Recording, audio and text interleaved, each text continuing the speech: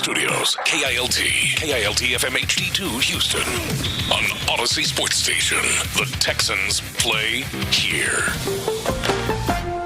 Sports Radio 610 presents Seth Payne and Sean Pendergast. We coming to H-Town. Let's get the work in, man. Let's go. Great day, great day. Oh, give me some juice, baby. Oh, yeah. Let's do it. Hey, what's happening, everybody? Happy Monday to all of you. Nice to be with you. We appreciate you getting up with us. Appreciate you hanging. We are with you till 10 a.m. We had a great weekend. I'm Sean Pendergast. He is Pope Zaza, Seth Payne. Hello, Seth Payne. You got the day right. I couldn't get my bell correct. I'm off to a great start. 30 seconds in, man. I'm 1 for 1. How you doing? I'm good. It was nice to see.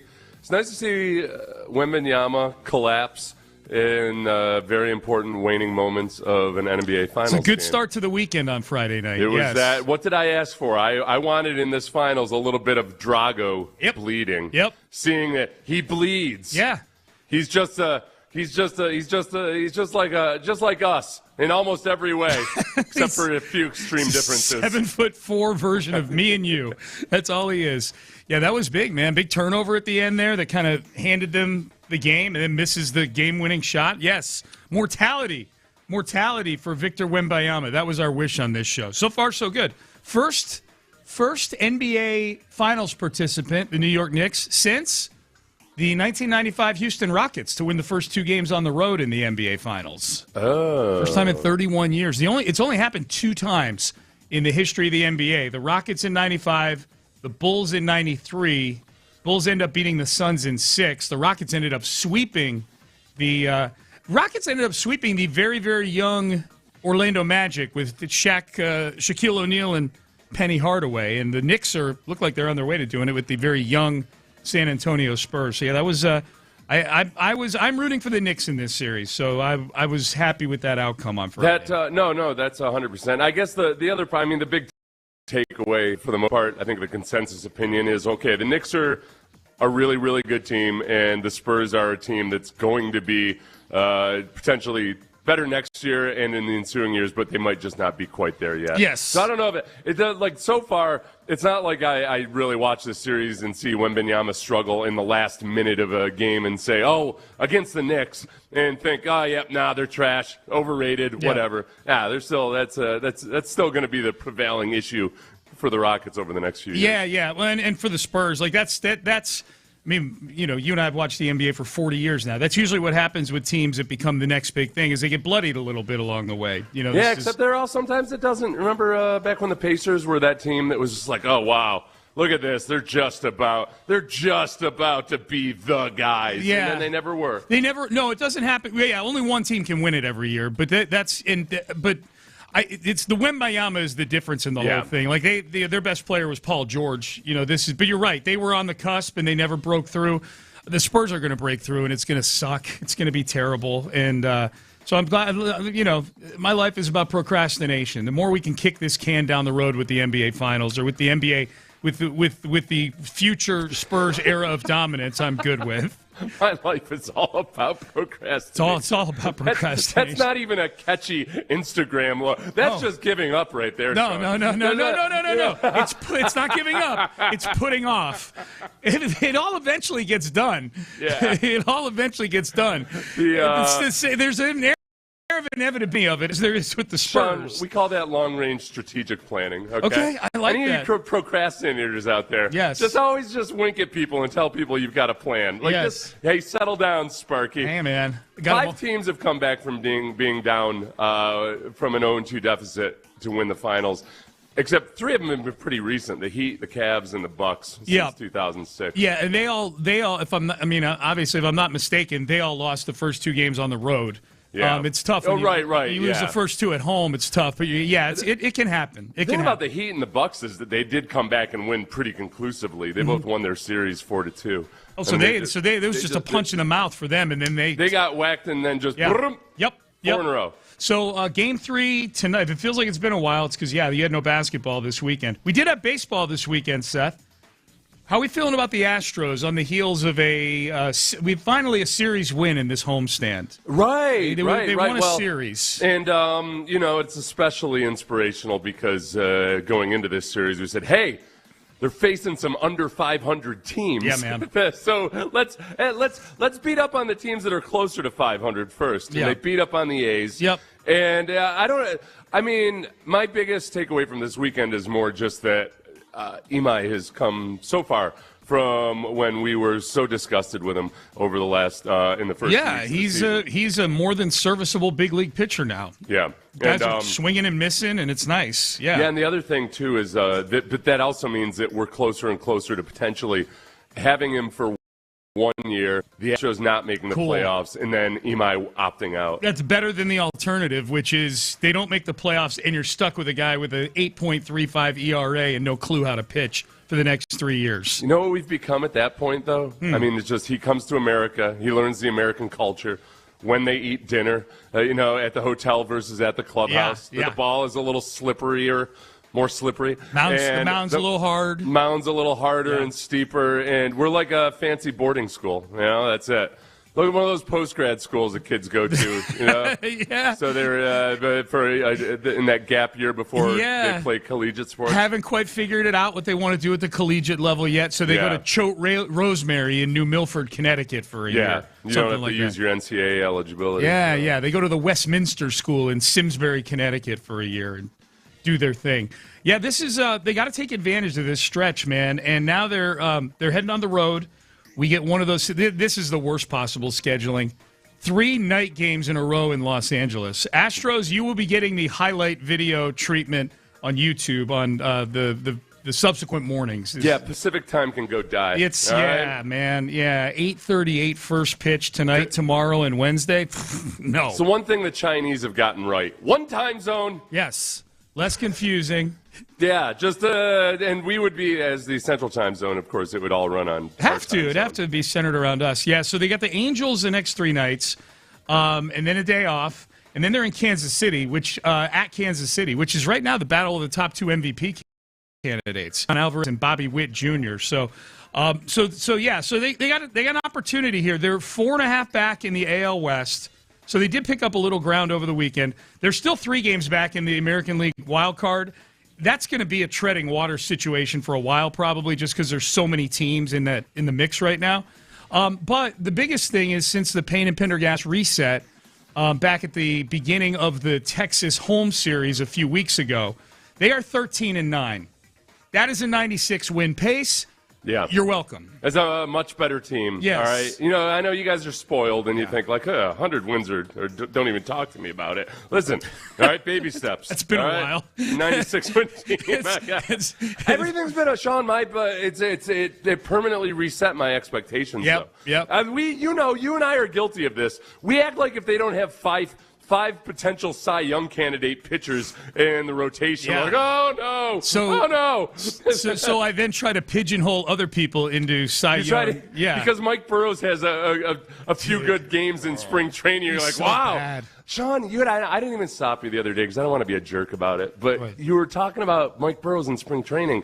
And he said he had like 16 innings. He'd only allowed one run. Huh? Yeah, one run. Yeah, one run. Okay, so that's like having 3 nice games in a row.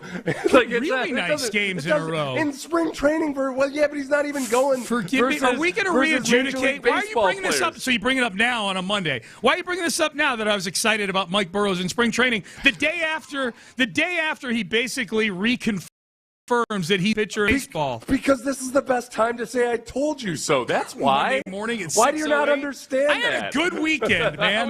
I was waiting for Burrows to see how he would do or wouldn't do. Yeah, no, I don't want to bring it up I don't want to have to bring it up to you again next year in spring training. No, I when won't. You're all excited and peppy about some guy who has a couple of nice outings versus a bunch of single A players. No. I say I'll be smart about it, but I won't. It'll happen again. Okay, no. This is though too where we are spoiled a bit from the golden era still and kind of expecting, every pitcher that comes in here, especially from Pittsburgh, ends up, Wait till Skeens gets here in a couple of years.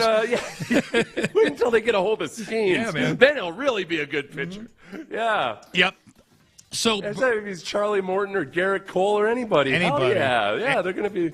Anybody. Yeah, so the funny thing is, they are actually getting some of that with some of their starters right now. Like Imai is a guy who they had higher expectations of than just some schmo they're running through the car wash. But Lambert had another good Lambert start this week. Like a Lambert quality start is 5 innings, the couple of runs, and if you get that, then Lambert.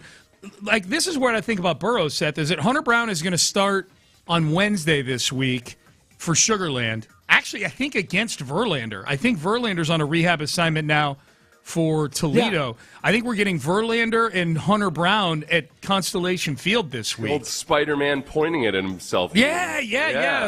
Hunter Brown, old Michigan kid. Yeah. I thought Hunter Brown yesterday. I was doing a live stream about C.J. Stroud and watching. We're going to play some audio later, but him watching Tom Brady clips, and we got into a discussion about how why is he trying to emulate Tom Brady or imitate Tom Brady? And I think it's always more nuanced than that. You never want to just imitate one person exclusively because then you're going to become a busted version of that guy. Yeah. But you try to take some things from it, and immediately I thought, I hope this guy doesn't bring up Hunter Brown because Hunter Brown just imitated Justin Verlander, and it's worked out really well for him. Yeah, it's crazy. It's worked out really well. Like they when they do the side by side, or I even like the overlay where when they do the overlay and show them both pitching. Show them both pitching. It's really cool. So, as an aside, we're getting that in the Houston area this week on Wednesday, and as late as the Astros game starts against the Angels, hell, you could go watch Verlander and Hunter Brown. They're probably only each going to pitch a few innings in that game, and then make it home in time for the Angels and the Astros game. But this is where I was going with this: is Hunter Brown's coming back. They're going to have to 6-man rotation their way through this for a little bit because they've got 13 coming up soon. After this off day on Thursday, they've got 13 straight days of baseball. So Mike Burrows might not be in jeopardy of losing his spot in the rotation imminently. And I think Joe Espada, I watched the post-game press conference yesterday. I couldn't hear the question, but it was only a one-word answer. And I think they were asking about, I think somebody asked him about Burrows losing his spot in the rotation, and he said no. So he's going to get trotted back out there again, it would appear. But when it gets to 5-man rotation, if they do a 5-man rotation the day Hunter Brown got back, Mike Burrows can't be in that 5-man rotation. He can't. Yeah. He cannot be. He is not better than, obviously not better than Hunter Brown or Spencer Arrighetti, not better than Kai-Wei Tang, not better than Tatsuya Imai right now, and he's not in Pierre Lambert's league right now. Mike Burrows is like a pitching machine that's set at like 65 miles an hour for guys right now. And I know he's not throwing 65, but guys, especially lefties that are hitting that four-seam fastball of his, are seeing it like he's throwing 65 miles an hour. Kawahara pointed out that, hey, some of the really bad numbers from early in the season were partly due to bad luck. Yeah. But he did also point out that he still had the sixth worst BABIP. Batting average on balls in play, which is supposed to take luck out of it a little bit. Yeah. Sixth in the league amongst qualified pitchers. So it's sixth worst in the league. He's a guy where, the expected stats have started to match more of his ERA and everything, but not in a good way. No. Like his expected ERA is still 4.68. Yes, which is bad. It's funny. There's a Twitter account right now. Should have never been a Houston sports fan is the name, and it's at Astros shoulda. Yeah. And it's got a picture. I think this is Mike Burrows who's in their avatar. But he does this every game, and it's hilarious. Because we got beat over the head with how unlucky he was early in the year, as you just pointed out. So now that he's not unlucky anymore, he's just bad. Yeah. This person does the Mike Burrows unlucky game tracker each game, and things like leadoff walks 1, like all these things that have nothing to do with luck. First pitch leadoff hits 1, home runs to Nick Kurtz 1. It's funny, and they track it throughout the game. It's really, really funny. So there's a better chance. There's a better chance once they're done with that stretch of 13 games where they presumably go back to a 5-man rotation. There's a better chance, I think, like by the middle of June, or we're also in the middle of June. By the end of June, there's a better chance Mike Burrows is in Sugarland than he's in the Astros starting rotation right now, right? Yeah. I mean, he's a lot. These are his home run numbers. He's allowed a home run in 10 of 13. He started 13 games. He's allowed a home run in 10 of them. In 7 of them, he's allowed multiple home runs, including yesterday. Mm-hmm. He's allowed at least 1 home run in his last 5 starts. He's just he can pitch. He can pitch well for 2 or 3 innings and then just completely undoes it because he gives up bombs. all the time. I think the biggest thing that we need to be watching, and I'm guessing that what's the name of that Twitter account? Never should have been an Astro. Never should have been a Houston fan. He's probably eagerly anticipating that point where the expected ERA and ERA converge. It's like a lunar eclipse. Oh boy, who knows what's going to happen? It's like Y2K. Yeah. We don't know. Like when they match up. If they match up completely, then there's going to be a pivot point in the universe somewhere. I was thinking this today or yesterday as I'm watching that game. I got to look this up. Home runs allowed in a season record, because Mike Burrows has given up 17 home runs in 13 starts in a normal. Okay, so the record's Burt Blyleven. He gave up 50, and Burt Blyleven's in the Hall of Fame. But I don't think Mike Burrows. Well, there's the guy. Well, you know what I was going to say though. That tracks, because for somebody to set the record, it's somebody that was getting crushed, but for whatever reason. You feel like, okay, we got to keep this guy in. That's what's funny. If you look at the pitchers in history that have lost 20 games in a season, they're pretty good pitchers. They're typically not bad pitchers. They're okay. They're good enough to hang around for a season. Yeah. You don't get sent to the minors or relegated to the bullpen. But Burrows has given up 17 in 13 starts. He's on pace, I would guess, to get – I mean, he's answered the bell every time he's been asked to start. He's probably on pace to start 30 or 31 games this year. I want to see him try to break the record for home runs given up in a season. I want ESPN to cut in to Mike Burrow's starts in September, like when Aaron Judge was chasing the home run record for a hitter. I want them to cut in on Mike Burrow's starts. Like today might be the day he gives up number 51. That's what I do. A lot of times when I was down on my rehab assignments in AA, that's what I would tell some of those guys. I'd be like, You think that stuff's good enough to lose 20 games? That's right. You're going to be bad. They're not going to keep you around long enough to lose 20 games. Good enough. You think you could give up 50 home runs? No, they're going to have your ass out of there. No, man, no. I gave up 63 because they saw that I had a lot of untapped and never would be tapped potential. I had spin rate. Yeah, that's right. I had good stuff. Yeah. Yes. So.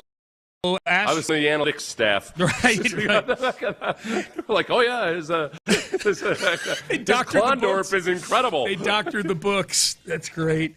All right, so yeah, we got a ton to get to today on the show. A lot of Texan stuff that we're going to get to here, including some interesting audio. That Landry Locker and Cody Stutes interviewed Wyatt Teller after practice, after OTAs one day last week, and we'll hit this in the next segment. I am curious if this were a former Texan who's with a new team saying the things that Wyatt Teller said about his last season with the Browns, how would we feel about this? So we will get to that coming up next. But first, I want to get you guys into your next luxury vehicle down at West Point Lincoln at Sugar Land with Ruben Mendoza.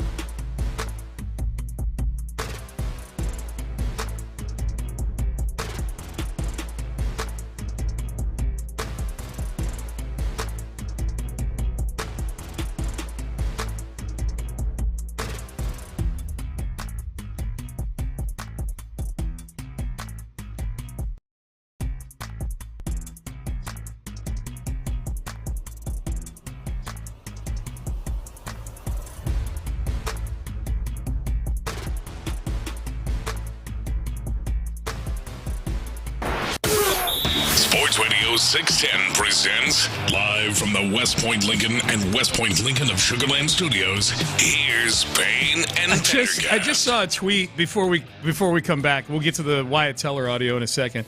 Jacoby Brissett, who's been holding out of Cardinals OTAs, he will report to the team's mandatory minicamp this week. I'm just laughing because after the Myles Garrett trade, which was a week ago today, after the Myles Garrett trade, there was a hilarious tweet about this is what life in the NFC West. The Rams are trading for the best defensive player in the sport. Yeah. The Cardinals are in a contract standoff with $4.9 million Jacoby Brissett. Honestly, the Cardinals, it's such a weird franchise. Remember, you talked last week about how, man, the Browns fans are going to have to deal with Myles Garrett being on national television at least 6 times this year. It's going to be thrown in their face all the time. Yeah. Where at least with us, when J.J. Watt went to the Cardinals, that is a black hole in terms of attention paid to it. Off the grid, man. When they played the Texans this year, I love to go in and read the blogs of the upcoming opponent, see what their subreddit is like and everything. And it was just nothing. Nobody. National commentators don't bother watching them. Greg Cassell, remember? I had to go back. So one thing I do every week when we face an upcoming Texans opponent. Sorry to derail us this early. That's okay. No, we'll get back on track. I like to go watch Greg Cassell on Moss Tucker's podcast because he usually has really smart stuff to say. And sometimes I have to go back a couple weeks. Yeah. I had to go back because the Texans played them in week 16. The Cardinals last 15. year? Yeah. It was last year. It was the second half of the season sometime, yeah. No, it was week 15 because Jawar Jordan played, and then he played in the next 3 games. Yeah, that's right. In the last one. Yeah. That's right, yep. So anyway, I ended up having to go back all the way to the week before Kyler Murray got injured to find anything of Greg Cassell saying anything about the Arizona Cardinals. Yeah. So it's brutal out there, it's man. Brutal. And It's brutal. And they had Jacoby Brissett freaking holding out. Yeah. He'll be at mandatory minicamp, though. Well, look, you can't pay those fines if you're only making $4.9 million a year. That's true. It's a double. It's kind of a catch-22 for old Jacobs there. All right. So this was Wyatt Teller. Let's hit Wyatt Teller first here, Ben. Wyatt Teller, Texans guard, had a conversation, good conversation with Cody Stutes and Landry Locker of SNL after practice, one of the OTA sessions last week. And I thought this was Wyatt Teller being very honest about how things went the final season in Cleveland and maybe where he was at, maybe where the offensive line was at there. And I'm just curious, take a listen to this. If you were a Texan fan and a Texan left this team to go somewhere else, and in OTAs the very next year after they left your team, they said this, how would you feel about this? In all honesty, got a little complacent. You get used to a city, you get used to your routine, everything like that. But at the same time, it kind of refired me up.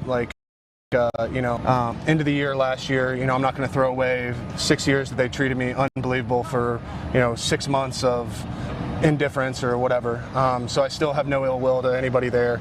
But it felt like they kind of blamed it on the offensive line, which don't get me wrong, did we play at our standard? We were the top 5 offensive line for so long and then to kind of drop off. But there were so much issues, you can't point at one thing. But that being said, it kind of fired me up coming into this offseason, training as hard as I've trained in a long time. Kind of getting body fat down, getting weight up, getting back to strength. Coach Eubanks here is unbelievable. We had a great strength coach in Cleveland and Larry Jackson, but Mike Eubanks here is the real deal. And we've the way we practice, you kind of have to train extremely hard. Not only be strong, but also be in condition. I feel like there were some things that I did in the past that just wasn't in condition as well as I could.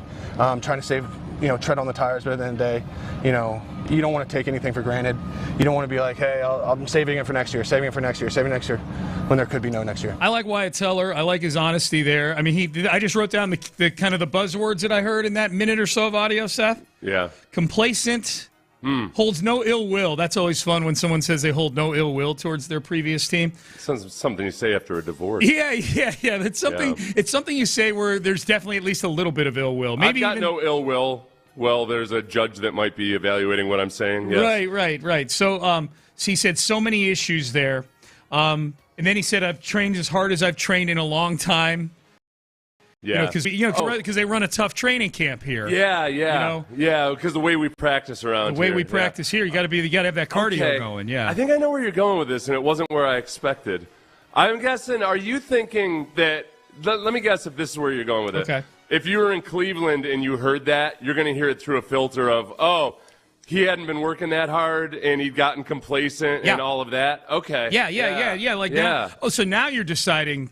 Now you're in a pristine situation with a good team. You know, you are not getting rotated in and out like he was last year in Cleveland. As I normally do when these topics come up, I dipped in on Cleveland. I was kind of hoping we would get this version of Ken Carman this morning, current Take-A-Mania champ on Payne and Pendergast. So I already saw some of the stuff over the last couple of days after the Miles trade of, well, now do we have to worry about Todd Monken being a one-and-done guy? I like that Benjamin Albright guy said, think of David Culley. I'm going, that's the exact situation I'm trying to avoid. I'm not just trying to hire guys for a one-year thing and then just get rid of them and then find another guy. Yeah, I get it that it worked with D'Amico Ryans. Mm-hmm. I get that it's working right now, but I don't want to go through that. I don't think the Texans wanted – they shouldn't have wanted to go through that. That's part of the reason I don't like the Texans, because it's just ass backwards and they fall into things. Okay, so I was hoping to get – now I did dip in on them this morning. Yeah. Very understanding of where Wyatt Teller was coming from, actually. Oh, really? Yeah. And Ken admitted that he likes Wyatt Teller personally, so he prefaced it with that. But they were very understanding of what he was saying, and they said, look, not every Thomas, where they're on horrible teams and they come in and work like they're a 13-win team every year. Well, but I think that, though, too, is this is the danger of being open and honest. And Wyatt Teller hasn't, been burned because of this or anything. Like any given person at any given time, most really good athletes do worry about getting complacent. And they know, Tom Coughlin used to preach that to us all the time, that was the big challenge in the issue, is that every human being has a tendency towards complacency. Yeah. So you have to always fight against that tendency. Once you have some success, like there was no more miserable place to be than playing for Tom Coughlin on a 5-game winning streak. Oh, my God. He wanted to remind you so hard to not be complacent. He just treated you like dog crap. So when an athlete comes out and says, maybe you get complacent or whatever, and I gotta fight against that, it's really easy for people to hear that and think, lazy bastard. Yeah, that's what I was expecting maybe, but no. And actually, you know who I would be a little nervous if I were them, would be Atlanta Falcons fans. Because you know who's taking the brunt of it? Kevin Stefanski, who's now their head coach. Right, yeah, and the way that Teller was talking about it, he specifically said the way we practice, you have to be in good shape. Yeah, that was apparently a big thing up there, is Kevin Stefanski ran country club type practices up there. So that's who was taking the brunt of it. But I thought it was interesting. Now let's to localize it and look at it through the lens of a Texan fan. Man, I like hearing a new player saying that. I like hearing somebody that came from somewhere else kind of validating the things that I see as a former player, especially see that, they run things at an intense level here in practices. I'll tell you what, from a big man perspective, it's he talked about the way we practice and you got to be in shape and everything. For one, just the heat alone. The dream if you're a big nose tackle is to go up to a place like Detroit or something where even when you're practicing outside, most of the time it's not all that hot out. Yeah. And you can handle 340 like a cool breeze on a bicycle, where on a tandem bike, where you've got another big man actually doing all the pedaling in front of you, and you're just you're sitting back there just taking it easy. But when you try to weigh 340 and it's 102 degrees out, life is miserable. Dude. And it's hell. So it's an incentive to stay in shape once you go through some of that. Oh my God, yeah. I liked hearing from Wyatt Teller there. Like, no, it's different here. The biggest and honestly, the biggest concern, if all you had done is gone out and let's say they had signed Braden Smith and they had signed Wyatt Teller and they drafted who they did, and there was no Trent Brown. They didn't also draft Wee Woo and bring in Evan Brown. Just they brought in guys who are capable of being starters or hopefully project to being starters. They've got the numbers this year that they didn't have last year, because if all you did was bring in Wyatt Teller and Braden Smith, both those guys have been injured a fair amount over the last couple of years. It's more likely than not that at least one of those guys is going to miss some time due to injury this year. Yep. But and Caserio is 8, 9, 10 different guys on the offensive line. Last year when they lost starters, a lot of times there's a situation where the guy who was the named starter should have been a backup. Right. So then he gets injured, and then a backup to a backup is playing, and then a backup to a backup to a backup is playing. So just having more depth on the offensive line this year and more veteran experience, I feel better about that. I do too. I feel much better about it. Anxious to see what it looks like when the pads go on for sure. Have we felt about guys who have left here? There's plenty of guys who've left here and then said things about the Texans, right? Like at least a few. He's taking a couple shots here and there. He's probably the biggest one, right? Like it almost feels like it took them getting DeMeco Ryans as a head coach for him to even say nice things about the Texans. Brock Osweiler took a veiled shot. Well, no, initially he took a veiled shot at Bill O'Brien because he made a point when he was up in Cleveland that we work on the fundamentals every day. Oh, that's right. I couldn't remember what it was. Yeah. It was something along the lines of like, here we work on the fundamentals and the things that matter, where you don't always have that in some places. Dude. All right, dude.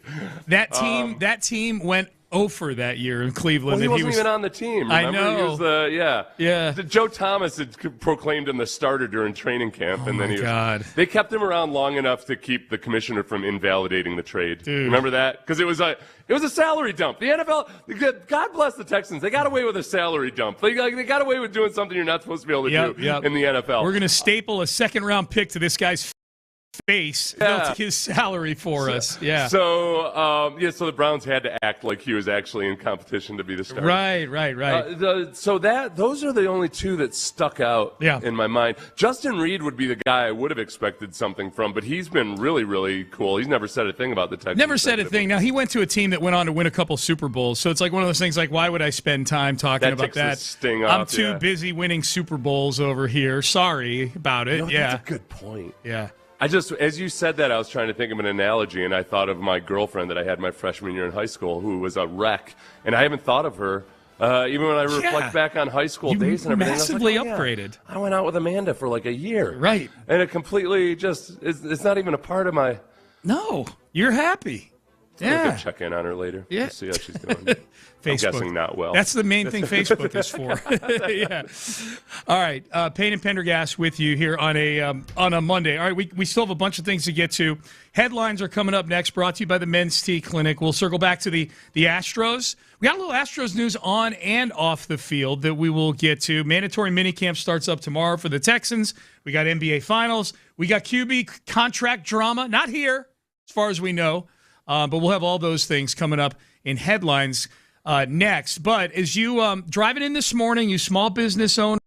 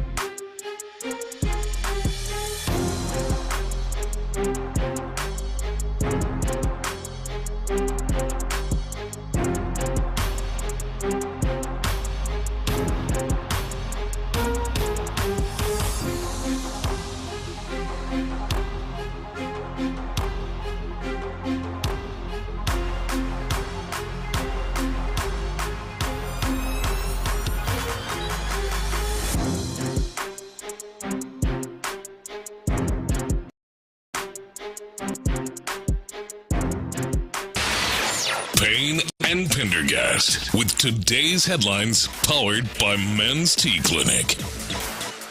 All right, let's get to headlines. The Astros. Let's start with the Astros.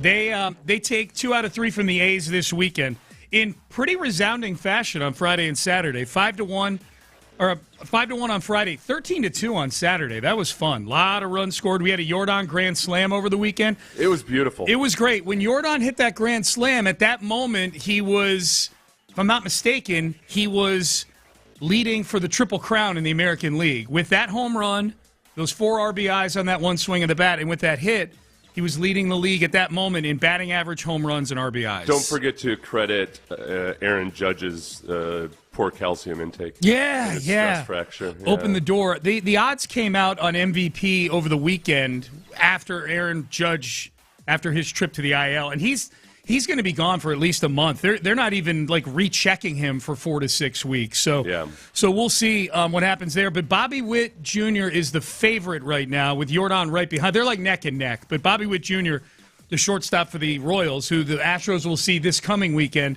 he and Jordan are the runaway. They're like way ahead of the next guy on the MVP. My favorite, even though yesterday was a miserable game by and large, when Jordan got that single in the first inning, where he just slapped it opposite, just outside, just past the shortstop.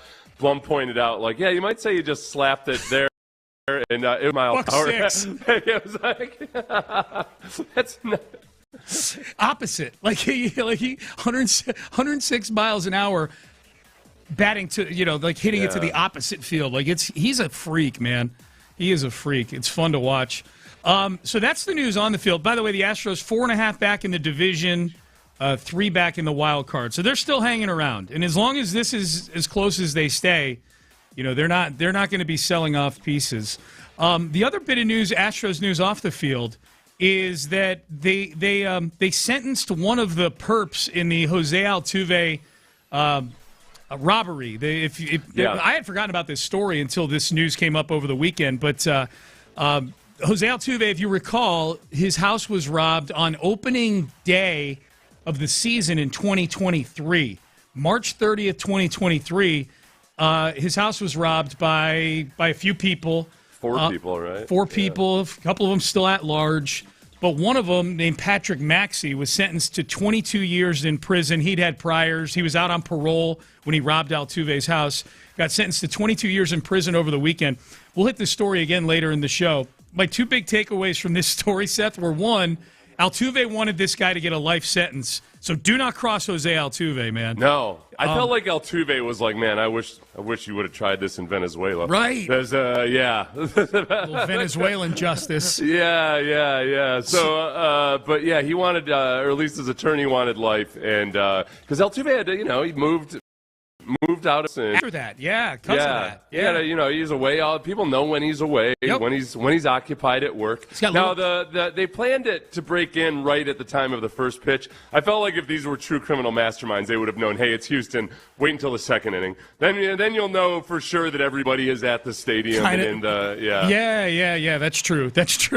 Right. They're not in their seats quite yet. Yeah. So that was number 1. So Altuve wanted this Maxey fella to get a life sentence. They stole $1 million worth of jewelry and other things from the house. They're only in there 10 minutes, including when one of the things is a $420,000 watch, you can get to $1 million pretty quickly. They're probably like, here we go. We don't have to try to crack a safe or anything. Yeah, $420,000 watch. I love Jose Altuve. Why would anybody wear a $420,000 watch? You know what? I used to have that same question, and I'm not in the. I would never. That's not kind of like what I'd like to spend that much money on. But at Zadok, I wore a $300,000 watch. How did it feel? I get it. No, this thing was cool. I can't even remember what brand it was and everything. It was badass. Yeah. I can't explain it. No. I can't explain it. Look. I'm not even pocket watching and telling people what to spend their mony on. I couldn't imagine having anything worth over $400,000 on my person. Just for your right on you on as me, you like walk as around. if I took it off and put it down, or somebody, like God forbid, comes up and whacks you on the back of the head with a blackjack. Yeah. Do they still do that with the blackjack, whatever, and then just ripped it off of me? Like that's the part that doesn't compute to me. Like it's just the danger, the the nervousness I would have in having it on me. At any rate. Well, you go to a lot of shady places, that's more so than true. Altuve. That's true. He doesn't. They also know not to mess with me at those places. He doesn't hang out there with a riffraff that you do. That's fair. Very fair. Texans mandatory minicamp starts tomorrow. Scheduled for practices on Tuesday, Wednesday, Thursday. If it goes the way most minicamps go, they'll practice Tuesday, Wednesday, and then they'll give them Thursday off. That's usually how that goes. So I feel like an idiot because I had said that OTAs were concluded and then minicamp is this week. I didn't realize that there's one last OTA left and then minicamp on Wednesday. No, this is minicamp this week. According to DJ, it's that Tuesday is the last OTA, and then Wednesday and Thursday are the minicamps. Okay. Well, the thing I might be wrong. The thing the Texans sent out when they sent the whole schedule. Well, that's okay. I'll take that then. Yeah, I probably misread DJ's article. Yeah. I transcribe it directly from the schedule they send out. So I transcribed it wrong. Mandatory minicamp. I wasn't trying to correct you. I just assumed that's what you had said because I was wrong. Yeah, mandatory minicamp starts tomorrow. Tomorrow, Wednesday, Thursday this week. Knicks up 2-0 in the NBA Finals, as we mentioned earlier. First team since the Houston Rockets to 95 Houston Rockets to win the first two games of the NBA Finals on the road. We all remember how that ended. It ended in a sweep. We'll see if that happens with the Knicks and the Spurs. Game 3 tonight in New York. The ticket prices are through the roof. The president is expected to be there, so they've shut down all the watch parties outside the arena. They're making accommodations for that. Somebody points out on the text page that this is the first time since the OJ chase that the Knicks have led in the NBA Finals. Yeah. They've been to the NBA Finals since then in 1999, but this is the first time they've led in an NBA Finals since Game 5 of the 94 Finals, also against the Houston Rockets. So this is a big deal. I don't live in New York. I've never lived in New York, but everybody that I've seen that does or roots for the Knicks, like Stephen A. Smith was saying, I saw a clip from him over the weekend, and he was talking about the president being there, and they're like, no, you have no idea. Forget about the president being there. This is the biggest deal in New York sports in forever with the Knicks. Yeah, I think that's a town that always felt. Kind of like Boston would be the same way. They had a certain snobbiness about what great basketball fans they were. Right. And the Knicks have tested them over the years. Yeah, that's a good way to put it, yes. The get-in price apparently right now, let's see, is $13,159. It's nuts. It's insane. That's the latest update I could find. Again, I'll say this kind of the same thing I just said about the $420,000 watch. And I get the people spending money on these tickets. $13,000 is not much to them. I can't imagine spending $13,000 to go to a 2.5-hour event where there's a chance your team might get blown out. Like, there's no guarantee that you're going to enjoy yourself at this thing. Yeah. But if you're a diehard Knicks fan, and man, this is like the one time in your life that you feel like, oh, here we've got a shot. Yes, I guess. But getting price is crazy right now. That part of it, the fact that there's that many people. That now a lot of people had gotten the tickets before, and they're not paying that much. But just like that there's that many people that are willing to pay that much to go to a sporting event is pretty mind blowing. That's the thing. It's that it's not or turn down taking the $10,000. Yeah, So even if somebody didn't pay $10,000, they're like, nope, I'm holding on to it. Yeah, it's crazy. Usually ticket prices like that is where you go courtside costs $13,000. It's like no, nosebleeds. Cost $13,000. All right, Especially when you could get yourself a vacation to San Antonio where you can get in for $1,900 That's in it. Game 5. Yeah, man. I get a vacation to San Antonio. I get that Riverwalk in. Last one here, Baker Mayfield. We've talked a lot about C.J. Stroud and his contract. It seems like both sides are peaceful right now over C.J.'s contract situation. Not the case in Tampa where Baker Mayfield – and we'll get to the audio a little bit later. I don't want to go over here. But Baker Mayfield at odds over his contract. He talked to the media out at Bucs practice this past week and said he's giving them a deadline of training camp set to get a deal done. Baker Mayfield. So what's he going to do if? I think it's going to be one of those things. I'm not. Oh, he just won't do it. He's not threatening a holdout. He's just going to be like, okay, we either get it done before training camp, or I'm just playing this year out. That's exactly right. That's exactly. I wonder. I mean, with the Bucs, if the quarterback class is as great as everyone thinks it's going to be, then I think there's a lot of teams that might be looking at it like, hey, Baker, we love you and everything you've done for us, but look, do you remember how we picked you up? It wasn't with a top 5 pick in the draft. No. 1 year, $3 million was his contract. Yeah, like they feel like we can go out and find another Baker Mayfield somewhere, or we can draft the quarterback. You're your own worst enemy, Baker, from being so damn good. Yeah. If they're going to think about how they got you in the first place. All right. The 5 most intriguing developments from OTAs last week as we head into mandatory minicamp this week. And I think these are themes, a lot of them, that are going to carry into training camp as well. So Seth's got the 5 most intriguing developments from OTAs. We've got audio to go with each of them. We got a nice long segment coming up, so get comfy. We'll do that coming up next. Hey, I would also say get comfy in a brand new Lincoln Aviator, like my son did a couple of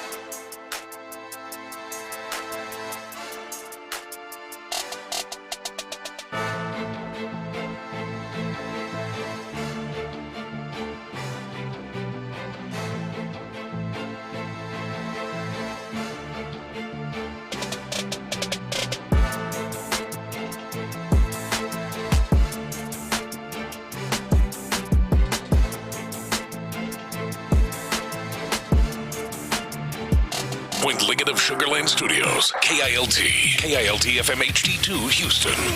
On Odyssey Sports Station, the Texans play here.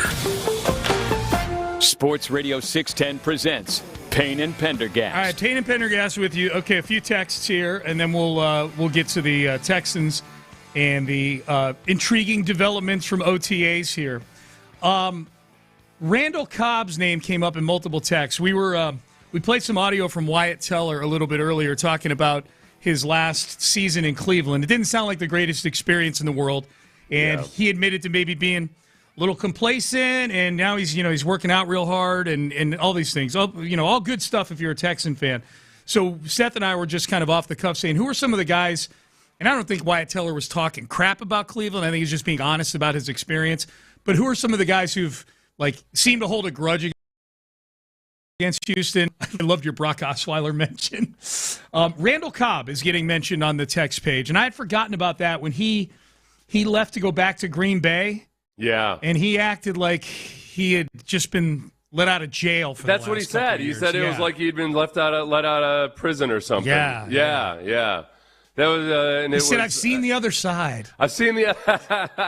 I don't know. Could I blame him all that much? I get it. I get where he's coming from. But it wasn't. It was like, yeah.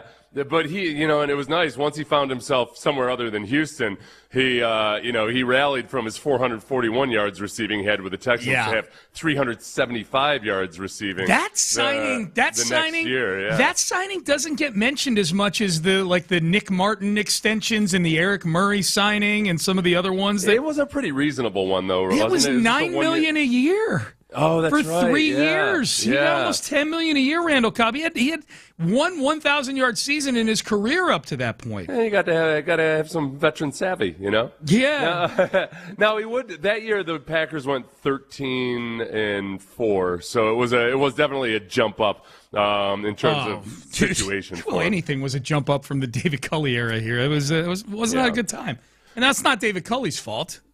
Not totally. Well, he wasn't here for David Culley. He was here for Bill O'Brien's last year. Did he get traded before the Culley season? Yeah. He did? Yeah, okay. It was 2020 was with Houston, then 2021 with the Packers. Did he get traded in the he got traded in training camp. Yeah. In training camp, so it was that year. Yeah. I think he got traded in camp.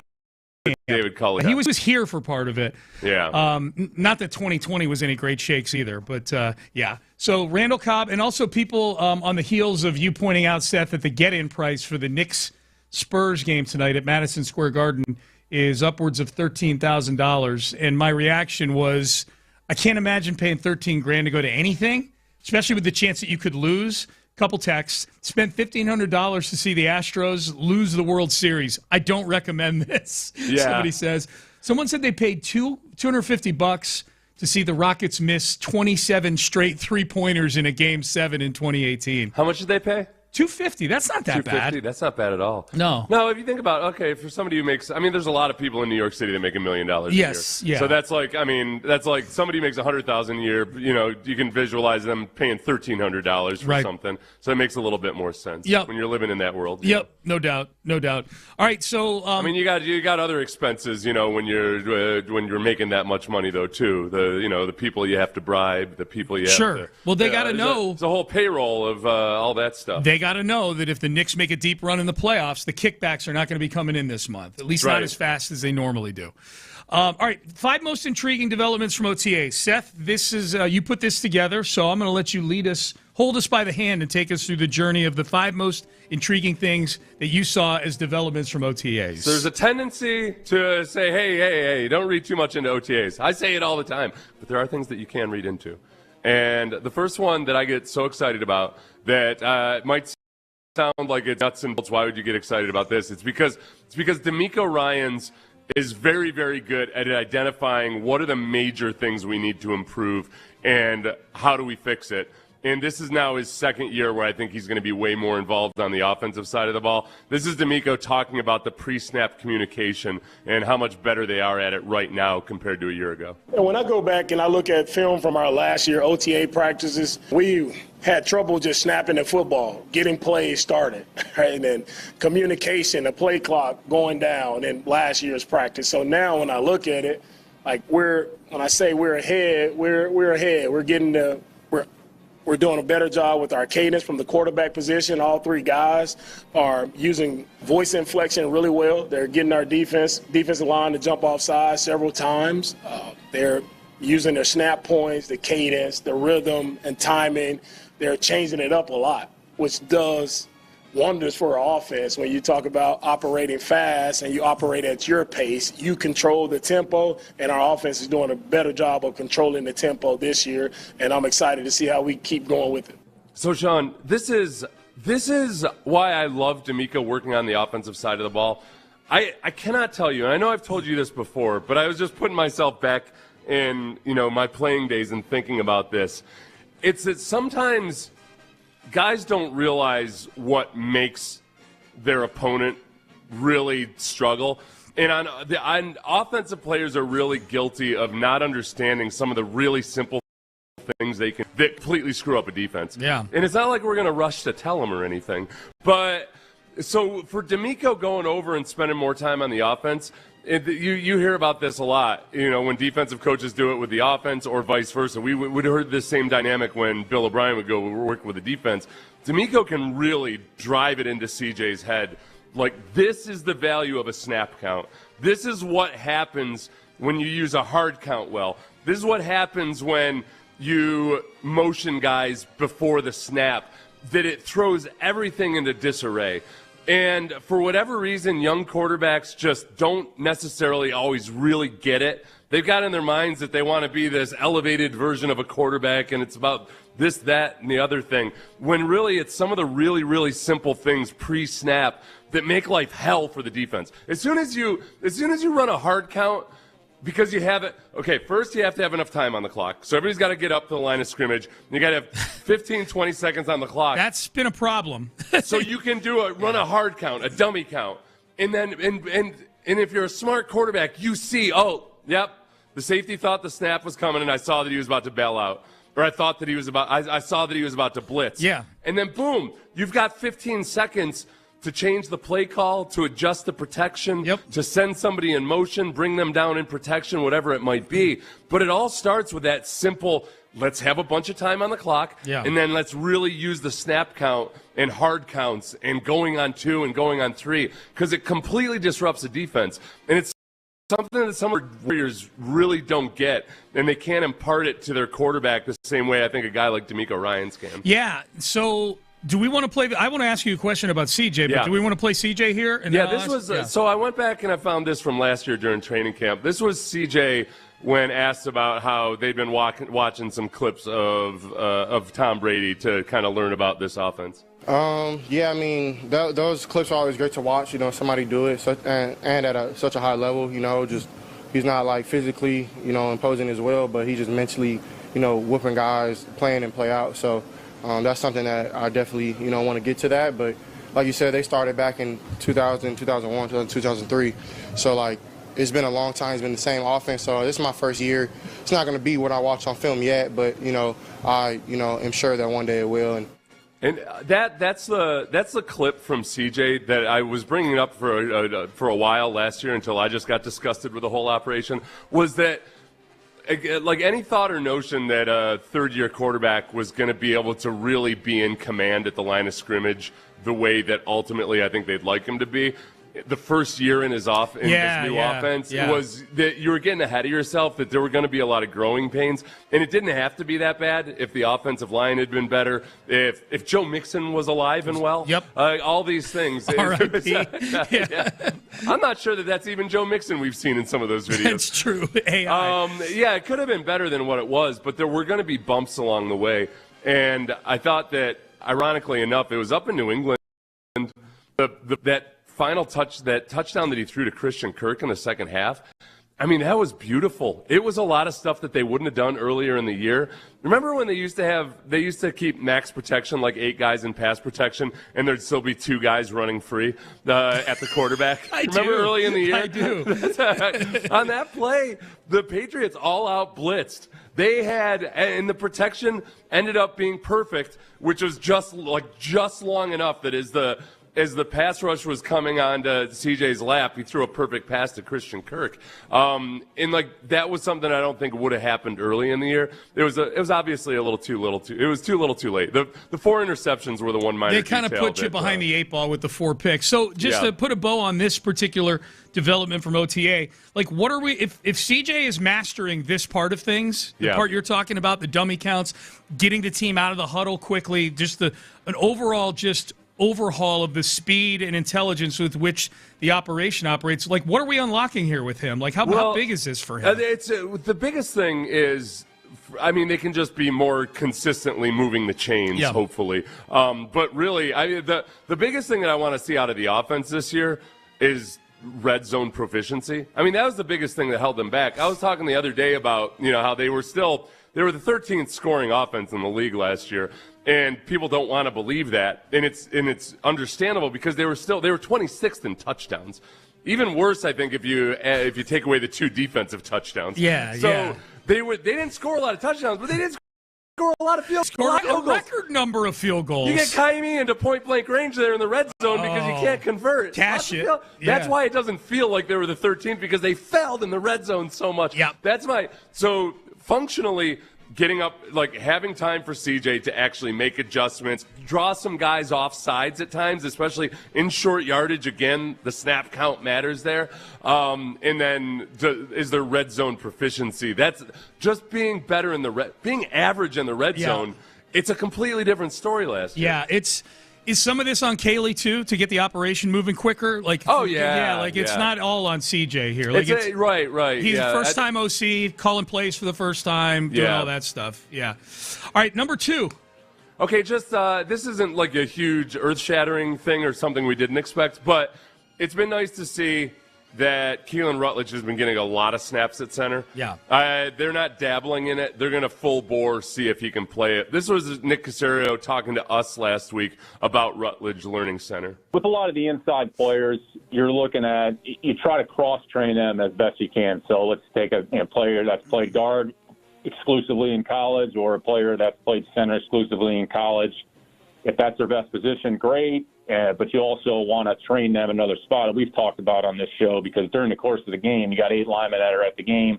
If you lose 1 to 3 inside players, what's the next course of action? Can you move somebody over? Do you have to bring somebody else in? So this brings the opportunity where you can maybe try a few different things, maybe move some players around. So we'll go with Keelan, but he's got a good mentality. He works hard. He's all business, which are the things that we liked about him coming out. So in the end, we're going to only ask the player. We're not going to put the player in a position. If he can't do something or isn't as comfortable, then we just have to figure out, all right, what makes the most sense for the team and what's the best situation for the players.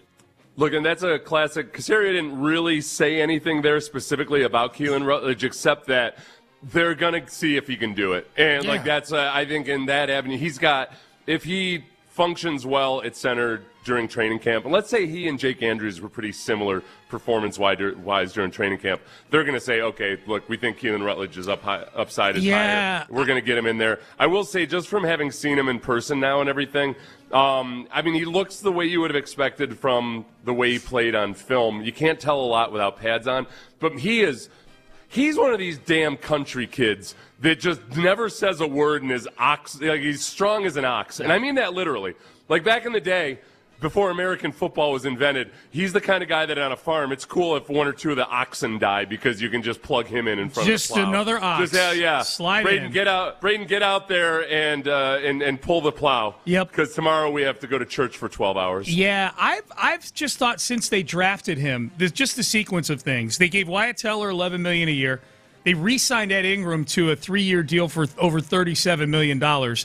I just have a hard time believing those aren't going to be your 2 guards based on, obviously, if either of them were terrible in camp, then you're not going to put somebody terrible. I don't think he'd be terrible. So those are your 2 guards. So if the goal is to get your 5 best guys on the field, Keelan Rutledge is a first-round pick. So by definition, he's got the talent to be one of your best 5 guys. So at the very least now, to exactly what Caserio was saying, now is the time to at least workshop it and see if what he can handle. Right. If you're messing up in walkthroughs at OTAs, then it's pretty evident he probably needs to stay at guard, and then you deal with the fallout from there. And obviously, chances are, too, especially because Wyatt Teller's had some injury issues. He might get on the field anyways this year. Yeah, and they have 5 or 6 different guys on the team who have experience playing center. So I think it's a pretty good environment. Yeah. Obviously, things can always go wrong in a million different ways. Yeah. But I think that in that too, and people will say, well, why would you draft a center in the first round? Well, because if a center is a good center and he's physically imposing and all of that stuff, the back of the first round is not a reach at all for a center there. But they drafted a guard. They drafted a guy who was worth taking in the first round as a guard, but they also hope that he can play center as well. Tyler Linderbaum was a first-round pick. Yeah. He turned out pretty good. All right, number 3, 5 most intriguing developments from OTAs. Just the emphasis on tight end play, which makes sense given that Nick Caley came from the Rams, where the Rams play with 3 tight ends on the field 3 times more than other teams in the league. They do that a lot, and I think Caley's going to really try to lean into that. This is Nick Caley on the tight ends that they've added. You always want to be multiple, and to nobody's fault, last year, we got thinned out pretty rough. K goes down in the fourth quarter of the Los Angeles Rams game for, call it, 2/3 of the season, and we're in the jumbo world a lot. So, we want to be multiple. We want to have balance, 11, 12s, 13s, 20, etc. And I think that's always good to be able to do those things. Sounded super stoked to be in the jumbo world. I know. Yeah, those are the 2 things. The one was the jumbo world, which is Blake Fisher is your 6th offensive lineman, which is a place they'd rather not be. That was the less worse solution to some of their issues last year was, okay, well, if we can't block and we can't get a yard, at least let's bring in another big body there. The problem is when you do that, you take a viable receiver off the field. Yep. And I think that's methodologically what they want to do and where they think the opportunities are. Now, I don't always approve of chasing trends or anything. But the trend and the reason so many teams are going to more tight ends is because defenses have been so engineered to stop the pass over the last decade that they're just literally a little bit lighter. The total poundage on the field by defenses is less than it used to be, and there's opportunities to run the ball and to set up play action and all that. So I don't mind following that trend because I still think it's in its infancy.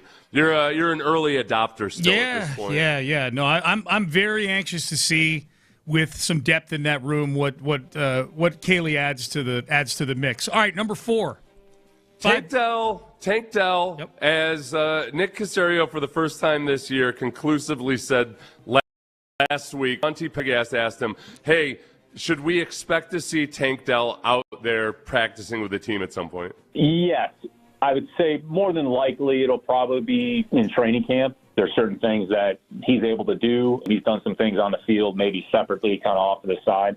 I think the goal is training camp, so we'll kind of see if he stays on schedule. But, nobody's worked harder. Nobody's had a better attitude. Talking about a player that hasn't played football in, almost 18 months or however long it's been. But, his attitude, his approach, he's chomping at the bit, and he's certainly anxious and wants to be out there. By the same token, we want to make sure that we're taking care of him and doing the right things and putting him in a position where he can go out there and be the best version of himself. Okay, and again, that was the day before. That answer was Wednesday of last week. The very next day was the first time that we've seen Tank Dell doing any sort of football stuff with his teammates since the injury in Kansas City back in 2024. Right, and I think the way I interpreted Nick was that, he'll be out there doing the full team stuff and everything and a full participant sometime during training camp. So I'm excited about that. I do think, just to put things in perspective, this is how impressive it'll be if he comes back. Is this where you give the information off of that depressing graphic you sent me? I got a little bit of some of the things I looked up this weekend. But I just want to, I'm not saying this to try to say, oh, it can never happen or anything. It's just, it's going to be really impressive if he does. When 3 ligaments are torn in the knee, it's not that common that people come back and play incredibly well or close to what they used to be. The 2 biggest examples are Nick Chubb and Willis McGahee. And now this is Nick Chubb's college injury, not his NFL injury. Because in college he tore his MCL, his LCL, and his PCL. those guys both came back, and Nick Chubb was incredible. Willis McGahee had a good NFL career. Yeah. But the part that's a little bit depressing is that Chubb was 19 years old when he had that catastrophic knee injury. Yeah. Willis McGahee was 21 years old. Yeah, they were both in college. Willis McGahee's was in the national championship game that year. Whereas Tank Dell was 25 years old when he injured it. I never think of Tank as being 25 years old. Yeah. Because he looks like he's 15. He looks so young. Yeah, I know. Yeah. So, I mean, I know it seems like it shouldn't make that much of a difference, but there's something about when you're still in your late teens, early 20s, you got so much damn growth hormone and everything else floating around in your veins. You're like a salamander whose tail gets cut off and you just grows right back. Yeah.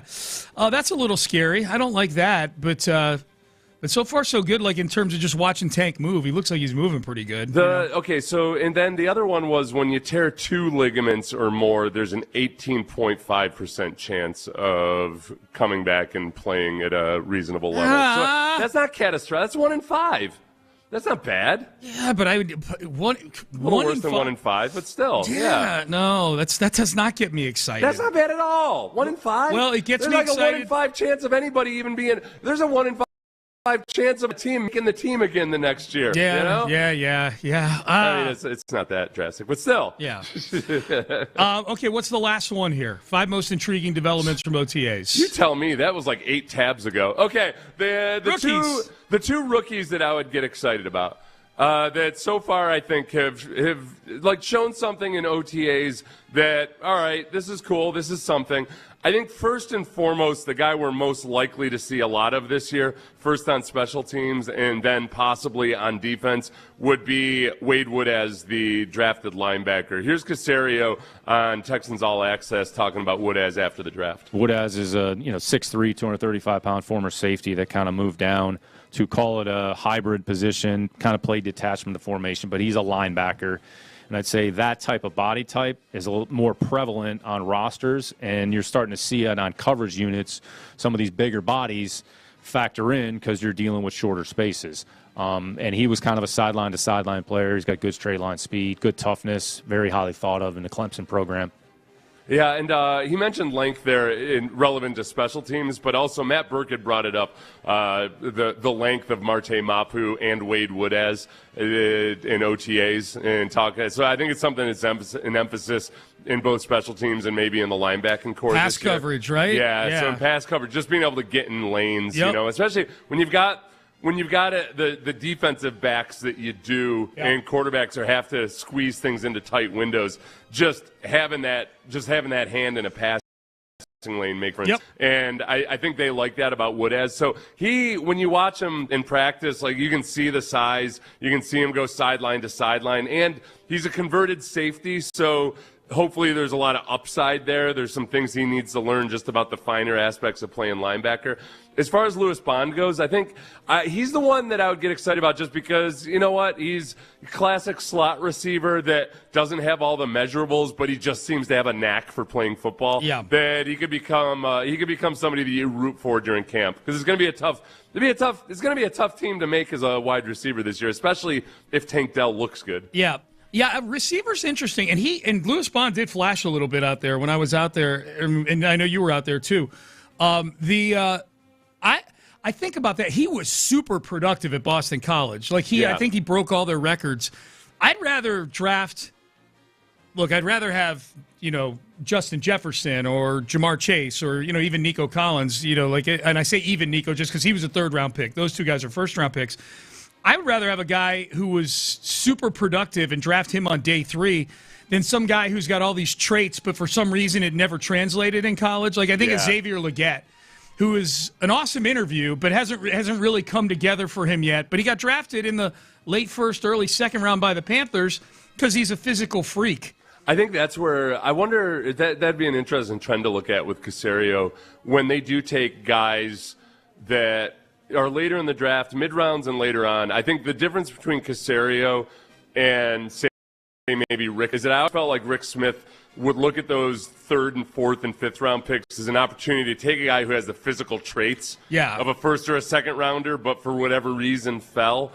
I think Caserio is more on the side of, okay, this guy doesn't have the physical traits of a first or second rounder, but the production is elite. Yes. So, and are all the intangibles going to make the difference there? Even if you look at the undrafted free agents with the receivers, that Sobkowitz, he set all kinds of records at Illinois State with just flat-out production. Yes. It might not have great straight-ahead speed, but has a lot of the other short area speed and everything. So, yeah, I think Casario's more on the production side of things, whereas some GMs are more on the untapped potential Aiden side Fisher of things. in the 7th round. Yeah. Aiden Fisher in the 7th round. Captain, all Big Ten, the leading tackler on a national championship And team. I'm not saying that to criticize Rick Smith. I mean, both strategies can work. Yeah. I think it makes more sense that Nick would do it this way, especially because D'Amico is so focused on the culture. Yes. If he's going to have a draft pick not work out, he'd rather have it be because, okay, he just turns out he's a really good dude, but not that great of a football player versus, wow, we're never going to reach that potential because he's always getting arrested. Yeah. Or just he could just not get arrested this week. Doesn't love football. Yeah. Doesn't love football. Yep. All right, let's do that. That was good. So 5, if you missed it, if you're just getting in your car, that was good. 5 intriguing developments from OTAs from Seth. I agree with them. There's some intriguing stuff going on. Minicamp starts tomorrow for the Texans. All right, let's acknowledge some folks from over the weekend. We do this every this time. Acknowledge me. I will say a name. Ben, our producer, will hit the sounder. Acknowledge me. Roman Reigns, the acknowledge me sounder. And we acknowledge big performances, noteworthy things happening over the weekend. Jeremy Pena, since his return from the IL, has been outstanding. He's been everything he was last season and more. Since coming back from the injured list, he has a .338 batting average, 3 home runs, 12 RBIs, 917 OPS. He's playing a hell of a shortstop right now. And if the Astros don't start making some headway here, his name will be coming up a lot over the next 8 weeks as to what the Astros should do with Jeremy Pena. Because for those who don't know, after this season, he is in the same situation Kyle Tucker was in when the Astros chose to move on from him. Yeah. And Jeremy Pena has hired Scott Boras as his agent. The way it all worked, it seemed like the Astros thought they had pretty much a deal almost completed with Jeremy Pena to extend him before he hired Scott Boras a couple years ago. Yep. And that was when, thanks a lot, Boras. Yeah. Thanks for being so good at your job. Like Pena was about to do it, then he goes to Boras. Can you look over my paper and just see if I made any mistakes? And Boras is like, a big one. You're signing for this dollar amount. Yeah. It is every now and then whenever somebody's complaining about how lawyers slow things down and everything. There are a couple of times in my life where I was like, I'm going to sign this contract. Maybe I should have a lawyer look at it first. And, oh, my gosh, thank God I did. Yes. That's what this is. Oh, my God. Yeah, the lawyers gunking it up is not always a bad. Nope. That's what he did with Boras. You're exactly right. Yep. The one thing this weekend, though, a couple times, just him having a hard time with minutely weird bounces at shortstop. Yeah. Yesterday there was definitely one that I remember. Yesterday there was one, and I want to say 2 days ago. I think on Friday there was one that was just it wasn't a bad bounce, but it was just a weird bounce. Yep. Jose, he's still adjusting to the American infield. That's just like Imai is adjusting to the mound. Yeah, it's 6 years. He'll get there. Yeah. Jose Altuve. Acknowledge me. Jose Altuve back from injury, so that was good. We got that after you and I went off the air on Friday, Seth. Sometime later that day, boom, out of nowhere, Altuve activated. And you know what I like about that? No rehab assignment for Jose Altuve. You despise the rehab assignment. If you can play. All right. The trend has been fewer rehab assignments for your really good players because they have so much technology to simulate everything. Yeah, and to appease me. But the big thing with Jose Altuve is I think what we learned this weekend is you do not cross him. You do not steal his stuff because he will want you to go away for a long, long time. If you missed it, we talked about it in headlines, but one of the young men who burglarized Jose Altuve's then home, he's since moved, but he lived in Hedwig Village back in 2023. On opening night of the season in 2023, Patrick Maxey and several other people broke into Jose Altuve's house and stole over $1 million worth of designer watches and jewelry. Maxey gets a 22-year prison sentence. According to the story in the Chronicle, Altuve wanted a life sentence for this guy. That's what he was pushing for. He got 22 years. The detail in the story on how the thieves cased the joint is kind of chilling to read. They just waited until first pitch, and then they went in and jumped the fence, scaled the fence of a neighboring property. Yes. And then ended up climbing up on top of a planter to crawl in through a window. Yeah. And then they made it in and out in 10 minutes. Yep, and it's all caught on video. It's in Altuve. The biggest thing that jumped out at me was, man, I had completely forgotten about his home being burglarized because this was 3 years ago. 3 years. Just how long it takes the wheels of justice sometimes to grind through. One of the guys is still at large. Yes. One of the guys is still out there. Yeah. All right? And knowing so good Samaritans out there, get a picture of this guy. Right. Crime And, stoppers. bring him in. Yeah. Oh, yeah. Maybe you'll get a reward. You're out there riding your horse, and you got your other horse behind you. You can just strap him across that. Okay. You know? I haven't read this line in the story yet. I'm glad you brought up horses. Yeah.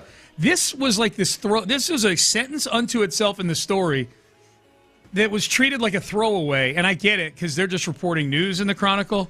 I need to know more about this. Apparently, Maxie, the perp that was caught and sentenced to the 22 years in prison, when he was confronted by authorities, authorities confronted Maxie as he rode a horse. End of sentence. I need to know more about this. I need to know why Maxie was on a horse. I feel like if you're on horse and they're on foot or in a vehicle, you got a good chance of making it. Yeah. You're going to be able to go over some terrain that they can't. Whip the reins, man. I wonder if they had him surrounded. Yeah. It's just throwaway. I'm like, I need to know why he was on a horse. Like, was he out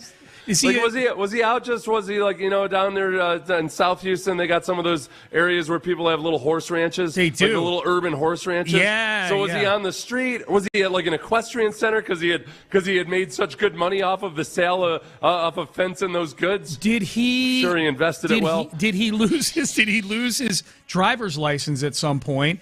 But he still wanted to DoorDash. He's still so he put the food in a backpack. If you delivered food via horse on DoorDash, you'd get some major tips. Are you kidding me? I would request the horse just so I could pet the horsey when he came when he came to drop off the food. Hedwig Village, very low violent crime rate, but a much higher property crime rate, as you might expect. Mostly through vehicles, people smash and grab and stuff. Yeah, they got a lot of good stuff in the rich neighborhoods. At least it wasn't. I was just glad to know that it wasn't his family was there and they got, They didn't tie up his family or anything. No. Not that it feels any better. Once you know that if you've ever been burglarized before, it's a horrible feeling. You feel violated, absolutely. Yeah.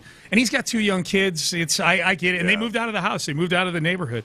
All right, I want to acknowledge Hakeem Olajuwon. Acknowledge me. Why? Why not? He's a legend. He's maybe the greatest sports figure in the history of this city. But I want to do it as a segue into Vernon Maxwell, who I'll also acknowledge. Acknowledge me. Mad Max was at the pop-up on Friday for the Rockets gear. Amy and I went down there. I bought some nice new Rockets stuff. I meant to wear it today. I'll wear it tomorrow.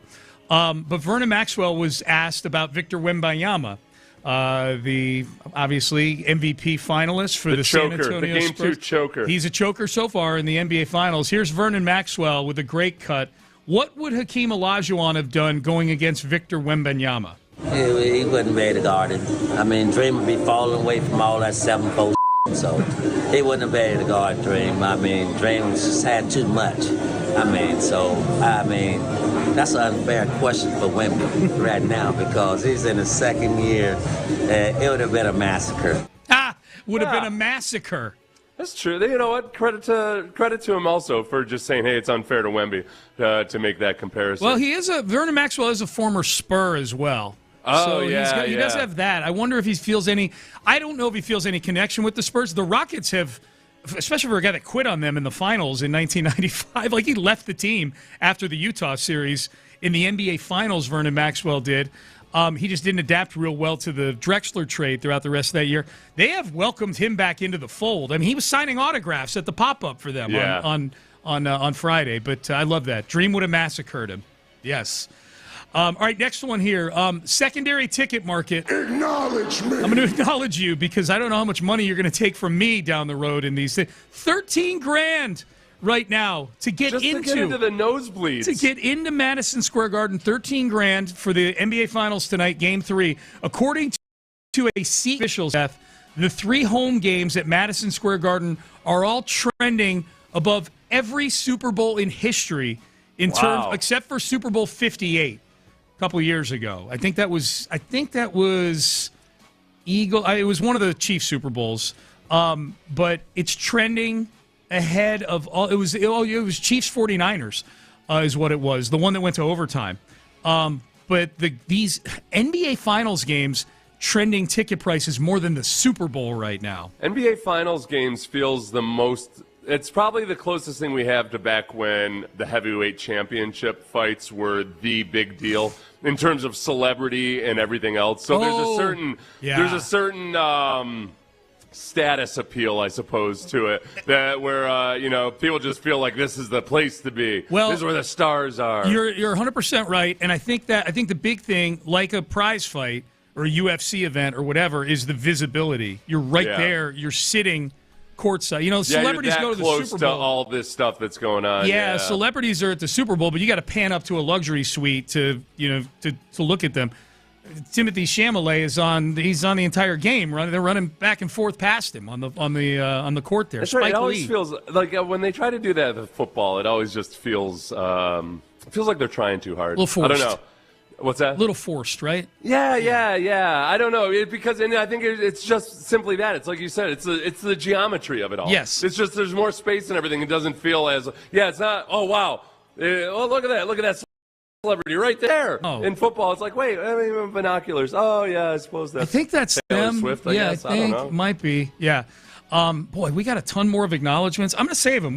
Let's do a bonus acknowledgement in the 9 o'clock. We'll do hour. a bonus in the 9 o'clock hour because we had some fun ones that we still need to get to. So we'll do that in the 9 o'clock hour. All right. The Rossini-Vrabel thing has obviously died down quite a bit. So it takes a lot for a cut to make it inside the velvet rope of this show now.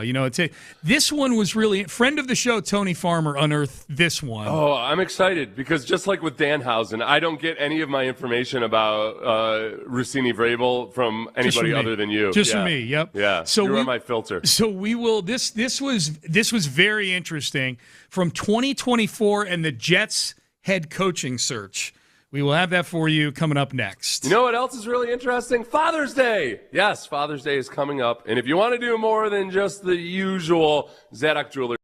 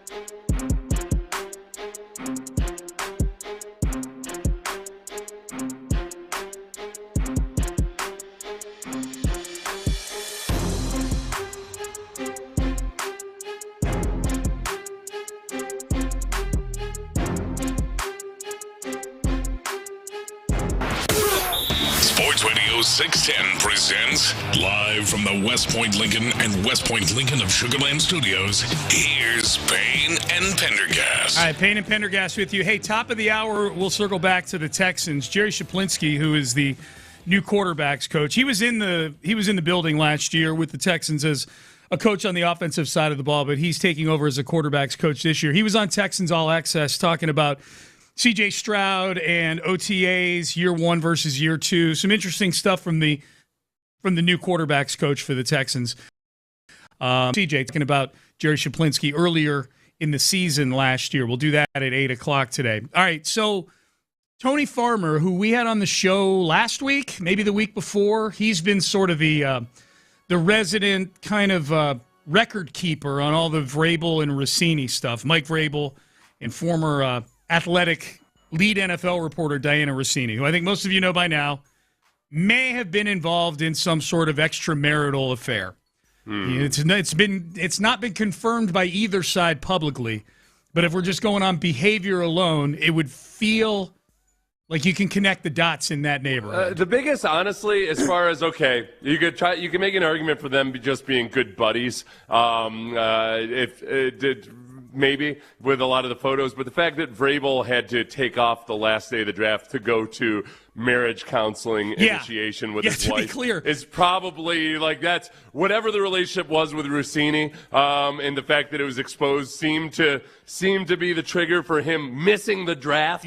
The third day of the draft to go to marriage counseling. Right. There was something that his wife wasn't happy about. To be clear, it's mostly Vrabel's behavior that I'm talking about. Rossini's been like denying it, and he hasn't really said much publicly. Photographed kissing her husband on Mother's Day, all that stuff. So anyways, there was a period of time with this story where it felt like we were playing audio every day because the internet never forgets. Particularly Tony Farmer, the host of the Last Man Standing podcast, who's kind of turned the Rossini-Vrabel story into a big project of his. This one was interesting, though. He's posted some other things that haven't made it through the filter for me. But this was interesting. This was Rossini when she was on with she was doing her podcast, the Scoop City podcast with Chase Daniel. And so this is audio from video, the two of them talking. This is in January of 2024. And this is Rossini talking about the New York Jets at the time, their head coaching opening that eventually went to Aaron Glenn. But Mike Vrabel was available. He had just been fired by the Titans and was available and interviewed with the Jets. And Farmer posed the question when he posted this video, is this quote-unquote scoop that Rossini is revealing here something that basically Vrabel just told her? The next day Mike Vrabel came in, blew the doors off, just blew Woody away, loved him. They were ready to hire him. They were going to do anything they needed to do, including giving him full roster control and essentially the power to just report to the owner. Right? Everything that you could possibly ask for. And God only knows what they would have given him in terms of the financial part of it, right? I'm sure whatever Vrabel would have wanted. So they meet with him, okay?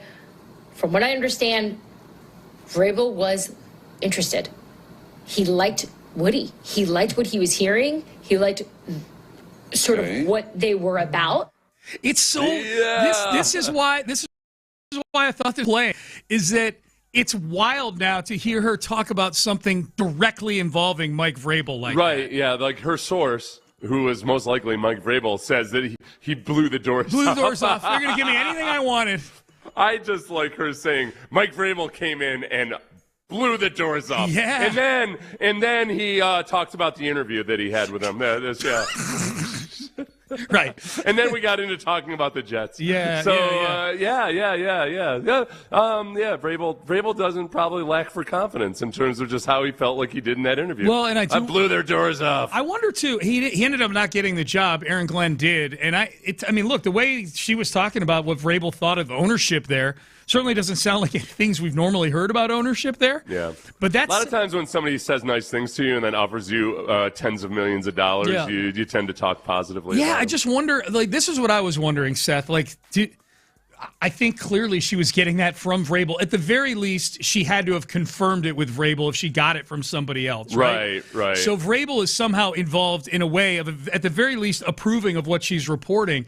And I do wonder this, like, if I'm the Jets, I'm like, okay, that's a lot of detail out there about how our meeting went. Do I want a coach who, if not him, then his inner circle is awfully loose-lipped about what went on and what we talked about behind closed doors. Right. About me, us giving you anything you want, and you can report directly to ownership. I'm like, man, if I'm ownership, I'm like, I don't know if I want that out there. Because now, what if these other candidates come in and they're asking for that kind of stuff, That's what I would say. I like reading depressing history books, and so I'm reading the rise and the fall of the Third Reich. And there was a point where Russia was having negotiations with Germany about a non-aggression pact. This is before World War II, obviously. Yeah. And they were supposed to have this super secret meeting, and within like half an hour of the meeting being over, Germany makes this announcement about how the meeting went and everything, and like. And they thought, maybe we shouldn't trust this guy. Yeah, right. Sean, what's so depressing about this whole World War II thing? Mm-hmm. How many times Hitler just, time after time after time, he showed, no, you cannot trust this guy. Right. And the major powers of the world was like, this time I think it's going to be different. He's going to be true this time. This time I think I really got a beat on this guy. Oh, my God. Chamberlain, you clown. I think that. If I was the owners of the Jets and I heard that Rossini report, I'd be like, oh, who did that? That could have come from one person. Where did that come from? Right. Yeah. But then you start looking inside your own organization. Right. You're like, okay, wait. You start suspecting. You would think, okay, well, I don't know if Vrabel's going to be leaking that because it might hurt the deal that you could have with this or whatever. Was this after he had turned it down? It sounds like it was while the search was still going on. Yeah. It might make me cool off on it a little bit. I think so too. That just is. Anytime I have to bring up a Hitler analogy in a coaching search, that's a sign. Hey, I learned the lesson of history. That's a sign. All right. I'm not going to be the guy that's like, I think he'll his word time. Old Farmer had yet another bonus nugget here from the same podcast. Rossini and Chase Daniel talking about who do you text with the most? Who do you text the most in a day? My wife. That's nice. Kevin and I do not text. Do you talk on the phone? No. Ew, I hate when he calls. What? No, we don't text. Ooh, I hate when he calls. Oh, he hates when I call. I will see his name on my phone. I'm like, oh! Because it's not to be like, hey, you want to have lunch or, have I told you today you're beautiful? It's like, I think tonight we should have string beans. We should have string beans. You can hear it there. String beans. Yeah.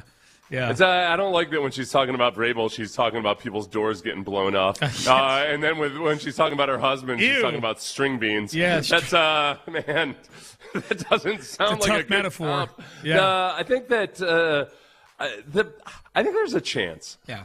I think there's a chance that in the Rossini household, there might have been a little bit of a marriage of convenience type situation or something going on, or just, we're gonna whatever the arrangement was or whatever the fallout from it on her side of things seems to be like, we're gonna go out and eat at pizzerias and whatever. Yep. If I'm guessing that maybe if that were the situation, her husband probably would have preferred that it never became public like this. Yeah. Given that he is a Shake Shack executive and everything. An exec. Yeah, but I don't. So I think there's a chance, some kind of an understanding there. Okay. Where with Vrabel, it does not seem to be that. No, and I'm guessing she gets super stoked when she sees his number pop up on her phone. Right? Yeah. Oh God, that audio is out there somewhere. Somebody was like, yeah. Yep. All right, Payne and Pendergast with you. Into the 8 o'clock hour we go. Jerry Shaplinski, new quarterbacks coach for the Houston Texans. We've heard everybody, it seems like, lauding the training or the OTAs, the offseason C.J. Stroud has had. What does the man who's working most directly with him on a day-to-day basis think of C.J. Stroud and the big difference between year one and year two in this offense? We'll hear from Jerry Shaplinski, QB coach of the Texans, coming up next. You know who you're supposed to have an agreement with? You hope there.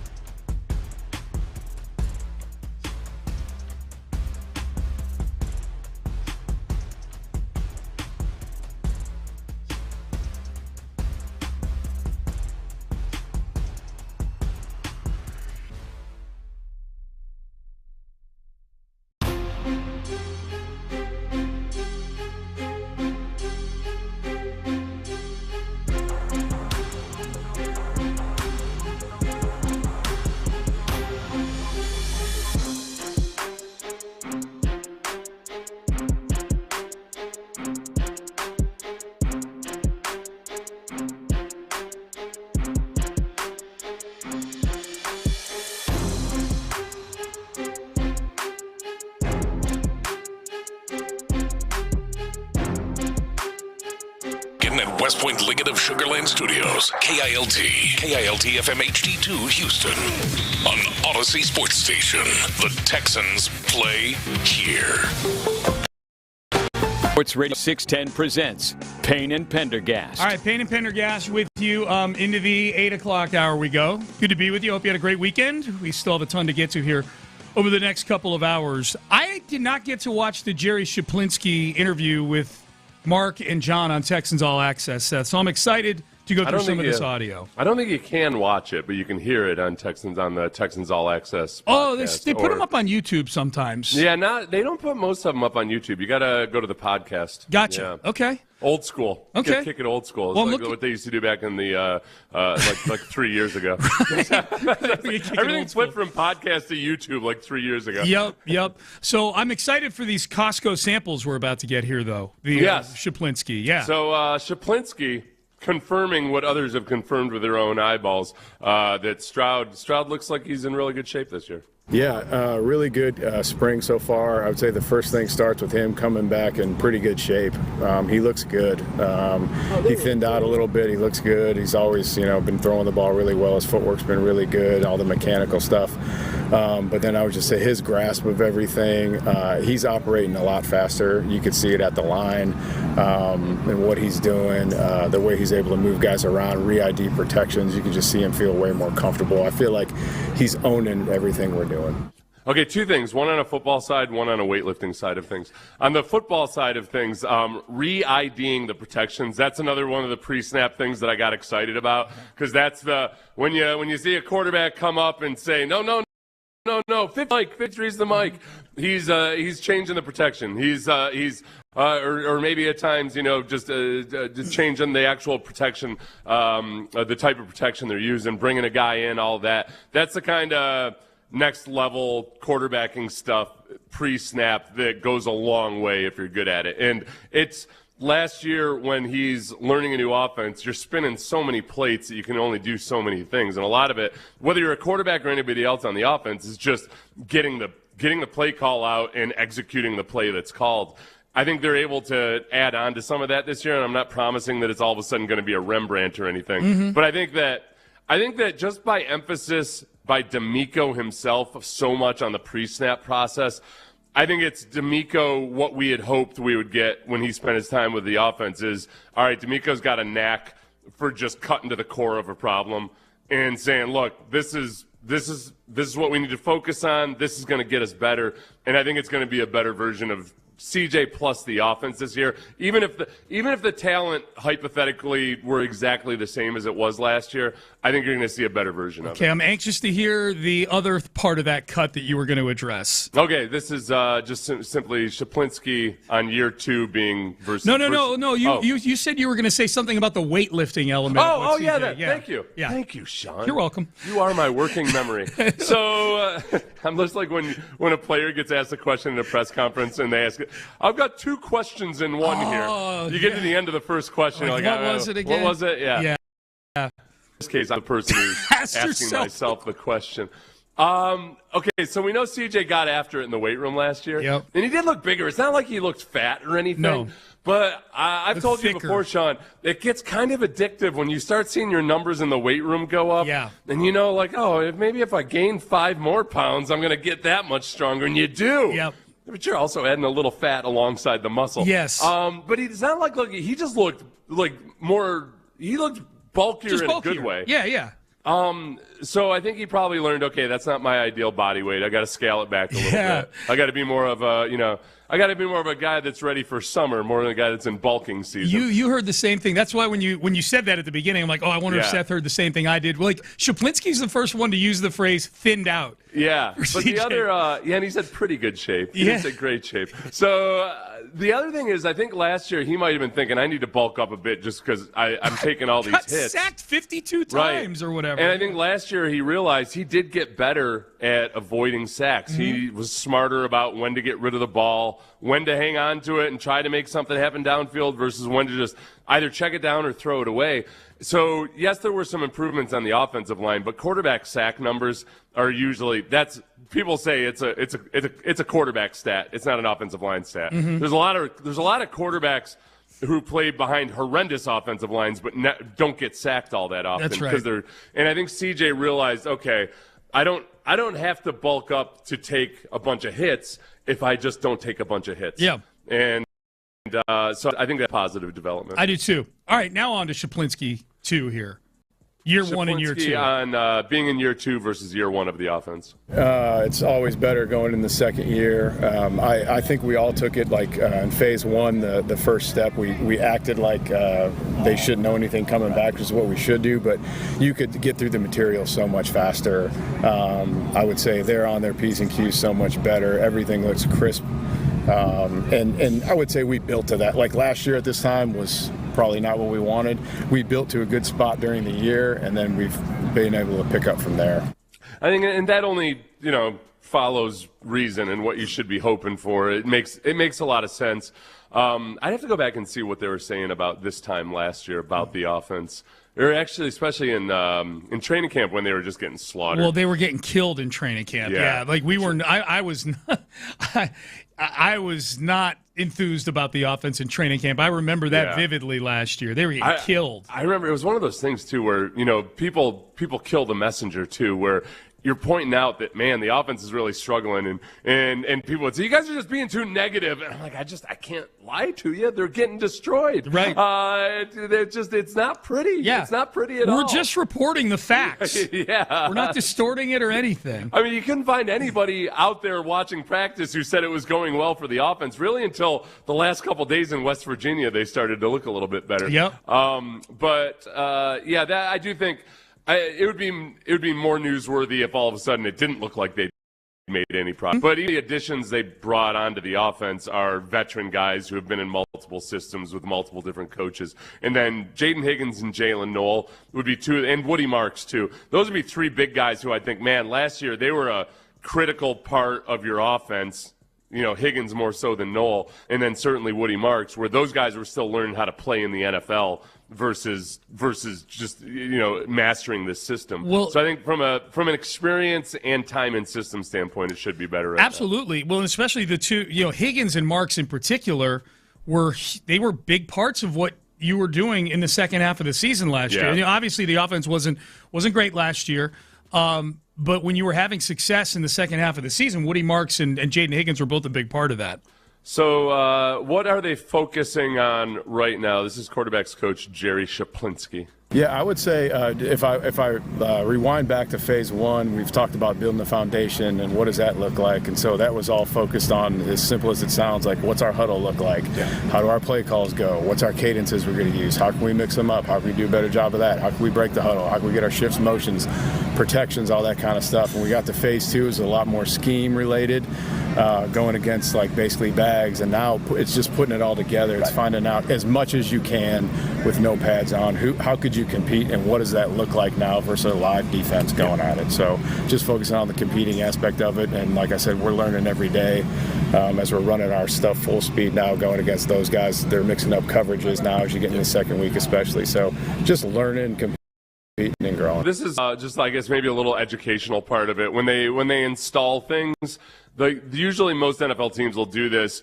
There are multiple times where they start from the beginning and install the offense. So they'll do it during OTAs, then they'll do it again at the beginning of training camp. Just it kind of working from the ground up and being sure that you got everything mastered that you need to, almost like you're following a syllabus. And that's where again, I think they're probably way further ahead in terms of just being able to actually compete right now versus still installing things this time last year, trying to get as many guys as possible on board. Does it feel to you like we've talked more about getting in and out of the huddle quickly over the last 2 or 3 years than we have the previous 10 years with the Houston Texans? It's something that pops up in different offenses all the time. Okay. I think it's almost always when it's not going well. Yes. It's that. So we did talk about it. We would talk about it at times with Kubiak when he was here, partly because in the same way it was with Bobby Slowick, in that kind of Kubiak-Shanahan West Coast system, they aren't necessarily always doing a whole lot of pre-snap diagnosis. The philosophy is the play call is the play call, and there's an answer within the play call. I think that's changed as defenses have gotten better at disguising and better at some of the deceptive things, to where now it's a little bit more, all right, you got to try to diagnose some things, or just it's all over the place in terms of. So with those teams, a lot of times we would see teams that operate like Tom Brady and say, oh, look at all this time they have to make adjustments. There are a lot of guys like Slowick or others that might say, we're not as worried about that because we're just going to run the play anyway, other than a couple of checks we might have. Yep. Okay, so CJ worked with Shaplinski last year. For you Texan fans who may not recall, Shaplinski was in the building. He was an assistant last year. Gerard Johnson was the quarterback's coach. But it felt like a lot of the mic'd ups that we saw, Seth, or a lot of the features that the social media team or the content team for the Texans were doing for different games. Iron sharpens iron. Yeah. There's a lot of interaction with Shaplinski and Stroud going on last year. It seemed to be that was who he was talking to mostly on the sideline. So I don't think it's necessarily going to be that much of a change that Shaplinski is the quarterback's coach, other than that there might be more, there's more of a, what's the word I'm looking for? Alignment. Yeah. You remember when we used to talk about alignment all the time with Bill O'Brien and having guys in alignment? I do. I think, look, Shaplinski was with Caley in New England, and then he was with him again for a year with the Rams 3 years ago, and now here they are together again. So there's alignment there. But this was, remember when they elevated Shaplinski to quarterback's coach, we kept seeing this quote about C.J. Stroud and what he said about Shaplinski back in September, but I couldn't find the audio of it. Until this weekend, I went back through and I watched every press conference from September, and I found it. Sean, this is C.J. Stroud talking about Jerry Shaplinski after Jonathan Allen's question. Jerry's amazing, man. He's somebody who is very vocal, challenging. He's very old school. He reminds me like a long lost uncle, just how he approaches, how he coaches, and I think he's done a great job of preparing not only myself but Davis, Keaton when we had Keaton, and Graham. So I thought he's done a great job of challenging us to push other guys and also push ourselves to be great. So he likes Shaplinski. Sounds like a pretty good endorsement. Unk. Yeah. He's an unk. There's a problem. There's part of me is like, okay, that was on September 3rd. They would go on to start off 0-3. And is that what it was? It was before the season? Oh, yeah. Oh, yeah. This is how smart I am. I'm like, okay, I know it was in September at some point. Yeah. So I went. I started at the end of September because I thought, okay, maybe it was more likely. And then I had to go through all the press conferences up until September 3rd. And it was. You worked backwards from September 3rd. Until I finally found the Shaplinski reference. Good for you, man. It didn't take that long. I just searched the transcrips on YouTube. It's a holy grail. It wasn't that painstaking. Make it sound like it was really difficult. You got to lean into it. No, that's what I had done the first time when we kept seeing that quote in print, and I did the same thing the last time. I went through and I searched all the transcripts from a bunch of press conferences, and I couldn't. I must have just skipped over that one. Yeah. With text message, with so many new O-line players, how can year 2 be unbelievable? I think we're going to be better, but that doesn't make much sense. Okay, I don't know if I said unbelievable. I highly did. Yeah. Did CJ or Shaplinski say unbelievable? I don't know. The text actually says believable. Oh, okay. But I think they meant unbelievable. I'll read it verbatim. With so many new O-line players, how can year 2 be believable?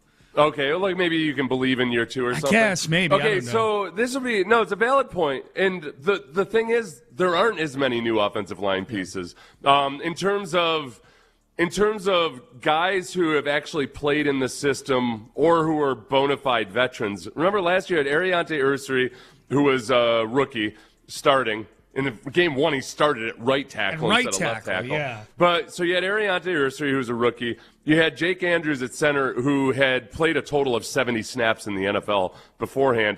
You had a rotating competition between Lincoln Tomlinson, who is a vested veteran by far, and Juice Scruggs.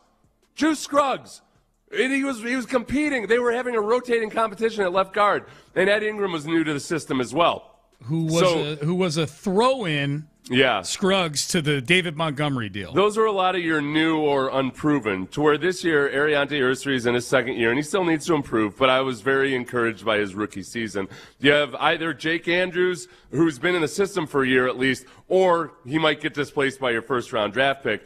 Wyatt Teller I don't worry about in terms of picking up the system, because he's a true veteran who's been playing at a high level. I'm more worried about his injuries, if anything else. And then likewise for Braden Smith. You know, Braden Smith will be new to the system, but I think he may want to do better than Titus Howard did. Yes. Last year, Titus Howard was new to the system. Right. If you want to look at it, because they're different types of players, but Braden Fisher or Titus Howard, the biggest broad stroke I could paint it with is that Braden Smith's more of a tenacious run blocker. Titus Howard's a better pass protector, but doesn't care as much about run blocking. So, probably, you know, depending on where your tastes are, one's a little bit better than the other or so forth. But the sum total is, I think, Braden Smith fits what they want to do better. Yeah, and it's funny, Blake Fisher's name doesn't even come up.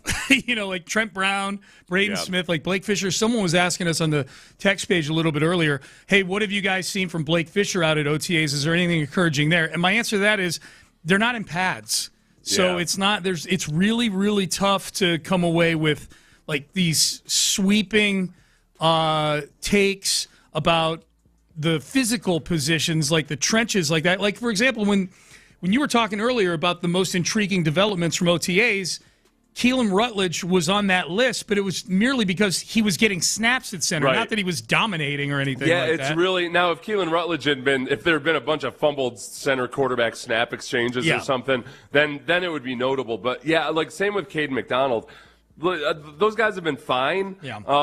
It's just that they're in no pads. Right. So, and especially when you draft a guy in Caden McDonald whose calling card is his physicality, you draft offensive linemen whose calling card is their physicality. You bring in free agent offensive linemen whose calling card is their physicality. The last place you're going to see that is in non-padded practices. Yep. So when we get to training camp and they're actually having 9-on-7 drill and some of these things, that's where it'll get interesting. No doubt. All right, Payne and Pendergast with you here on a Monday. Hope everybody had a great weekend. All right, so they announced the cover boy for the Madden 2027 cover, and it's going to be Caleb Williams. Is this the quickest and strangest Madden curse in the history of the video game? We will have that for you coming up next. Oh, this will be the quickest and best phone call you ever make. If you don't have a retirement plan or you feel like, I've let things get away from me, I got to get back on track, call Trajan Wealth. It is...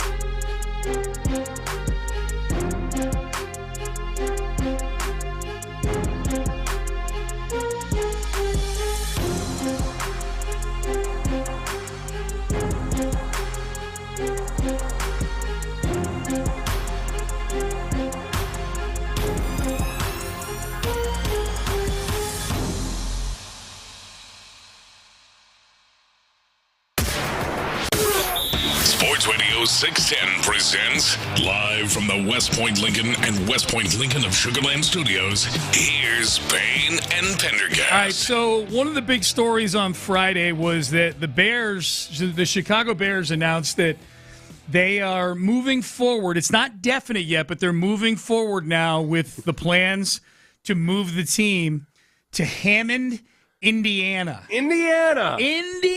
Which, Indiana. Which, for those who don't know the geography of the Chicagoland area, Chicago borders the state of Indiana, and Hammond is about 5 or 10 miles into the state of Indiana. Can I ask you a question real quick? You're somebody who's lived in Chicago and been up there a good amount. Yeah. So if you don't know, if you didn't pay road signs or anything, and you're traveling, if you're driving from the city of Chicago into Hammond, Indiana, would you even know that you've left the city at that point? Yes. Okay, so it does feel separate then from the city of Chicago. It absolutely feels separate because you're starting to get into the area like Gary, Indiana, there where there's a lot of, it looks a lot like Deer Park does here, a lot of chemical plants and things like that. So it would feel like you're going from Houston to it's like if Pasadena were 5 or 10 miles closer to downtown Houston. Is that what you like? Yeah. So you like drive from downtown Houston, and then all of a sudden you're in Pasadena. So you can tell, okay, I'm in something different here. There's a definite change, and I would say too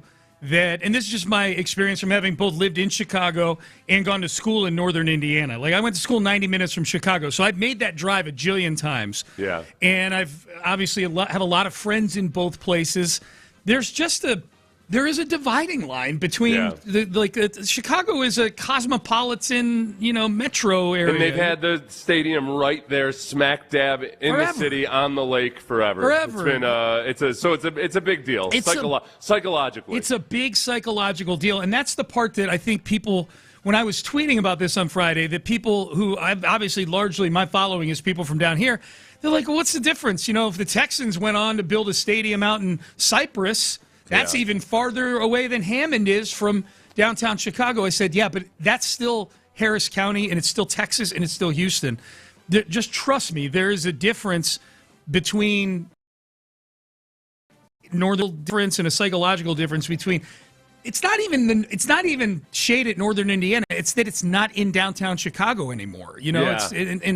I think and a lot of people started pointing out, all the different places like the 49ers where they play in Santa Clara. I mean, the Giants and the Jets play in New Jersey across a river. Yeah. Which depending on traffic, it ain't so easy. It's not just a jump across a fictitious border. Yeah. But it's not like any of those places are super. They're not.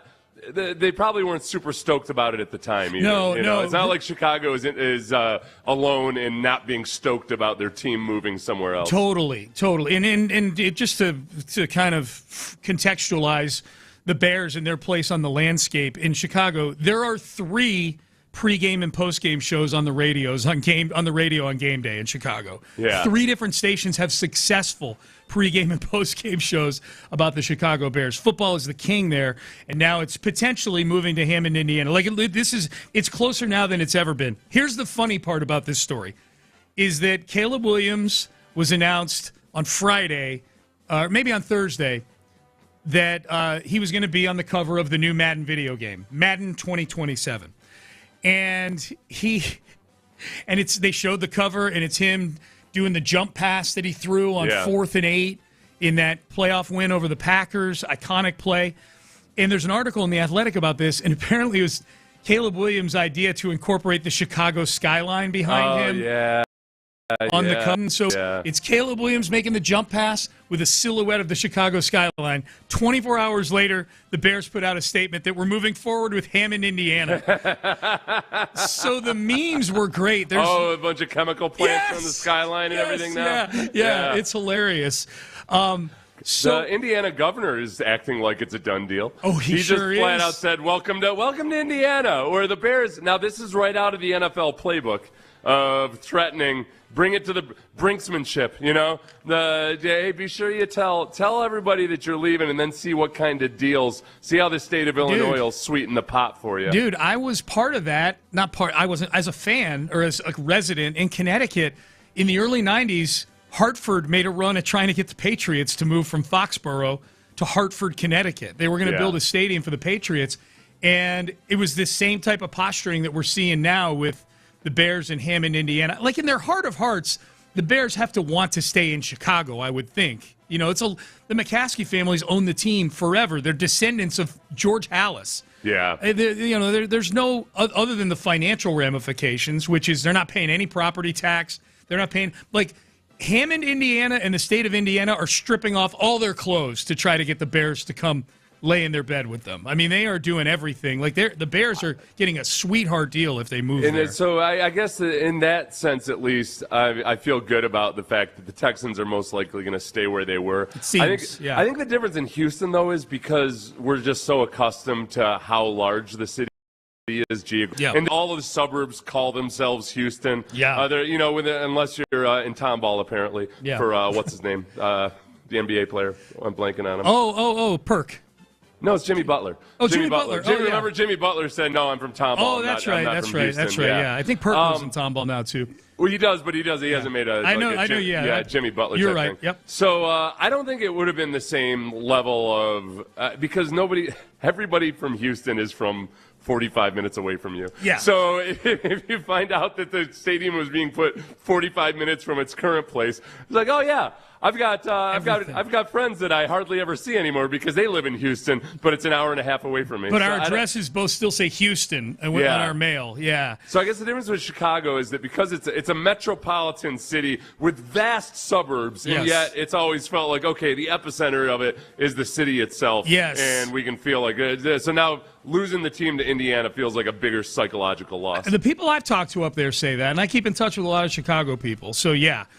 So is this a good example of the Madden curse, especially seeing as the actual cover of the game is going to have the Chicago skyline on the back? I don't think so. I think for the Madden curse to be invoked here, it would have to be that that all of this hoopla was added to somehow the team having a disastrous and disappointing season. Oh, okay. I think it has to be either player or team failures. I got you. That's good. I like that. Okay, so I've got a few examples here because the Madden curse has been a big. I've always wondered, is this a little overblown or is this just football being football? You know? I think I'm glad you laid it out the way you did because I think there's reason for why it became such a thing. Yeah. So, and it has to do with just like the sheer concentration of things that happened between 2003 and 2009. Yeah, because it's been less of a thing. So you tell me, Seth, so we'll just rapid fire these. The very first Madden game had Garrison Hurst on the cover of it.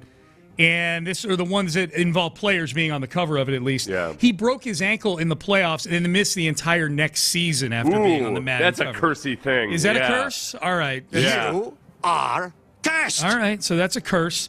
Marshall Faulk in 2003 battled ankle injuries and never approached what he had been during the greatest show on turf. Now, we should remind people he was 13 years into his career at that point. Yeah, I can't call that. That's just yeah. Not a curse. Just give us a buzz, man, on that. Yeah. It wasn't like it was statistically improbable that at the age of 31 or 32 he wasn't gonna won the fall same. off at Yeah, that point. especially because the age for running backs is like 28. What year was that? 2003. Yeah, he was 30. Yeah, he was 30 years old in Yeah. that season. So that's when. Yeah. 2004, Michael Vick on the cover breaks his leg in the preseason, then missed most of the actual season. The curse on Mike Vick actually probably came delayed a few years later when he went to prison. But broke his leg in the preseason, and a broken leg isn't something you hear a lot about with a quarterback. So a curse. running quarterback of all things. Yes, That's a curse. You are cursed. All right. Donovan McNabb, 2005. This is after the Eagles had gone to a Super Bowl the year before. Yeah. Sports hernia, which you've had or even have still. I have a hernia. It's not a sports hernia. There's a distinction. Is there? Okay. Yeah. Gotcha. Limited him to 9 games. Is that just an injury or is that a well, curse? Not necessarily, except that they were coming off of a Super Bowl appearance, and this would have been, for the sake of, this was 3 years in a row now that there was something close to a Madden curse. Yeah. I would say, that was a curse. You are cursed. Okay, let's fast forward a couple years later. Sean Alexander, reigning MVP of the league, breaks his foot after an MVP season and then his career fell off of a cliff. Okay, wait a second. Did he have the MVP season in 2007 or in 2006? Madden's a little funky because this game coming out here is Madden 2027. Yeah. And we haven't even played the 2026 season yet. Oh, okay. So I'm not sure which exactly. What year did he have the MVP? I'm sure he was I'm pretty sure he was the MVP the year the Seahawks made the Super Bowl in 2005. Oh, okay. I think. Right. Yeah. Broken foot, fell off a cliff, cursed. You are cursed. Okay, Vince Young, Rookie of the Year, I believe, in his 2006 campaign. But then obviously it didn't keep going that way for Vince Young. He was on the game for Madden 2008. Injuries, performance issues, eventually getting benched, that kind of stuff. I think that's this calls into this isn't a curse. This is hey man, let's not elves. Okay. All right, yeah, this is because it was all right. Vince Young was going to have other obstacles that kept him from becoming a really good NFL quarterback, despite that really exciting rookie season. Which maybe this, are we getting ahead of ourselves on Caleb Williams? We don't know. 100%. Yeah, right. I don't think if Caleb Williams doesn't advance or has a bad year or something, I'm not going to call it part of the curse. I'll tell you in advance. You will? Unless it's something freaky. Yep. Dies of acetone inhalation or something from his fingernail stuff. Yeah. I've got a few more. We'll do these quickly. Brett Favre, 2009 Madden game. I think this is when he was on the Jets. Retired, unretired, then had a very turbulent season in New York, which may or may not have been, it didn't. It definitely did involve some untoward pictures of his privates. Listen, we can't credit Madden for finishing what a Vicodin addiction started. So, no curse. Okay, no curse. Yeah. All right, now this is the one that often gets cited as the biggest example. Yeah. Peyton Hillis in 2012, running back for the Browns. This is when the fans got to vote on the Madden cover. They stopped doing this, I believe, after the fans. There's an online movement. Let's get Peyton Hillis, one of the least likely ones, to be on there. He had a good year the year before, but he was a big, burly, white running back, right? He got hit with injuries. In effect, he was never the same again after he was on the Madden cover. After he was voted on by the fans to be on the Madden cover. After he'd had 1,177 yards rushing that year. I think that, you know what? If he just hadn't been a good player after that, I wouldn't have said no curse. Yeah. But did he not go really crazy? Peyton Hillis started having paranoid delusions and stuff. He did. Yeah. But he was most recently in the news a couple of years ago. He saved, might have been his own kids, I think, from drowning. Yeah. Yeah, so he was in the news again recently, but sounds Wasn't like you're you're convinced he was in the CIA or something. It went off the rails for Peyton Hillis. Yeah. He said that it was a fake news or so. I would say it was way too far off the rails. He got cursed. You are cursed. All right, these last three real quick. Gronk missed half the season with a back injury after he was on the Madden cover. No. Yeah, I don't think so either. Yeah. I mean, he plays a physical brand of ball. Yeah, and that was late enough in his career that he was starting to get up there. That was bound to happen. All right, this is the one I've been looking forward to. 2019, Antonio Brown was on the Madden cover, and that was the summer he turned into a complete nut job. Checked about every nut job box you could possibly check. Yeah. Requested trades, burned his feet in a froze his feet in a cryo chamber. I think you know what this was? This was called Madden. Mike Mayock a cracker. Madden just not talking to a few people. Yeah. If anything, this was the curse of Vontaze Burfict. Okay. That's no. Okay, the damage had already been done. So no Madden curse. Antonio Brown was already traveling well down that road before that. Yep. But it is a Vontaze Burfict curse, so I just wanted to play You are so it was a cursed. curse. Christian McCaffrey, last one. 2025 was on the cover, and then it was the following season was the one where he was injured all year long. Was that the year that Christian McCaffrey was injured a lot? Is that the... Sounds like not a curse. Yeah. I didn't realize that was the year that you had to worry about Christian McCaffrey. You're right, though. They've almost like they put some guardrails to ensure that they're not going to get hit with this Madden curse thing anymore. Yeah. At least tried to. This is where, Christian McCaffrey, 2020, played 3 games. Yeah. 2021, 7 games. Yeah. 2022, 6 games. Yeah. 2020, that was 2 different teams. He played 17 games that year. And then 2024, 4 games. Yeah. I can't give, they had a 1 in 4 chance of him, missing 3/4. Fair enough. Fair enough. All right. We talked about Brandon Sorsby last week. he's not going to be the quarterback at Texas Tech this year, it would appear. How does the NFL view somebody who's got so much gambling on their record? We got at least some insight from one NFL head coach, one that needs a quarterback, and we'll let you hear from him coming up next. I want to tell you guys right now, though, about New Vodka. New Vodka, we all know what the two best words in sports are. Game.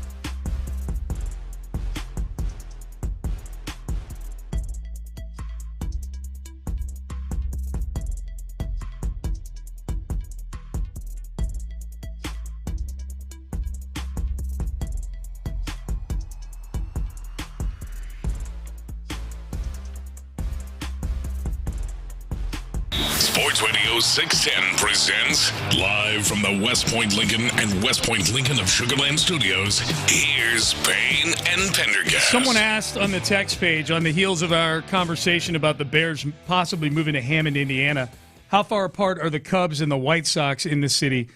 Mileage-wise, I don't know, but like the Cubs are on the north side and the White Sox are on the south side. Like they're both in Chicago, in distinct parts of Chicago. Yeah. Parts of Chicago that are, sort of iconic in their own ways, I guess. What was do you remember what Twitter was like when the Giants first decided to go to New Jersey? I don't remember either. Greenberg, though, Mike Greenberg tweeted about this because he's a Jets fan, and he's like, when they moved from Shea Stadium to the Meadowlands, like it's just not the same anymore. Right. You still root for them, and the Bears fans will still root for the Bears, but it's just.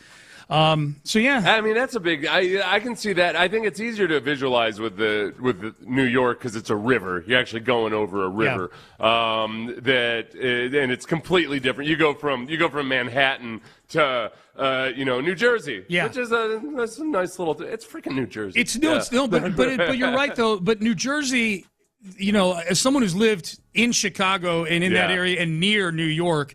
New Jersey, especially North Jersey, obviously, has always been viewed as just sort of an adjunct to New York City in a way. Yeah. Whereas Northern Indiana is not with Chicago. It is not at all. Yeah, okay. yeah. You guys look down at them like they're backwoods hicks. Of course. Is that what you did when you were in Chicago? Naturally. Okay. Yeah. Hammond, Indiana, whatever.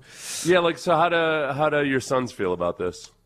Well, my sons are both Texan fans, so they're just laughing at their Chicago friends that they're upset about. They're laughing at it. So their friends are distraught. I know I know Sammy and James are Texans fans, but I didn't know if that's so they share your sentiment about how it's actually it's a big deal. Yeah, no question. And their friends are all PO'd about their friends are and my son lives in downtown Chicago. Yeah. James does. So he's around people like they're emotional about this. All right, so we'll get back to the Astros at the top of the hour.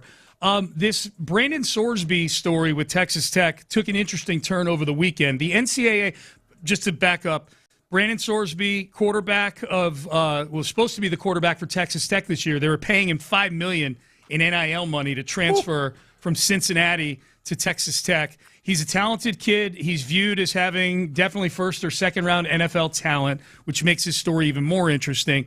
But he got caught gambling a lot over the last several years on several different apps, wiring money to relatives to place money for him.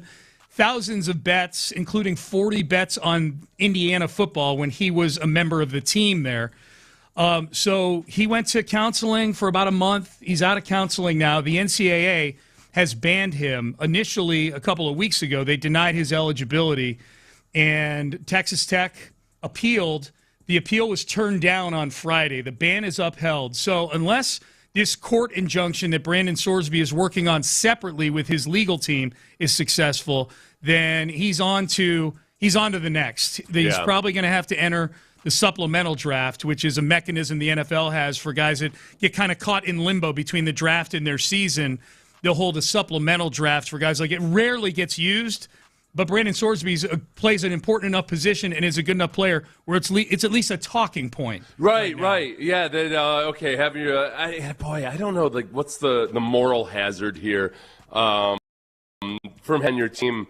Usually, one of the rules is you don't want your backup quarterback to be a distraction. That's the last thing you want. Yeah. That's where, now with a guy like Tim Tebow, or people would make that argument, perhaps with Shedeur Sanders or whatever, you can see just where there is genuine hoopla and attention around it. With Brandon Sorsby, I think that you can have him on your team, and it's not necessarily – it'll be a story for a week or so, but then if he just kind of works along in the shadows, it's not necessarily a big deal. Nobody's going to be clamoring for Brandon Sorsby right away. No, I wouldn't think so, although we're about to play some audio from Todd Monk in here. I mean, I can tell you when I saw the – news that the appeal was denied and that the ban was upheld, I saw Cleveland people going, this might not be a bad mechanism to try to fill this thing. They're in that mode now, especially after the Myles Garrett trade, where they're going to be in that mode where they're just trying different things at quarterback, including Deshaun Watson potentially. They also, they had like 5 quarterbacks in the room last year. It just, I don't know. It feels like,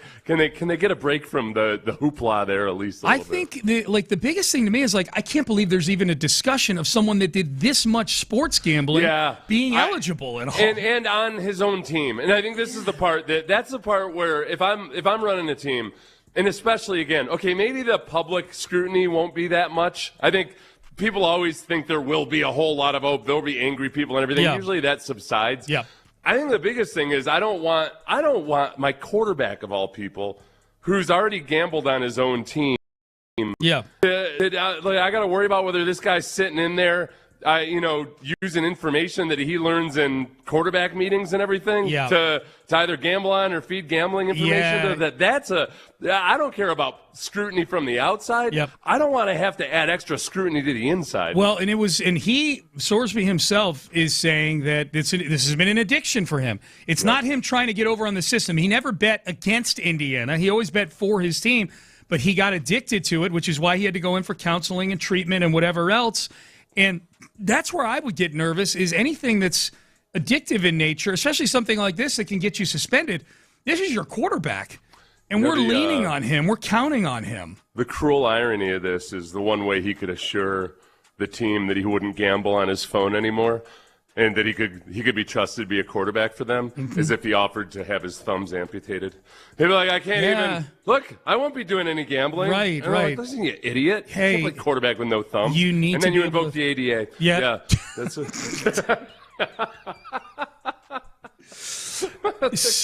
So here's a 8-fingered quarterback out there. That would be something.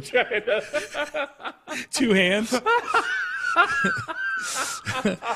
So here's Todd Monken, the actual head coach of the Cleveland Browns. They had their team charity golf tournament over the weekend, and he was asked about this after the Sorsby appeal denial. And Monken says this is a slippery slope to draft somebody who's got gambling issues. Not at all. I mean, it's not even come across. I don't think we're in a position to want to go down that road. That's my opinion. That's not Andrew's. And that I like the quarterbacks that we have. I think that's a slippery slope when you go down that, irrespective of talent, right? In terms of the situation he's put himself in. Like we all know what that is. He put himself in that situation. And we've seen in other sports with players that have been banned for life from playing in professional sports. I think that's a slippery slope to go down that road. Again, that's a question for Andrew and for management. But from my end of it, kind of a tough angle to go down that road and think that that's going to be your franchise quarterback if he's ever eligible to even play in the NFL. I think, it's a slippery slope. You can't go down that road. How can you have a guy like that? Okay, what about this other guy that's had 24 sexual misconduct? There's no way Monken was thinking in that moment. That doesn't affect the integrity of the game. Would you ever bring in a guy who's got 24 sexual misconduct allegations in him for $240 million? It's a slippery slope. It's a slippery slope. It's tough to get up in there. I don't know if, I don't know. Someone should have asked Monken that, the way you exactly asked it right there, just to see if he caught the reference. Yeah. So then if he didn't, he'd be like, God, of course not. Why would we do that? It is. Now, because people love to point out the hypocrisy of, the NFL cares about this, but not about that. I mean, that really is, when it comes to the gambling side of things, that's where it's not purpose morality that teams are worried about. Plenty of guys can have issues off the field that don't affect how they operate on the team. That's the whole thing about the gambling, is that it specifically affects the game of football and the team and all of that, to where if a guy had a gambling issue but it was all casino stuff or something, they're like, okay, he's got his vices, he's working on it, whatever. But when it specifically involves the core business of what you're in, that's where they don't like it. It goes to show you how desensitized we've all become to sports betting being woven into the fabric of sports nowadays, because it's legal in 80% of the country now. And it's a little more. They've softened the stance within sports on guys gambling outside of their own sports. Obviously, it goes to show you how desensitized that the sports landscape has become. That it's not just getting laughed out of the building that Sorsby ever gets to play team sports again. Yeah. If this was 10 years ago, we'd be like, no, he can't play. Are you kidding me? He plays thousands of bets. He's wiring money in between states to place. He's betting on the Nathan's hot dog contest and Romanian wrestling and things like that. No. All right. Yeah. into the 9 o'clock hour we go. Let's circle back to the Astros. New power rankings are out. Ho, they're moving on up, baby. And a pet peeve, an Astros pet peeve, happened again yesterday. How does this happen? We'll tell you what it is coming up next. In the Loop. I think you have to DFA Brian Abreu. I really do. The guy, he's been.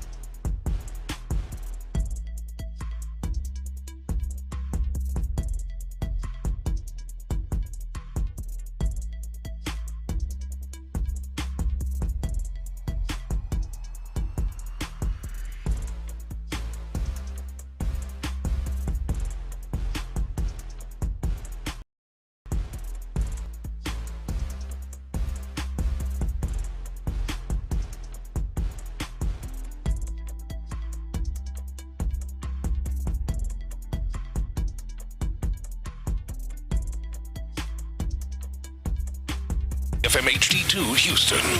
On Odyssey Sports Station, the Texans play here. Sports Radio 610 presents Payne and Pendergast. All right, into the 9 o'clock hour we go. Payne and Pendergast with you. Good to be with you. Astros take 2 out of 3 from the A's over the weekend. And if you take that, A's. Take that. If you're looking to continue to thank me and Seth for resetting the season, it would be appropriate to do so. They are 13-9 since the Payne and Pendergast reset at the beginning of the Rangers series. That game was on May 15th. I think we enacted the reset on May 18th, retroactive to May 15th. Right, it was retroactive to May 15th. Retroactive, kind of like they do with the IL. Like, yeah, we don't ever have to call attention to that again. He's going up. Yeah, I won't do. Yeah, going on the IL. We need to take credit for. Yes, yeah. We're going to take credit for 3 games that already took place. Mm-hmm. They only won 2 of them. 13-9 since the reset. 96 win pace. I think that's fair though, because what we said at the time was like, oh, you know what? Okay, I feel like, especially we started to look at the guys that might, eventually return from injury, and that if Imai could really start looking like something, that that series that started on May 15th was okay. Let's start judging them based on May 15th. Yes. Yeah. So the big developments from over the weekend with the Astros, Altuve is back, and he had a home run this weekend. It was good to have Altuve back. He took Sunday off, so it would appear as though they're load managing him a little bit, at least initially here. He played Friday and Saturday when the lineup was dynamite, and then he didn't play on Sunday. The lineup was hot garbage. Did you see the story, Seth, that Carlos Correa back in the clubhouse? Yes, I saw that he talked about it on the broadcast. Yeah. So Correa back in the clubhouse, and the stated intent of Carlos Correa is to be sitting there right next to Joe Espada in the dugout, helping do whatever he can to help the ball club. Mm-hmm. Given the fact that he's got a bum ankle that's going to keep him out for another 6 months or so, probably till spring training next year.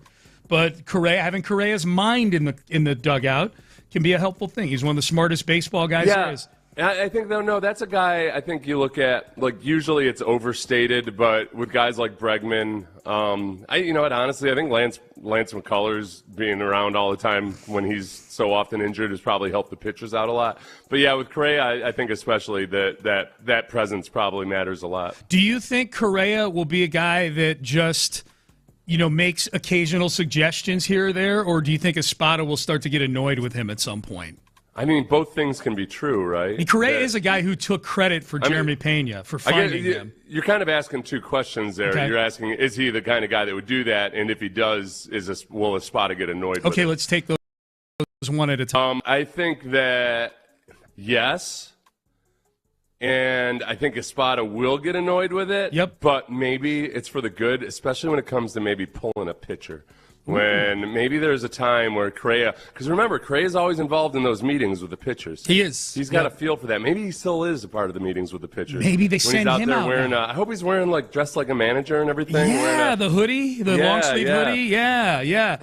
That'd be great. Like the next homestand when Correa's in the dugout and somebody's scuffling out there. And Josh Miller starts walking out, and Espada's like, up. No, Miller, sit back down. None of this is working with Burrows. We got to send a different voice out there. Yeah. Or maybe it's just Josh Miller and Correa go out to talk to him together and have I like that. Maybe a little word of encouragement from Correa, too. Hey, do you think that maybe Correa can help some of his teammates stop challenging pitches at really stupid times during a game? That's an interesting one. I think that, who's the Taylor Trammell? Taylor Trammell yesterday. What the hell, man?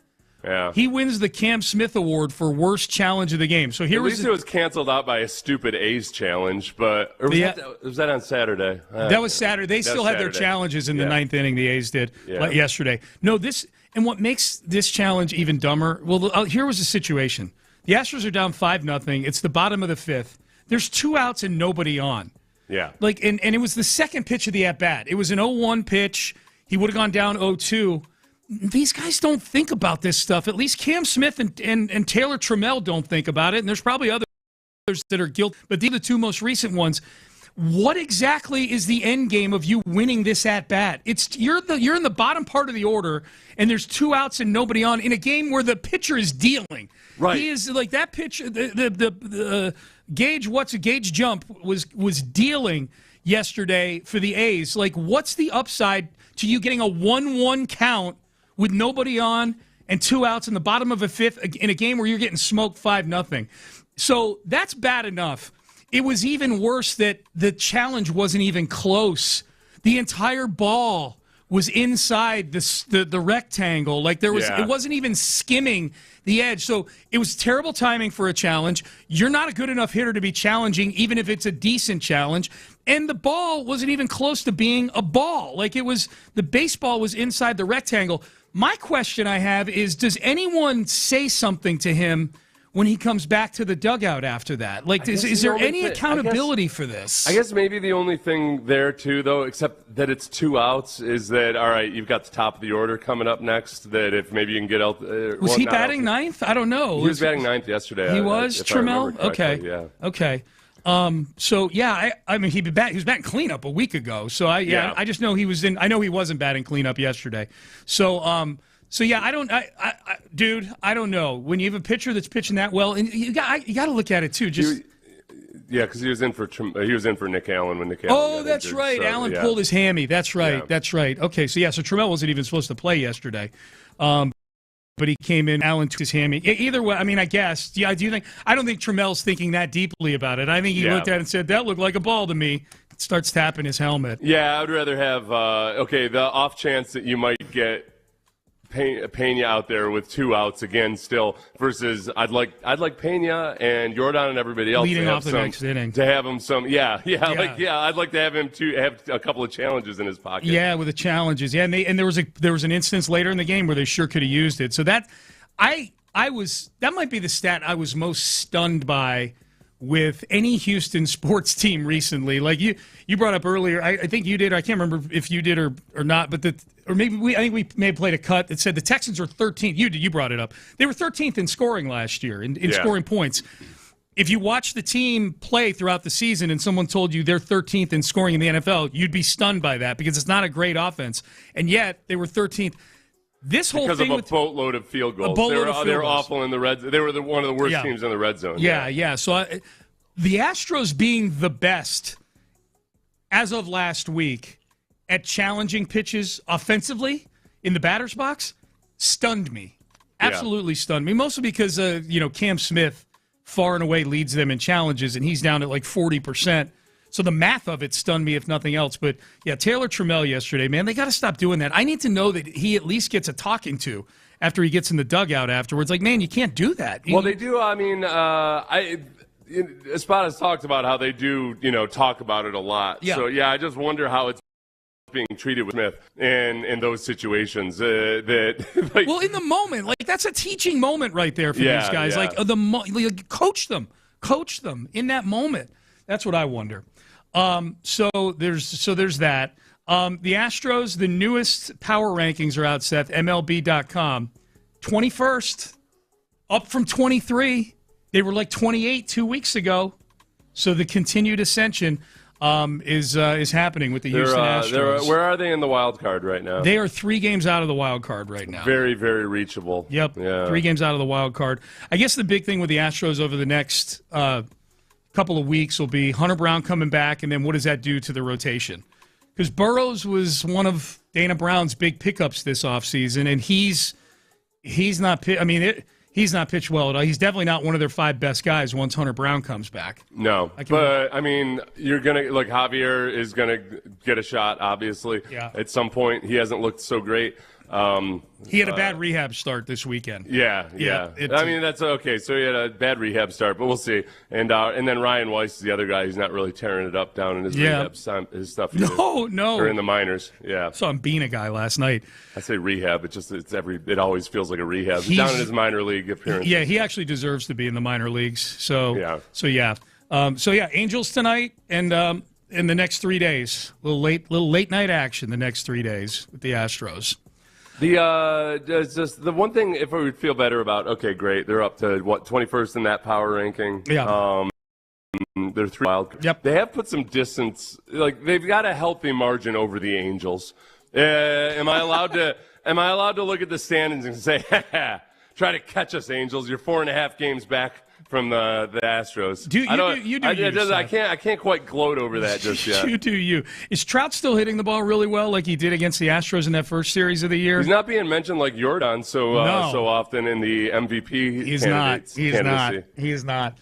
All right, so Astros tonight, Angels, things get started back up. Hey, Will Anderson clarified something, Seth, that you were a little that I didn't realize needed to be clarified. Right. You were a little bewildered that I was so moved by it last week. Yeah, me and the internet. There were 2 people moved by it, me and the internet. Adam Wexler took a really good photo of Will Anderson where it caught him just looking like he was all pumped up. Yep. It was a very impressive photo. Yep. And it very quickly got put out all over the place, all over the internet. And apparently, I didn't realize this. There was somebody said he's gained 20 pounds of muscle. It had to be one of those Dove Kleiman ML football accounts, right? Yeah, somebody just put out some fake news that he gained 25 pounds of muscle. Right. Which is annoying because then immediately it becomes like, wait a second, something's not right here. This guy's on steroids. It's either steroids or something's wrong with his diet. Like he put on the 25 pounds, but all you do is look at him and know that his diet's fine. Yeah. Here was Will Anderson. He had his kids camp this weekend and did some media afterwards, and he dispelled the rumors that he's put on 25 pounds. In terms of your physical maturity, are you a little heavier? Put on some weight. I did not put on 25 pounds of muscle. I do not know where that came from. But no, I would just say I did do a better job this offseason of dieting and getting with myself and just toning my body. And I think that's one thing that I appreciate the Texans and the team that I work with in the offseason with is just dialing in the little things. So just toning my muscles up, getting more flexible, getting more mobile, and stuff like that. So yeah. So you guess 250? I'm not. I'm like 258, 260 around that age right there. That's what he'd always said. I think if I remember, he got up to 265 that second year, and he felt like he was too bulky. He got big. That year he did get bigger. He got bigger, and he didn't look as chiseled as he does in that photo. Yeah. I think I can't remember who he was talking to in the offseason that year, but he just said after that season, he said, I realize like 258, 260 is my best weight. That's just wild to me that I'm human beings that large. You've said this before, like 3 pounds makes a difference on human beings that large. Here we go, Dove Kleeman. Yeah, is it? Texas star defensive end Will Anderson has gone viral for putting on an insane amount of muscle this offseason. Yeah. I knew it. Yeah, I don't know. I don't know why that even when in a search came up. I have him mute. I thought I had him blocked, but I do. I have him blocked. But when I do a search, his stuff comes up. Okay. Right now, just like block or mute those accounts because they just put so much fake trash out there. The fake stuff, they actually put videos out that are helpful if you don't take their caption that they put with it. It's their caption will say something representative of the actual video at all. Yep. It's the actual I haven't seen this video yet, and then I read the caption. I'm like, okay, that's not anything like what's going on in the video. Here's one more from Will Anderson. This is from Randy Moss's fishing show. Another one. I need to go watch that whole episode. These are fun conversations. Randy Moss, Myles Garrett, and Will Anderson are out fishing with each other, and they get talking about what do Will Anderson and Danielle Hunter talk about before the games. Said going into the game. I know you're gonna say it's a race to the quarterback. No, it's really just a kill. He always say we should win this game because of us. Yeah. You know what I'm saying? We're gonna be the reason we win this game. He literally tells me that every game. Man, obviously we didn't get it done this last game, but both of us was wrecking havoc. Y'all not why y'all lost last game, I'll tell you that. That was Myles Garrett saying that at the end. Puts Will in kind of a bad spot, doesn't it? Not why y'all lost the last game. Yeah. Can you imagine Myles keeps going? It's really CJ's fault, huh, Will? What if Will was like, "Yeah, you're telling me." Got that right. You're back out there. You ever been in a game where sudden change gets yelled 5 times on the sidelines? Oh, in the first half. Lay off CJ, Myles. Yeah. You got a haircut, okay? That's what we would have liked to have seen. seen. Yeah. How down bad are we in Houston? Yeah. We're excited about the quarterback's haircut. That's right. Hey, speaking of which, Sean and Seth, I was listening to another sports station in town over the weekend. Forgive me. You're forgiven. That's fine. Just don't do it between 6 a.m. and 10 a.m. on Mondays through Friday. Particular show made mention of either bringing in Mayfield or trading CJ and drafting a rookie next year. Mayfield is top 15 at best. He's going to want $50 million a year. No gonna. He does want $50 million a year. That's me saying that. And rookies are not promised. Is that just me? Rookies are not promised. Because I've seen a lot of people have this argument about this, and I know you guys did it on your Texans Collective. Yeah. I mean, it's a hypothetical about something to do next year, right? Which is getting way ahead of yourself when you try to figure out, well, no, we need to see what CJ looks like this year. Yeah. So I'm not going to talk about plans for the bringing in Baker Mayfield or anybody else until you see what CJ looks like this year. No, but I do think the people that are going to be that have a very short fuse with CJ right now. Yeah. That have like no margin for error for him. Like it's either we get further than we've ever been, or I'm done with CJ this year, because there are people like that. My question is, oh, go ahead. No, I said, well, on the collective you're talking about. That's why I was the one who actually asked the question to the other guys on there. Like, okay, everybody's quick to move on from CJ if things don't go right this year. Has anybody started to look ahead as to even what's available next year? You know, right. other than not in the draft necessarily, but you brought it up before. It is easier to go find veteran guys who want to change teams. And you and I have talked about this. Like, who could those guys be next year? The problem is they don't really show themselves until, to your point, sometime after this coming season is over. We don't know what Baker Mayfield's situation is. I mean, bringing in Baker Mayfield, with no disrespect to him, but I think he's a top 15 NFL quarterback. Yeah. And I don't know if that's necessarily what you're aspiring to, or if you think that's what's going to put you over the hump. Yeah. Or whatever you're going to end up doing. That's the tough thing there. It just doesn't.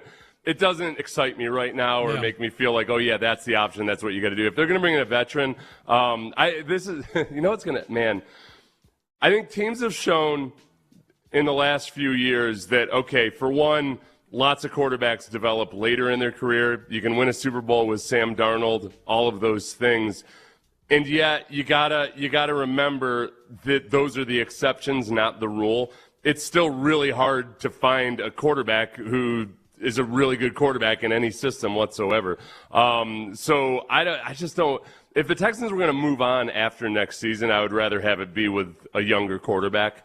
Unless they've really shown. Look at this. They've got one of the best rushing attacks in the league, and CJ was an absolute fell apart or something. Yep. All right, Payne and Pendergast with you. All right, we had so many acknowledgments from over the weekend that we didn't get to all of them, so we're going to do a mini follow-up bonus Acknowledge Me in the next segment, which includes a coworker of ours here.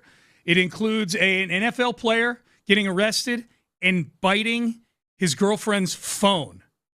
Yeah, I feel like that needs acknowledgement. And also the greatest fantasy football punishment that I've ever seen. We'll do that all coming up next. I want to acknowledge Beck's Prime. Hey, Ben, can I acknowledge Beck's Prime real quick for their delicious burgers? Acknowledge me. The best of the best. The Houston Chronicle delicious burgers at Beck's Prime with that mesquite flavoring. If you've lived in Houston a long time, you're familiar with Beck's Prime. Maybe they've fallen out of the rotation for you. Maybe you should put them back in the rotation. We're lucky. We live right now.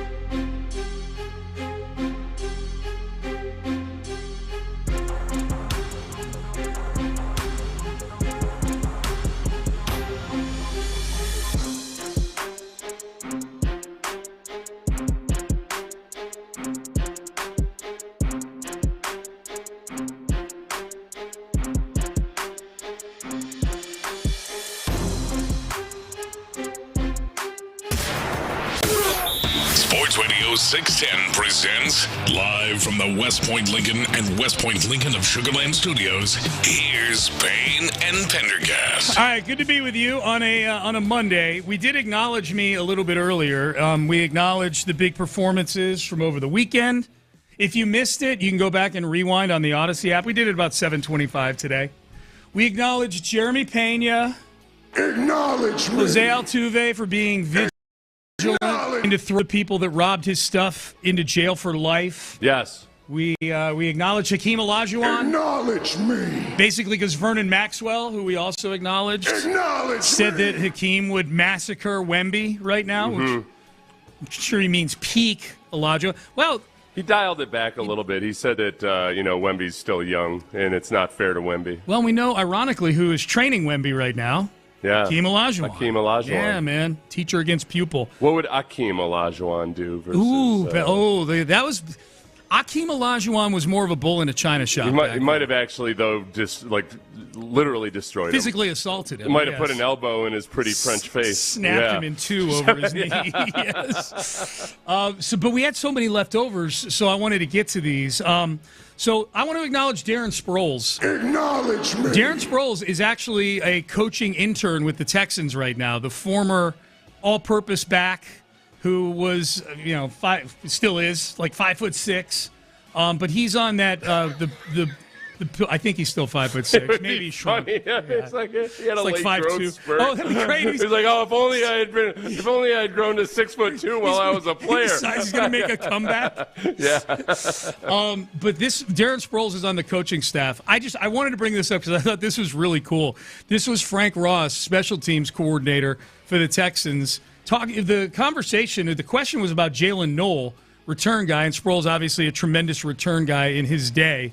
And he brought up meeting Darren Sproles in the building for the first time. Yeah, you can't coach speed, right? Dynamic speed. So we're going to start there. That's going to make up for a lot of it. Jalen Noel's tougher than his maybe size or stature may look.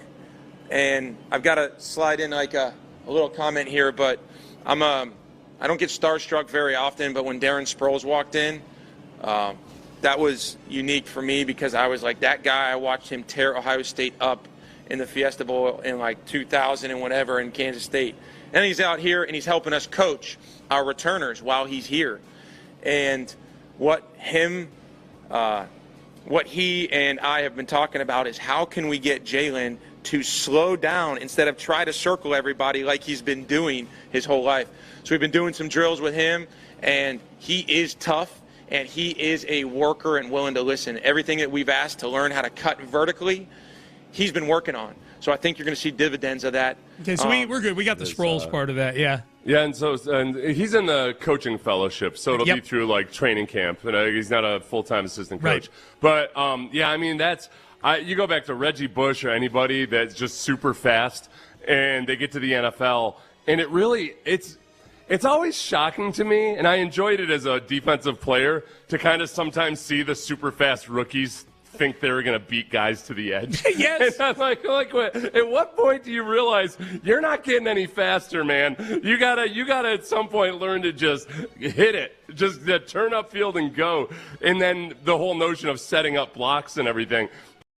It's just a mindset. It takes a while to undo a lifetime of how you've operated. So I think that's why it can feel frustrating when you're watching a rookie running back or receiver or returner do that and not realize, okay, you're not going to be able to beat. You're in the people NFL now. Yeah, the speed, it's just not the same as it is in college or high school, obviously. Well, that's. But I think that Noel, the biggest thing he has going for him is that he is ridiculously strong. Yeah. And we've seen when he does get vertical, he's able to break tackles that you don't expect him to be able to break. Oh, yeah. So I think once he really gets a feel for it, that's where it could get interesting. Absolutely. As far as Sproles goes, I think it's cool that he's working with Jalen Noel. Maybe if Noel takes a big step forward, he'll attribute that to Darren Sproles, who's a coaching intern with the Texans. This actually popped up on my timeline, Seth, I think by one of those ML football type accounts. Yeah. This is my example of the video actually being useful, but don't pay any attention to the caption. This is the video from Darren Sproles at the Combine back in 1999 or 2000 or whatever it was when he was getting measured. Again, he's 5'6", 170. Here's what it sounded like. So I walked up there. They had to move the measuring stick all the way down. The whole crowd, whatever, started laughing. 5061, 5061. They called his name, and he stood up there, and they said his height. 5'6". He stepped on the scale. 170. They even laughed even harder. So he called me after it was over with, and he said, Dad, he said, they laughed at me. He said, I'm going to make sure they know.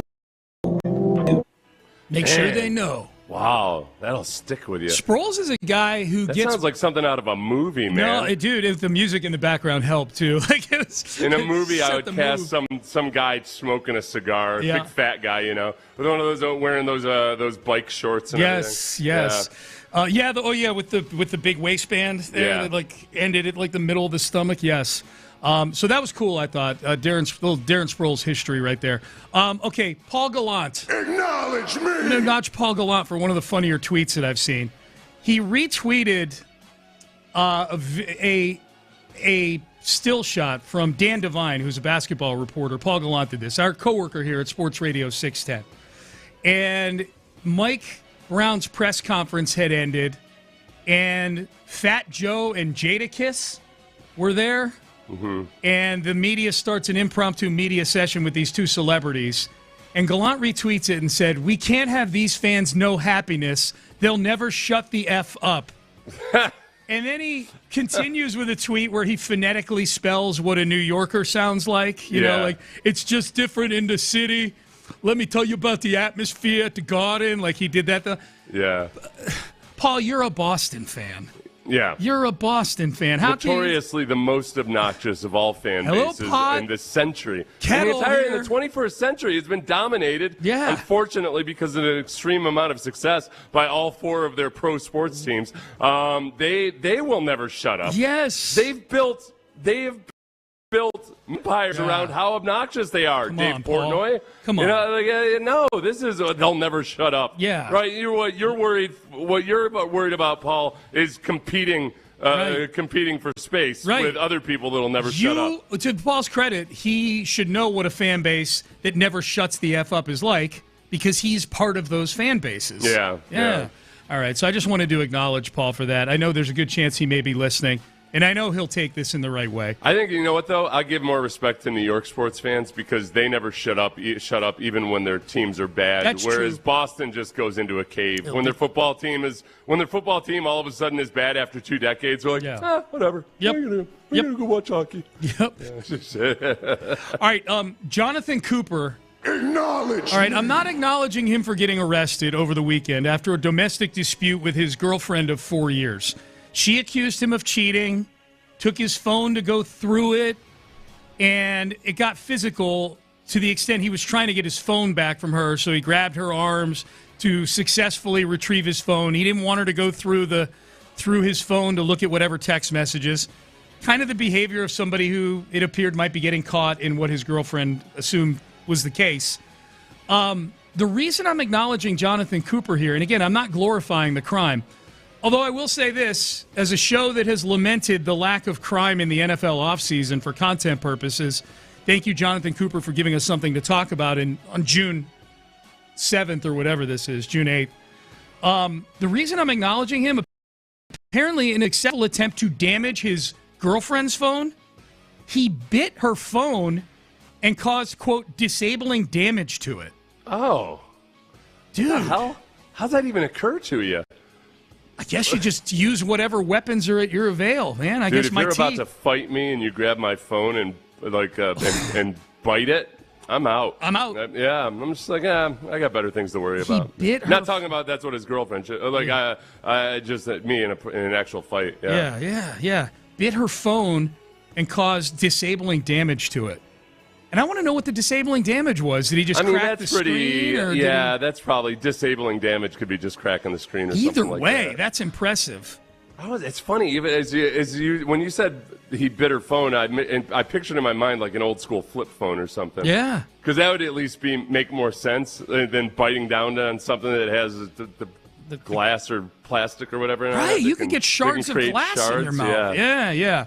All right, the last acknowledgement. What's going on with that, by the way? The whole case. It just came up last over the weekend. I'm not right. I know, but I thought that there was something that somebody got excused or something. Oh, okay, all right. No. You may be thinking of Josh Jacobs. I'm not, but yeah, okay. Yeah, okay. Yeah, I don't know. I'm just acknowledging him for biting a phone.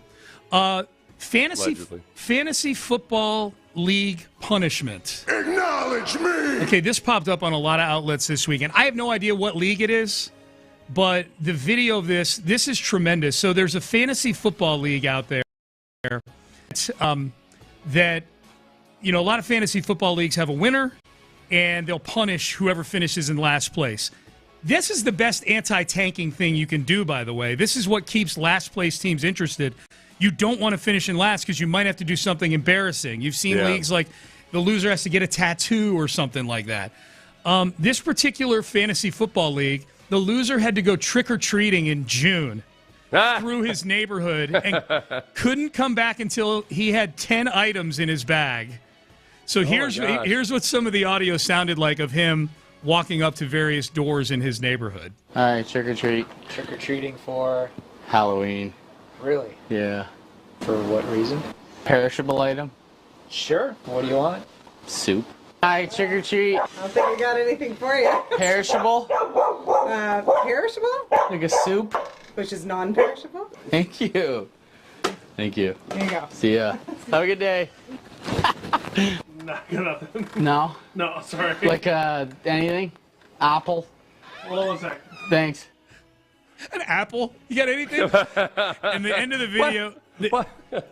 I'm stuck on him asking for a perishable. A perishable. He and meant then non-perishable. Specifically naming a non-perishable soup. He messed that up, obviously. This guy's. Yeah, I'd like something that's really going to stink once I'm done with this. Well, no. I get. He was probably supposed to ask for perishable items, because he wasn't going to get candy, but he might get a. Yeah, all right. So at the end of the video, he takes out the pillowcase that he's got and he dumps it all on the street, and they make him count all 10, and he had like 2 cans of soup, an apple. Some people actually did give him candy. He had little candies in there. Yeah. That's a really good punishment. That's a great punishment because it's as an adult especially. He probably had to go. I bet he was on a 10-to-1 ratio of people, or a 1-to-10 ratio of people actually answering the door. You're right. No, yeah. Who answers their door now? Well, especially because with an adult wearing a costume. He was in a Harry Potter witch outfit with the pointy hat and everything. Yeah. I don't answer. Hell yeah. If I'm looking through the peephole of my apartment or I'm looking out the window of my house and I see that, I'm like, I ain't answering this. Mm-hmm. As a psycho. So yeah, good job. They should do that for NFL teams and NBA teams. They should do it. If you made the GM do something really embarrassing. That's the best anti-tanking mechanism you can use is in personal embarrassment. Yeah, honestly, expose everything. Yeah, bring back. We're gonna interview all of your ex-girlfriends. Right. We're gonna interview. We're gonna go through all your financial records. Oh. And so those last 10 games of the season. When you're in the running, that's when you have to open yourself up to complete and total investigation. We're going to go through your internet history. We're going to post your internet history on the internet. Yeah. Then you would know for sure who's got the most scandalous past. Absolutely. Out there slipping money to bench players to go out and maim the opponent. Yeah. I'm telling you, that's the best anti-tanking that you can have. All right, anti-tanking. NBA, Game 3 tonight of the NBA Finals. The Knicks trying to follow in the Rockets' footsteps. We'll explain that, and we'll get ready for In the Loop as well. We'll find out what the guys got going on there. Question of the day. We'll do that coming up next. We finally have a little more clarity on when Tank Dell.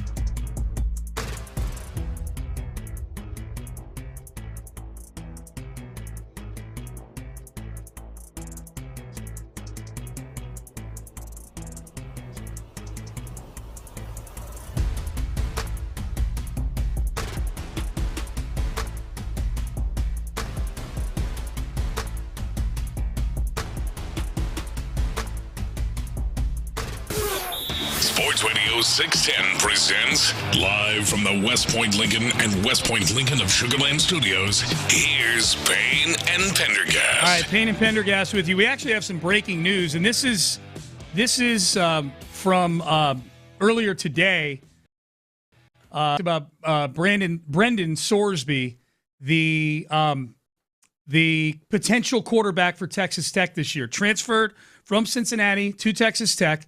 $5 million NIL deal. As it turned out, Brendan Sorsby has been gambling for the last 4 years. Thousands of bets for tens of thousands of dollars, including bets on Indiana, the team he was on at the outset of his collegiate career. He was on Indiana for a couple years, transferred to Cincinnati, now transfers to Texas Tech on a $5 million NIL deal. The NCAA had ruled him ineligible a couple of weeks ago. Texas Tech appealed the ruling, and as of late last week, the appeal was shot down. It was denied. The NCAA has upheld its ruling. Brendan Sorsby had lawyered up, though. He had a team of lawyers trying to get an injunction against the NCAA to do this with him.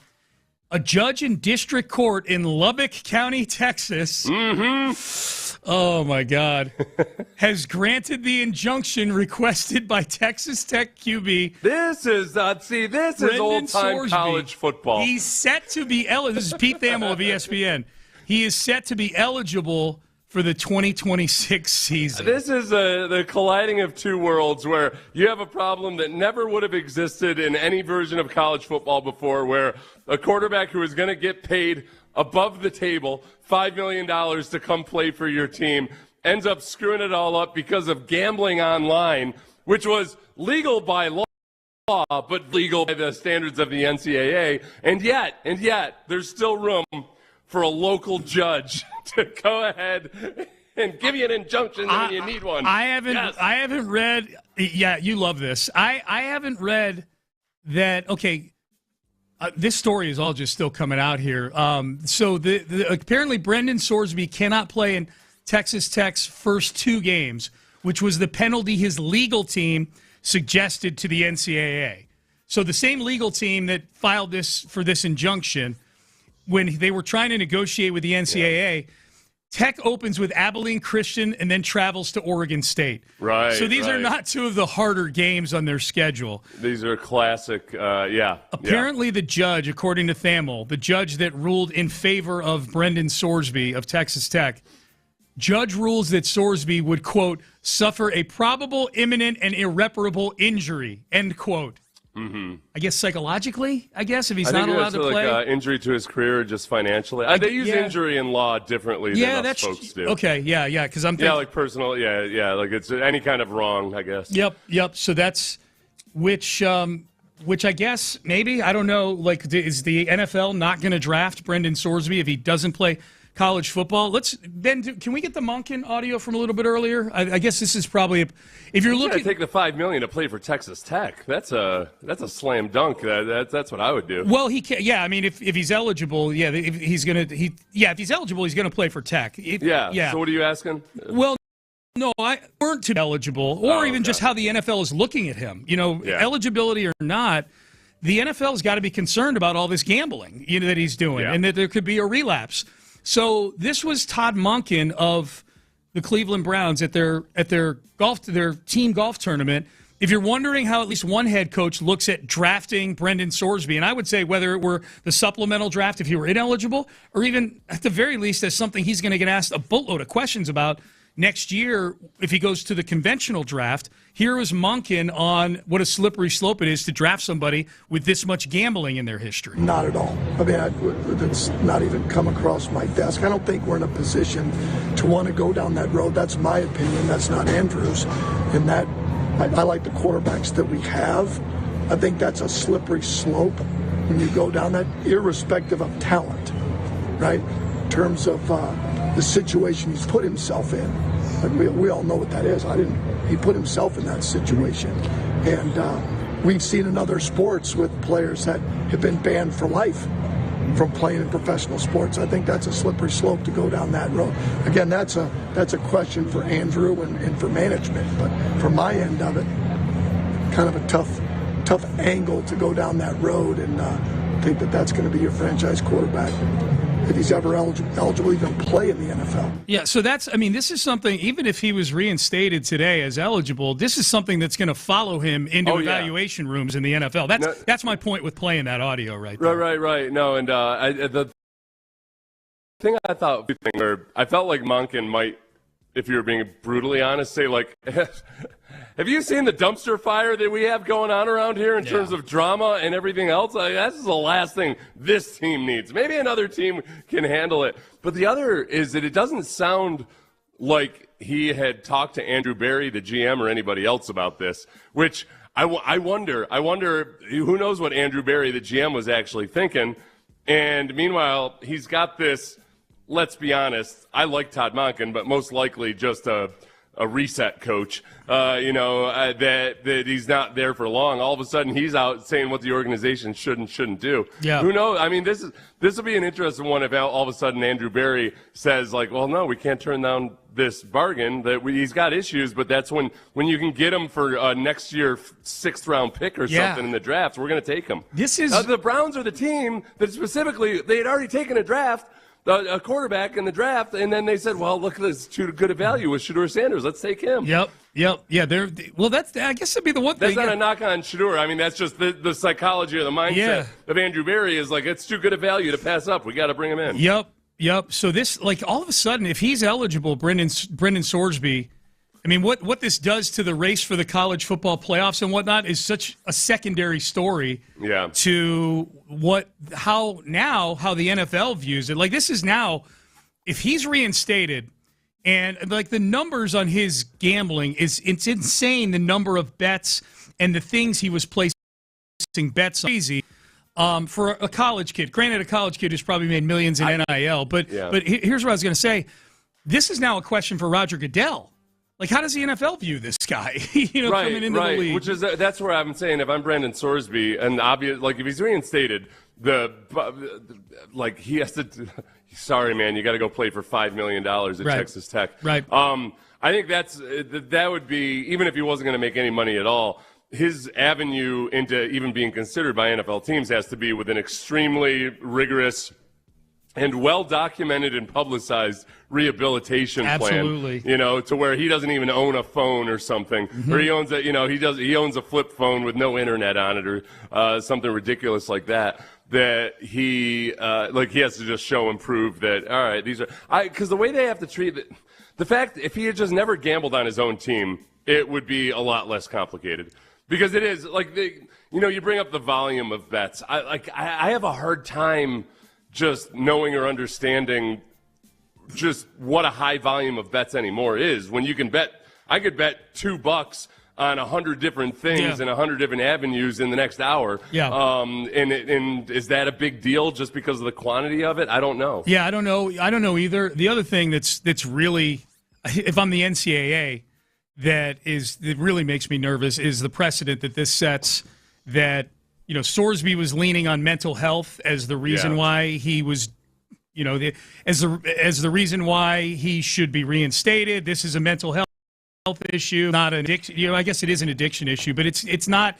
He wasn't trying to game any sort of system. He was trying to satisfy some sort of dopamine hit that he would get all the time he gambled.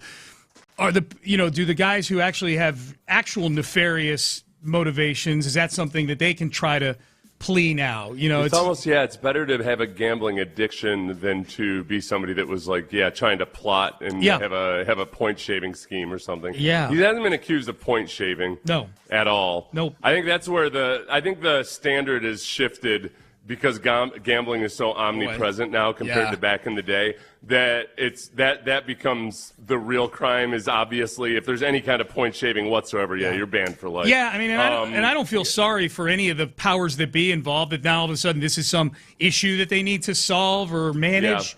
Yeah.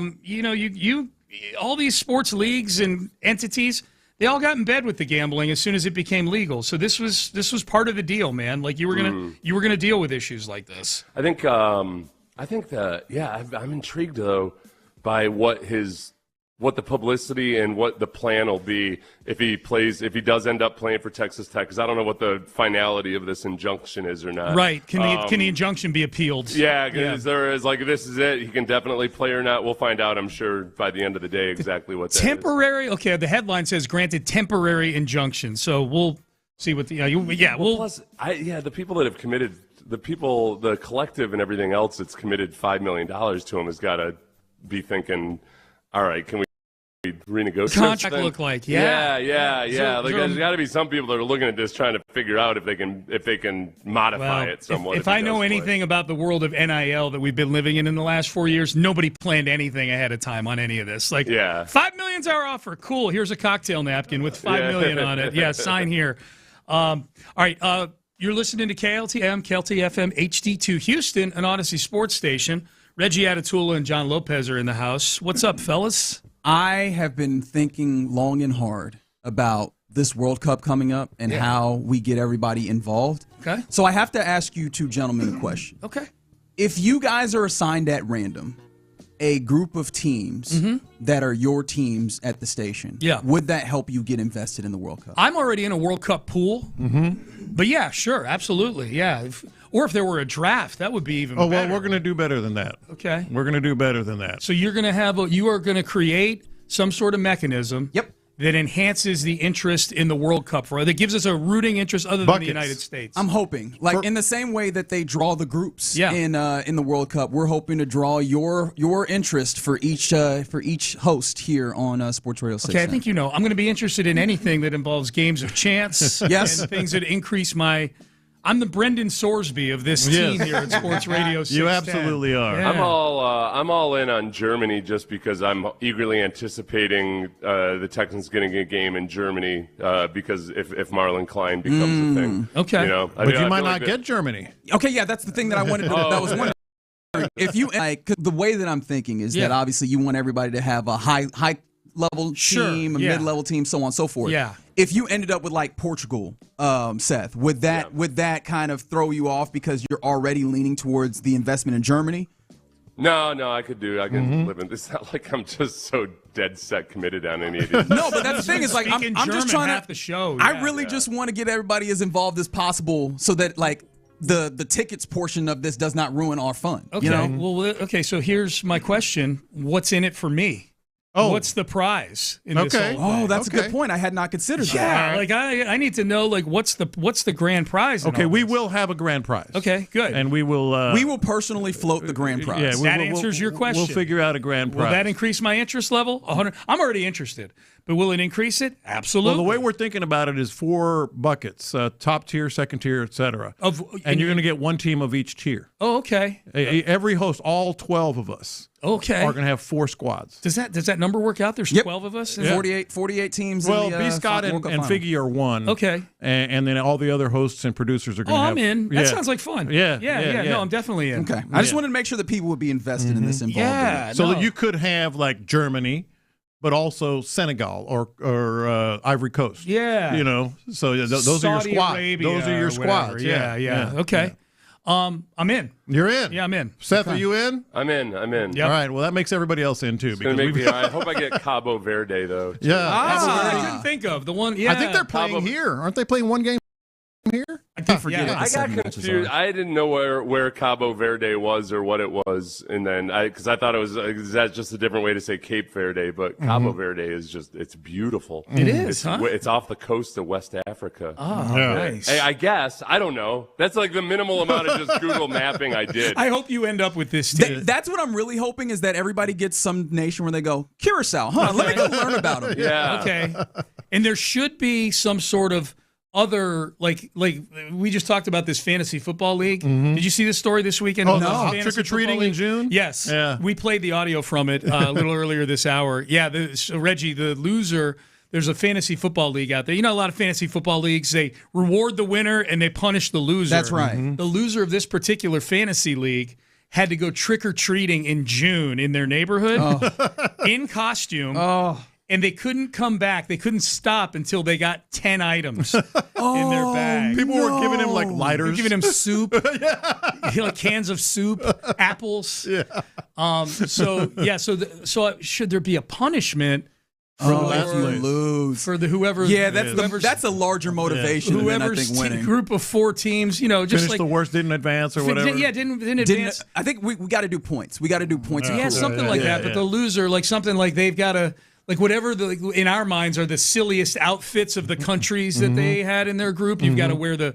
That might be. We might end up in a bad place. Yeah, I can make it misconstrued. Damn. All right, so let's work on that. We've got a few days until the tournament starts. Yeah, just tattoo in the midst.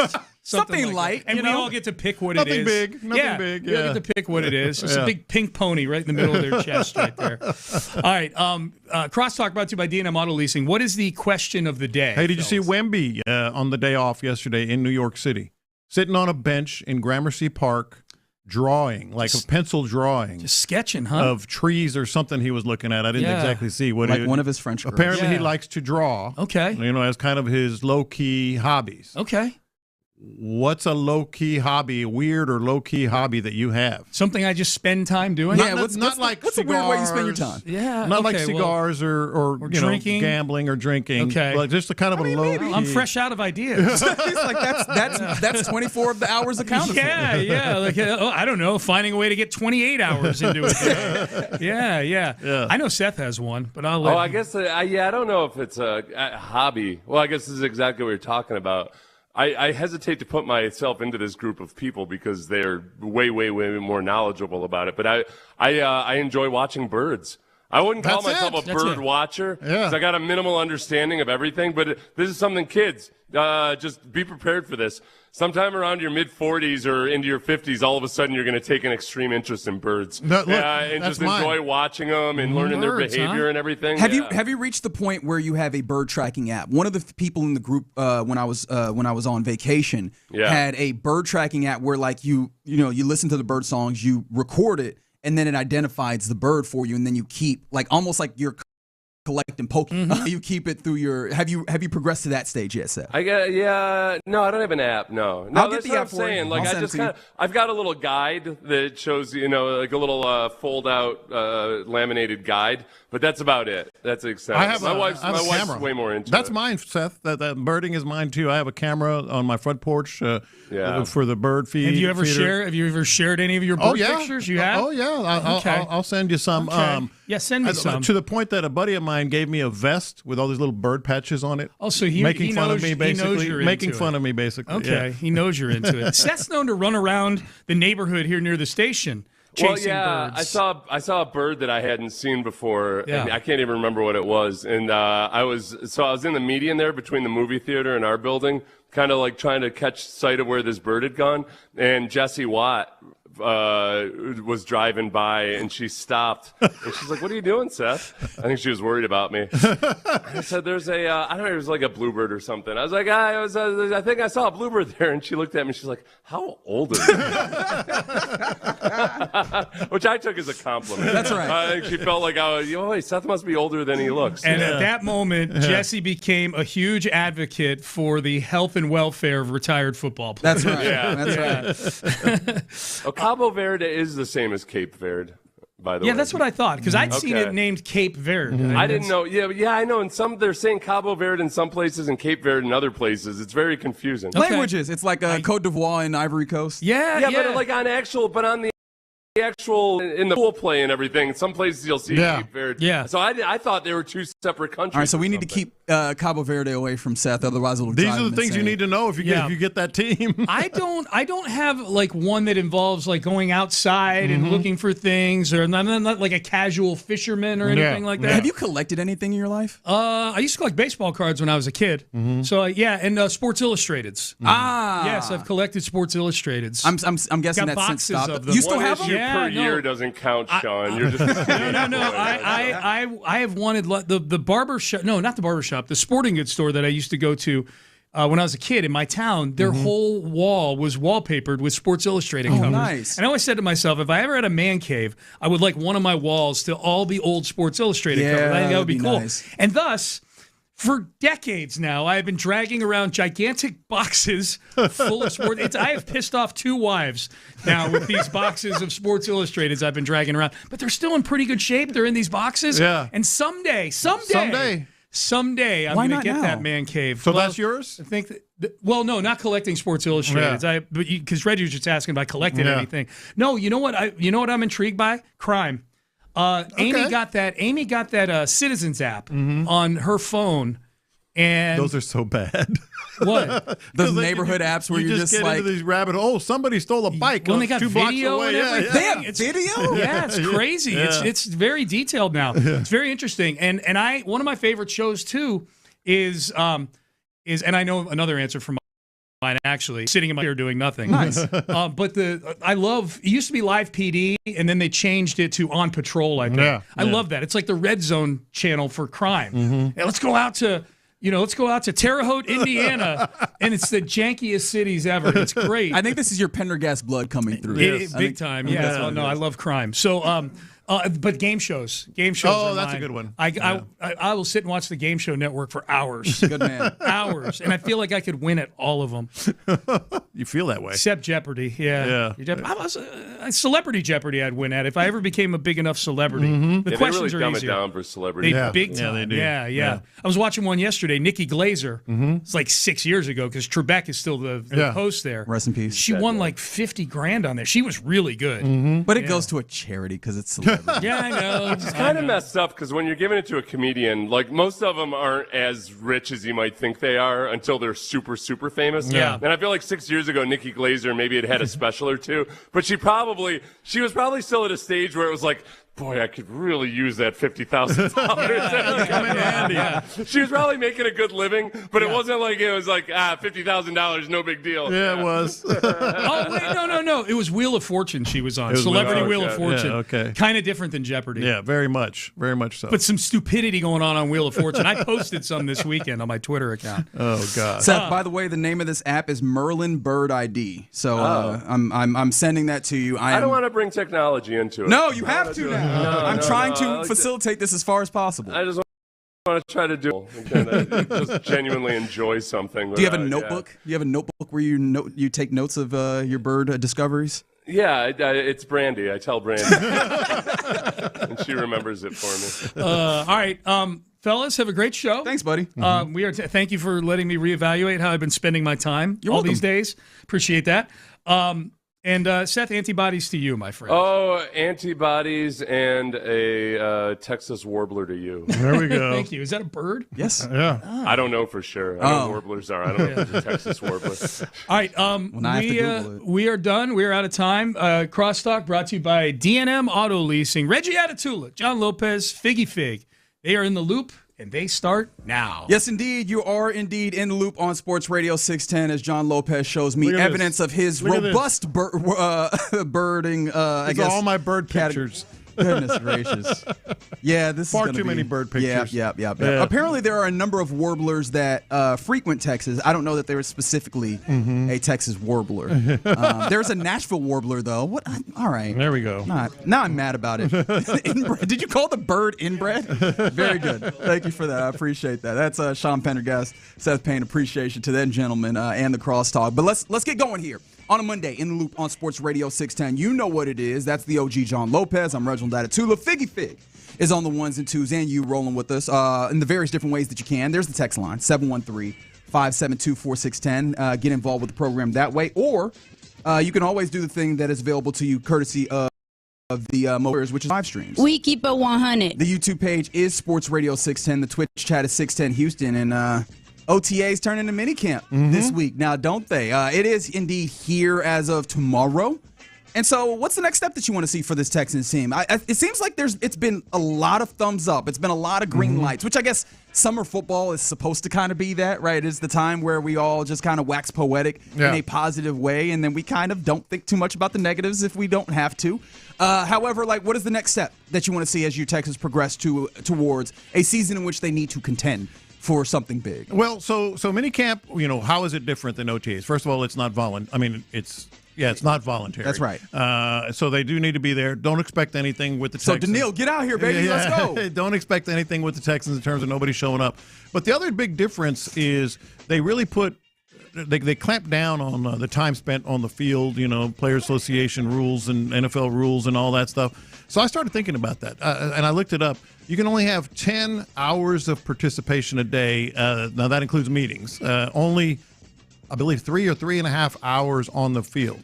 So it did get me thinking about this. All these things that they're throwing, they're spitballing, they're still going to be doing a little bit of that during minicamp because it is just minicamp. It's 3 days.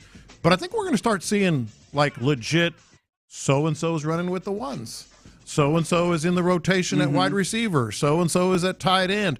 Because there's just not a lot of time. I mean, and that's what you hear D'Amico Ryan say all the time. It's I've called it this in the past, and I do believe it, the most thing, because, yes, it's just minicamp. We can all say that together.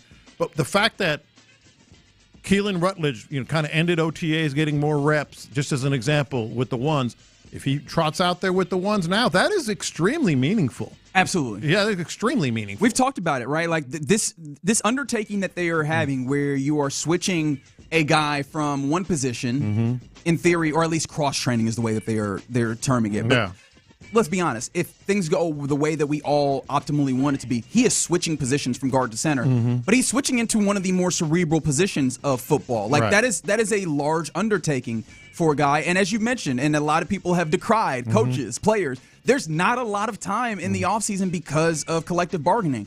You only have so much time to have him in those places to pick up the cerebral. You need to use as much of that time as possible to give him a runway to be capable of handling that position. So any rep that he gets as a one along the people that, in theory, if he is starting, that he will be playing alongside is going to be important. Anytime, to go back to something that Clint had talked about in a way that was a little bit uncomfortable, and as much time as he had with CJ Hand underneath him, right, I think is a good thing because it puts him in a place where he has an opportunity to be comfortable and to hit the ground running as you are going up immediately against some interesting teams. Even if their defenses aren't incredible, you're going up against some good teams early on in the season. And there's other things that, again, you do have to temper it, but it is meaningful. How are they going to handle 11 on 11 reps?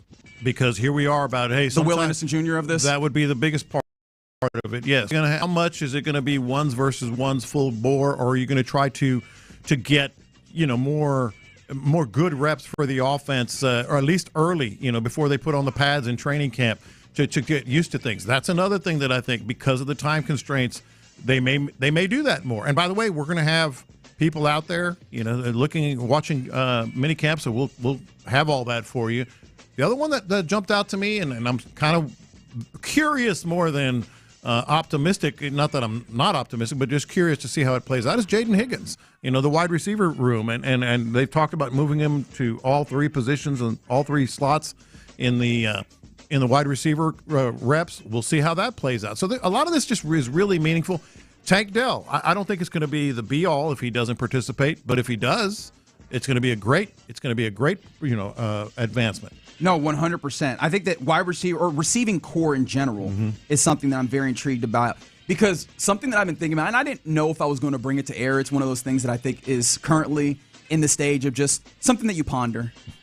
Because, yes, outside of work. You do a lot of pondering. Outside of work, still pondering about this football, as I think a lot of us do, is, do they carry 4 tight ends? And how much do some of these tight ends possibly factor in when we're talking about the wide receiver room and, what the depth is there? Because they have been absolutely glowing about Brevin Jordan. Yeah, that's a good one. And they've been glowing about Brevin Jordan for 3 years straight now. Yeah. He just has had the misfortune of not being available the last couple years.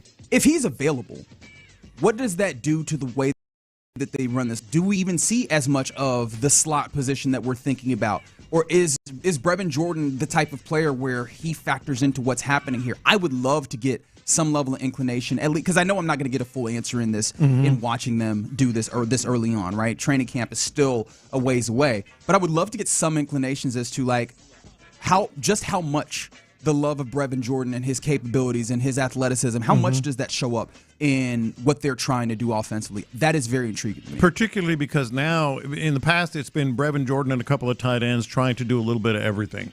Well, that's not the case anymore. He'll have more of a specific role with the 2 tight end and 3 tight end sets.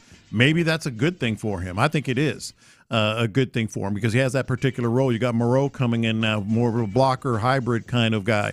Then you have, obviously, you have the draft pick in Marlon Klein to see where he plays it. No, I think that's absolutely the case. Stay healthy and see how they use him, for sure. But the other thing, not a lot of questions on the defensive side, but there is a question at linebacker. There is a question. Yeah, who are and your this depth is guys? this is the time. Much like Keelan Rutledge, all right, who's there? Who is getting those? Because they're not going to waste, all due respect, but just a handful of reps for the guys that aren't really showing anything at the linebacker position. So that's going to be big. Well, I think when you mention the defense, and you're especially like there's obviously the 3 levels, the top level, the secondary. I am interested to see how far along they are in like melding and meshing, because that is one thing that you go 360 days from now or in the past, and we were looking at the Johnson go, ooh, this is really interesting, right? And I do not believe, let me go ahead and nip this in the bud as I've kind of set it up. I do not believe that the addition of Reed Blankenship is going to be anything like what ultimately happened with the C.J. Gardner-Johnson. I think that's fair. Here, right? I want to make that's that sure safe. about that one? That's safe. Yeah, that's well, I guess you can never be sure about anything, but like I feel pretty comfortable in saying that. However, like to what degree does that show up? And I think we'll talk more about this as we go along on today's show. But like, how much better can this be when it comes to that? Because I mean, you had instances where Kalen Bullock was doing a lot of covering, whether it was for C.J. Gardner-Johnson at times seemingly going into business for himself, or there's other safeties that were not as up to the standard, with all due respect to them, right? Reed Blankenship is capable. And what does that unlock in the capabilities within the secondary? I think that you might start to get a little bit of a feel of that as we continue to get more time with them on the field. Yeah, we're just going to start to really understand, is there something to the buzz that we've heard about in the offseason and at OTAs? People who Sebastian Harsh was mentioned. Okay, maybe that's nothing. And we'll start to find out, because if he starts getting reps, same thing with Aiden Fisher, same thing as Wade Wood has. Well, that's going to be an interesting thing in mini camps as well. Now that we have the full complement of Daniil Hunter and everybody, how the reps Rankins, going to play? What do the rotations on the defensive line start to show up? One of the most rotated positions in all of this Texans team. Where are they thinking early on? Obviously, the competition of this will still ultimately tell what's going to happen with this team as we go into training camp in a month or so. But right now, it'd be interesting to just get what are they thinking, or how much they have some ideas. How much of this is just going to be a fluid rotation where we're seeing everybody still get reps early, and how early on are they in this process? Yeah, and the thing about it also is, we hear all this buzz, we talk about all these players, kind of peripherally, and there'll still be some of that during minicamp because they are going to be doing some experimenting. But, players like those that we've mentioned are going to be really, really important. Ultimately, though, and we'll get into this a little later, I'm sure, the C.J. Stroud comfort level. Everybody's just been talking about it so much. How everybody's talking about, he's buying in, he looks great, he's slimmer, all those other things. It's 11 on 11. They're going to go 11 on 11. It's not going to be pads until training camp. But we all know how hard they go, and they go 100%. Yes. So we'll get a good feel for that. And that is, I mean, we saved the best for last in this moment, because all of the early, he's really grabbing. The tempo was looking good, right? He seems to be orchestrating the offense. All that's fine and good in pared down circumstances, and that's a necessary step towards the end goal that we're looking for. But like, you go back to when C.J. Stroud is being introduced to this offense, and they're showing him clips of Tom Brady, and I think we have the audio. We'll play it a little bit later. Him talking about how, it's not going to look like that yet, but eventually. Are we reaching that eventually where now he can use the offense and all of the push and pulls and all the tools of that to get to advantages for this offense? Because that'll be a huge difference from what we saw last year. And this will be an opportunity to see the early iterations of that, hopefully, with minicamp starting tomorrow for your Houston Texans. All right, you're in the loop here on Sports Radio 6. It's a little bit more of an esoteric question, but with ticket prices in the World Cup going up, and also an interesting note for the Texans game in London, are we in danger of losing a generation of sports fans? 713-572-4610. Let's discuss it next. The Drive with Stoerner and Hughley. Is Jaden Higgins one of the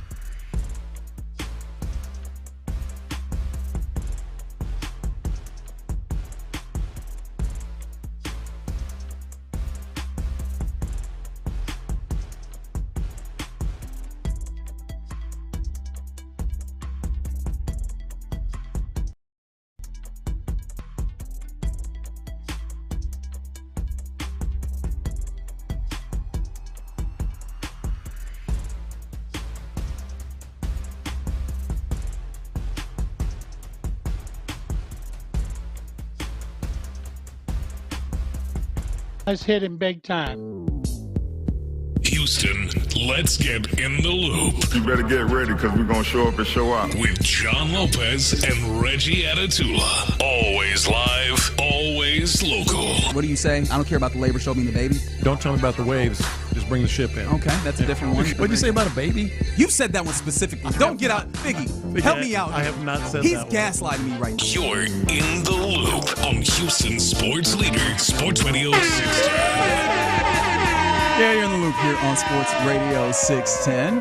That's OG John Lopez. I'm Reginald Atatula. Figgy Fig on the ones and twos, making it sound good. And you rolling with us on the text line, 713-572-4610. Also, the Mokaram and Jewelry live streams on YouTube and Twitch. Somebody said, Mauricio Dubon, smooth move, Astros. He's killing it. He has been cooking. Man. Killing it. He has been absolutely cooking. Yeah. And yet and still, Mm-hmm. You know who you're mad at? Jim Crane. Mm-hmm. Like, that was a money move. That was a point-blank period of money move. Oddly enough, Nick Allen's been fine. He's been more than fine. He hasn't been bad. Yeah. He's been fine when he's played. Even giving you a little bit more offense than I would have imagined by any means. Like, I just thought that, hey, that's a glove. Don't worry about the bat. Yeah. And he is utility guy. And he's come in. He's actually, including last night where he had a hard ball. He's been solid. Yeah, he's been more than good. He hasn't been Mauricio Dubon though. No, I think that's safe to say. That is fair. All right. So obviously World Cup is coming up here soon, and we've been detailing some of the big stories when it comes to World Cup being hosted in North America, specifically with a lot of it in America, and obviously Houston being one of the host cities. And the ticket prices have been absurd. They have been trending downwards a little bit, but because still, they were so absurd. They were absurd for a lot of different reasons. Did you see the stories about some people? Because you know that the FIFA in distributing them, they had people buy different sections or tiers. It was like tier 1, tier 2, tier 3, tier 4. Yeah. There were some people that bought tier 2 tickets that are still in the upper decks of stadiums. Yeah. And it's like, how the hell did this happen? FIFA, just an immensely corrupt organization, being shady in the way they happen. But like getting these tickets has been really tough. But come to find out, over the weekend, we got reporting about an entirely different event, including your Houston Texans when they're going to face off against the Jaguars in London, right? And apparently even the tickets for that game is not selling particularly well. At least it's selling beyond, or rather below, what the expectations would have been, the projections would be for this game at this point. And it kind of brings into question the idea of being able to watch games in person at all and what effect that could have on sports fandom. Yeah, I think... not to be too dramatic here or anything, but sports are dying. I know sports. They're not gonna live. The last thing sports are doing is dying. Okay, all right, my bad. But then I heard Josh, and this is obviously NBA Finals, New York City. It's going to be more expensive. Nevertheless, what are we talking? $7,000-8,000 just to get in? Cheap ticket. The to sit all the way up there with Willis Reed and them, just to get in, and it got me thinking about pricing people out. And I remember very distinctly, I'm sure you guys do too, the very first NFL game I went to as a kid. And I was a teenager, but still as a kid. The very first MLB game I ever went to. By the way, very first NFL game was Oilers against Rams. It was the famous Earl Campbell, decleating and caving in the chest of Isaiah Robertson. Started pretty well, huh? Dang, that was your first game? Very first one. Ever fancy. NFL, and it's still making highlights. My first game was a preseason game. And my first MLB game was Larry Dierker pitching for the Houston Astros against the Montreal Expos. All right, now you just flexing. I see where we're going here. My very first NBA game, which was an ABA game, it was the San Antonio Spurs against the San Diego Conquistadors.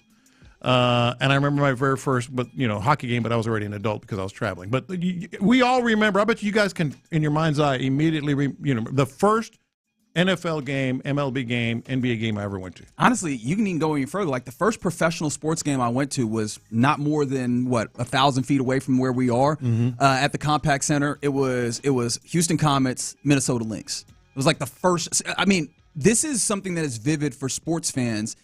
But I think the question that then comes up, because I think what you're establishing is right. Like being in the vicinity, being in the arena, it matters. Feeling the emotion, feeling the energy of the place matters. How much is the question? Because I think that we are in a space, and we have been for maybe a decade or two, where the idea of being able to actually see your favorite team in person is no longer a foregone conclusion, and it's not maybe quote unquote necessary for fandom. Figgy, before we go on, I bet you remember yours.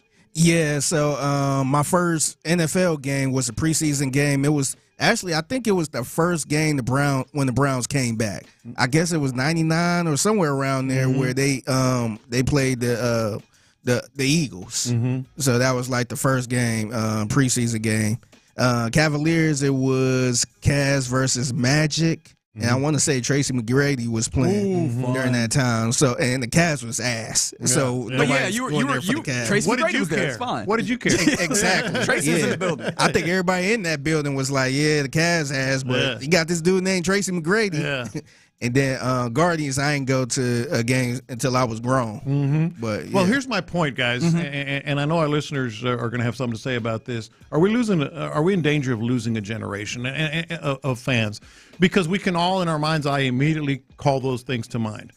And kids these days, I was looking up some numbers even. It's dropped dramatically, the number of, quote, families that go to any game, much less a playoff game, but just any game. And this expands wider because I hadn't thought about this, but on the YouTube page, Adam is mentioning that it extends as far as WWE for them. 2 years ago, could be at Center, sit lower bowl for roughly $150. Last time he came, ticket was upwards of $300. Like it's doubled there. And so like the experiences that I think crystallize fandom, like I don't think that they generate fandom, but I think they help crystallize fandom. They're not as accessible. However, I do think that the TV product has gotten so good that like fandom can be sustained there. The question I have though is now with the way that TV is going, is that now where we lose the generation? Because it's so hard to get games, so hard to get access there as well, where, hey man, am I actually watching this game or am I just going to like get some highlight on TikTok or whatever? And does that pull me further away from building the relationship? Because it's not about my team won. I mean, sometimes, in fact, I remember one of my favorite players with the Rockets when I was growing up was Moochie Norris. For what reason, right? Like just love the name, love the hair. Like, all right, this is cool. And those are the types of things that you don't get just pulling up highlights and clips. That you know, not being able to watch the full experience of the game on TV, or even being able to feel, in addition, the experience of the in-game entertainment and the camaraderie of people and being able to walk through the concourse. Those things you lose more and more as you find more space between the actual events and the people that in theory you want taking part in it. I think it's a combination. I think we can all safely say we became fans because of TV and back in the day magazines or whatever, right? But I think you put it right. It crystallized when you got into that building for the first time. It creates memories. Yeah, exactly. It give you that memory. Yeah, I'm not so sure. There are a number might not be sitting here, but I'm not so sure I'd be sitting here if it wasn't like in those buildings and you're like, I got to be a part of this somehow. Yeah. I got to be a part of this somehow. Same thing with TV. And like my parents, if they had streaming services back then, we wouldn't have none. Whatever's over the air is what I'd watch. That's it. And so hell, it was like that with cable. So much. You would miss so much. Yeah. The average NFL ticket price, not even 10 years ago, was $70 to get in. Right now, it's averaging $205. And you know what's funny? Because we can say this in just like those dollars. It gets scarier when you also do when you're able to do the inflationary conversion of this. Because like you say it's 70, but how much was 70 to the average family there and then compared to like what we're dealing with now? Yeah. And then also, like, as you mentioned, this is the additional part of it that brings it to now. It's not just any game getting in the building. Because you mentioned, right, Figgy, that your first football game is a preseason game. I think there's a lot of families for whom that's the way it goes because it's the way you can get in the building. But there's a difference in watching a preseason game and the number of people who will be like, I was there for this big moment where I was there for a Knicks finals game. How many kids, how many families will be able to say that because it is literally five digits to get into the building? So answer the question: are we in danger? Are we in danger? I think so. The combination, like in danger or what? Losing a generation of fans, the way to be able to do the things that we've been able to do and stay involved lifelong. Now, are we talking about a certain type of fan?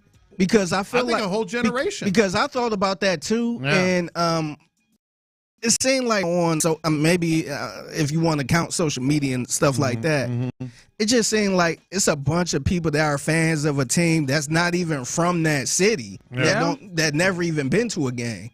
And I want to bring up the whole content creating and stuff like that, people that just follow the team. Hell, I met a bunch of Texans fans that never even lived in Houston. And so I'm just kind of wondering, is that the new type of fans? Yeah. That's a good point, right? Like, is that you can find, I guess, quote unquote, your community in a lot of different places because of the ways in which the internet has shortened the distances from all these places. I just wonder also, and maybe we're not in danger of losing a generation. We're in danger of all of this shifting up in a way that is unintelligible to those of us that grew up of a certain time. And I don't know if that's inherently a bad thing, but I don't know if it's a good thing per se. I think, and losing a generation seems pretty dramatic, but I think it's affecting a generation because not only can they find sports on social media, but they find everything. So their attention might be going elsewhere. Whereas, maybe it would be more focused on sports. I will say, I will say once our generation, because I feel like we're the generation that actually went to games and stuff like that. I think once we kind of phase out, I am curious how other people going to look at this. If they really going to try to pay all this money to go to see a game or just watch it on Amazon Prime and jump on Stream or jump on Spaces on Twitter to talk about it. Well, I actually thought of this yesterday, when we were with my oldest daughter, granddaughter is going on 4, and I thought to myself, I should take her to an Astros game, or her dad should, because that's clearly the relationship you want, that memory you want. And then we were talking, I'm like, not yet. It's too expensive. You know what I mean? And so I'm curious how many double income households with 2 or 3 kids. How often have you has it been a non-starter until maybe it's something very, very special, a birthday or something? How many times have you taken your kids just to catch a game? I bet you it's not very many. Sometimes it's hard for me and my wife want to go to a game sometimes. And then I'll be like, man, these tickets ain't worth that. And exactly. Then you start thinking about traffic and parking and by that time, you done spent a lot of money before you stepped in the building. Yeah. And, I mean, here's the thesis statement right here from the 281. I wish I could take my kids to a game. I make decent money. I just flat out can't afford it. That's it. Yeah. Lots of those. Yeah. And it's not just tickets, by the way. Exactly. It's not just, no, you paying for food, parking, all that type of stuff. Yeah. It's a scary proposition to think about. And you just wonder, like, is the desire to continue to grow the game, are we losing certain aspects of fandom in the process? I feel like they don't care about that part. That's the sad part. The money. That's the sad part. All right, you're in the loop here on Sports Radio 610. Coming up next, let's get to the question of the day, inspired by Victor Wembanyama. In the midst of the finals and in a rough place with his team, to be honest, down 0-2, and with the series swinging back to New York. But he was caught just in Central Park, just Gramercy Park there in New York, just drawing trees as a interesting hobby, as it seems he has a lot of. What's a weird hobby that you have, or just a weird way that you pass time? 713-572-4610. We'll talk about that more next. All right, let's talk about Calci and making it a lot of fun.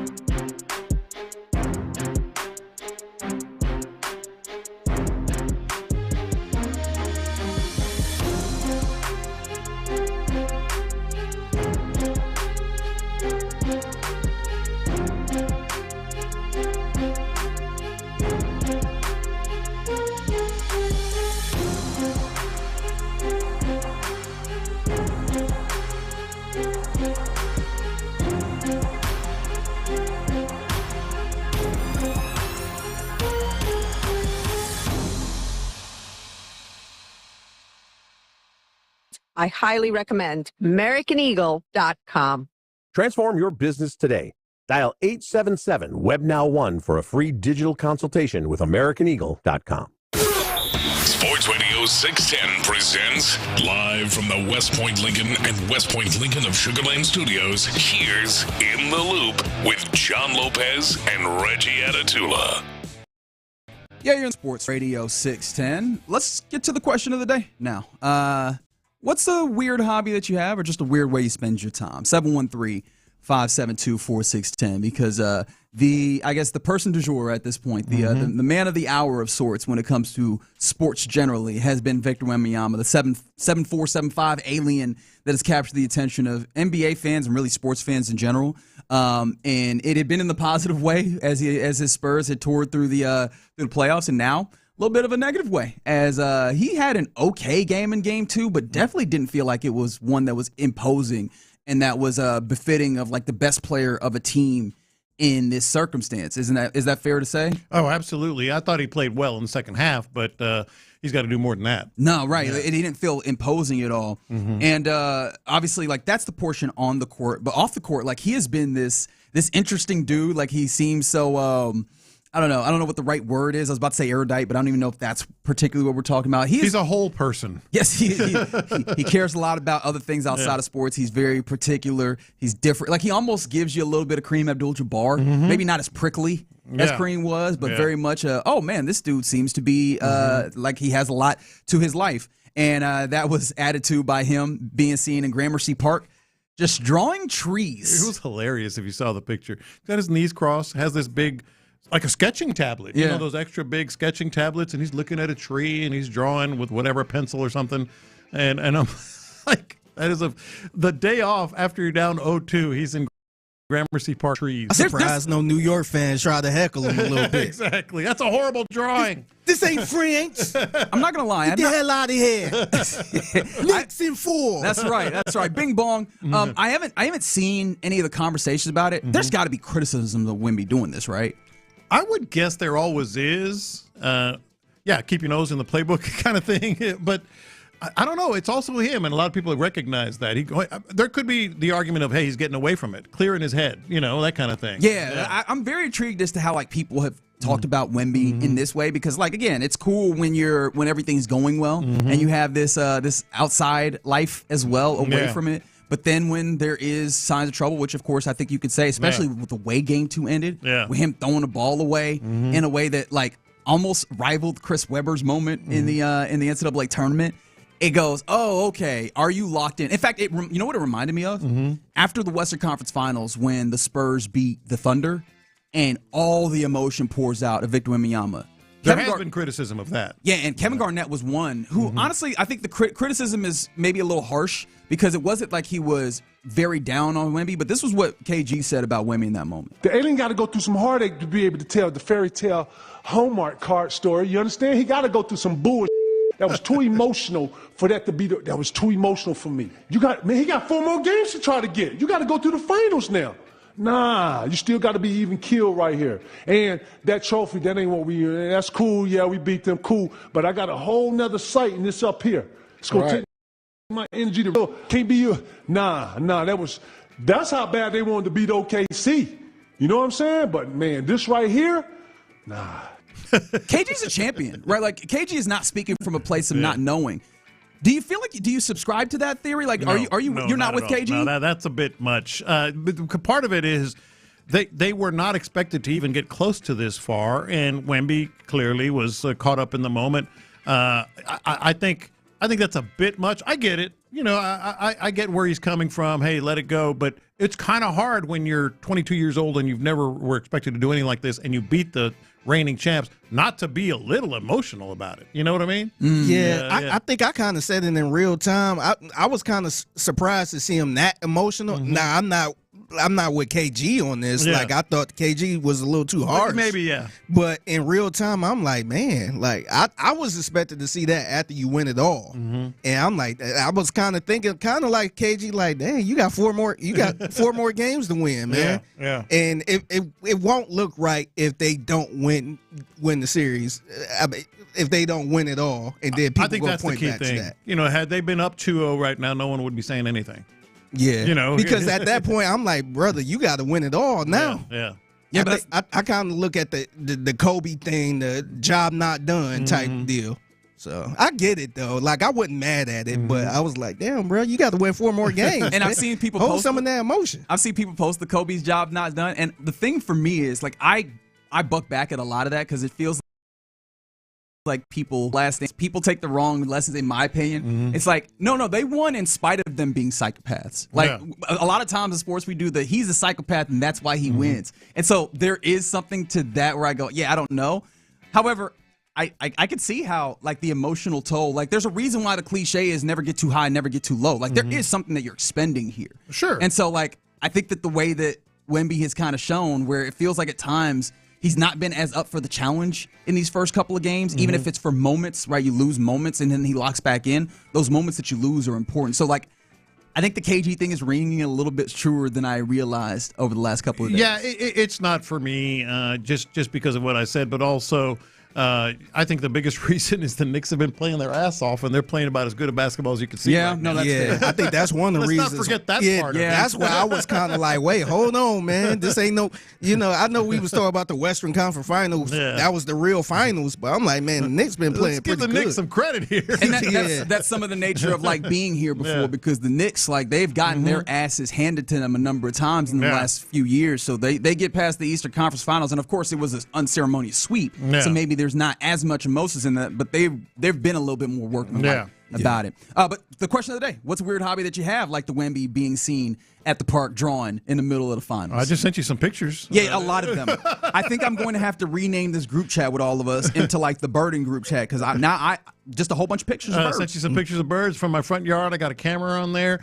I always take pictures. When I was in Costa Rica, we spent a day looking at birds and stuff. I'm not like a hardcore, I can tell you everything about everything. But you got the binoculars. But I got that's a yellow warbler. They're indigenous to Kentucky. I know and a Ohio. lot of birds. I know a lot of birds, but I don't know that all of them. No, you need to get to index level. Yeah, I want to be like, hey, Lopez, what's that bird? What's that? Now, water birds, Gulf Coast birds, I can do that. But so that's one. The other one, a texter brought this up, and I'm curious on yours. I do have that stargazing app. So you can see what is up there, in all the constellations and everything.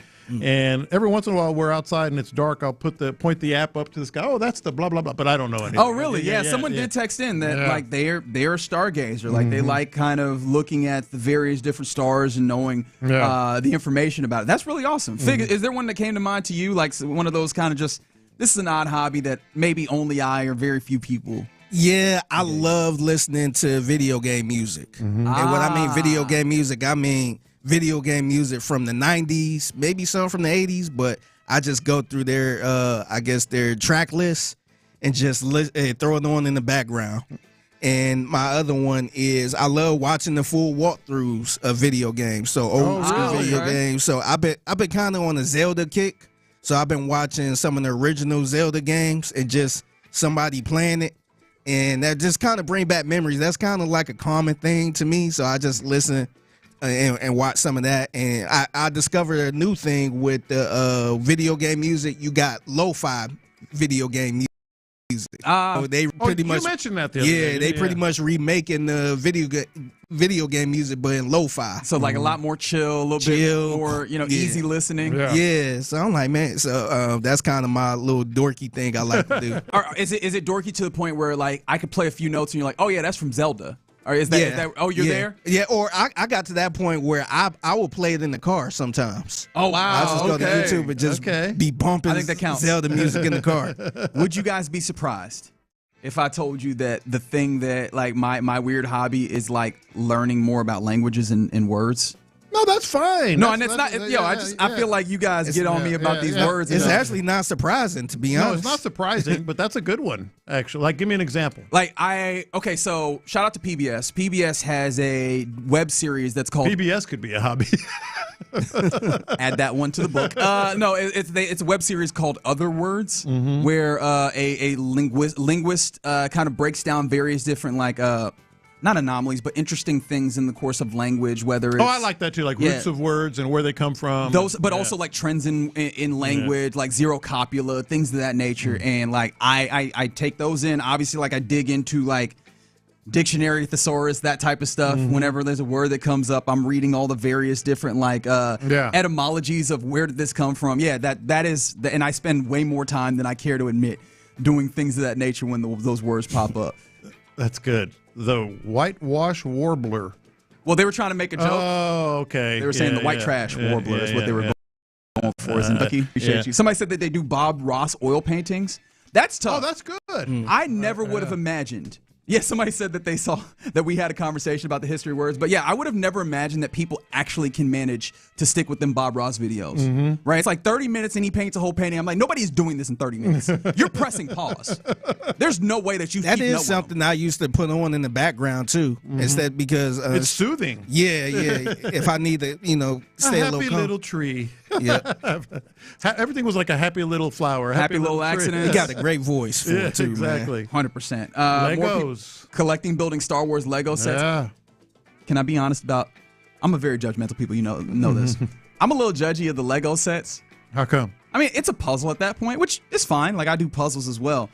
I feel like the idea of the Lego wasn't it supposed to be like here's building blocks and your imagination takes over? I kind of hate that this is now an IKEA set. No, it's supposedly for kids, for their being able to use their hands better and learning and all that stuff. Hey, you want to talk about the prices of those? Oh, those are insane, crazy prices. Yeah, the price of the brick has gone up. Yes. But there you go. Keep those coming in on the text line 713-572-4610. Appreciate you rolling with us on this Monday in the Loop on Sports Radio 610. Coming up next, we've been keeping you up to date with a quarterback dispute that is seemingly coming to some level of end. But also, I'm going to talk more about this. Tickets for Texas Jaguars not selling as high as they should. What does that tell us? Let's go around the NFL next. Nick Caserio shared high praise for QB in his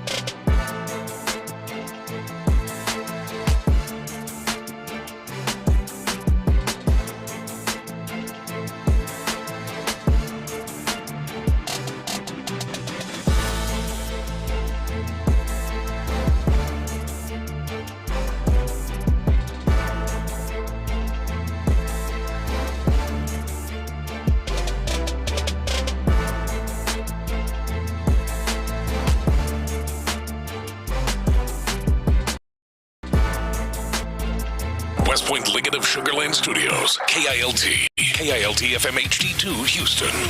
On Odyssey Sports Station, the Texans play here. Let's go around the NFL in the loop style. Why are you smiling? Because I love football. Here's John Lopez and Reggie Adetula. I'm going to tell you all about how much fun you're going to have this season. On Houston sports leader, Sports Radio 610. All right, we're about to go around the NFL here in the loop, but I did not realize what I had wrought during the crosstalk. Buddy, we got 2 whole bird group chats happening right now. Yeah, we do. Including Lopez revealing that he has a specific vest designed for birding. Birding vest. What's your problem? I mean, I don't have a problem. I am what do it astonished do? by learning. Nothing. Just fashion? It's got the bird images and some of the places you've been to look at birds. It lets stuff. people know that I will not be moving quickly. I am meandering, looking at and listening to birds. That's a good. Yeah, it's like a traffic cone. Yeah, Slow down. It is high visibility vest except for birds. To be fair, it was more of a gag gift because I have a buddy of mine, Captain Dean from the podcast. Ah, yes, good old He's Captain like, Dean. You care too much about birds. I'm like, okay. Yeah, apparently that hey, what's your weird hobby? Mm-hmm. Y'all got great answers for that. Apparently, you see the vest, Figgy? Yeah, I just saw it. Yeah. It looks like he's a Boy Scout. It looks like a Boy Scout vest with the patches. This really was. We did have a little tangent off of that though. Like, there's not a Houston athlete right now that you would even get close to maybe criticizing as, hey, where are your priorities? Everybody's pretty, stock and barrel. No run-of-the-mill diversions, athlete. no distractions. Texans, of course, I don't think there's any. Rockets? I think the closest you probably get is Kevin Durant because of his other ventures, but I think he's Kevin Durant. He's kind of unassailable in that. Yeah. Astros? You see him hiding behind them bushes? Buddy, we'll bring that up in What's Poppin'. Because I have questions about what that is and what that means. I didn't know if that was too much in the streets or not, man, because I was going to bring it up before. That's what What's Poppin' exists for. Yeah, exactly. or at the very least, it could go in a mixtape. We going to talk about it, though. All right, what we should also talk about is what's happening around the NFL, where we mentioned this a little earlier in the program, asking about what is happening with fandom in sports and where it could go. But we should just talk about the fact that the Texans, for the first time in 8 years, are playing overseas, and those tickets apparently aren't moving right now. Mm-hmm. There's plenty of tickets apparently still available for Texans-Jags that's being hosted at Wembley Stadium in London. I know personally someone that's already gotten their tickets, but I do know that apparently the process was a little bit more obscure, or opaque is rather the word that I was looking for, than one might imagine, or the last time that the Texans had played overseas. I don't know how much that factors in. What would you, or at least what would you imagine if you're just hypothetically trying to figure out what to attribute the lack of seeming interest for this game right now? We brought up almost an hour ago. Money, man. I don't think it's that complicated. Yeah. It really isn't. My prices are ridiculous. You can prioritize. Keep in mind they have some other really good road trips this year. So if you're going to say, hey, we're going to take one big road trip, you can maybe go to Green Bay for a lot less than going to England. The trip alone is a ticket right there. Exactly. So I'm sure them people probably like, we'll just find a bar and watch the game. I don't think it's as complicated as people may want to say. It's the prices. Okay. It's the prices. No, fair enough. It's been, the tickets have been on sale since May 29th, technically. And there's still large blocks of seats together. I think Pro Football Talk has it that you could find blocks of 12 seats together easily. I saw that. Which me and my 11 buddies are going to London to watch a game. That's right. Okay, the question I'll ask just to make sure that we wrap this up properly. You don't think that this says anything about people's excitement for the Texans in general? Because, again, this is one of our early instances of being able to tap into what the ticket market is saying about interest in the Texans and their viability. Well, certainly not here. We know the optimism and excitement is off the charts. Maybe a little bit outside of outside of Houston and in particular in Europe. People may not be as in on the Texans over there as we are here. That's always been a question for me, is like, how far does the Texans brand, especially one that is relatively new in the NFL, maybe not as big as some other brands, how far does it go overseas. And that is, I mean, this isn't going to be the end-all, be-all of it, but that is one of the things I was wondering. Because the Jags, obviously, I wouldn't say that their brand is huge, but they've just been in London a whole bunch. Mm-hmm. And even then, right, and there is something to be said that if there are Jags fans, this would be one of interest that I imagine that they would want to snap up, right? You would think. Yeah, you would think, but I think you nailed it. I mean, the Texans being they haven't won anything. They haven't created that. I mean, they've won a lot, but not anything of note. So they haven't created that buzz like, hey, I got to go see the AFC champions or the Super Bowl champions or whatever. And there's also this point or a question to ask.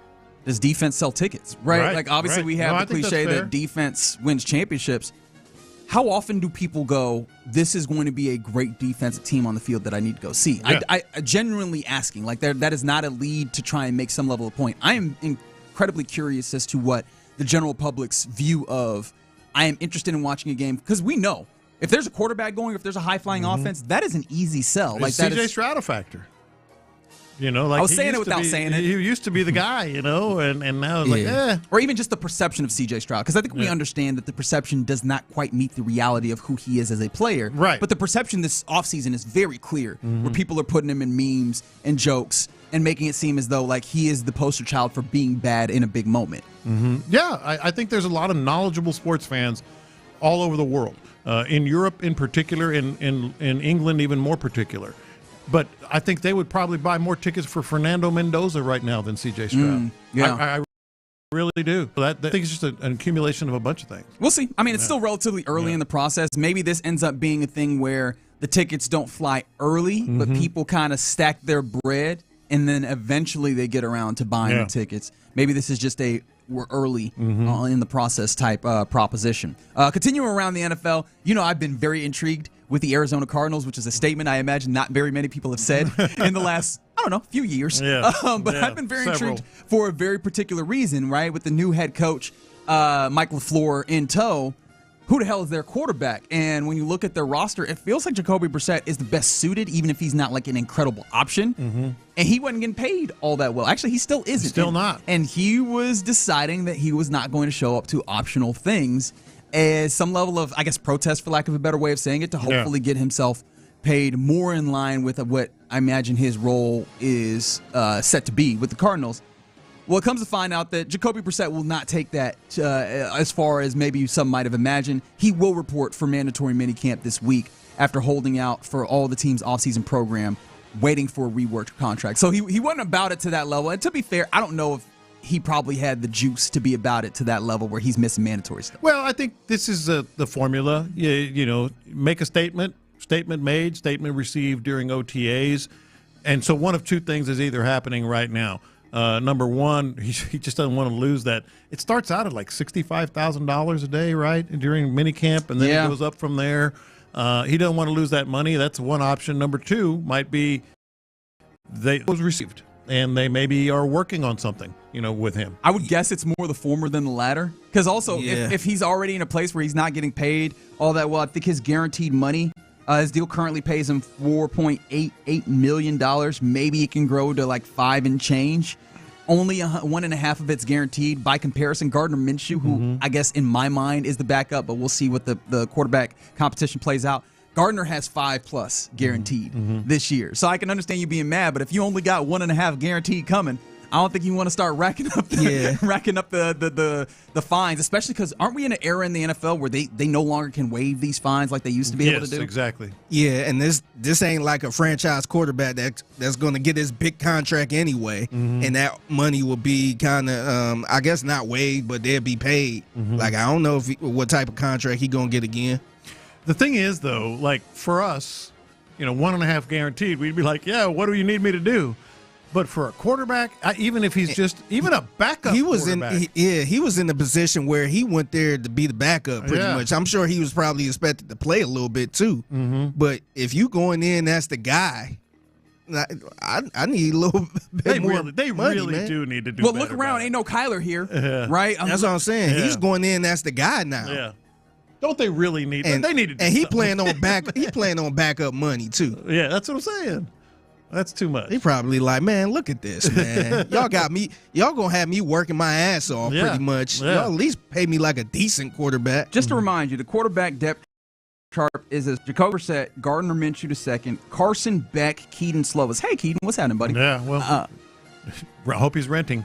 You know what I mean? You know what I mean? Like I also would be like, hey, we could add a little bit more here, right? We can, let's be reasonable. Yeah. But yeah, he will show up to camp and not lose any money. All right. Speaking of camp, mandatory minicamp starts this week in the NFL, all the way around the NFL. There's storylines to account for all the way around the NFL. Obviously, we have the things that we're watching.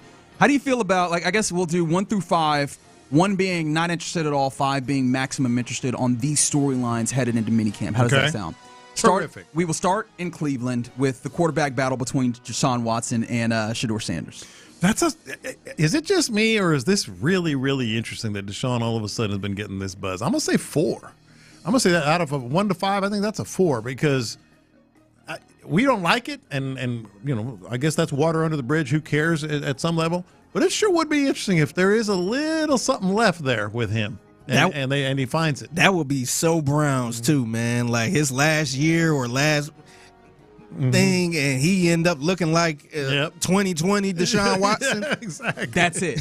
There's one more year on that contract. Yeah. And David Mulligan gonna be rubbing his hands like Birdman. They actually get him out here. He actually plays, and if he, God forbid, actually looks decent, what do the Cleveland Browns do? Because that would be the most hilarious circumstance for the Browns to find themselves in. Yeah. Where you got a young quarterback at Shedeur. I didn't view him as like a starter for a long period of time, anyways. But then you put yourself in an even more difficult situation. Want to extend the nasty man? Let's double up. Let's run it back. Would you like to make that mistake? It will be interesting. Let's say you do have a good year. I'm wondering what other teams will kind of line up like, hey, I wouldn't mind it. That's an interesting thought to think about as well, right? Like let's put ourselves in the end game where Deshaun Watson actually has a resurgent year. There's teams that need quarterbacks. Now, there's a lot of them that are seemingly coming out of the draft.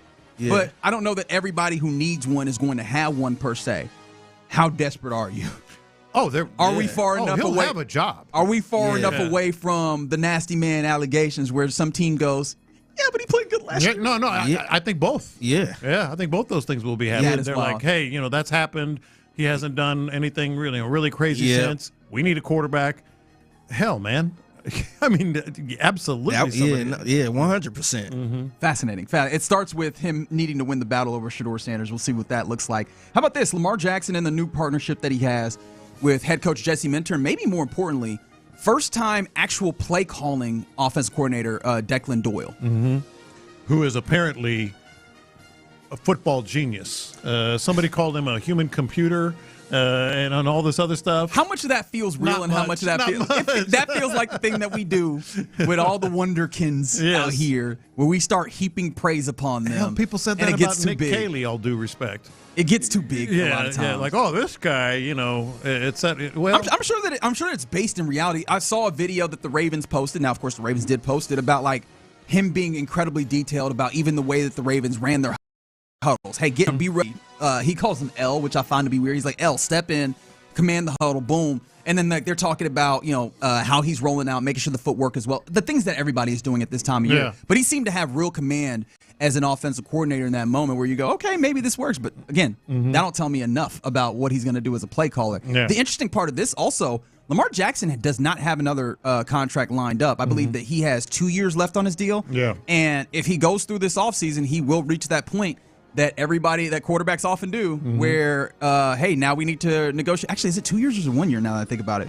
But he is coming up on, they need to figure out what they're doing contract-wise. So I think this is also very interesting. How does this work out? How does this partnership look? And do they get a deal done? Because if we're working off of the conventional wisdom that we have, that might be another dude that you're contending with, for so to say, when it comes to the possibility of a C.J. Stroud extension. Oh, yeah. I think that's absolutely going to be in play. Obviously, we'll see. And things are trending toward, nothing happening with C.J. Stroud this year. Then it gets even more interesting because there will be other deals made, and Lamar's going to be in the game as well. So what was the number you gave us? Sorry, I forgot. For what? For Lamar Jackson and the new partnerships that he has with the coaches. That's one of the... Oh, I didn't even give you a number on that. Camps. 3. Okay. I think it's a 3. Solid 3. Interesting, but, it's still Lamar Jackson. We'll see how it plays out. How about the Joe Brady era in Buffalo? He takes over after Sean McDermott was fired. He moves from OC to Big Dog. Right? How many of the oddities offensively were Joe Brady joined, or how many were foisted upon him? Can they put together an offense? I'm gonna usurp you here. I think this is a 4 for me. Yeah, I'm gonna say 4 as well. Especially because that's week 1 opponent. And that it's the Bills and the clock is ticking, and is Josh Allen ever going to get it done? Well, now you got your guy there, so we'll see how it plays out. I think there are some people that are even, and I don't know. I think this is outsized belief, but there's some people that go, depending on how this goes, could you in the near future see Josh Allen become disillusioned? Oh, for sure. I think that's part of it. There's a level of frustration right there, whether it's voiced or not. If it doesn't work now, when is it going to work? And will he feel like he's going to need to be in another place somehow?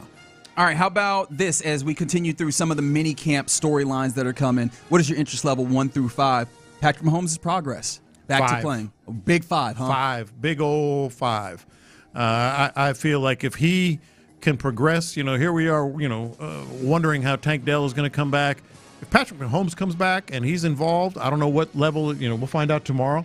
What level he's going to participate, that is enormous for the Chiefs. Yeah, no, I think that. Yeah. I'm and probably, the AFC. I would have gone 4, but I understand why you got 5 because it's a different team. Even if Justin Fields, I know they have Justin Fields as the insurance policy, but that's entirely different than what we're talking about. Year 1, you don't have everything available, and 2, Patrick Mahomes is that type of quarterback that not only you can do everything, right? You can use the whole playbook. He elevates what you're doing, and I'm still looking at their wide receiver room going, is this enough? Like, is this exactly what you want? And how does that play if you have Justin Fields for any number of games versus Patrick Mahomes available for all? But with Patrick Mahomes, don't you look at that receiver room a little different? Yeah, exactly. That's what I'm saying. I think that might be the difference between viewing Kansas City as like issue that you're dealing with the AFC again, or maybe a team that is in that same category, maybe a step below the highest contenders. Do it mean anything that I guess they got Eric Bieniemy back? Do that make a big difference? I really and truly do, because I know that I'm bigger on this than you are. I think that Andy Reid, we've seen a slight downturn in some of the schematic things that the Chiefs do offensively, and I do wonder if Eric Bieniemy might help kind of shift some of the ideas into a place where they're cooking on all cylinders again. Like sometimes you just need a little bit of a change in a new voice, even if it's an old new voice that comes in and gives you a little bit of something. I do think that also there's a working relationship that's already developed.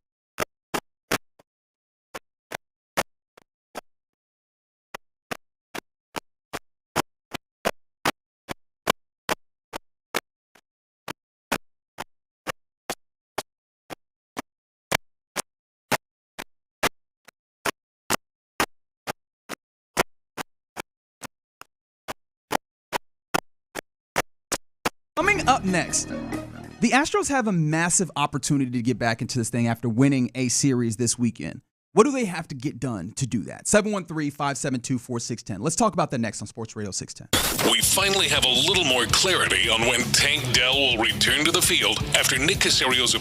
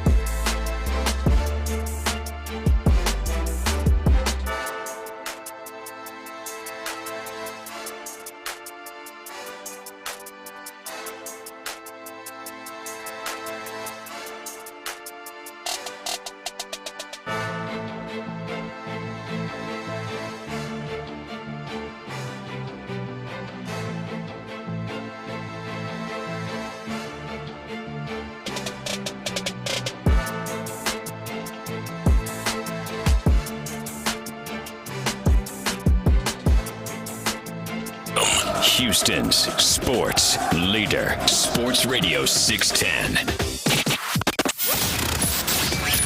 In the Loop is powered by Mokaram Injury Lawyers. Heard in an accident?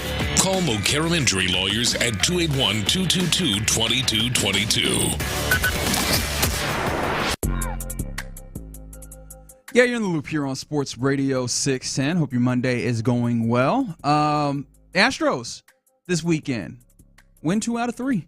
Honestly, I was hoping that when they won the first 2, I was like, oh, this is nice. You might get really. Now they do gain a little bit of ground, winning a couple versus the A's, including the 13-run banger on Saturday. But I mean, we're starting to get to like now or never time, for lack of a better way. Well, we're getting some signs. We're getting some windows of opportunity, including starting now. You know, obviously they did. Obviously, you did well getting another series.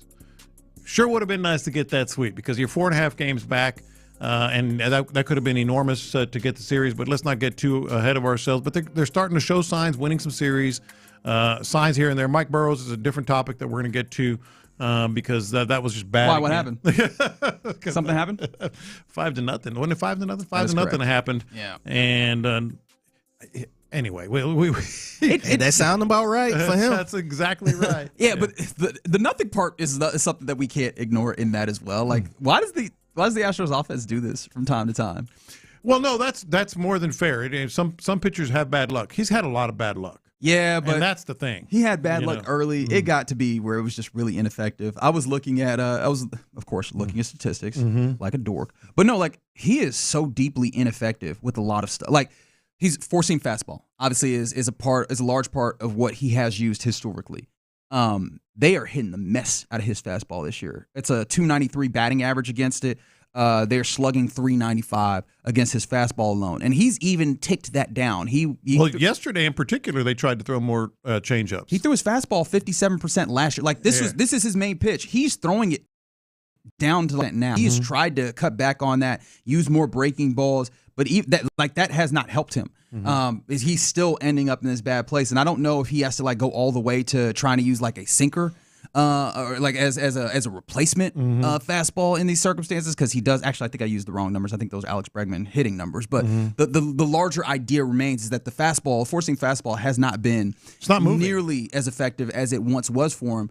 And so the idea of even like trying to tinker in the ways that like you say Kikuchi, which interesting enough is a comparison, the way that their numbers look, you say in 2025 would be a comparison. And so you go, does the Astros car wash work? But I don't know, how do you fix?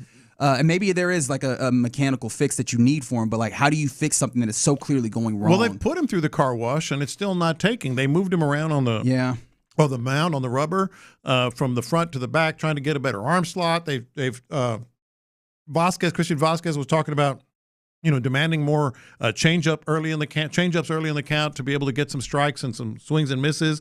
They have put him through all kinds of different paces, trying to and techniques and adjustments, trying to get him right, and he's still not right.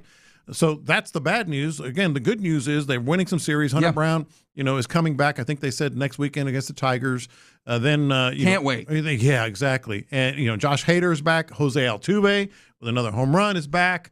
So some good things are happening. I think the best thing going on with the Astros right now, as you're starting to play, slightly better baseball. Again, you're still 7 games under 500, but I think we can all agree they're playing slightly better baseball. They're playing more consistent. You're getting to the weakest part of the schedule. June, in general, is a very workable schedule. The next 6 games, you're playing 2 last-place teams.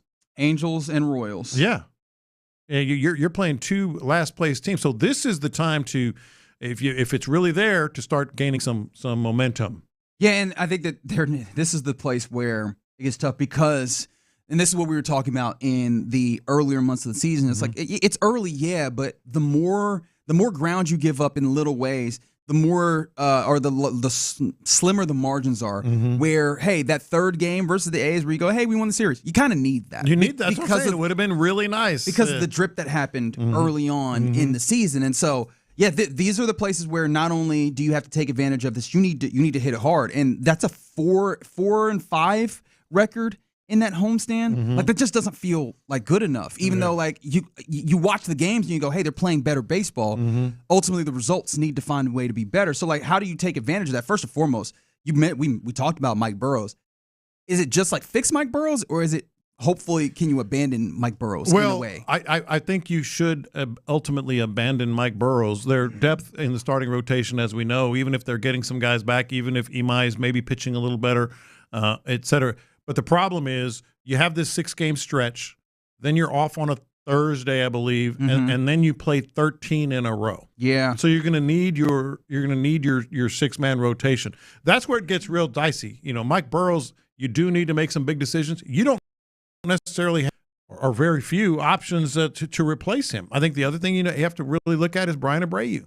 You know, if you're going to end up at the back end of these games, you can't necessarily risk Abreu. So there are some things that they need to get done. No, I think that's fair. I think one of the things is, hey man, I need to see like some of these bats leveling out. Like Isaac Paredes has been bottom of the order is starting to really not look great. Yeah, that's a fair point. Which the addition of Lamont Wade Jr. helps continue some of this. I mean, Cam Smith when he plays is kind of in the middle of the order, but you do need to find a way to turn some of this over back to the top. But I think also the big bats that you have, I know that Jordan is going to produce, but teams are going to try and pitch around him at times. Christian Walker has produced. Isak is such an interesting proposition because he's batting like in the 240s, and this has ticked up in the last couple of weeks. But I was actually talking about this with Fig earlier. Last week, Isak was absolutely on fire. Yeah. The week prior, not so much. And so, like, I don't know if this is even fair or not, but I kind of need you to be more consistent on that, like being the threat. That's fair. That's fair. Absolutely, because you're talking about. As I mentioned, the bottom of the order right now, who knows where Cam Smith has been going through some of that, the up and down and stuff. And to be fair, that's the nature of baseball. Like, how many lineups do you know where you go 1 through 8, 9, and you just go deal with it, pitchers, right? Yeah. There is the nature of there's going to be the ebbs and flows in your lineup. But the thing is, when you get to the heart of lineup, they need to be killers. And Jordan's a killer. Has exhibited himself as a killer. Isaac Paredes. There's killer tendencies, but it has, and some of this is like he's had some bad luck. I will quote a stat that I know will make your eyes glaze over, but batting average on balls in play, right? When you're putting the ball in play, what are you doing? And usually, like you're trying to get to that 300 mark. Is about where average is. He's been below. Especially before this last week, he's been below 300, like 240, or he's given up like 43 points when it comes to where you would probably say he's been unlucky putting the ball in play at times. Maybe even some of that, like find a way to get lucky. I don't know if it's rubbing some ball guy's head. I don't know what it is, right? Get some rabbit's feet. Like that might be some of it too. Is like just finding a little bit of luck for this team would be really helpful. No, I think that's fair with him as well because he pulls the ball so much too. When he doesn't, when he pulls the ball, the defense really knows how to hit even hard hit balls, how to field even hard hit balls, and where to play them, etc. So it's not in his nature to spray the ball around, but maybe try to do. And I know they're working on that. I don't even know if he can. Literally, he hits more foul balls down the left field line than I've ever seen. Correct. I mean, it's crazy. All his home runs are to the left field porch. Like he has but such that's a tell. That's a giveaway. And it's kind of what's necessary because it's not like he's got crazy crazy power. It's just he has it. He pulls the ball. He has it dialed in, and so maybe it is just hey, can we get more lucky with him? Are there any other things that you're like, hey, I need the Astros to do this in order to take the most advantage? Well, of I mentioned the bottom of the lineup: Cam Smith batting .219 with an OPS of .658. Jake Myers .220 OPS of 6. Right. What am I supposed to do with the Jake Myers of this all? Again, you've got to figure out some combination of these guys. Bryce Matthews .199. With an OPS of .569. Just go down the list. Hell, Christian Vasquez, we're hailing him as, what a great year. And as a catcher, he is having a great year, even offensively. But even that is .244 batting average, OPS of .684. You're giving away outs at the bottom of the lineup. Can't do that when you're trying to make some kind of run against an easier part of the schedule. No, for sure. You mentioned the bat of a catcher. Somebody said, "Let's if Diaz came back tomorrow, does he automatically become your number one catcher again?" And no, I just can't. I've seen the difference in the way the games are called. I know for you, being able to steady the traffic on the base paths. Vasquez has been great. I get the batting average, but catchers don't generally, you don't count on them too much for hitting offense, on average and OPS and all that. But he's still been he's kind of the leader in the clubhouse, no pun intended, for all these guys toward the bottom of the order. No, that's fair. Honestly, it might just be keep on trucking, because again, they're just now getting the reinforcements back. You need them to congeal, gel, and all work together. Because again, we're utilizing numbers from times in which they were deeply injured and fighting through these different adversities of trying to find the lineup. I think this might be maybe kind of akin to what we saw with the Texans offensive line. Now that you're getting everybody into the right place, now just hit it full throttle, right? Just pedal to the metal and try and make the most of this. But more importantly, than the it just need to be the what, which is wins need to stack up. Starts with the pitching. We'll see how consistent they can get. And Hunter Brown, I think we're not going to have to worry too much about Hunter Brown. But offensively, keep in mind Correa's still out and will be. Some of these other guys are out. You got to get the bottom of the lineup going. So in the next 6, right? You mentioned Angels, Kansas City, all on the road. 5 wins. 5 does a lot for you. It's hard to expect 5. If you can get to 4, expect 4. Would love 5. Yes, exactly. I think I'm with you there. And then the entire month of June, not only do they have those last place teams, coming up in the next 6, but they have the Tigers a lot. They have the Twins, I believe. June is a huge month for them. Yeah, the Tigers are a number of games behind. They're 8 games behind 500. You said who else is in there? The Twins, I believe. Let's see who else. The Twins are 7 games below 500. Now they do have the Guardians mixed in. Yeah, the Guardians are 7 games above 500, and I think that they are the first game first series that you have back at home after the 6-game road trip. But there's some series that you need to straight up win them as a baseline and maybe get some sweeps on here as you try and claw your way back. 4.5 games back still of the top of the West because the Mariners they've won 7 of their last 10, right? So you need that. But I hadn't actually looked at the wild card. You're still 3 games back in the wild card as well. It needs to turn up. This isn't just going to be you're slowly going to make your way back, because as much as we've talked about, you're still close in the games back in the wild card. There is a lot of teams that are all in that glut. And as you know, it can show up as only being a couple games back. But if there's a whole bunch of teams you're asking for to have to lose for you to jump them. So you need to start getting these wins. They need to start stacking them right now, in order for this to be viable. But it is kind of crazy. It's still viable with how ugly it looked early. All right, you're in the loop here on Sports Radio 610. Coming up next, let's get into what's popping, including, hey man, Alex Bregman has looked kind of bad recently. Boy. But then also, there's news on the Texas Tech front that is absolutely flabbergasting in the NCAA landscape. We'll talk about all that next. The Drive with Stu.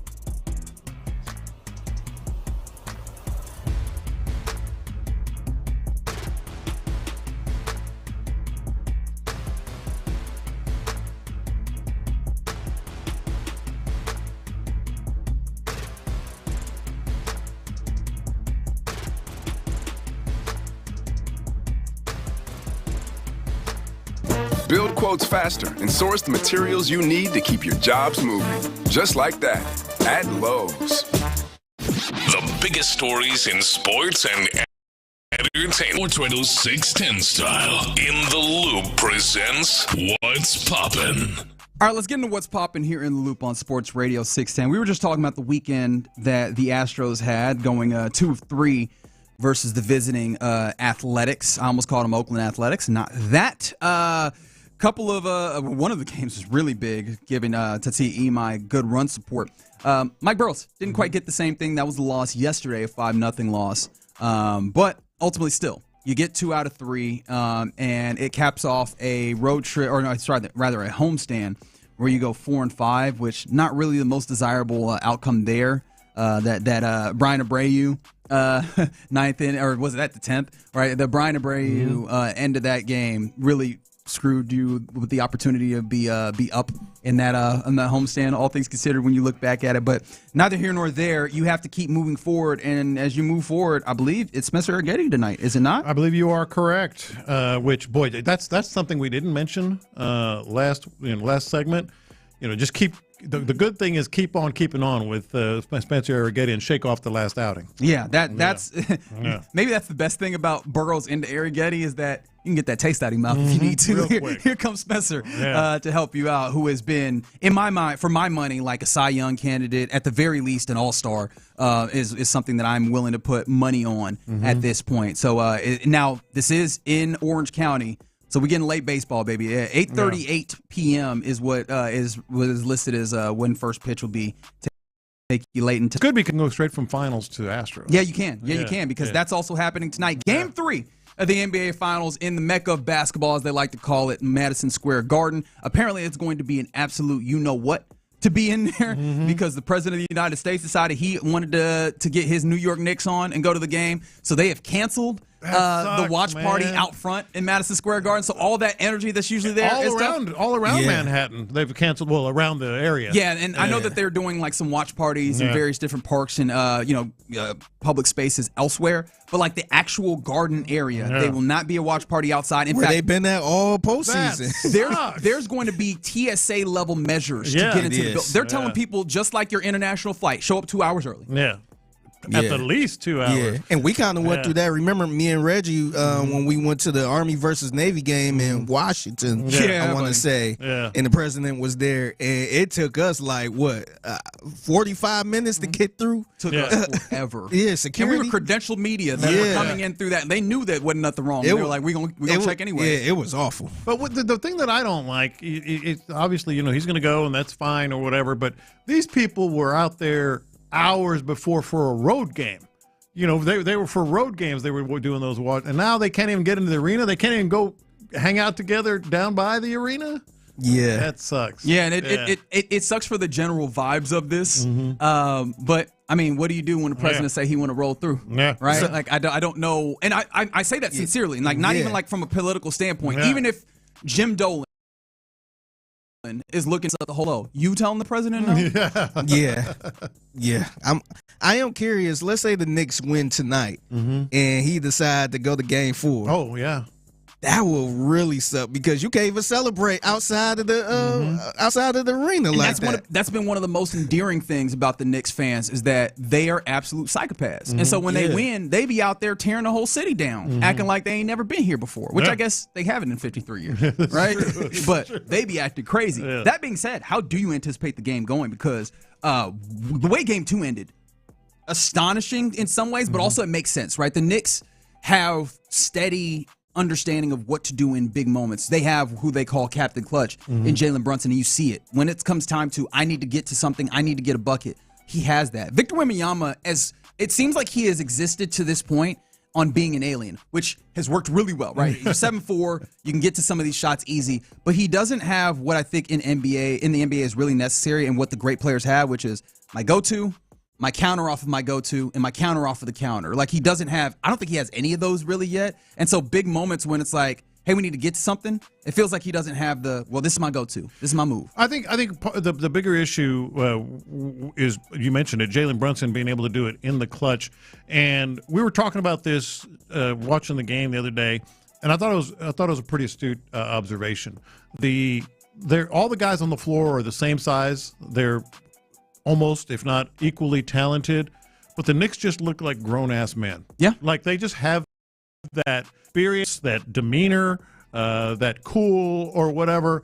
I don't necessarily agree with, the Wembanyama take that he doesn't necessarily have something because it's everything. Yeah, but it's what's the go-to? Like, what's the I can get to this at any given point? What I was going to say is it's more of a mood with him. What is he going to try to do? What is he going to do that particular game? And he's been indecisive in terms of I want to really attack. I want to crash. I want to maybe go outside in. Because he can do all those things. But one thing over another, I think he's capable of them all. It's just a matter of a mood of establishing himself. But that's my thing is like, hey, a lot of these players are capable of doing various different things. Can you get to this at any given point? I think that's the level of the great ones. But outside of that, I think he can get to any of those at any given point. It's just a matter of establishing it and the mindset, the approach. Because when he was attacking late in that game, didn't he have like 24 points in the second half? He did. Yeah, I mean, it was unstoppable. When he was missing his threes in the first half, then he changed it up, but he can make those threes. We've seen him win games with them. Can I ask you, did you place the end of Game 2 at Victor Wembanyama's feet, particularly as they have a 1-point lead, he gets the rebound, and they start the transition, and he throws it at the back of Stephon Castle, who had already checked back for the basketball, but then had turned up court? Well, what I think it came down to two things. One was very obvious, one was not so obvious. The obvious one was that, and you mentioned it, Castle was looking at him for 2 or 3 steps, whatever long that was, and then turned, and Wembanyama was throwing the ball. So it's kind of hard to say, he threw it away. It was a Chris Webber moment or whatever. No, he saw the guy looking at him and threw the ball, but then he turned. That was a bad play. The throw does happen after the turn, and I think that, like, in that moment, that is where maybe you could say some inexperience. Yeah, I don't agree with that. I think he was looking. He showed him his hands even. We've been looking at it right here. And then as Wembanyama dribbles and gets ready to throw, he turns, and he hits him in the back. So that was the most obvious thing, and they could have won the game right there. I think the less obvious thing was the Knicks. The Knicks earlier in the fourth quarter, if not late in the third, were talking about challenging a play, and I forget the exact play, and it would have been the last challenge if I'm remembering it correctly. They didn't do it. But they did do it on the three-pointer attempt that was a no call that was ruled a Spurs ball when the game was tied. That right there, passing up the one challenge to wait and got the other one, that was a potentially 6-point swing. Yeah. And that ends up being very vital in a game that's close. That's that close. At the end of the game. But to answer your question, I'm sorry, go ahead. But to answer your question, that's a wrap. You think? You've always been big on Game 2 matters a big amount. Yeah, you can't win 4 out of 5 against the Knicks. Can't do it. Yeah. We'll see, but that's a big ask. You think the Knicks are going to lose 4 out of 5 games? It's hard to feel like that with what we've seen to this point. Yeah, they didn't this postseason, so it feels like we're getting the validation of the long-held belief in basketball that you have to, kind of have to take your lumps. Mm-hmm. And the Spurs are one of those really good teams that the lumps came all the way in the NBA Finals. But you're seeing the difference between the inexperience and the experience in this. We'll see if they can claw back, if they can find a little bit of a adult to them tonight on ABC. 7:30, I believe, is what it says. You know what it is, probably 7:45. Yeah. It's about when that first tip actually happened. Some other things that are happening, buddy. The NCAA and its ineffective or incapability of actually policing its game is absolutely reaching a fever pitch. As Brendan Sorsby, the Texas Tech transfer quarterback, who has been known and admittedly has gambled a metric buttload of times on his own team, even at various different times. Hell, he was betting once he was transferred to Texas Tech rather. He was betting and sending people money to make the bets because the betting was illegal in Texas. Like, this is the level of betting that happens there. He had obviously been ruled ineligible by the NCAA due to these things. Mm-hmm. They filed for a stay in order to try and hold off, and they have been granted that stay. So technically, he will be eligible. And of course, this is a judge in Lubbock, right? Yeah. With whatever biases you might anticipate being there, but the stay has been granted, and so he is eligible to play now. And unless the litigation of this happens quickly, which has not always been the case with the NCAA, he is going to play while actively being under, investigation or consideration for having gambled a lot on football. People say this a lot, and sometimes it's just for effect or it's not necessarily accurate. I think it's accurate and not for effect this time. This is an absolute joke. This is just an absolute joke. The NCAA knows what Texas Tech is doing here. Texas Tech knows what Texas Tech is doing here. They found a friendly judge. They're going to get him eligible. We'll see how it plays out. It just reeks. It stinks to high heaven. This is what the judge said. And when he ruled in the temporary injunction, he said, "This court finds that the applicant has demonstrated that he will suffer a probable, imminent, and irreparable injury if this court does not issue this temporary injunction." Yeah.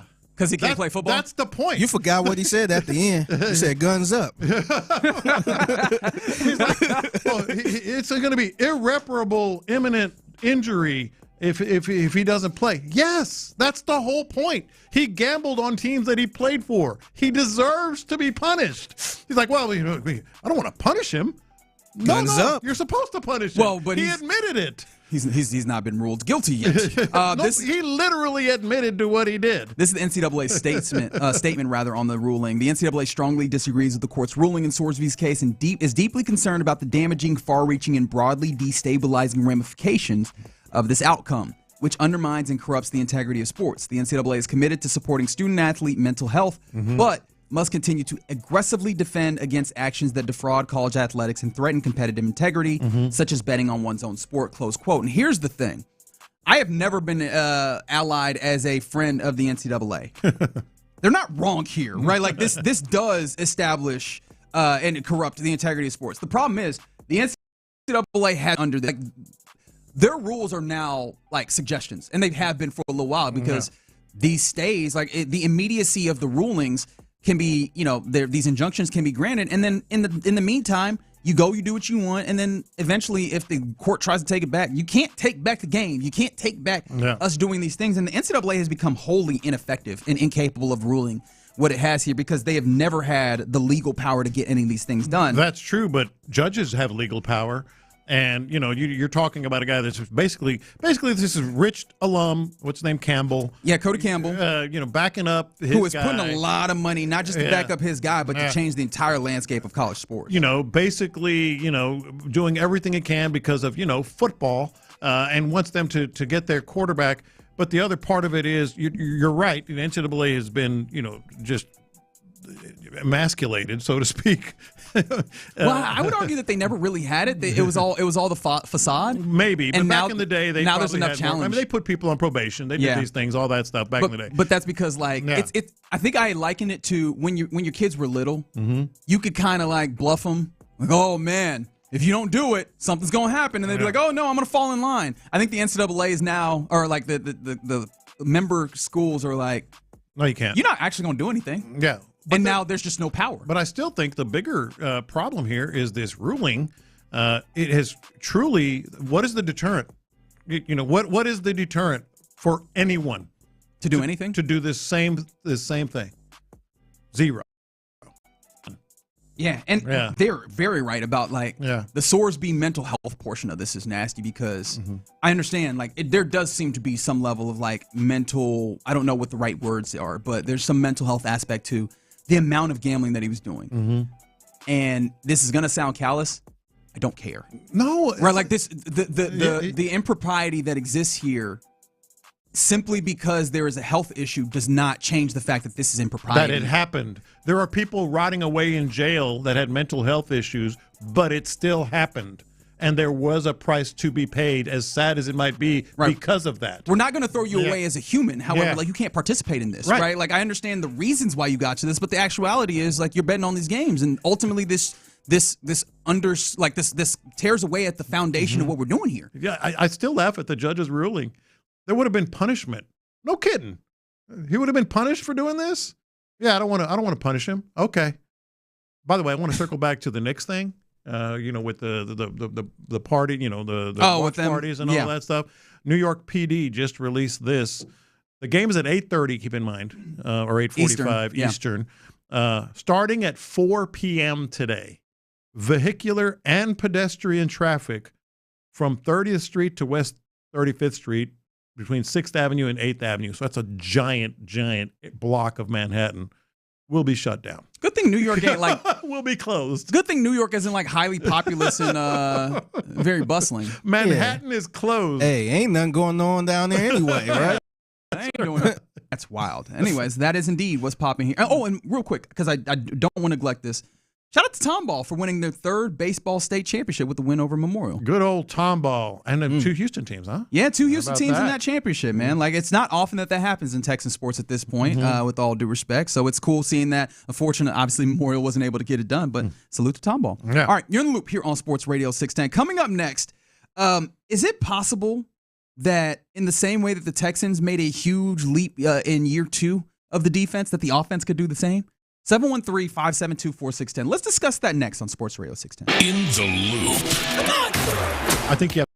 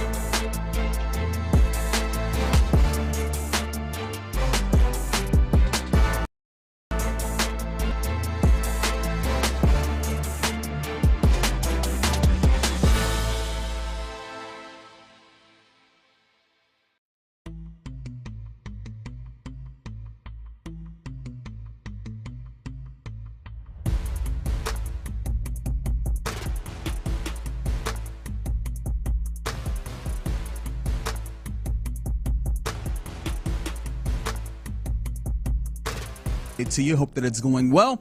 You heard the big voice, man. That's John Lopez.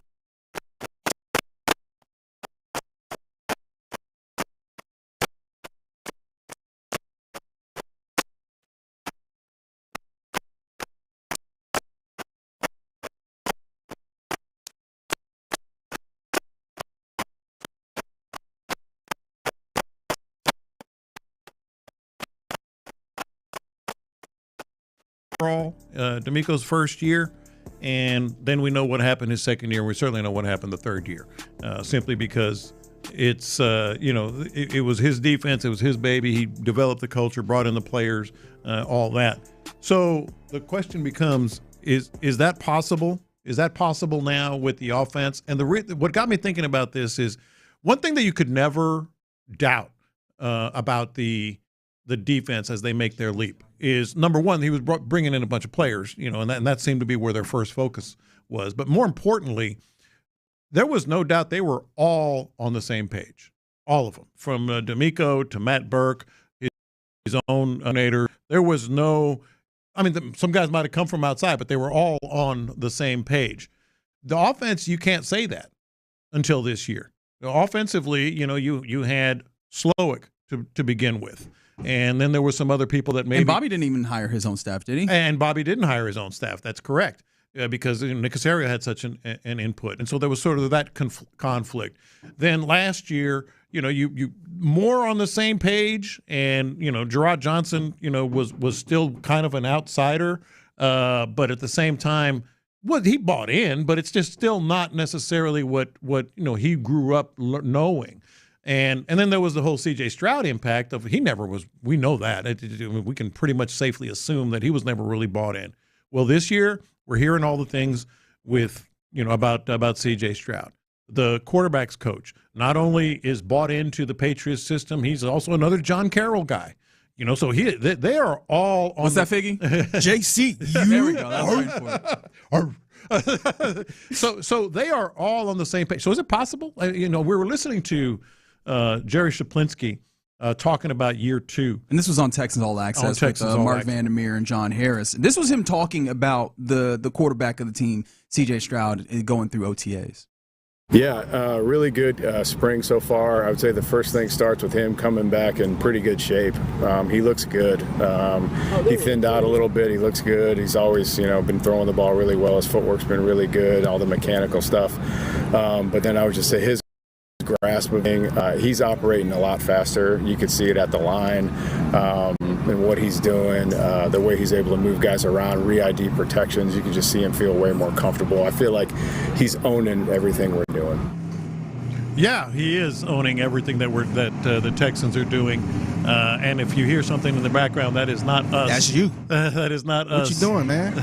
That is some. What'd you eat for lunch, my boy? That's crazy. Ooh, boy, that's coming back on me a little bit. But it sounds like they're cutting through the wall. There's some drilling going on. They're about to pop through the wall like the Kool-Aid Man right now. I'm not gonna lie. The wall next to us. But okay, so here's the thing, and I think we can all relate to this.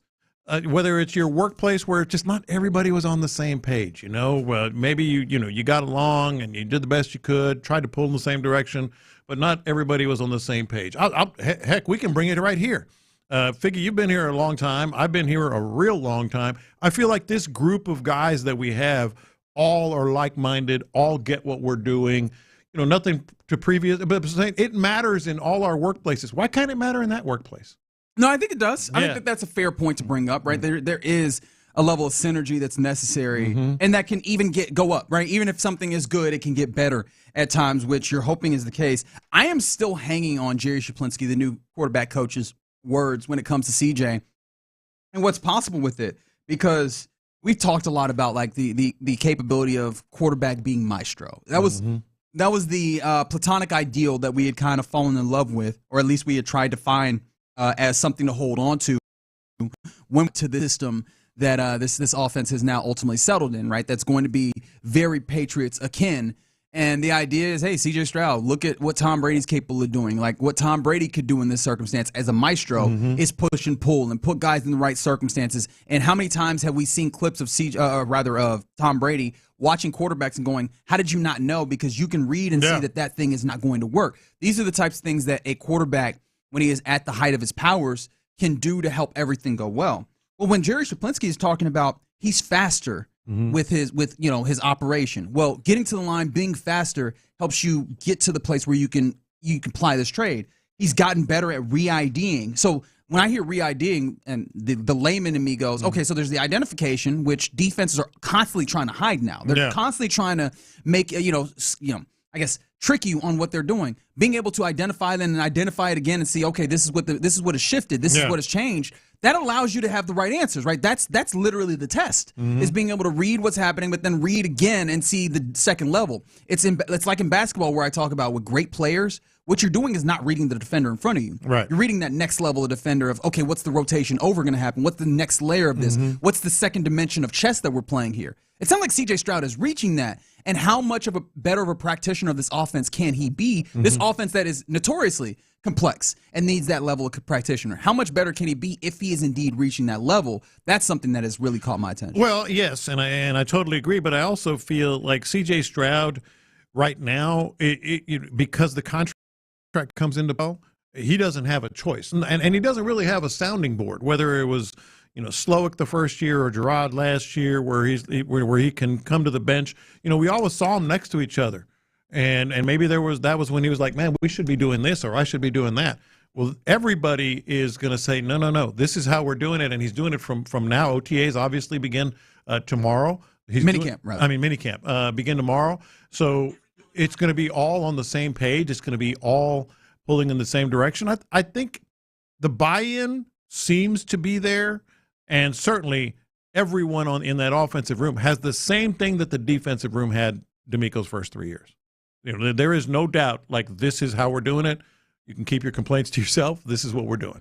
I think that might be, at least I would not go that far, because also they've been pretty big about talking about it early on in spring that CJ and his input is vital, whether it's Jerry himself or whether it's, DeMeco. The thing that I do find interesting as you make this comparison to this defensive side of the football and the leap that they take from year one to year two is team building, right? The defense very early on, you knew that they were adding the players and the types of players and the skill sets that helped them do the defense and, run the defense to the best of its ability.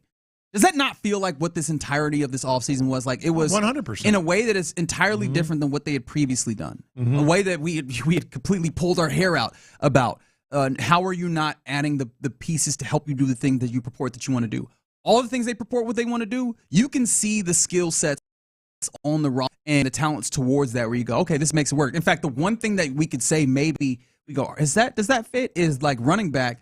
And they seem to really, obviously Dave Montgomery, obviously, Woody Marks, obviously, but they seem to even really like Jawar Jordan in a way that maybe would fit in with that as well. Like everywhere around this offense in a way that you could not say was the same last year, they seem to at least be taking that approach as well, which seems obvious. It seems evident that, hey, if I want to bake a cake, I probably need to make sure I got flour, got some sugar, maybe some eggs, some vanilla extract, right? Get the ingredients that you need to do the thing. It feels like that has been the case. So yeah, a year one to year two jump should be in the cards, and because of that as well. Well, the biggest place where you're seeing that is offensive line and tight end.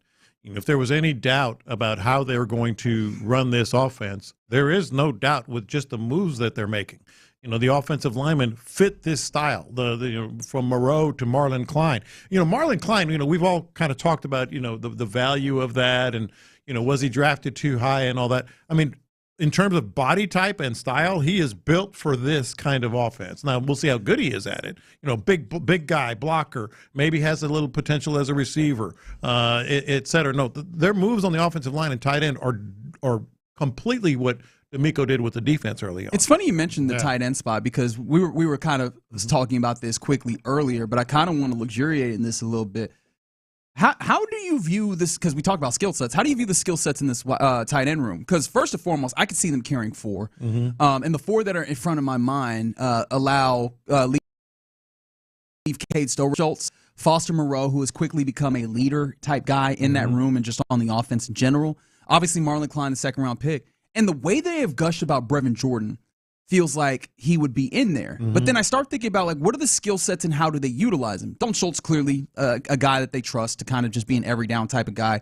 Foster Moreau, and I'm basing this largely off of Will Anderson Jr. going like, hey, they have dudes that are strong on the edge.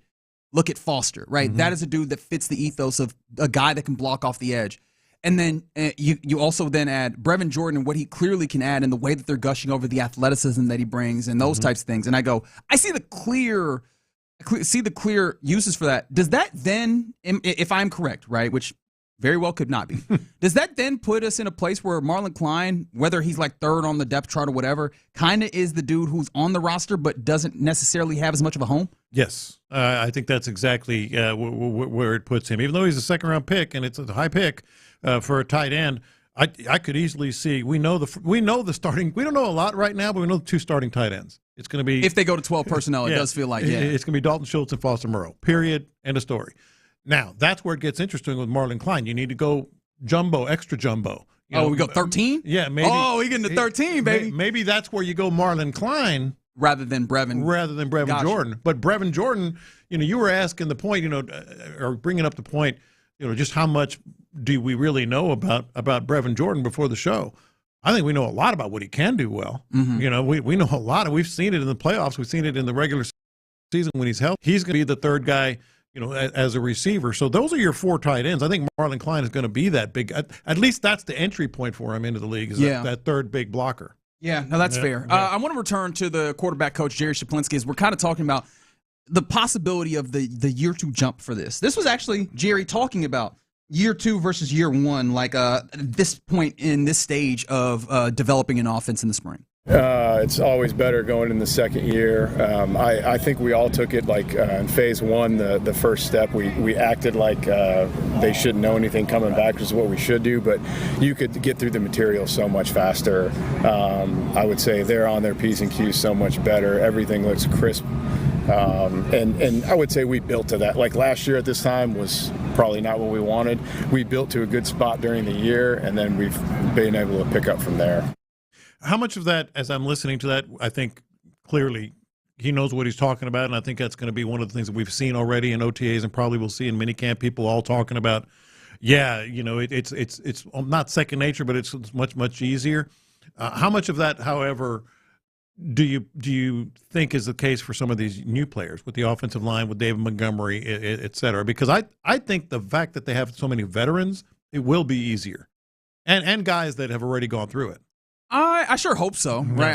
I hope that this is as simple as, hey, I understand this concept. I just need to get the nomenclature of it in this particular place, and then boom, we're off to the races. I really and truly do hope that that's the case, and maybe it's easier to fit in when the people that you're fitting in doing, right? Have you ever been to a wedding and they break out the electric slide or the wobble or what your line dance of choice? It's a lot easier when everybody is on it. You just like, I'm gonna slide in here and I'm just gonna do what my neighbor is doing, as opposed to when you sometimes get to the that looks ugly though. The challenge, to me a line dance. The 2 left feet line dance, and you get in there, you try and just fit in. Like it's harder to do that because they can't do it neither, right? I think that just based off of that, because you know who I thought of when you asked the question? Christian Kirk.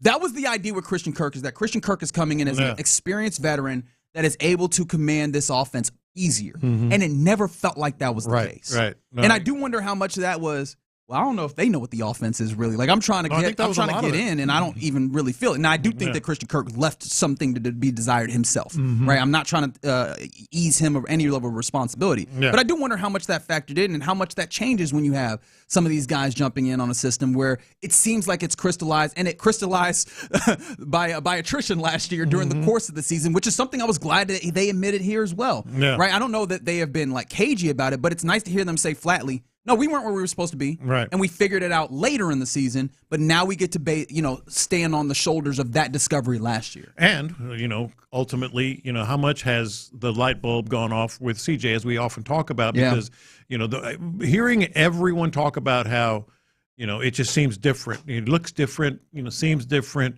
That's all that's all great, but I think the fact that you're going in and he is bought in. He's got to see the results. He's got to see the results, and I think that's where, having these veterans around, having some wide receivers around, everybody at same voice in the coaching room, in the quarterback room, I think that's where it matters, and hopefully it does happen. Now, the interesting thing, at least to me, that I think is where I'll leave this conversation is the question ends up being, could this same thing happen where you see a big leap, year 2 leap over year one like the defense did. Mm-hmm. And I think yes, but I think that's not the entirety of the question. I think there's going to be a very clear leap in the floor. Yeah. The question I have is, what is the leap in the ceiling? Yeah. My thing is, if we just get that leap in the run game. And I think that's part of the floor, right? We know that, hey, you run the football and it's not going to be, are you getting 2 yards? Or is it going to be more of, you're getting 3-4 yards at a pretty substantial clip? That is a raising of the floor. The question I have is, are you now doing the things where defenses are countering because not only you're running the ball really well, but then you're taking that, you're putting them in base defense, and then you're throwing all over their asses. But I think that leads to the high ceiling. Asking. A good run game makes it a high ceiling in the pass game. If you can execute it. If your play caller is able to, at the right time, be adept and make that. Those are the things that I think remain to be seen. So I think the answer is definitively yes, that the floor raises. I'm still remain to be seen, and it's fair to leave it in this place that what does the ceiling end up being on the year 2 jump? No. All right, you're in the loop here on Sports Radio 610. Coming up next, we do our lunchtime confessions as we often do. Next on Sports Radio 610. Nick Caserio shared high praise for the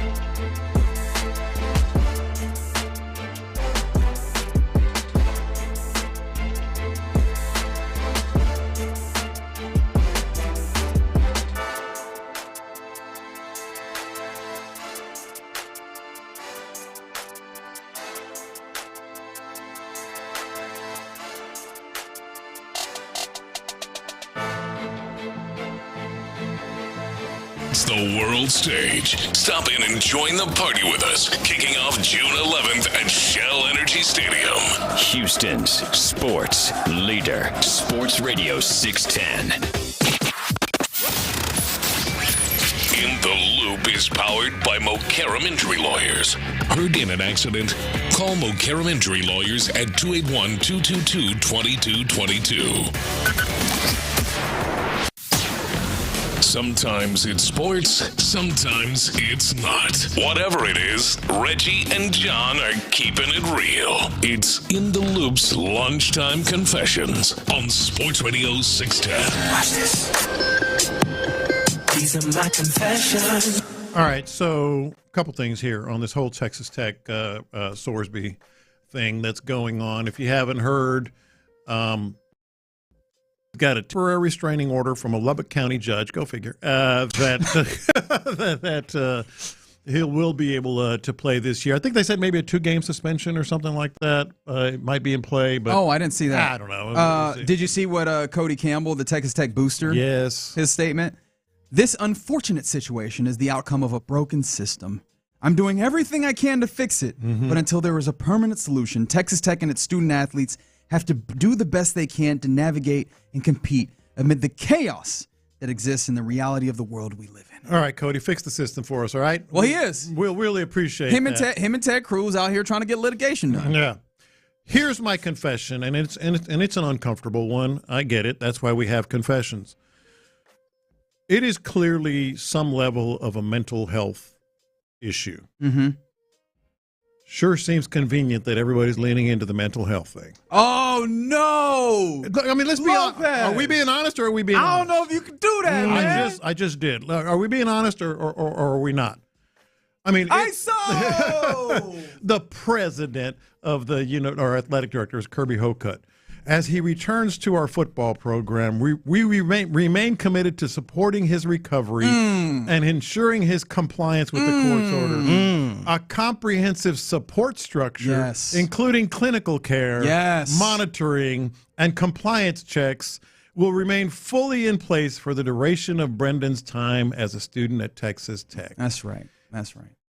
Brother. By the way, it's Men's Health Month this month. Good. I salute Men's Mental Health Month, man. Yeah. I salute to everybody. I salute mental health. Going through some things. Make sure you get taken care of. Don't tell people otherwise. But this, don't listen to other people. I will say, trying to downplay it. Talk to an actual mental health professional, not the Bovada app. You know what I mean? Like, I feel like that's the way that we should handle the mental health of this.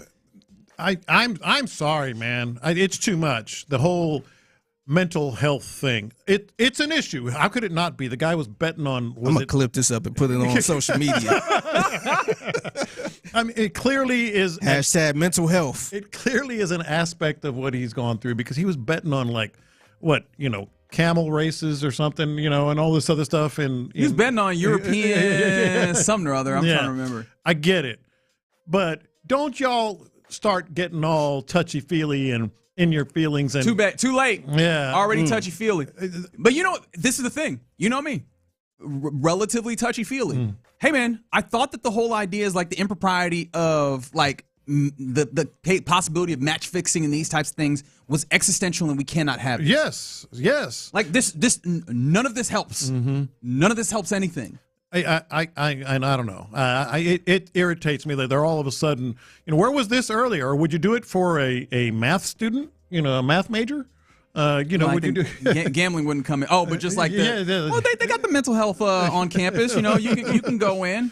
I will say, like, campuses tend to be one of like the larger mental health providers. Although that's not always saying a lot.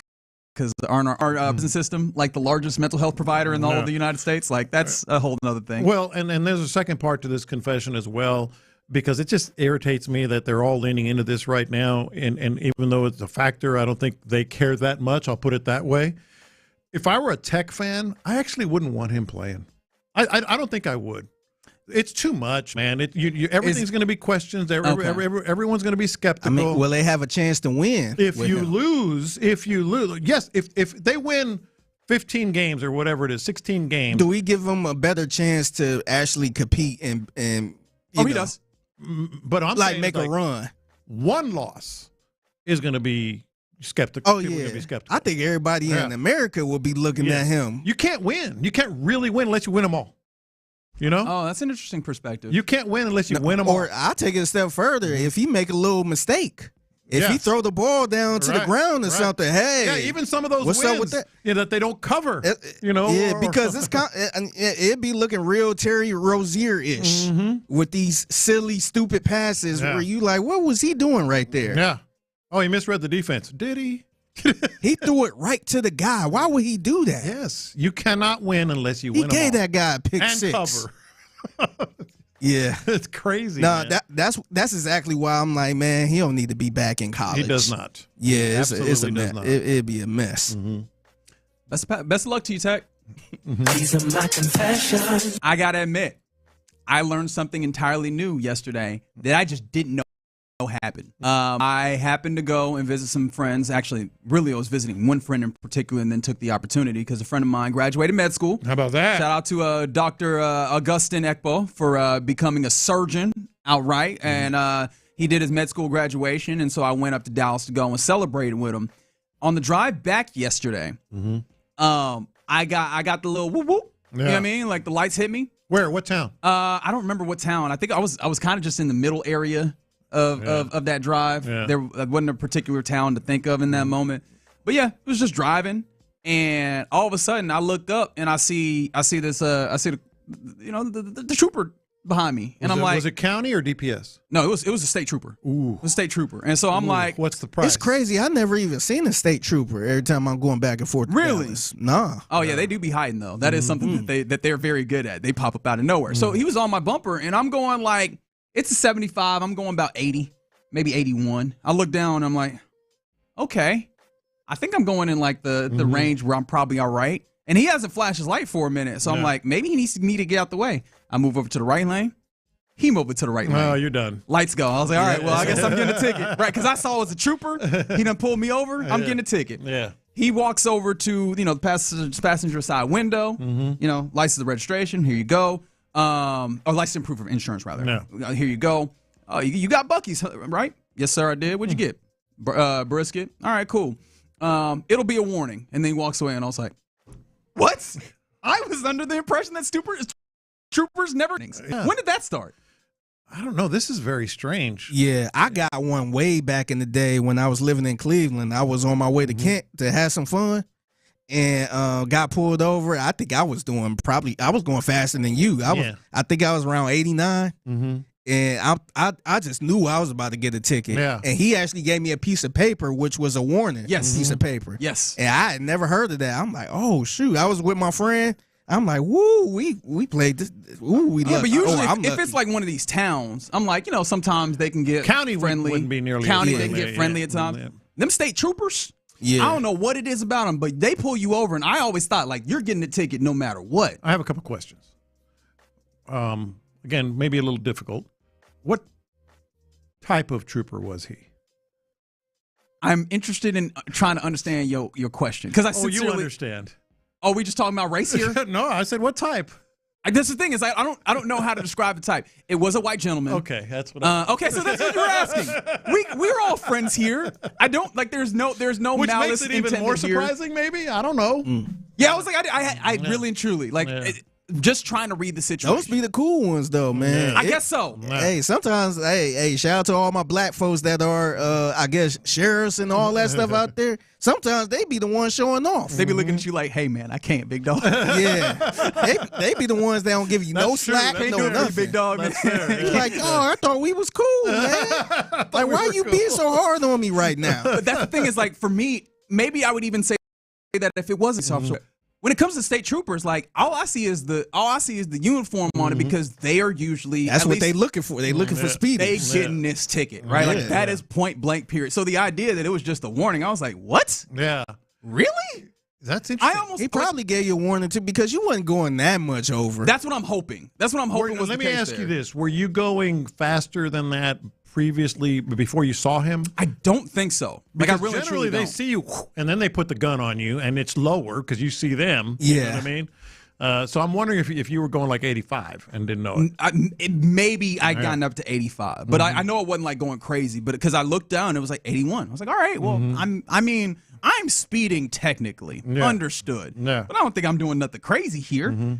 Because it was like a leisurely drive. I wasn't trying to get nowhere fast. And so, I was shocked. I'm legitimately still shocked by the idea that it was a warning because I'm also kind of thrown off by the idea that he asked about the Buc-ee's. Maybe he was just in a good mood. Yeah. Maybe he was just in a great mood. He saw some Buc-ee's. Maybe he was like, craving Buc-ee's. Maybe I got to get out of here. I got to get out of here.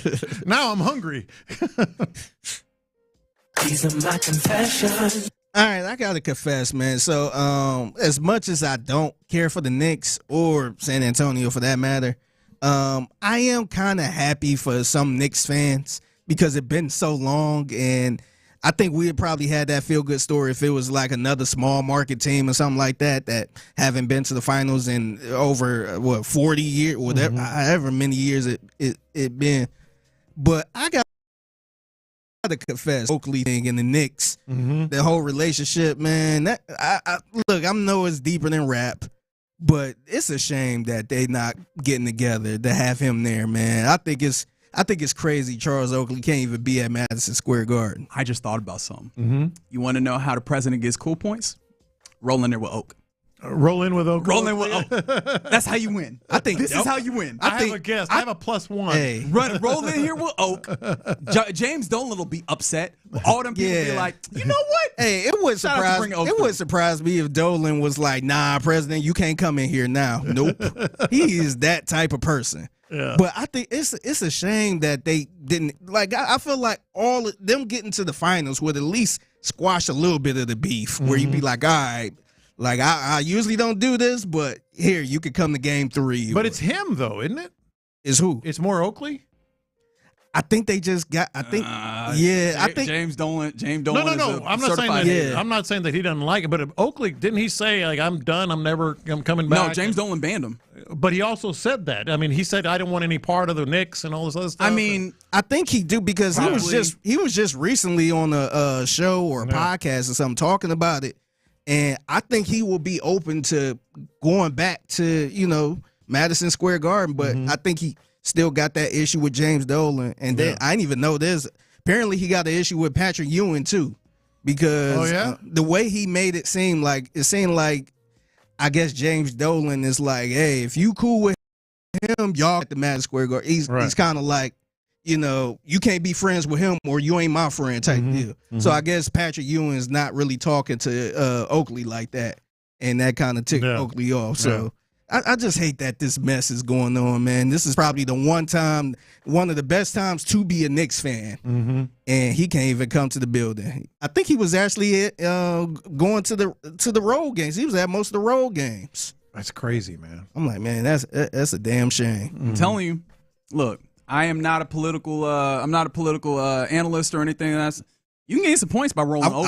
I would love to see it. I feel like you could gain some points that way. That's all. Just to be messy, I would love to see it. And why don't you go up to James Dolan's suite too while y'all laughing? All right, you're in the loop. Will he be in the suite? Who? The president. Will he be in the suite? I'd have to imagine. I saw today it's a suite. Okay, you got it. Yeah. Okay, I wasn't sure if he's going to be on the side or something. No, it's going to be on the suite. All right, there you go. That's a little bit of lunchtime confessions here in the loop on Sports Radio 610. Coming up next, actually, it's pursuant to the NBA Finals. Does Ime Udoka possess this thing that one of the Finals head coaches has? Let's talk about it next. All right, let's talk about Low T Center right now. Low T Center.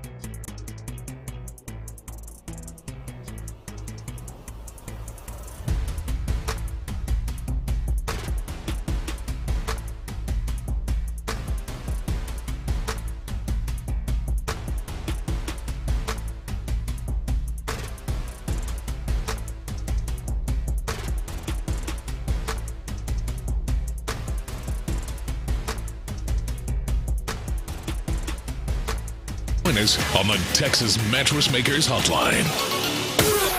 Sports Radio 610 presents live from the West Point Lincoln and West Point Lincoln of Sugar Land Studios. Here's In the Loop with John Lopez and Reggie Atatula.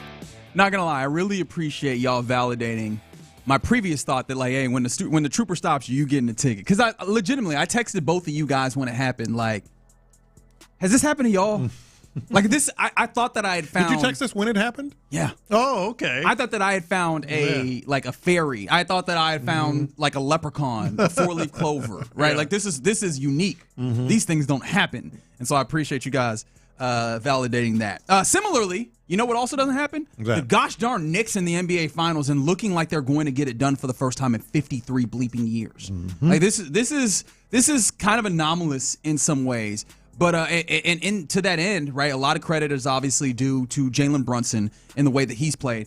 A lot more credit is due to the coach of the New York Knicks that has not gotten a lot of credit, I don't think, in Mike Brown. And he was told game after that win, after which, mind you, Karl-Anthony Towns also deserves a lot of credit. A dude who has been given a lot of flack over his career, whether it was for not being as physical and imposing as he should be, being 7 feet tall, whether it's the people that were like doing the weird thing of like calling him zesty and stuff, all that stuff, right?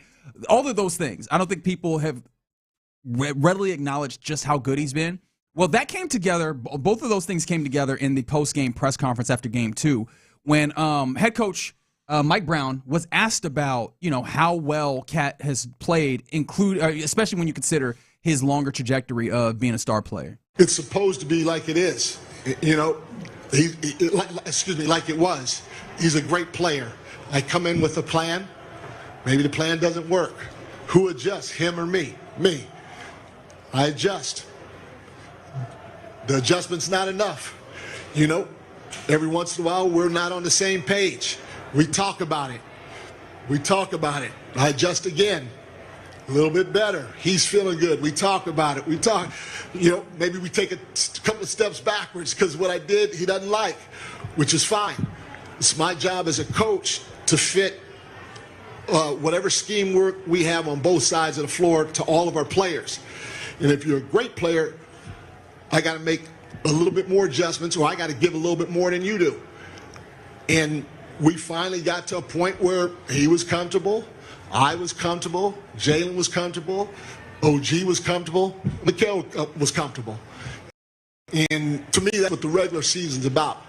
The regular season is about finding your way so you can get prepared for this time of the year. And there's going to be a lot of ups and downs. And I hope there's adversity. I hope like hell there's adversity, because we have to see if we're strong enough when it comes to being connected to see if we can get through it during the regular season. So when we get here, anything we run into, we've already conquered during the regular season. We'll know how to handle it. Well, we've seen that, in these two games. And, obviously this game 2 was maybe a little bit more up in the air, but game 1 was certainly, winnable by both teams. And it's that adversity. It's the ability. Like Cat right now, as much as Jalen Brunson has been clutch, if you're just looking at like overall start to finish MVP, not to give these awards just yet, but it seems like what he's doing on both ends of the floor is really the biggest difference maker. For those times when Brunson is not playing well, it's still Cat. Yeah. And so how does that happen, given where he was to now?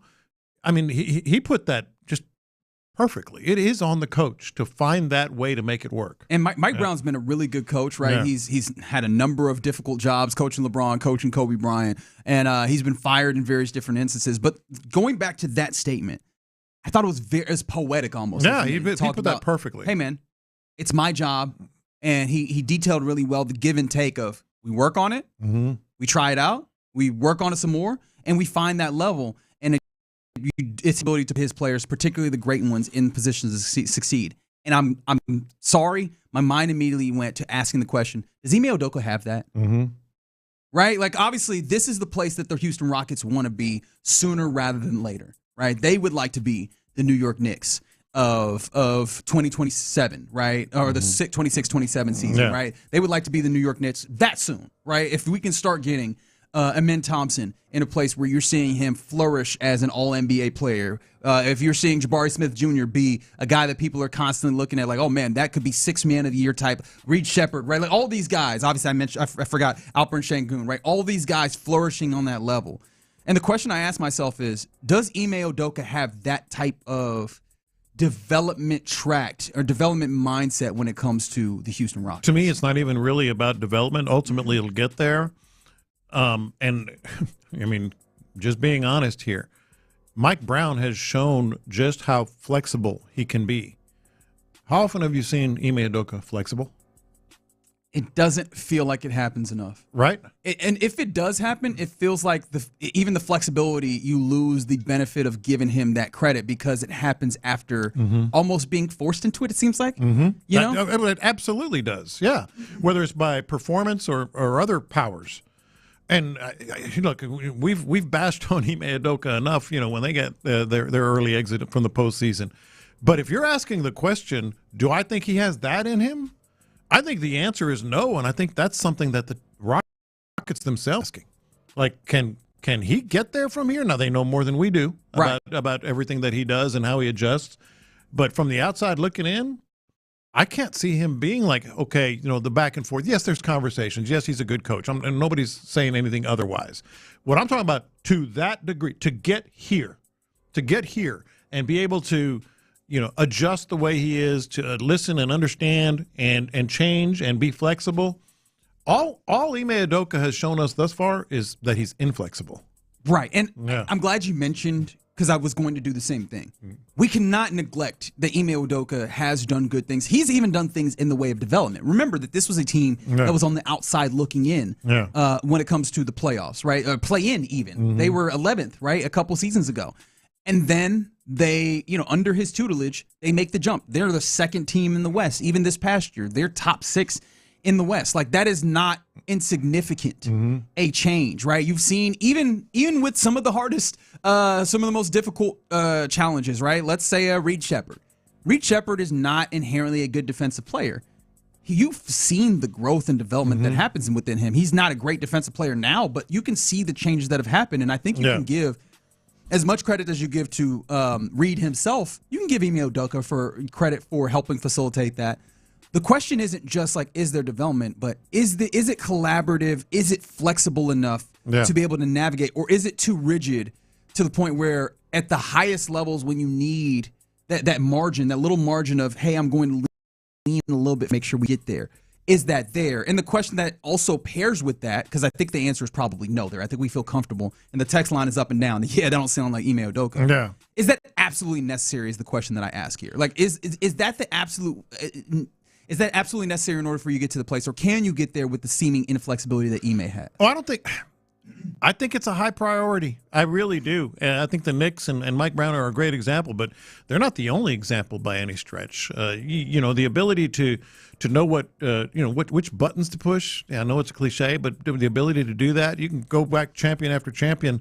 You know, that there have been some very, very difficult to coach situations. I mean, they're just inherently difficult with all the personalities. Yeah. But to be able to make those changes. Now, the question I had is not what has he shown, because he's shown that he's not flexible, and I'll stand on that. But can he get there? Is there an eye-opening experience here that he needs to understand? You know, have that moment of clarity that he can realize. You know, I do have to change these things. One would have to imagine, because it's funny when I'm comparing these two coaches, but these coaches are very different. Mike Brown he's had a lot of experience in this league, both as an assistant and as a head coach. Yeah. That dwarfs Ime Udoka's assistant or status or time in this league, even though they've both kind of been under Pop at various different times, right? One as a player, one as a coach, so on and so forth. But like, I think that Mike Brown probably has had a lot of that developed through the trials and tribulations and the ups and downs of his career. So I do believe that Ime Udoka can get there. I think the question that then comes up for me that I'm a little afraid of what the actual answer is what is necessary? How long do you get to a place where you have more of that in your tool bag? And I don't have a good answer for that. Plus, I don't know that there's going to be the hurdles that force you to evolve, right? Because it does seem like him and Rafael Stoner are in lockstep about the way they're going about this, right? Which means I don't know that there's the friction, and friction doesn't inherently have to be bad, but I don't think that there's the friction that forces that evolution. Maybe in just the nature of this is the team that you have, and these are the guys that you have, and now make the most of what you have. Maybe that necessity is the mother of invention for him that way, but I don't know. I don't see it inherent. I don't see the clear, evolutionary catalyst for him to push him forward to being more like Mike Brown. Well, let's not also forget that a lot of it also falls on the players. It is ultimately the head coach's responsibility to find all those.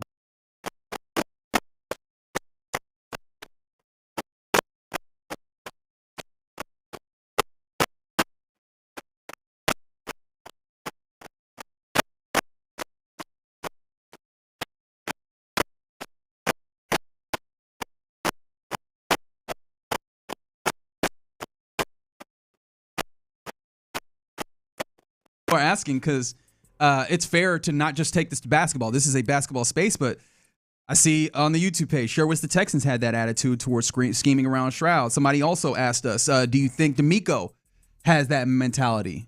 How do you then apply? Well, first, do you believe that this is like the similar concept that you need in football? And two, then would you grade the Texans in that mindset of like, hey, man, it's my responsibility to get these guys in a situation that works best for them? I think it fits in every sport. I truly do. Baseball included, hockey, whatever. The thing with D'Amico is he's been receptive to listening. It's also and let's go back to his relationship with Nick Caserio. They didn't even have a relationship really before, and Caserio comes in, they hit it off. So there's clearly some give and take there at the highest levels. Now with players. Fair, more than fair, to wonder about him and C.J. Stroud and being able to have that give and take because there hasn't been. It's been we're going to do it this, the Caserio way. Yeah, that's interesting because I think also you could see the places in which we know now definitively that there was times where D'Amico Ryans was like, "Hey, we're running the football right now." Yeah. Mm-hmm. Right, and I think that maybe shows up in some of this, and how much of that do you then attribute to him just trying to like gain control and trying to make sure that the game plan is followed versus how much of that falls in line with being some level of inflexible and is that an inherent negative? I don't think that he feels as inflexible as Ime Udoka, and I understand I'm talking about feelings which aren't exact. They're a little rough around the edges, so to say. But it feels like if we're doing a spectrum here, Ime Udoka will be lower on the quote unquote. No, I agree. D'Amico actually showed it on the defensive side. Remember that whole thing of is Sting going to follow the number one receiver, all that stuff. Yeah. And in real time, he said that's not what we do. Mm-hmm. But then when it was time, he did do exactly the opposite. Mm-hmm. Yeah, so interesting thought process there, and I'm interested to see because a fair point is also brought up. Like Greg Popovich isn't the most flexible coach either. Like the guys that Ime has learned. But Greg Popovich was more of the psychologist. Like he treated some players like Kawhi differently from let's say Tim Duncan and David Robinson differently from Kawhi. There's a flexibility in that. From Duncan. Yeah, there's a flexibility in that. I think there is some flexibility there. Now in terms of his style. Maybe not, but I think he was a flexible coach in terms of the personality. That's fair. And there's got to be places where you give and places where you take. Yeah. How was from the 281? How was Mike Brown fired so many times? If that's the way he operates, it doesn't make sense. Oh, it does. Mm-hmm. It does when you consider that sometimes in the world of sports we try and act like it's the ultimate meritocracy and everybody's good at their job. Not everybody is. Yeah. And I think the NBA. I think players run the NBA kind of where coaches get the bad part of the stick a little bit. There's some of those. In Sacramento, that happened to him in Sacramento. Well, Sacramento. Some of that, and some of that is like, hey, that organization has consistently fired good coaches. Hey, Mike Malone went on to win a championship after being fired there. It does seem like Mike Brown is about to go win a championship after being fired there. Yeah, sometimes organizations are run poorly and the people aren't actually good at their jobs and don't know what they're doing. Yeah. That happens more often than I think we give it credit for. But yeah, I appreciate you having this conversation with me here in the Loop on Sports Radio 610. Coming up next, is this quote from a new Texan encouraging? That, and why don't we do a little World Cup warm-up? We'll do all that next. The Drive with Stoerner.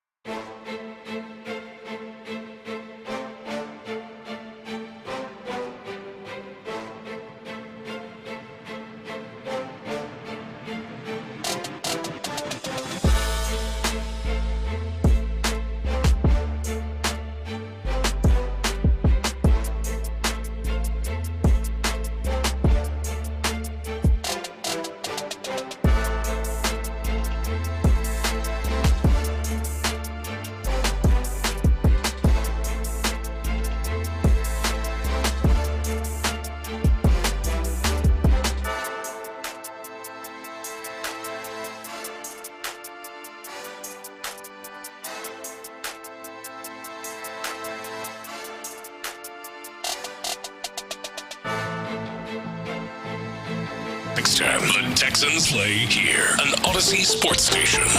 Sports Radio 610 presents In the Loop with John Lopez and Reggie Atatula. Yep, you're in the loop here on Sports Radio 610. Still, fantastic summer of sports that we've got going on here. And getting better. Yep, absolutely. Astros win 2 out of 3 over the weekend. They'll be back in action tonight, hosting the Angels, correct? Yeah. And it's a Spencer Getty day, so happy road trip. Sorry, road trip. Yes, Yeah. you're right. Thank Yeah. you. I don't know how I got that backwards, but yeah, they're actually in LA. That's right, Orange County, because night game 8:38 is when first pitch is local time. Spencer Getty on the bump for the Astros, so gonna be fun watching that alone. Some, I guess, developing story. Brendan Scoresby has been granted a temporary injunction versus the NCAA when it comes to his gambling circumstance that at least we had previously thought would make him ineligible for the remainder of the year. The injunction means that he's allowed to play this year because the NCAA can't whip the courts. Especially court in Lubbock. That's right. And by the way, if it's appealed, did you see the Court of Appeals, the 4 judges on the court, whatever the Court of Appeals is called? All 4 Texas Tech graduates. It's in Amarillo. Ah, okay. I'm sure that's going to go well for him. I feel like reportedly. Guns up. So hey, Tech, you got your quarterback, man. There you go. Yeah. So that's some of the stuff that's happening. But also tomorrow we'll get more minicamp from the NFL, around the NFL. All sorts of NFL teams getting into minicamp, including your Houston Texans. I take you back, though, to OTAs, organized training activities, which are different than minicamps in a way that I cannot tell you in this moment. But during the course of this, shout out to Locker and Stutes out there at practice. They talked to Wyatt Teller, one of the newest Texans out there, and he's going to be very vital to this transformation that you're anticipating on offense, particularly when it comes to being able to run the football. If you remember him in Cleveland last year, and the last couple of years, it's been a little bit of a tick down for a dude who was very well known as a very good offensive lineman in this league.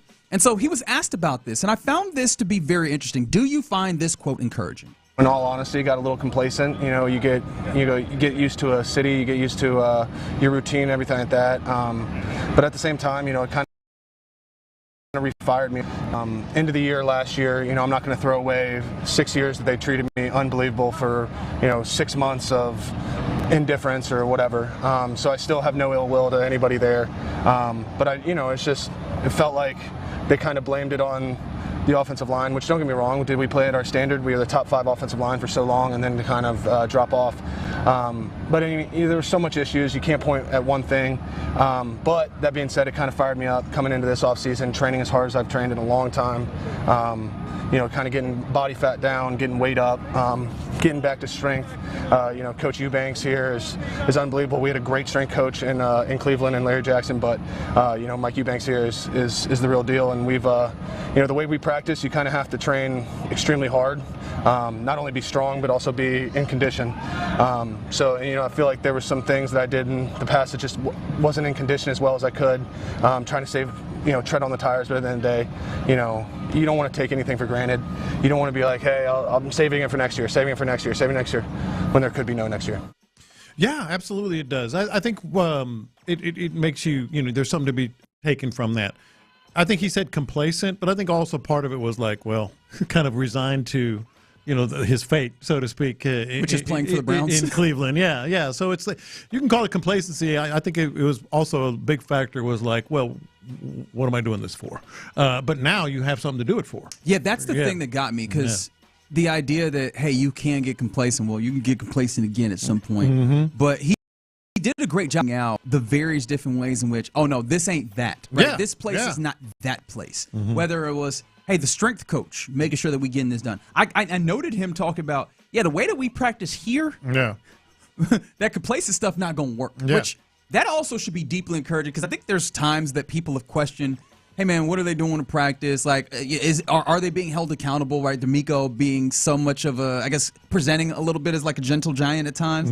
It's like, no, man. Like, there's an accountability in that when they get on this practice field, it's war of sorts, right? Well, that should be out the window now, right? You would think. Yeah, you would think. But I love that being like, in I guess, it's being upheld by an outsider. This isn't just like the company line. This is a dude who's coming in and being like, hey, man, I had to make sure that I was on my P's and Q's just to keep up, so to say. And so, like, there was a level of encouragement more than there was the, you needed that, huh? And I guess also just the idea of that makes me believe that there is a reason as to why there was a downturn, right?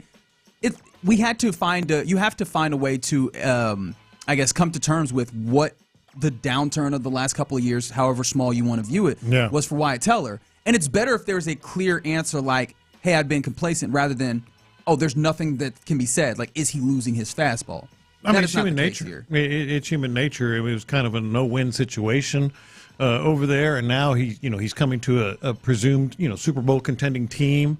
Absolutely. Again, that's something that I think all of us would feel the same way. But can I take this a step further? And maybe I'm stretching. Maybe you'll tell me, hey, Reggie, you can't do all that. Maybe so.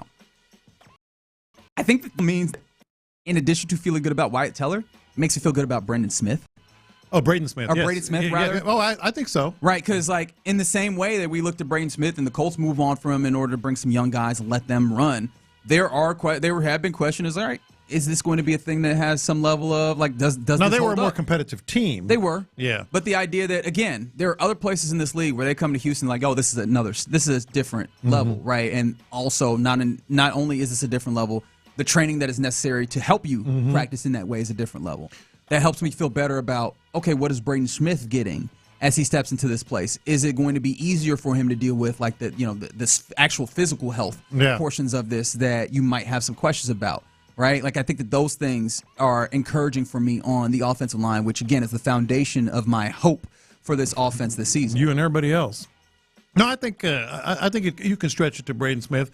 Maybe not to the same degree, because they've been a little more competitive. He's been a little better. We've talked about how, he's a guy that can maybe, that people respected no matter what. But I think just coming here is going to be energizing for anyone.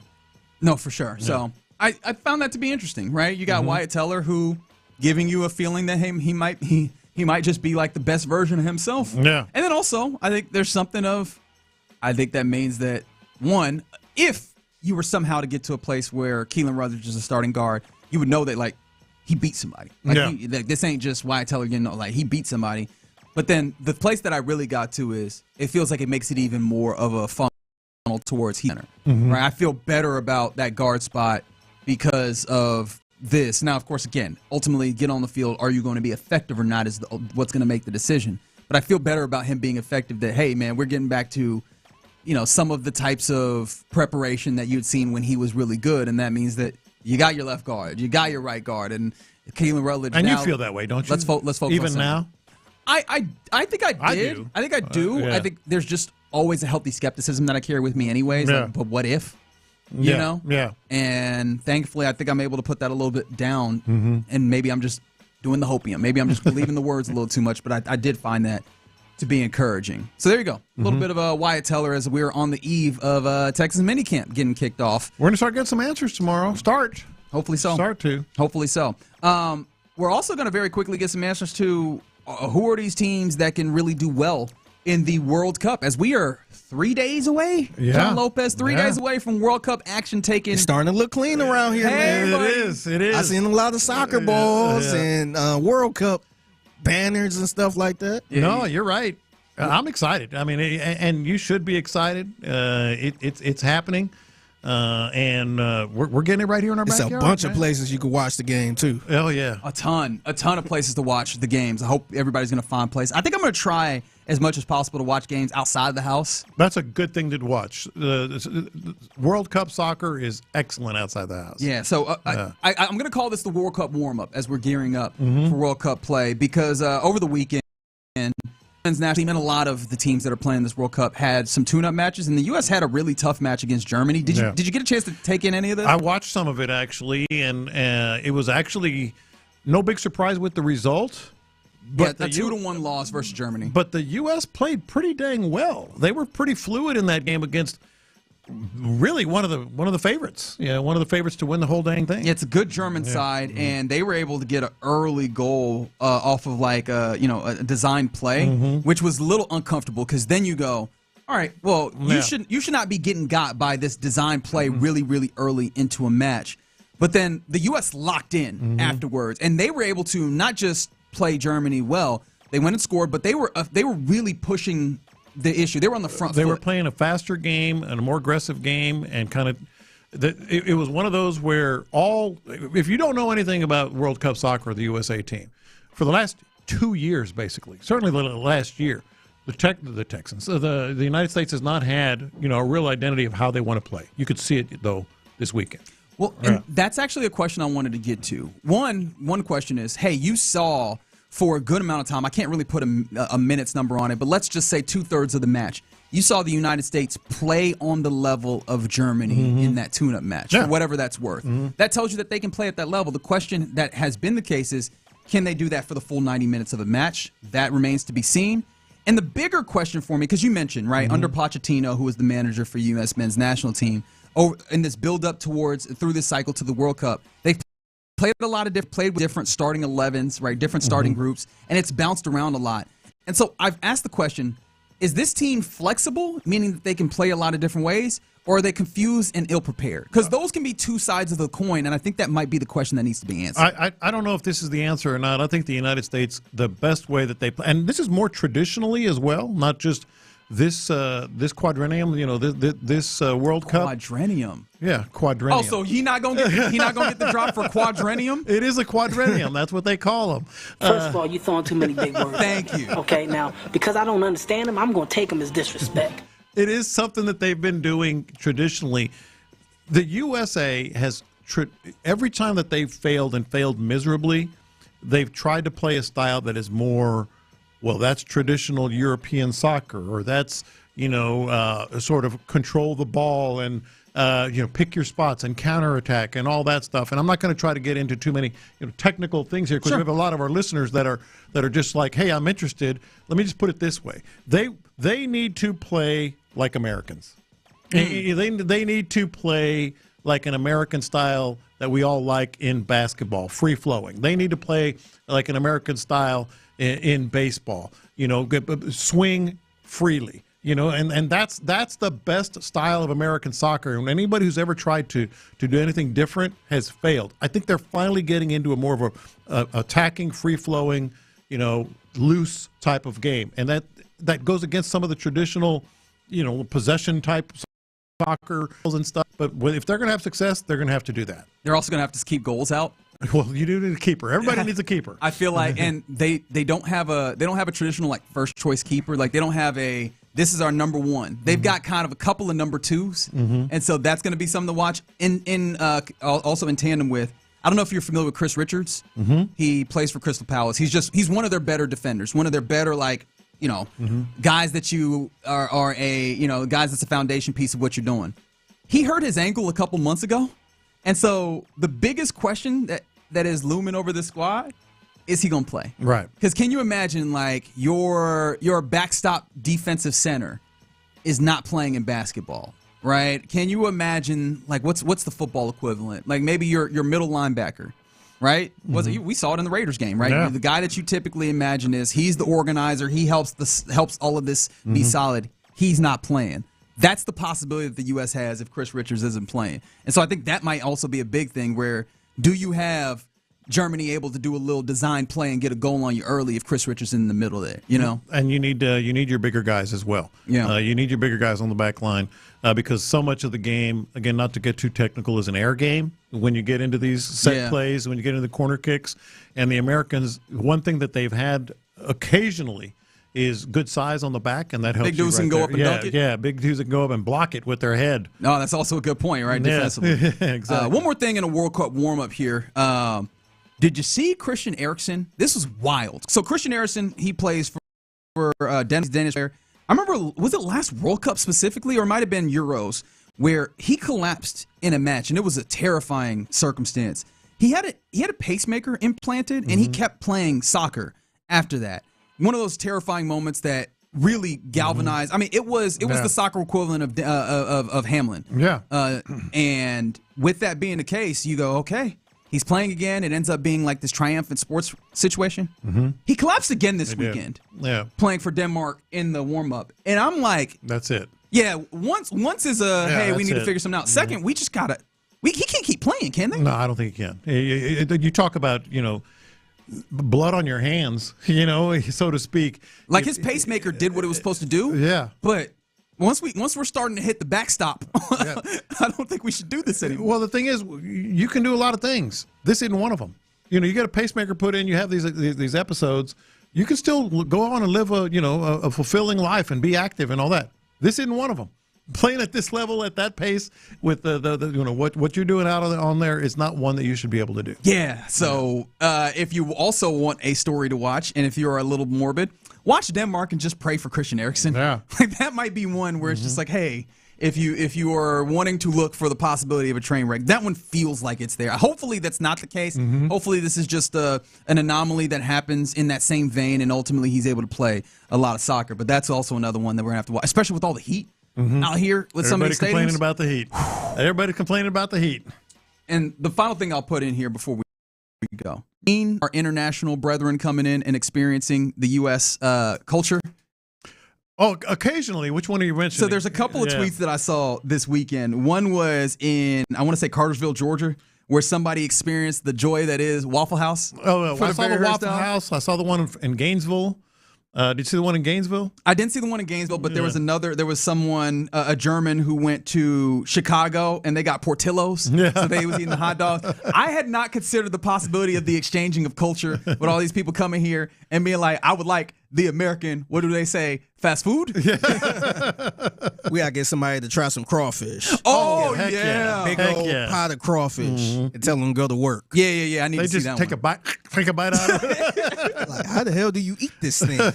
So that is one thing I'm looking forward to greatly. We'll get you a little bit more World Cup warm-ups as we gear up for the World Cup to get started. But right now, it's about that time where we typically hand things over to Figgy for the mixtape. What you got, man? Yeah, so what are some things that were ruined because too many people discovered it? 713-572-4610. Plus, a stupid criminal with a stupid plan might have got away with something. What? All right, I need to hear this story next. All right, let's talk. We're talking soccer right now. World's biggest soccer tournament is here. Kalshi, a way to even have more fun.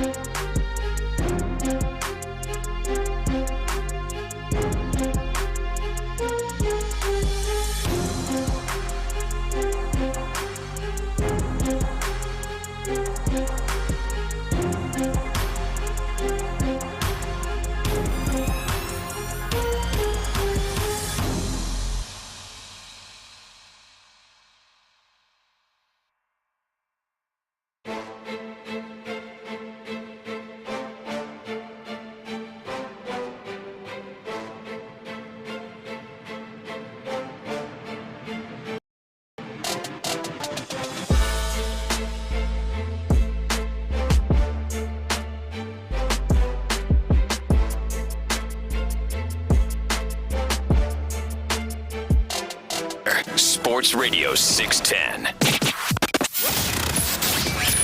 In the Loop is powered by Mokaram Injury Lawyers. Hurt in an accident? Call Mokaram Injury Lawyers at 281-222-2222. Pass the aux cord and crank up the volume. Figgy Figs in the driver's seat. Sit back, relax, and enjoy the ride. It's time for Figgy's Mixtape on Sports Radio 610. Yes, it is the Mixtape in the Loop, Sports Radio 610. It's your man Figgy Fig holding it down on a Monday. Happy Monday to everyone out there. What was ruined because so many people discovered it? 713-572-4610. Somebody was having this conversation on social media, and a lot of people came with a whole bunch of different answers. So what got too popular, pretty much, that everybody just ruined. So I'm going to go through a list, think of some, text some in, 713-572-4610. Food trucks. Oh. Yeah. I think because I was a big food truck guy, still kind of am a food truck guy, but man, it's just way too expensive now, man. It is pricey. I think I went to a food truck. It was like a hibachi truck. I'm like, all right, cool, man. I ordered, I said, let me get the combination. Let me get this and a drink. Yeah. Man, that bad boy came up to like 70 something. I'm like, 70? What?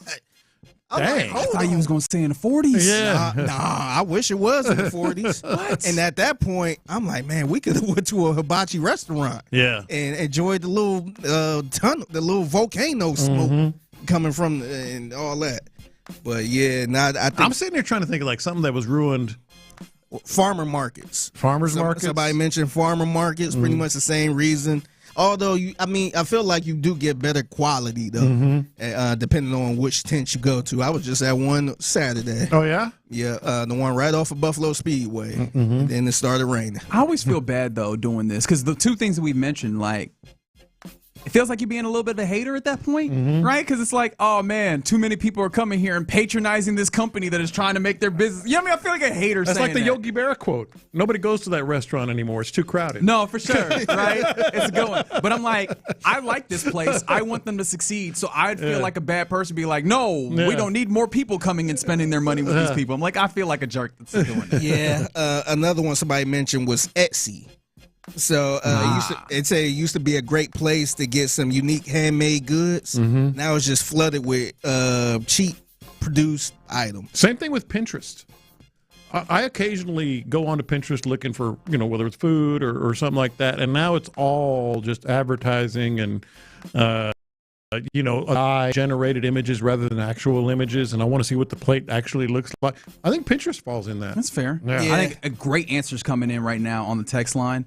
Oxtail, brisket. Somebody said avocados. Maybe so. I think avocados could fit in. But oxtail and brisket, them cuts of meat where now everybody wants, especially oxtail, because they used to be scraps, and you just had to know how to cook it up well, and then it was like the best thing in the world. And now everybody wants oxtail. Up there as price. It's a delicacy. Yeah. Yeah. It's like it used to be a delicacy because y'all didn't want to eat it. Now it's a delicacy because it's expensive as hell to buy. Yeah. Airbnbs.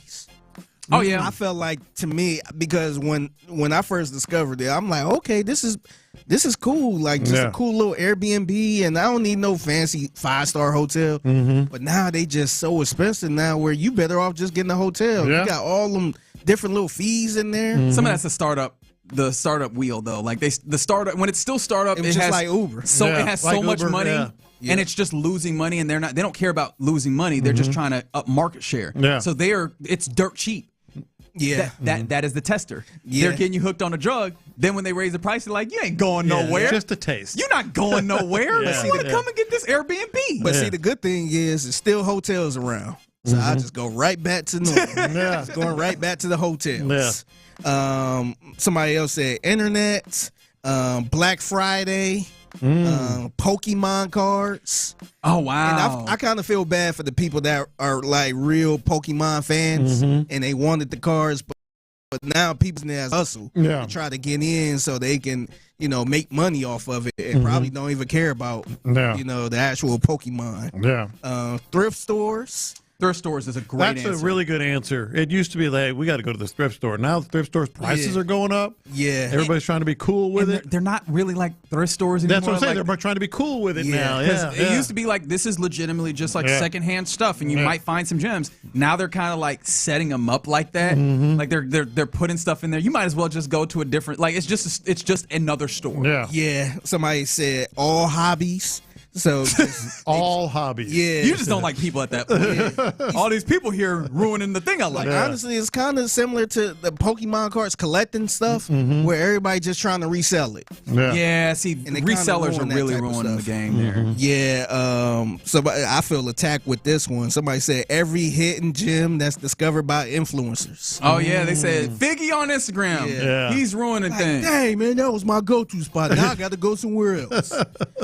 Somebody else said nature, and they said people with Bluetooth backpack speakers are the worst.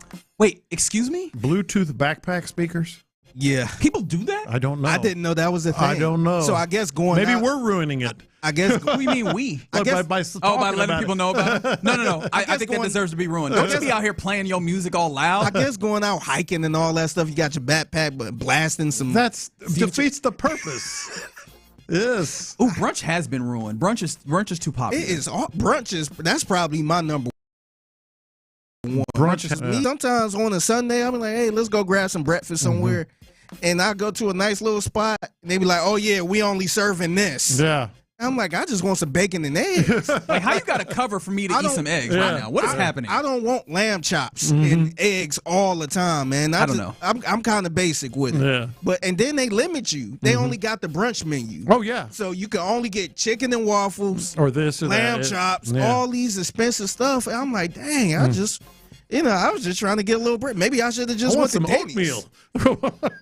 Yeah, like I ain't trying to spend no $70. I just imagine you at a like quote unquote brunch spot. Y'all got any oatmeal? Can I have some oatmeal, please? Y'all got any oatmeal? Yeah, man. I ain't trying to spend no $80 and a whole bunch of mimosas and all that stuff. Yeah. But keep sending them. Oh, another one said conventions like Comic-Con.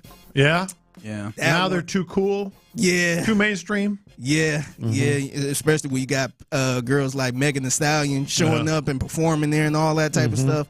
Now all the nerds pissed off because all the regular folks like us is trying to go. Ruining their good time. Yeah, yep. It's the Mixtape in the Loop, Sports Radio 610. So a thief in San Francisco, this I don't know how to feel about this. So at the end of the story, I'll probably ask y'all who should feel more stupid. But a thief in San Francisco opted to not have a getaway car. So he was planning to rob something, and he decided to do something we did when we was in San Francisco. Waymo? Yep. Yep. So he decided to order a Waymo to take him to his place where he was about to rob. Did no one learn anything from watching The Wire? Or maybe they didn't, right? Like, why are you taking notes on a criminal conspiracy? Why are you leaving a paper trail?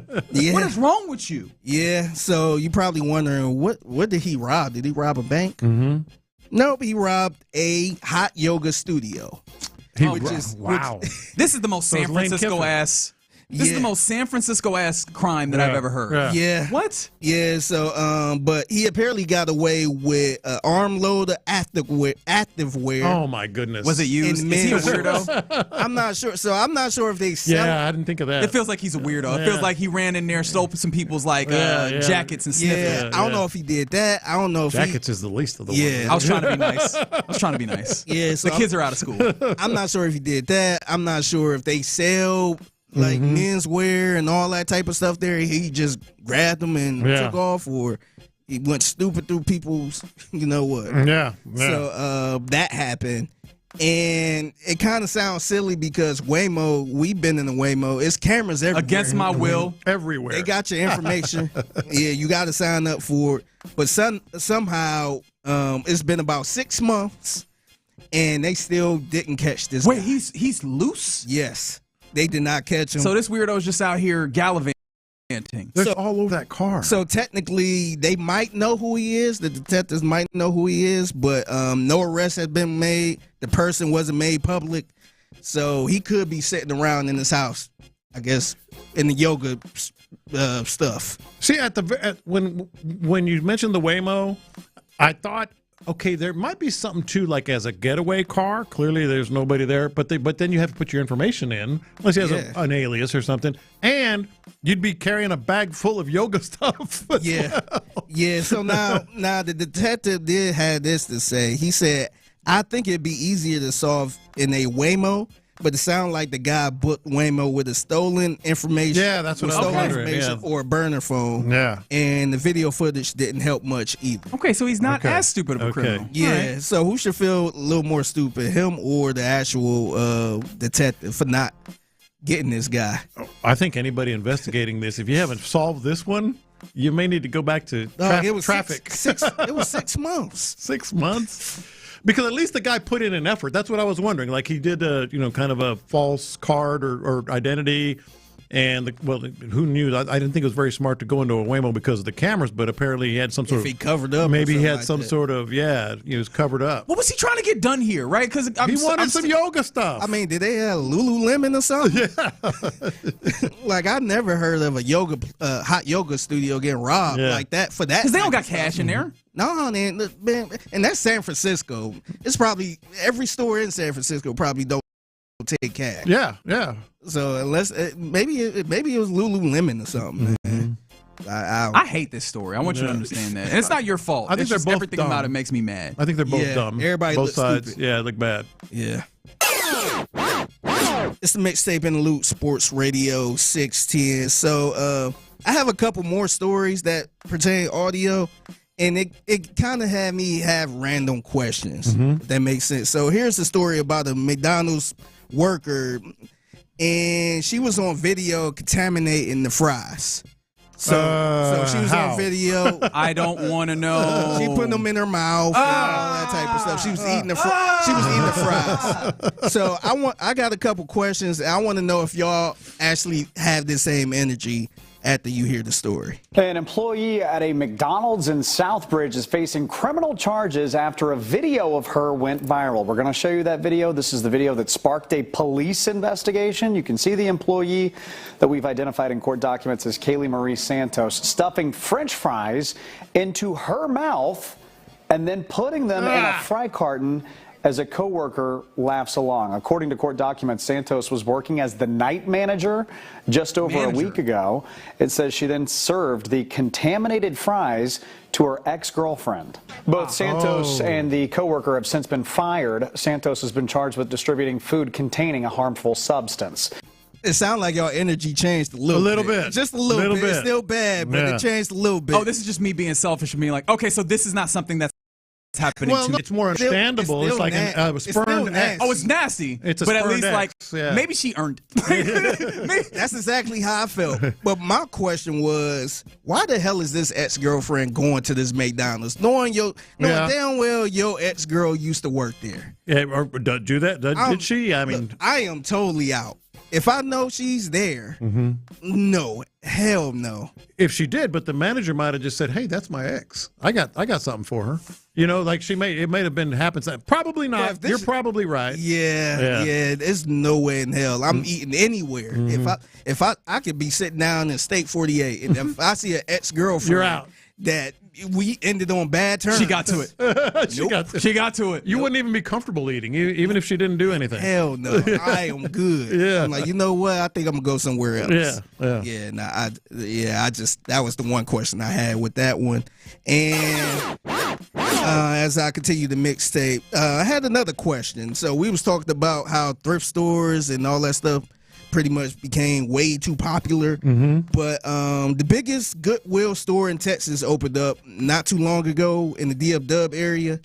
And I got just a few questions. Okay. An employee at a McDonald's in... I was about to say, the largest Goodwill in the state of Texas is opening up right here in the DFW Metroplex. People started lining up at 5:15 this morning to see what was in this store. Secondhand retailer hosting a grand opening for the Garland location, also known as the Broadway store. It's only renovated to expand from 15,000 square feet to 31,000. Look how big this place is. This is the second largest Goodwill in the nation. The store expected to introduce 10,000 new items daily. Those who like a treasure hunt, there you go. So my first thought was, y'all really waiting in line to get into a Goodwill store at 5 in the morning? Mm-hmm. Like, what the hell is wrong with y'all? And that's why it's too damn popular to be going thrifting. But my second question was, just imagine that big-ass store with that Goodwill smell. That's the first thing I thought about, There is a smell. Man. There is a y'all smell. know that smell I'm talking about, that thrift store smell. Yeah. I'm like, now you got a big-ass store with that smell. That's a lot of stench. I had not thought about that. Yes. Thank you for ruining my day. The 5 a.m. thing, I'm almost understandable because People will line up for anything, because it's new, and there might be some real gems in there if you get there early. You know? Oh, okay. No, I wouldn't do it like, hey, it's Black Friday. Let's go to the Goodwill store at 5 a.m. Hell no. But a new store, maybe. Yeah. Yeah. I don't know, man. Maybe they messing up the game. To kind of go back to my first topic in this, they ruined it, man. Yeah. Fair enough. You know what's never ruined? The mixtape. 1:20 p.m. every weekday right here on Sports Radio 610. If you see something that you believe is mixtape worthy, hit the maestro himself, Figgy Fig, at the Figgy Fig on social media. He'll make sure to shout you out. But all right, you're in the loop here on Sports Radio 610. Coming up next, let's get ready to hand things off to the fellas of the drive. Before we do that, we were talking the big minicamp storylines that are coming up. Let's roll through some more of those next. Nick Caserio shared high praise for the Texans.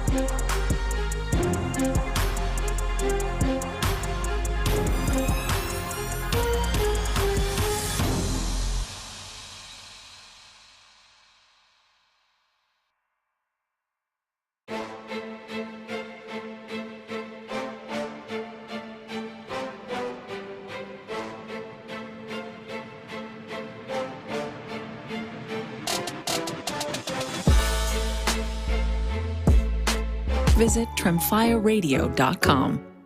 Sports Radio 610 presents live from the West Point Lincoln and Lincoln Sugar Land Studios. Here's In the Loop with John Lopez and Reggie Atatula. Yeah, you're in the loop here on Sports Radio 610. Been a good Monday to this point, at least for me. Hopefully, similarly for you, OG John Lopez. You looking at me? Yeah, man. Hope you've had a good Monday as well, right? Obviously, I want everybody to have a good time. You, me, Fig on the ones and twos. And, of course, obviously, all our listeners that have been rocking with us on the various different ways where you can. Appreciate you doing that. We're getting ready to hand things off to the fellas of the drive here momentarily, and we will do that. But we were talking about this earlier when we were going around the NFL. Minicamp is upon us in the National Football League. It's part of the natural ebb and flow of the offseason. Mm-hmm. And we were talking about some of the biggest storylines. Now, first and foremost, actually, did we get specifically to like what the biggest Texan storyline is for you? Because we talked a little bit about up top what we want to see, but which one looms the largest for you as we head into minicamp? Yeah, I think the clear one outside of C.J. Stroud. We also have to qualify that, but that is a big one, obviously. Yeah, what the offense continues to look like, the actual, at least in front of our eyes, as much as we can get it. Of all of the conversations that we had, whether you hear from Jerry Shaplinski talking about this, D'Amico Ryan's talking about this, Nick Caley, all the different principals that have talked about how much better it looks right now compared to last year. You want to see that in all reality. Well, I think the big one for me is, as early as it is, hell, it's still June, and they're going to take a good 5 weeks, 6 weeks off, between this and the actual training camp when everything really ramp up. But I think the big one is just the limited time that they're going to be on the field. Keelan Rutledge gets those 1 reps. I think that's not the be-all, but pretty dang close to the best indication we'll get. Keelan Rutledge at center getting all those reps. Yeah, as who gets the most 1 reps? Yeah. Are they still doing a relative cycle, right? Like, is Jake Andrews still getting a decent amount of time? That'll all be very interesting to see in the course of that. And I think I mentioned the tight ends earlier. I'm very intrigued to see how they might use some of these guys, because I could see the ways in which certain guys could be used and starting to get some level of insight into what the depth there looks like, especially for a dude in Nick Caley that maybe wanted to use 12, 13 personnel some more. We were talking about this earlier about the other ones around the NFL when it comes to the big mini camp storylines. Again, same concept. 1, not very interested. 5, as interested as I possibly can be. What about the Chicago Bears and Caleb Williams? Like, what? Obviously, last year we talk about the step up for C.J. Stroud in this offense under Nick Caley. Year 1 under Ben Johnson for Caleb Williams went over like gangbusters. Like, it was incredible. Is there a next step, and what does it look like? I think is a storyline that is out there. Yeah, I'm not going to say it's like really captivating me right now, and it's a 5, but it's a 3+ just because to be able to back it up is we know all too well here. Can be a big task. So for him to be able to do it, and they seem to be ahead of the game just because of the consistency from one year to the next. Yeah. No, that's fair enough. This is one that The Athletic got into. Daniel Jones has come back, right? He has a ways to go before he receives the clean bill of health, but he's trending.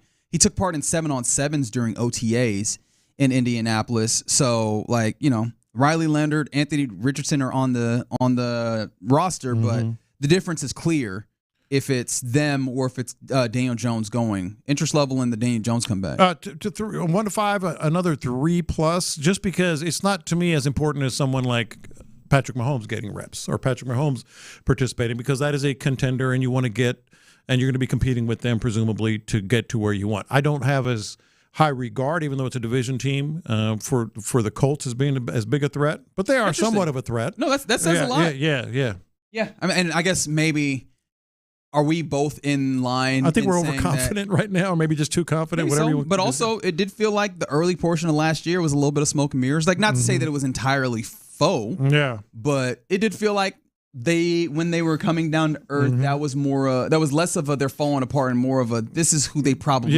really were. Yes. Once we got to it, and so maybe that takes us to a place where we're not as afraid. How about Fernando Mendoza and his development? Pretty excited about this. Okay, because you've been pretty high on the idea that Fernando Mendoza starts sooner rather than later out there. Yeah, maybe not week 1, but sooner rather than later. I feel a lot of confidence in. And I'm not a Raiders fan. I'm not a Mendoza fan, but it's very interesting just because of the stature that he has and what he did in college. But I do put a lot of credence. I said confident, a lot of credence in some of the things that they're saying over there. The Kubiaks, pretty straight shooters on things like this, and they seem to be thinking that he is good to go. He's legit. Yeah, no, I'm intrigued, but that's probably like a 3, just the general sense of number 1 quarterback. All right, one more before we move it along here. And this one, I've got to admit, I'm pretty high on just off of the course of, like, I end up enjoying Schadenfreude sometimes. Yeah. Vikings quarterback competition, J.J. McCarthy, and obviously Kyler Murray. Is that even a story right now? I mean, I know it is, surface level, but Kyler Murray's the quarterback. It does feel like that's the case, right? I mean, does anybody? But they keep trying to make to throw J.J. McCarthy in there, and I just want to see if they are bold enough to actually make that mistake twice. Are they going to say it's a competition once training camp begins? Yes, I think they are. I think they are, and it boggles the mind to me. That bringing him in. He is, he certainly has, some pelts on the wall. Certainly been able to accomplish some things, and you're going to say that it's a competition. They're going to say that. That's what you're going to say. They're going to say that. Yeah. They're going to say that. We talked about some other ones earlier, right? The Deshaun Watson, Shedeur Sanders one, which you're very interested in. The Lamar Jackson with the new coaches, what that's going to look like. That one is probably, if we're ranking them, that one and the Patrick Mahomes, his road to recovery are probably the biggest ones, on it, especially because we're talking about, and then also like the Joe Brady, because those are like 3 big-time AFC You're going to go right through those teams, presumably, or hopefully, however you want to put it. Yeah, no, I've been saying it all offseason. I think the Chiefs are going to rebound, and they're doing some things that are pretty home sooner rather than later. That could be a big problem. And then Josh Allen. I mean, at what point does he kind of shrug his shoulders? Yeah, if he doesn't do it with Joe Brady. Yeah, depending on how effective they are with this, I guess, new iteration, new regime at the top of things in Buffalo. But yeah, those are some of the minicamp storylines that I imagine we'll be watching. As minicamp starts up tomorrow in earnest for your Texans, and we get to see what that looks like. We'll hear various different principles as things go along there as well. And then, in addition to this week in sports being partially about minicamp, World Cup getting going here on Thursday in actual effect. And we need to see if Show and Clint are in on this. Yeah, this is what I'm most excited for. Show giving He's me already nodding his head. A more look. I didn't expect a positive response to interest. I thought you read that sarcasm. Oh, I did. Okay, all right. So it was sarcasm. All right, very good. We appreciation to DM all these for the cross out with the fellas of the drive. And yeah, it doesn't seem like Show is very interested in this soccer, which is honestly how does it kick off? What's the match? Well, we're going to have, I guess the first match is Thursday. It's USA-Paraguay, isn't that it? Well, I might check on that one. Yeah. Well, yeah, the first USA match, I think, is Friday, actually. Friday, okay. But yeah, the first match overall, I believe Mexico gets the honors of South Africa, this thing yes, off. yes. And then Korea versus Czechia.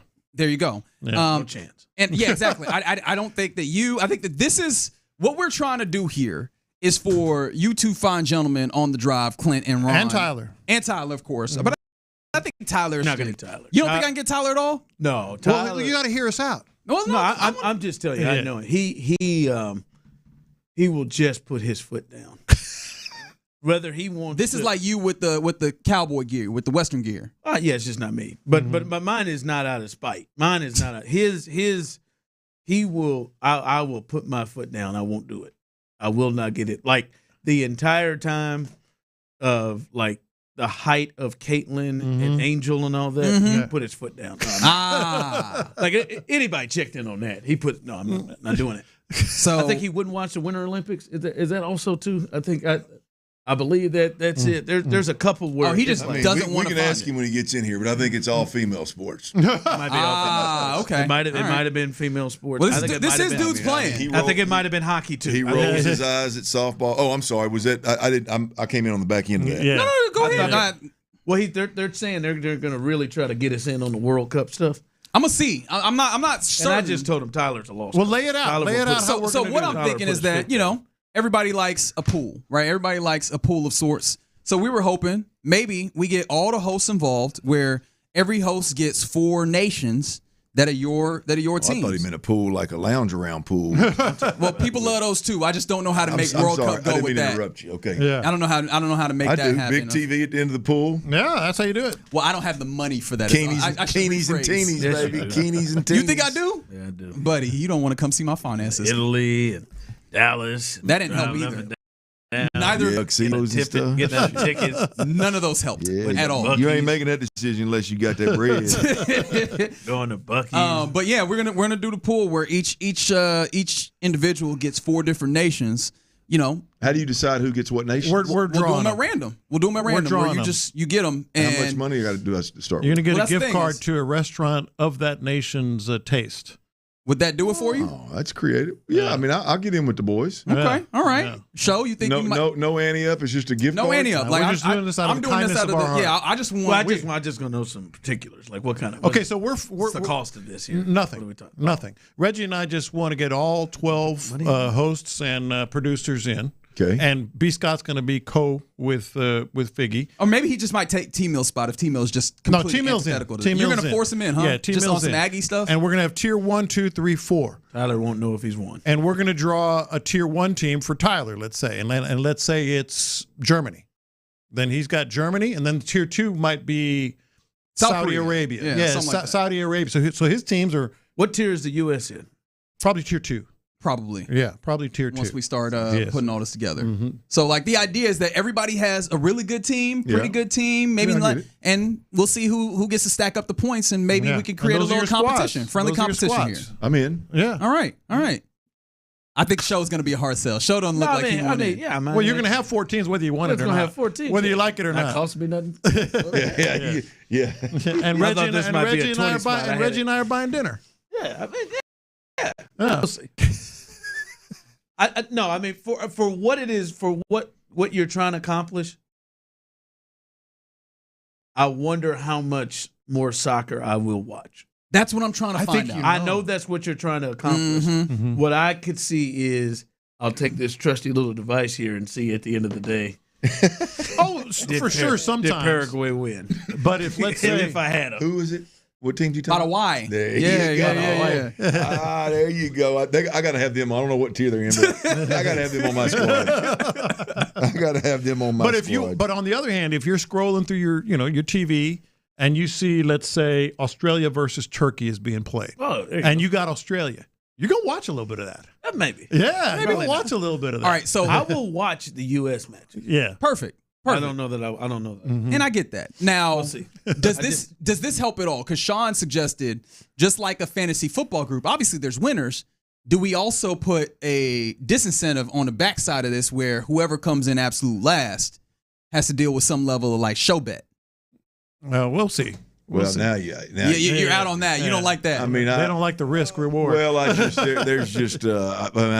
too much open in there. I need to know I need some more details. Well, we haven't that just literally came up 4 hours ago. So we're like, is that something they all like? And do we have to put that up to the listeners to then create a negative? Well, then I'm damn sure out. You're gonna let these listeners decide what on the negative. We're not gonna let them do the thing where they're like, cut your finger off. We're not gonna do that.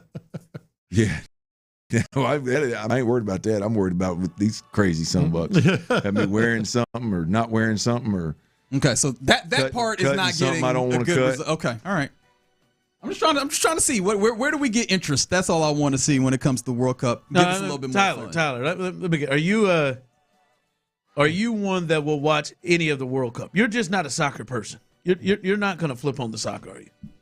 If I do, it's not me actually flipping it on. It's like at a watch party or something for the U.S. But I just don't know enough about the sport and wasn't raised watching the sport. You got to flip it on and see what it does at C-Stat, though, right up there in what's the name of the stadium up there? Kyle Field, just one of the most legendary. Ain't they kicking? No, they had a pregame. It was Saturday. That already happened. Yeah, it was Saturday. I was just letting them know that Tyler is the type of person he will put his foot down, and I don't care how much popularity it gets, if he has decided he does not watch it, he won't watch it. Okay. No matter how good it gets. Or I just don't watch it. It just won't watch it. Nope, not doing it. But one of your teams is Argentina that we draw, let's say. You're going to watch Argentina a little bit, aren't you? Yeah. There you go. Yeah, That's the idea. we just got to put stakes on it for That's the Timo. whole Timo idea, got best bets, man. He'll jump in here. He'll jump in here. I know exactly what the carrot is to dangle over there. Not going to watch a second of hockey, but if we got bragging rights around here up for the grabs, and I'm watching it. That's the idea. Okay, that's the hope. To check the score. I think Tyler's checking the score at the end. All right, I think this might work. Tomorrow we'll go ahead and we'll let you know. draw. We'll draw groups. We'll do that, and we'll see if that makes the World Cup worthwhile. I was listening to you guys earlier. Yes, please. Talking about what's worse since the world discovered it. Yeah, that was good. That was good, boys. Yeah, I enjoyed that. That was good. Was there anything that came to mind for you that you were like, what was said? Things that have been ruined because it's kind of gotten out there too much. Like it's gotten too trendy. Yeah, like oxtails was one. Food trucks. You know, it was cool when they were on the down low. You know, I mean, ruined is a bit strong, but I get the overall point. I was sitting there thinking. I don't know if anybody ever said it, but I was sitting there thinking Tajín. Yeah, oh, that's good. There was back in the day, man. I mean, it was. That's great. I mean, you could only get it on my side of town, Lopez. Certain stop and go, and I don't even know that. And it was cheap. You definitely weren't getting it at HEB in some bulk size. And now it's everywhere. That's a really good one. What was the one where it was on the sucker? What was that called?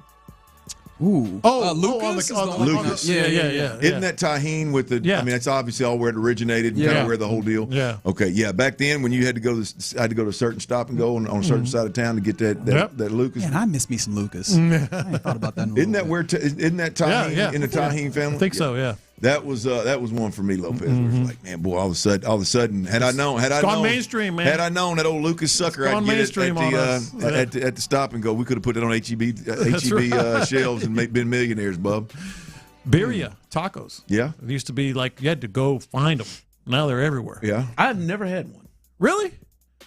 I don't know if you'd like it or not. Yeah. I'm just being straight. I don't know if you'd like it or not. I don't know. Yeah. I might like that. I might like. I like that. All right, very good.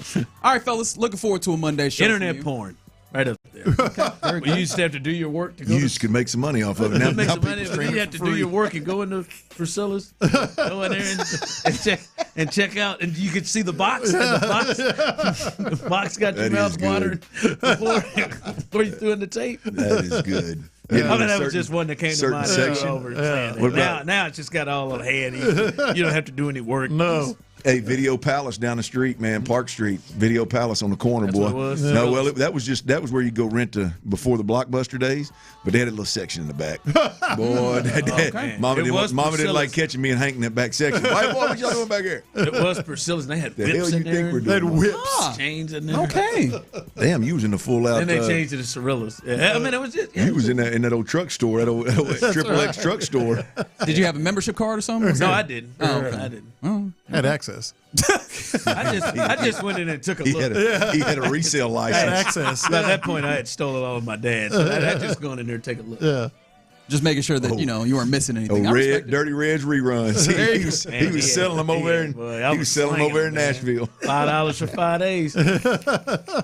All right, you're in the loop. You're about done in the loop here on Sports Radio 610. Been a good one. You're listening to KLT AM, KLT FM, HD2 Houston, and Odyssey Sports Station. Again, appreciation to D&M Auto Leasing for the crosstalk. But right now, the drive is live. That's right. The drive is live, and we are live on a spectacular Monday.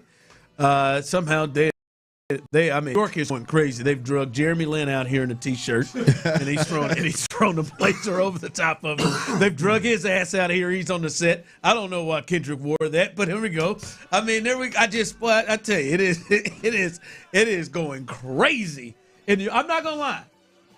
And I heard Figgy say this earlier a bit, and I agree. Like I really wish I was there today and tonight. I wish I was.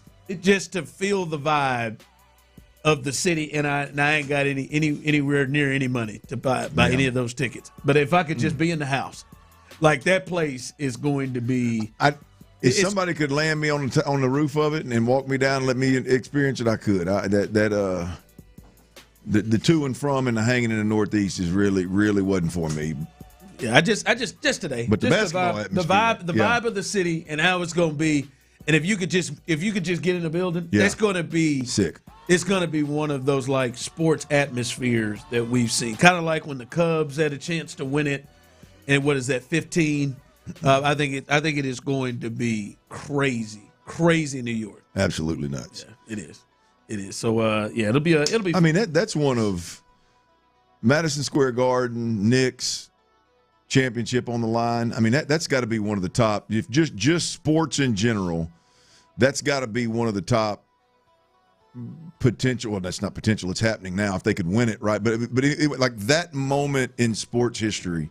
You talking about the team, the arena, the gym. It's even bigger because it's not like they're in the middle of a dynasty. It's been a while. No, it's been. I mean a long while. I mean, you're talking what, like, obviously the Yankees in their old stadium would have been pretty sick. Yeah, like I said, the Cubs are good. Red Sox and Red Sox back there in was that 04 or whatever. Yep, that was when they have a chance. And it's just. There are so many, and I think what's kind of different from those other teams, and maybe the Cubs fit this a little bit, there are so many famous Knicks fans. Yeah. Like that makes this. I mean, hell, they were almost all in San Antonio.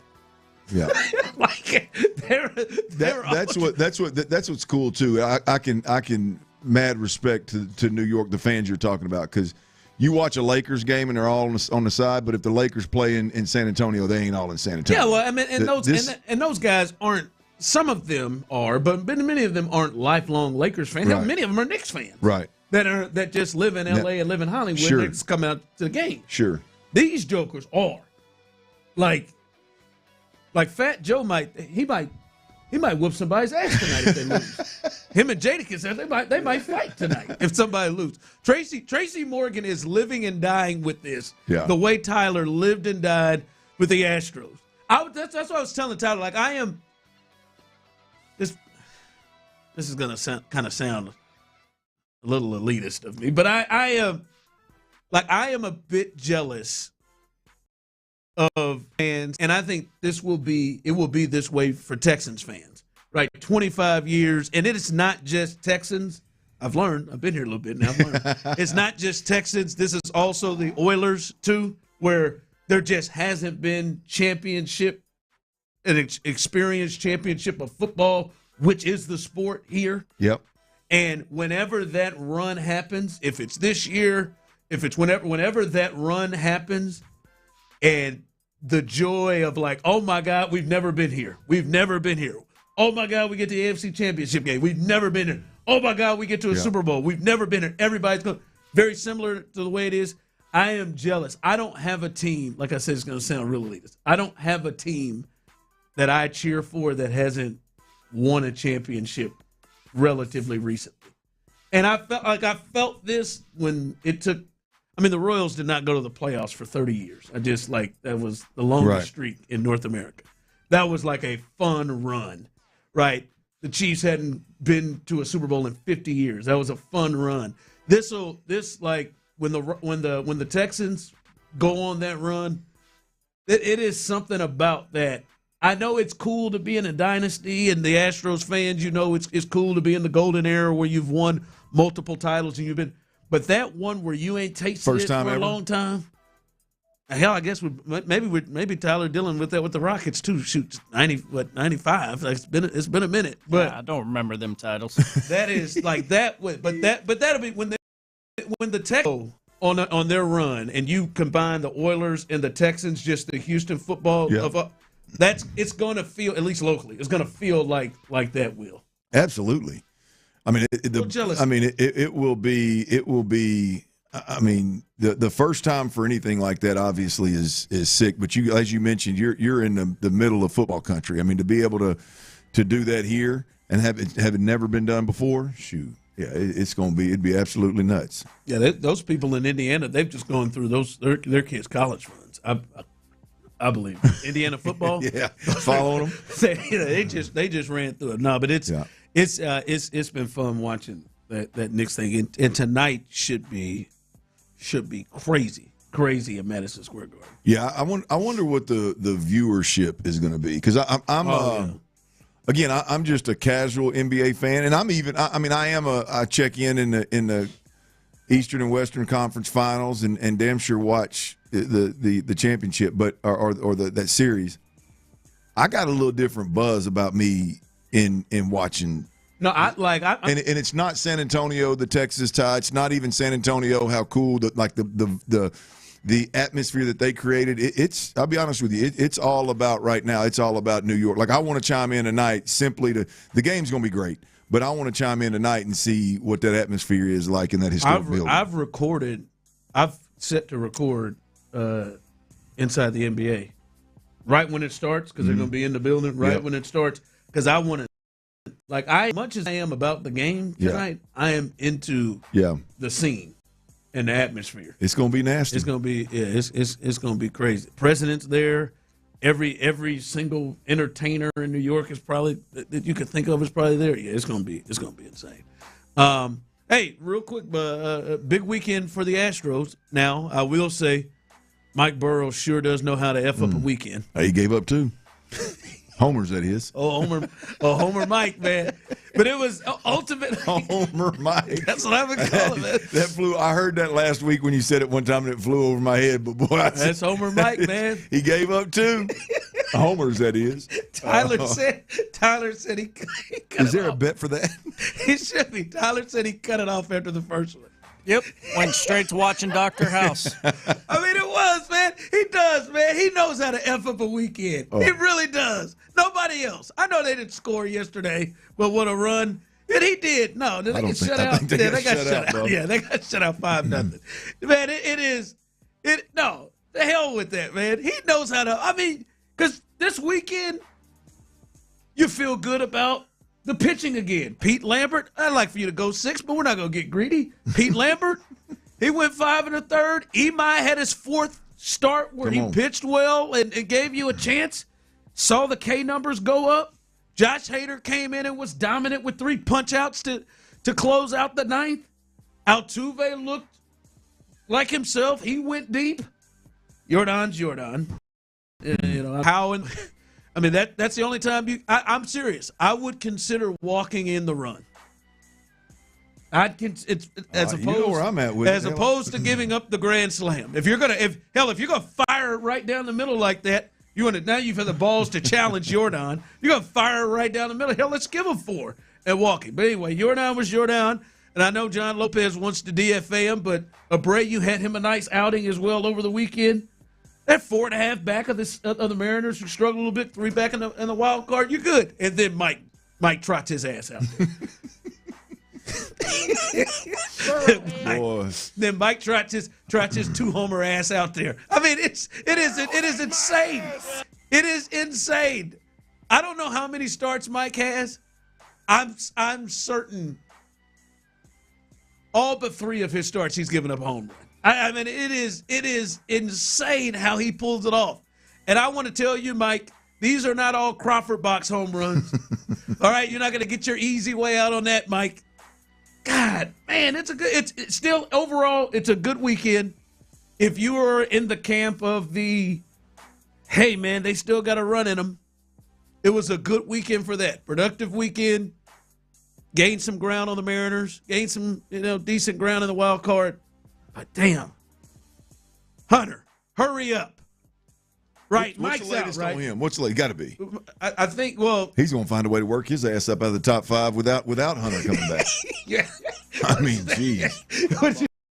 I'd be glad the managers dug in on his stuff thing, because I think the general manager is too. I think that this was his pride and joy. Again, somebody out of camp, Tyler, said, Spencer Getty, Sugarland. Mike Burrows, number 2 starter. Somebody. Again, great weekend until Mike entered the picture. You gotta know, man. They gotta be out there in that field, Tyler, like, hear his ass go again. How long till this bomb, boys? 13 starts, 17 bombs. Lord. That's ridiculous. Tyler out there. How long you think? I'm watching the clock if I'm out in the field playing in that game. Backing up if I'm playing the outfield by a step or two each inning. If I were those outfielders, I would be so disrespectful to Mike. I wouldn't even move on those home runs. Because to me, that's the most disrespectful thing to your pitcher. If you're Cam Smith and you just don't move on a ball that you know is gone, just keep hitting that glove, staring straight ahead. Just stand there. Don't even turn around. That's what I would do to his ass. That is wild. I wonder. 5-14.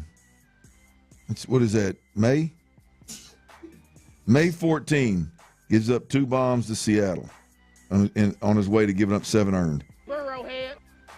I bet he pitched 6 innings, though. May 20th, shoot. Yeah, he gave you 5 2/3. Twins. He tried. The 20th. 4 earned, 2 bombs. The Rangers only got him for 1. Then Pittsburgh turned around. Pittsburgh turned around. I mean, he's given up 9 home runs in his last 5 starts. It's literally 2 a game, except for that Texas game. I mean, it's 2. It's like. I mean, and as you said last week, he has this thing where he likes to walk guys in front of the home run. He was to really make it a good weekend until Mike touched it. They probably play some bets out there. Jake and Cam over there talking. I mean, they should. I got you in 3 pitches.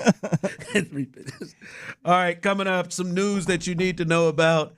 A big day tomorrow in Houston sports. We'll let you know it. And I think I probably disappointed you fellas again. I held this in, but I feel like I need to be honest.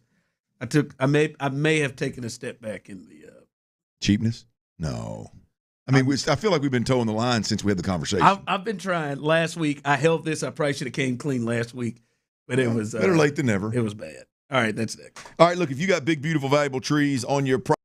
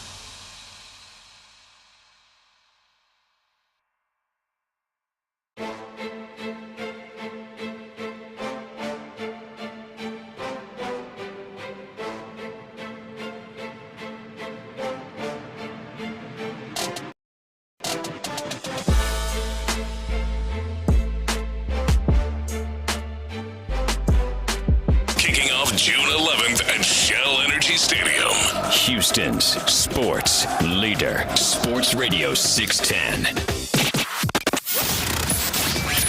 The Drive is powered by Mokaram Injury Lawyers. Heard in an accident? Call Mokaram Injury Lawyers at 281-222-2222. Sports Radio 610 presents The Drive with Stoerner and Hughley.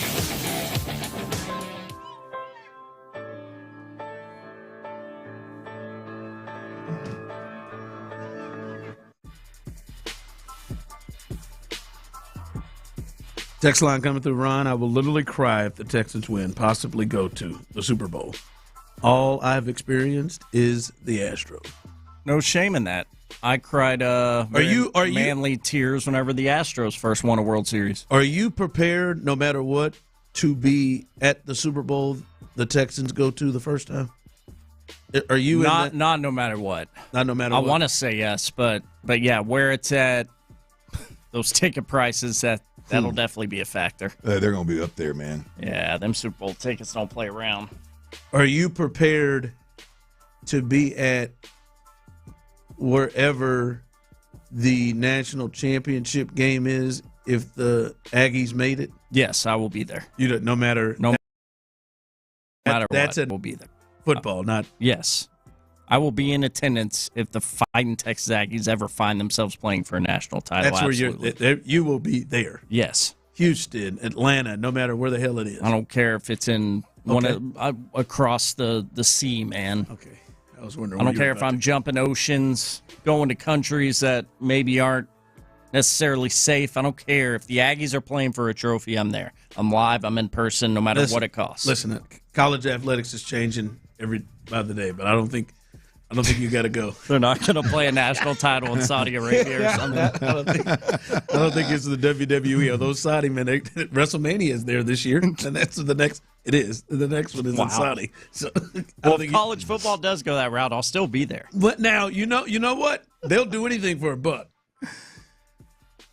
Except for Sorley, but they'll do anything. They'll do anything for a buck. Hell, they'll let him do it. But no, I don't think you'll have to. I don't think you have to do that.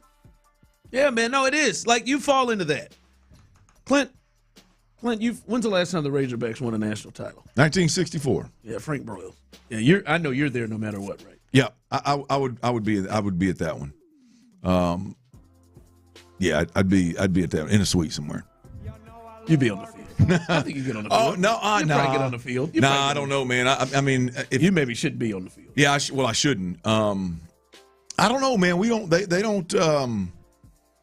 When your organization turns over coaches the way that we do, and they play and you're in the media, it's hard. It's a former player. It's hard to not be honest. I don't know that I hadn't worn out my welcome relative to being that intimate to the organization. Nah, you get on the side. Don't take much, man. Have you? Because you have been on the sideline for several games, right? Yeah. Have you ever had the itch or the urge to maybe go talk to the quarterback? Oh yeah, shoot. I mean, have you done it? That would be my concern for you if somebody's when H was still there, when Houston Nutt was still there, and I would go back and party at that on that golf course all before the game for 3 hours, and then go halftime. Coach would let me in the locker room. Oh, Matt Jones. Hey Matt, take that damn hitch. Matt, take that hitch, man. Hey Matt, let me get at you. Let me talk to you in the shower for a minute, man. That'd be my concern with you. You're just all of a sudden they get that camera. You see Clint with that hat on, sliding over just with some words of, "Hey man, take that hitch." Yeah, take that hitch, man. Right there. It's just right there. Just take it, man. Don't hold the ball, man. That safety has been getting horny the entire time. Hey, Coach messed around and say, "Hey, Clint, man, you see anything out there?" "Oh yeah, Coach, I see a lot. Can I get the chalkboard? Can I get the dry erase board?" Just been waiting. Waiting for you to say something. Been waiting for you to say something. By the way, let you know tomorrow, big day as mandatory minicamp begins. June 9th is when it begins through 11th, and we should have everybody in attendance, right? I think they've had really good attendance at these OTAs. Just Daniil Hunter, Jenkins, and even Trent Brown. But Trent Brown even came back the last couple of practices. So you would expect those guys.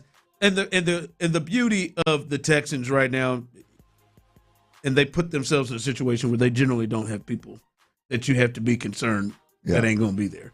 Cowboys, they don't know if George Pickens is going to be there. All right, they put themselves in a situation. Now, they could have that with CJ, but CJ, it seems like, has made it very clear that he's not there, that's not a part of his plan. So they should be pretty well attended. Yeah. Well, I mean, look, I think it starts with the kind of players that they bring in, the personalities, the mindsets. It starts with that. I think, to your point, they took care of Will. They took care of Nico. I think there's a handful of guys that needed to be taken care of in order to get them in camp, and you got that done. The guys that are absent or maybe just are not participating, they're guys that are so long in the tooth that, for the most part, they don't need it. You know, they just don't. And you could argue that Blake Fisher needs all the reps he can get. He doesn't need big boy in there taking reps from him at this point in time. I mean, hell, Trent Brown's one of the guys that knows this offense better than anybody. So he shouldn't necessarily need. You talk about Sheldon Rankins, like Caden McDonald needs those reps. Right, those depth guys on the defensive line need those reps. And so you can even go to the one you mentioned, Edge. What's my man's Edge? What's his name? Opposite Will Anderson. Mine just went blank. Danielle Hunter? Danielle Hunter. So if Danielle Hunter, Dylan Horton could use it. Whoever's behind him, they need those mental reps. They need, like, D'Amico needs to be coaching the hell out of those guys. He don't need to be coaching the hell out of Sheldon Rankins and Danielle Hunter and Trent Brown and that kind of deal. Well, at least doesn't have to. Yeah, so the ones that are missing, I mean, they're missing, and you don't have any concerns about what they're going to be doing and what kind of shape they're going to be in, where their mind's going to be when they get back. They'll all be locked in. And they're not necessarily any of your, like, locker room tone setters either. Mm-hmm. You know, like Aziz and Will and all those guys are there. By the way, I did want to let you know, I may have taken a step back a bit last week in the cheapness. I didn't tell you about this. This occurred at the tournament. And I think how long it's set with me, Clint, is probably where I'm a little disappointed. So last week we had the double barrel Saturday and Sunday softball tournament. That's when Lowe did all the catching, right? Mm-hmm. Yeah. And so, I bought my ticket. My ticket. We had to pay for it at my wristband. I leave mine on. I shower through it. I leave it on. Just in case we can walk through there. Hold on, so it's probably not going to work, but you leave it on. I don't know. I don't know. Courtney said, "Why do you still have the wristband on?" She was like, "We got to pay again." I said, "Are you sure?" I don't know. You never know. And so she talked me into taking it off, so I took it off. And I had to go get all Court's on our team, Tyler. And I had to get I had to go get all the tickets because she wasn't there. I had to get. I want to lie and make Lauren, or I want to lie and try to make Trey 6, but I can't. They won't believe that. But Nick is free. But you want to make Nick 6? No, I want to make Trey 6. Oh, you want to make? Free. Oh, you want to try to make him? You want to try to take 5 years off of his life to make him free? Okay, got it. What about Lauren? What about Lauren? She's playing, so you're good. Okay, so she's free. Gotcha. So we get in there, and I got to pay $10 a piece. I got to pay $30. But I walked in with one of the parents, and they had the red wristband on, just like I had the red wristband, and I peeped it out. They giving away red wristbands again today. So you could have lied. That parent walked through. He said, "Hey, enjoy the games." The showman didn't pay. Same one from yesterday. I had to buy all three of them. Is that my boy? And then I want to say to you, Rebecca Orlando, who gloated in my face because she kept hers on. She said, "Got away free." Hold on, so. And the reason why it's probably a step back is, Tyler, I probably – it was still on my mind through the first game. Were you mad at Courtney for it? Not mad, just annoyed. Mad at myself for not going for my first staying strong. We could have had that for 20. Did you say anything to Courtney? I didn't. Never. I've kept it to myself. You still hadn't said a word. Kept it to myself. Oh, that's progress, bud. I'm thinking to myself. I sat there for an hour. I said, "Man, that's $30." You didn't even get in the car and go, "Hey, I just after the fact," and just say just to let you know. No, because Rebecca rubbed it in our faces together, so we knew. She knew. So she knew. Rebecca did it for you. Yeah. So it's $30, not just $10. Do it, lady. But I would have felt better if it was just my 10. But I think the problem, Tyler, is it sat with me for an hour. It sat with me during the entire game. just stewed on that extra money. I finally let it go after. I don't know if you should be upset with yourself on this one. I feel like I can be honest with you. I don't know if I think I would. I mean, I would have taken the route of not just me. Hell, we all three could have been walked in this thing and saved $30. Oh yeah, because to me, hey, if they're handing out blue wristbands, they're handing out blue wristbands. Yeah. Just rip it off. Yeah. I don't think you're wrong on this one, Ron. I mean, I think maybe you should have ribbed Courtney a bit about it. In fact, I would have bet money. I'd have lost money. I'd have thought that you did. You may or may not have caused an argument over it. Maybe I'd have lost money. I showered with it too. That's the thing that pissed me off is I had to take it off before the shower. Peer pressure. I showered with it, and I carefully tried to get around it so it didn't piss me smooth off. Coming up, 713-572-4610. Those of you on YouTube and Twitch, jump in on this. Are the NBA Finals over? Is it over? San Antonio is down 0-2 after losing the first two at home, and now they got to go to New York. Is this series good as done? We'll discuss on the other side. All right, look here. All my athletic directors, my head coaches, superintendents, booster clubs, board members.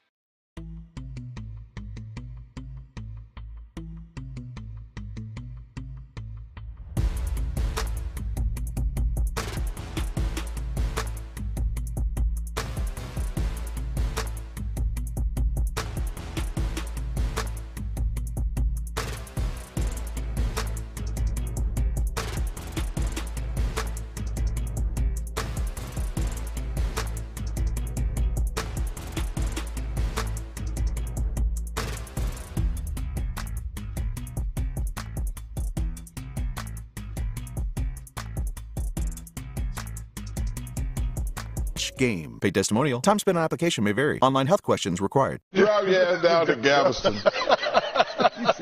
We send their ass to Galveston, Texas, right where that dirty water washed up on the beach. They can't even get in the water.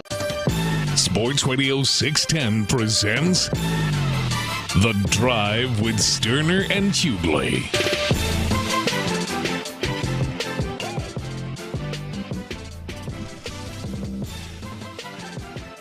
713-572-4610, YouTube and Twitch. I see you, Donna. You can jump in as well. Are the finals over? Do you think the NBA finals are over? I think obviously the Spurs were the favorites coming into the finals. The Spurs were 4.5-point favorites in game one. They were 6.5-point favorites in game two. Tyler went 1 for 3, guys. Just get that. Just rip the Band-Aid off there. He went 1 for 3 on Friday. Still 5 for 7 for the final. Still 5 for 7 for the final 2 days. Not his fault. That's what happens when you crank up 4 for 4, Chief. You get a little wiggle room, don't you? A little wiggle room, yep. But I'm sure he'll pick it up today. So be waiting for T-Mill's best bets around 35-ish. But up 2-0, the Knicks are both road wins. Both games kind of went in a similar fashion. The Spurs got up double digits somewhere in the game, in the middle of the game, and then the Knicks walked them down, and then the Knicks got a pretty good lead. And then later in the game, the Spurs came back. They took the lead back, and then the Knicks made plays late to get or the Spurs did things to help give the Knicks the lead, and then they win late.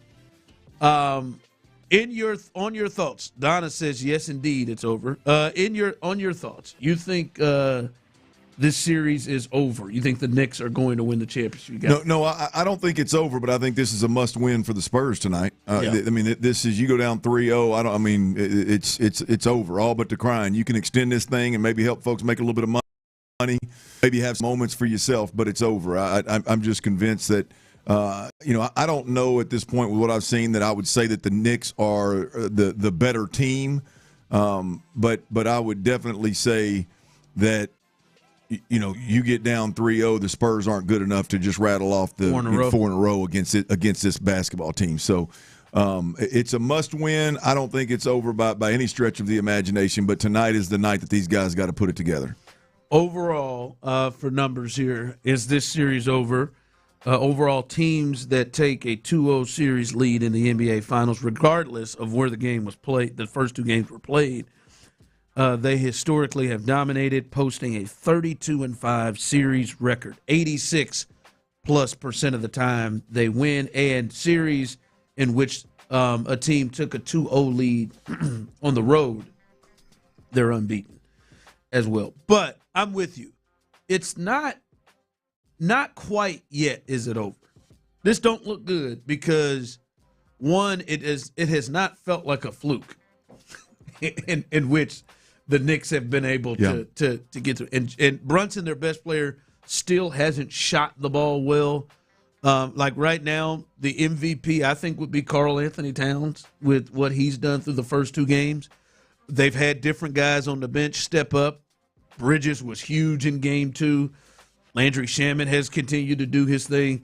So I don't think it's a fluke, but I'm with you, Clint. If the Spurs win tonight, I think it'll feel a lot different because you'll look at it and be like, damn, man, they had a shot at the buzzer. They were up by double figures in both of those games, and they got him tracked down, and Wemby hadn't played well. And I think it will feel a lot different if they win tonight's game. And as I was telling Tyler, we were talking about this earlier during prep,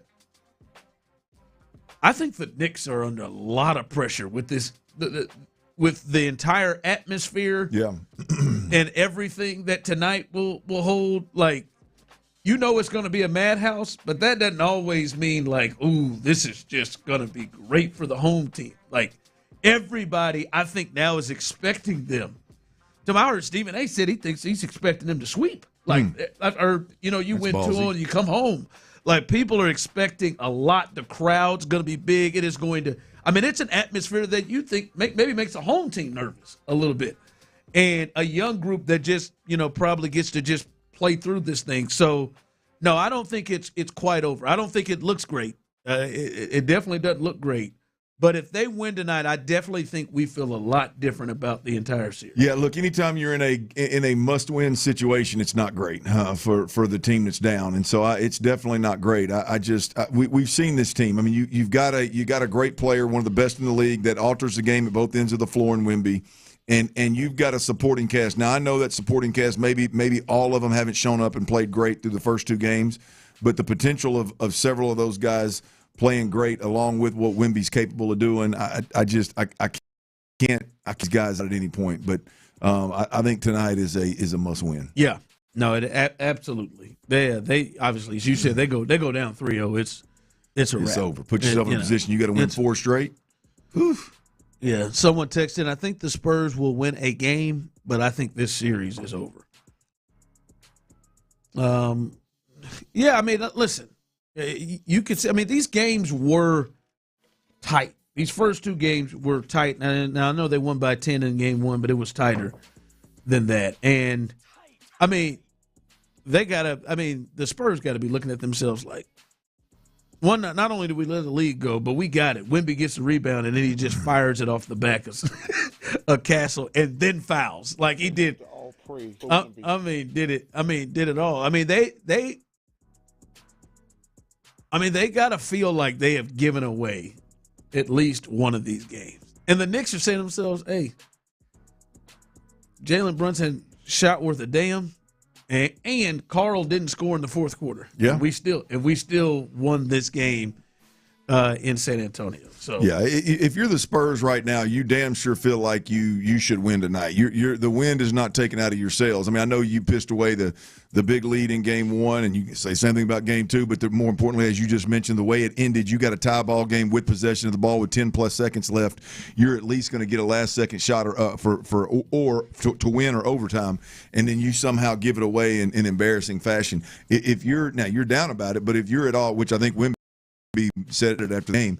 If you're the Spurs, you're super confident right now going in there, going into New York with the thought that you could beat these guys. Yeah, and I don't know. I just, the Spurs, they also haven't appeared like they're devastated from this. The Cavs looked devastated after they blew that first game, and it was like, well, I wonder is this going to carry on. The Spurs haven't. They look like Wemby and them look like they were ready to get out. Now, listen, I ain't going to lie to you, Clint. That first half, Wemby looked all shook, out of sorts, everything. And to steal a phrase from Charles Barkley is, Cat was just kicking his ass. Yeah. Just kicking his ass up and down the court, and he looked shell-shocked. But he came back in the second half, 22 in the second half, and he looked like his normal self. So, yeah, again, to me, this is big. If they're somehow able to pull this off, and I'll be honest with you, this atmosphere, generally you would think it would work against a young team that hadn't seen it. I actually don't think. I think it actually is maybe helpful, and maybe I think the atmosphere potentially could affect the home team, as we said earlier, more than it does the road team, because they ain't seen this. So it'll be a big one tonight, and the series obviously determines on this. I know Adam Silver, the human penis, is really hopeful that the Spurs can come back in and win this game to extend this series and take this bad boy back to San Antonio. But we'll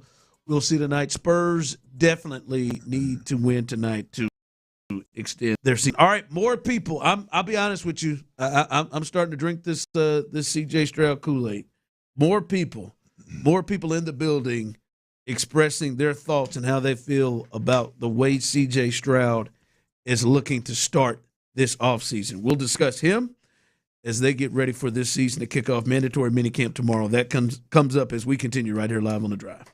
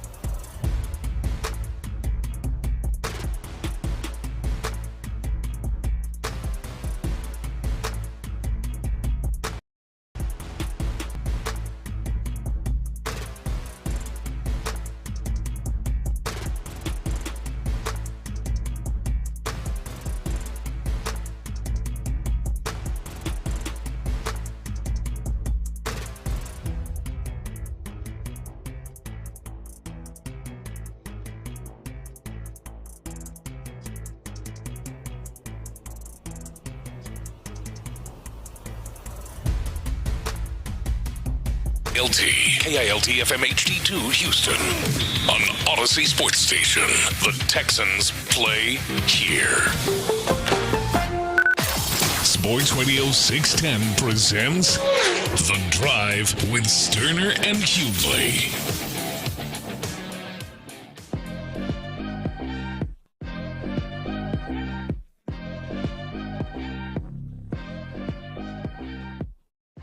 Ah, 1 hour down, baby. Yes, sir. I see you, Ocho. It is 3 o'clock in this piece. It is. It is, man. On a Victory Monday, right, Tyler? Yeah. Won that weekend, baby. Yeah, won it, baby. Hell yeah. Oh, I did. Did you have you a good weekend? Yeah, it was a good weekend. Very, very chill in my world. What about you guys? Good weekend? I had a good one, man. I was supposed to go to Generator Supercenter in Tomball on Saturday, and ended up not having to go over there. So it lengthened my weekend a little bit. Not that I didn't. I wanted to go see more Generator Supercenter, but just didn't work out the way that it was supposed to for your boy Dirty here. So my Saturday got a little. I spent a little more time with my babies than I thought. Yeah. AAU basketball weekend. Oh. You win? Second place. First Should have loser? won. First loser? Should have won. And how do you handle that with Trey? He had a rough one. He went full Draymond. Did everybody get a trophy? He went full Draymond. Good for him. Good for him. I know you and Courtney don't appreciate me saying that. I am good. I tell you. His coach said you're gonna have to sit down a little bit. That's all right. I tell you, he wouldn't have a coach if he's the other way. No. Coach would be like, hey man, don't bring him back out here. I thought he was gonna come over there and flip those chairs. To be honest with you, when he started walking out of the. He was hot, smoking hot. That's what I'm talking about. No, they only first and second. And I'll have to. Many parents took the photo. I have to show it to you. It was a bunch of Ron's kids. I can tell whether they won that weekend or not. Oh man, hey Tyler, 11 mugshots. What didn't Nick take one not too long ago that he was mad at a Hornet because they lost? He wasn't going to come for they had to lure him with donuts. That is great. Yeah, That's Mimi and Pawpaw had to bring him in with donuts, and that was that. But no, man, it was a fun weekend. Listen. This guy might be listening to. You know who you are, sir. Those of you out there, AAU officials, these leagues, who's ever run them, you got to really make sure these guys know at least half of what they're doing. The officiating, there's a gentleman last week this weekend. He reffed almost all our games. He was just out there getting cardio. He wasn't blowing no whistles at all? Nah, except for the accidental whistle he blew that everybody stopped play. And they were like, no, keep going. Inadvertent. Led to a layup. He had reached it. We were riding him. He had reached it. This guy will know exactly. If he's listening, he'll know exactly what I'm talking about. He said, I did not blow my whistle. On the inadvertent one? Everybody lost it. He did. It went beep. We just heard the whistle. Right. All the kids stopped. And there was a kid, he just kept dribbling ahead. And they're like, no, keep going. And then he dribbled in for a layup. Like it was in a game that was a one-possession game. Right. Ended up being a one-possession game. And everybody's like, hold on. Because like you blew the whistle. You blew the whistle. He said, I did not blow the whistle. I didn't. My man was out there getting cardio, man. And man, he wouldn't call a damn thing. Were you riding him? There's a couple. Like for me, man. So we're getting down to here we go. Usually he's the stander by now. He's in the middle of it. Listen. You all have played, watched Tyler. I know your nephew. You've watched him in T-ball as far as going, but it'll go up a little bit. You've got people you understand. Like we know if you officiate, and I've officiated. You know, you're not going to call everything tight in 8, 7, 8, 9, 10U. You're not going to call like we'd be here all day long if I'm going to call it like Correct. I'm calling it in. Just like the strike zone's a little bigger than normal. But when the person's going into a shot, and they're going to shoot, we can't just let them get clobbered on the shot. We got to call the foul. We got to call the foul on the shot, or if it's something that blatantly leads to a turnover. Right. Like you ever watched wrestling where two guys would come in and do a crossbody, and they both lay down. Yeah. But they come up and they crossbody. Shout out to Jameson. Really good. Great body control. He went in for a layup, and this kid came in crossbody, and the ball just flew out of bounds after the contact. I mean, it just went it down the other way. Other way. Ball's going this way. Let's go. Hold on, man. Like, I understand, but, man, on the jump shot, guy can't nail him in the arm. What's your go-to heckle when you're heckling the ref? God, what do I say? I mean, how'd you go? I think it's come on, man. What are we doing here, man? Yeah, I have a hard time. I don't even have kids at that age, but I got a little cousin that played, and I go to their games, and I want to talk to the coach. I want to cuss out the ref. I want to huddle the players up. It takes Lawrence and me. Like those. If you ever been to some of those games are so physical. They are allowed to be physical by like these kids. They're like. There's going to be 57 jump balls because, like, you just can't keep letting the guy jump on the back to get the jump ball. Just can't. I think you can't reach around backs. I think that should be illegal. Can't be. I think that should be illegal. Hey man, it was absolutely ridiculous, man. And I felt bad because there was an older gentleman who was the other official, and he was good. But I can tell he didn't want to override him when he has the better look. He didn't want to step on toes. Yeah, he did a couple times. There was a couple hacks that were so bad you can just hear. Yeah, my man down here, he had one call though he liked. He liked that 3 seconds. That was his call. Got it. 3 seconds. Can't camp out in the lane, boys. That was it, man. That was it. All right, Jerry damn it, I was confident going into that. Jerry Slapinski. The new quarterback coach. That was close. He is the latest. He is the latest to give his thoughts on what he is seeing from his quarterback, C.J. Stroud. Really good spring so far. I would say the first thing starts with him coming back in pretty good shape. He looks good. He thinned out a little bit. He looks good. He's always, been throwing the ball really well. His footwork's been really good, all the mechanical stuff. But then I would just say his grasp of everything, he's operating a lot faster. You could see it at the line and what he's doing, the way he's able to move guys around deeper. You can just feel way more comfortable. I feel like he's owning everything we're doing. Listen, this is, I don't know how many now this is. Clint. Now, some people just like, all right, man, he's looking real good. He's about to see the old CJ or whatever.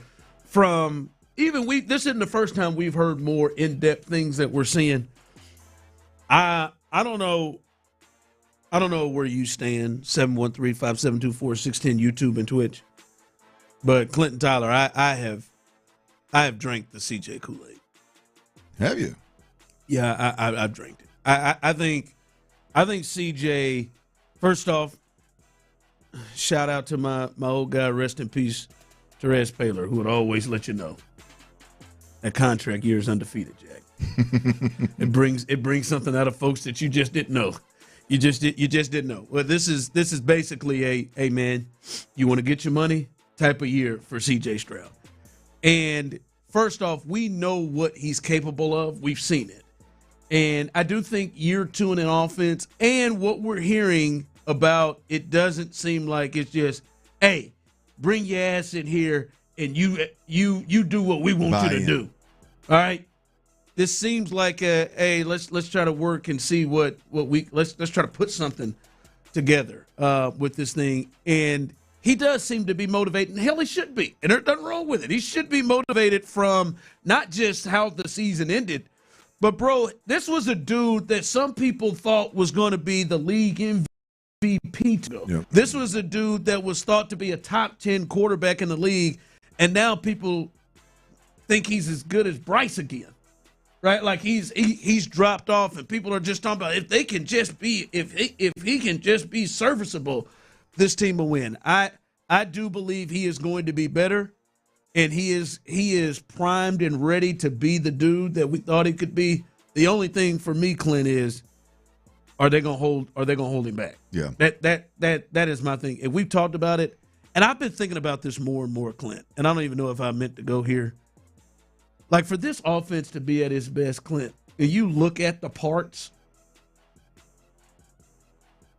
and this offense ain't going to be a great offense if it is led, to me, by David Montgomery in the running game. Not with the parts that they, like, if it is led. Man, I told Tyler this earlier. Lamar and Derrick Henry can't get to an AFC title game. Those two, their team's led by a run game. The Bills couldn't get there. They couldn't get there last year. They can't get to a Super Bowl. They've been running the football as well as anybody the last couple of years. The Eagles had to have one of the greatest running back seasons we've ever seen, and then a quarterback who runs it too to get where they needed to get to. I don't think. And one of the best offensive lines in the game. Yes. All those teams that I just talked about, good offensive lines. Yeah.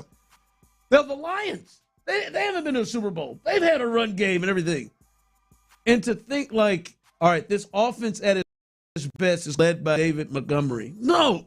The people whose hands you want this ball to get in more than anybody is probably Nico Collins. And the person that best is equipped to get him the ball is C.J. Stroud. It feels like at some point for this offense to be at its best, it's going to be on the back of C.J. Stroud and not David Montgomery. I don't know how long it's going to take for them to get there. I think he is ready to do that.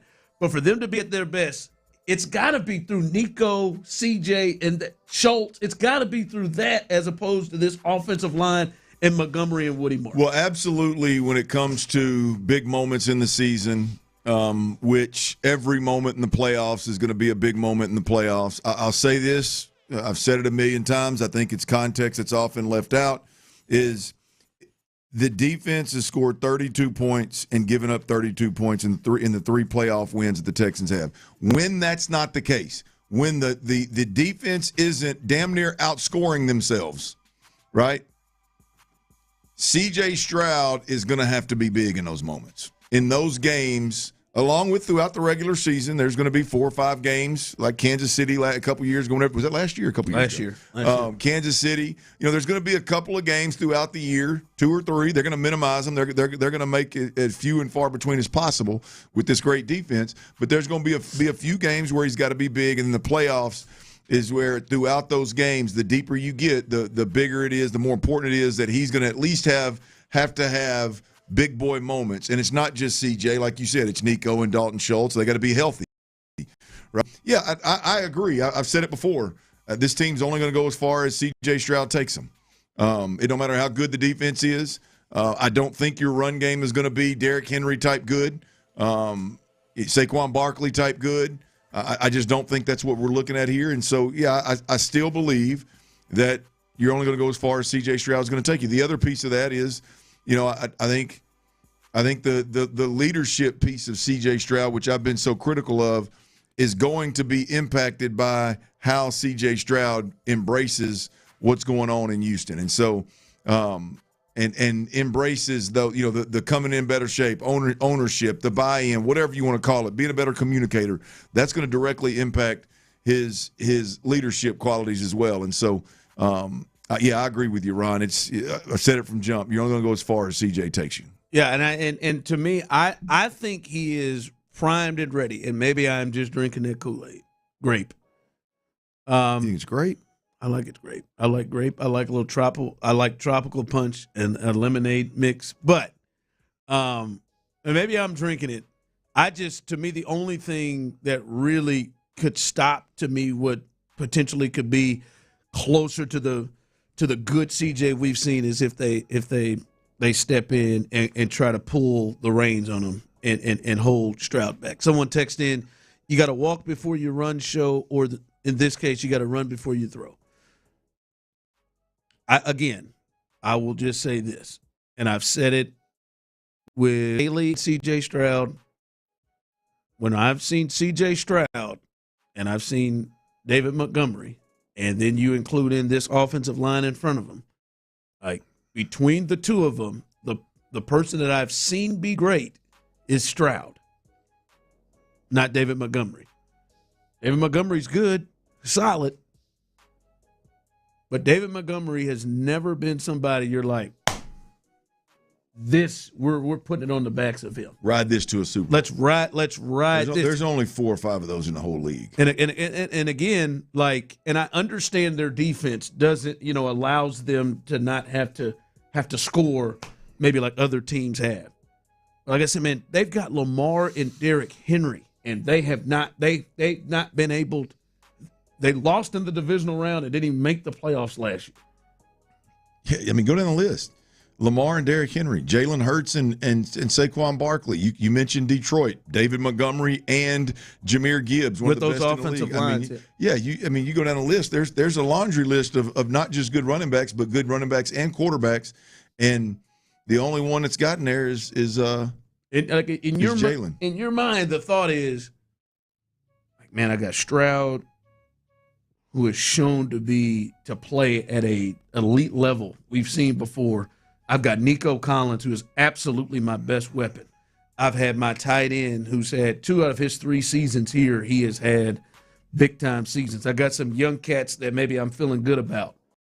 Potential. I don't know where Tank Dell is, but we've got – and the thought is, no, we're going to ride David Montgomery in this O-line and then hope that CJ cannot make mistakes and complement that. It should be the other way around. And to me, at some point, it's going to be. Because CJ's first year, they tried to. They wanted it. All right, man, we got Damian Pierce coming back. We're going to run the football. And Bobby Slowick and company said, second half of that Colts game in week 2, let's swing this thing around. And they made this, they didn't just ditch the run game, but they made it a more of a pass-first thing. And it was led by CJ. And I think at some point that's what this thing is going to be. And I think he's ready for it. I may be drinking the Kool-Aid. Maybe he comes out. Well, you are drinking the Kool-Aid. We'll see. Yeah, maybe he comes out against Buffalo and throws 4 picks again or something. I don't know. Well, that'd be a bad start. I don't think he does, but maybe he does. All right, as the NBA Finals, Game 3, pivotal game tonight, here is the question. Can Victor Wembanyama, can he still be the face of the league if he loses the Finals? Can he still be the face of the league and the Spurs lose the Finals? We'll discuss that coming up next. I tell you, you cannot be the face of the league unless you're getting a good night's sleep. You hear that, Tyler? You hear that, Ron? Get you some good night's sleep. The way you do that is you get with my man, Dr. Matoran. Now, look, you got to breathe well to sleep well. You got to sleep.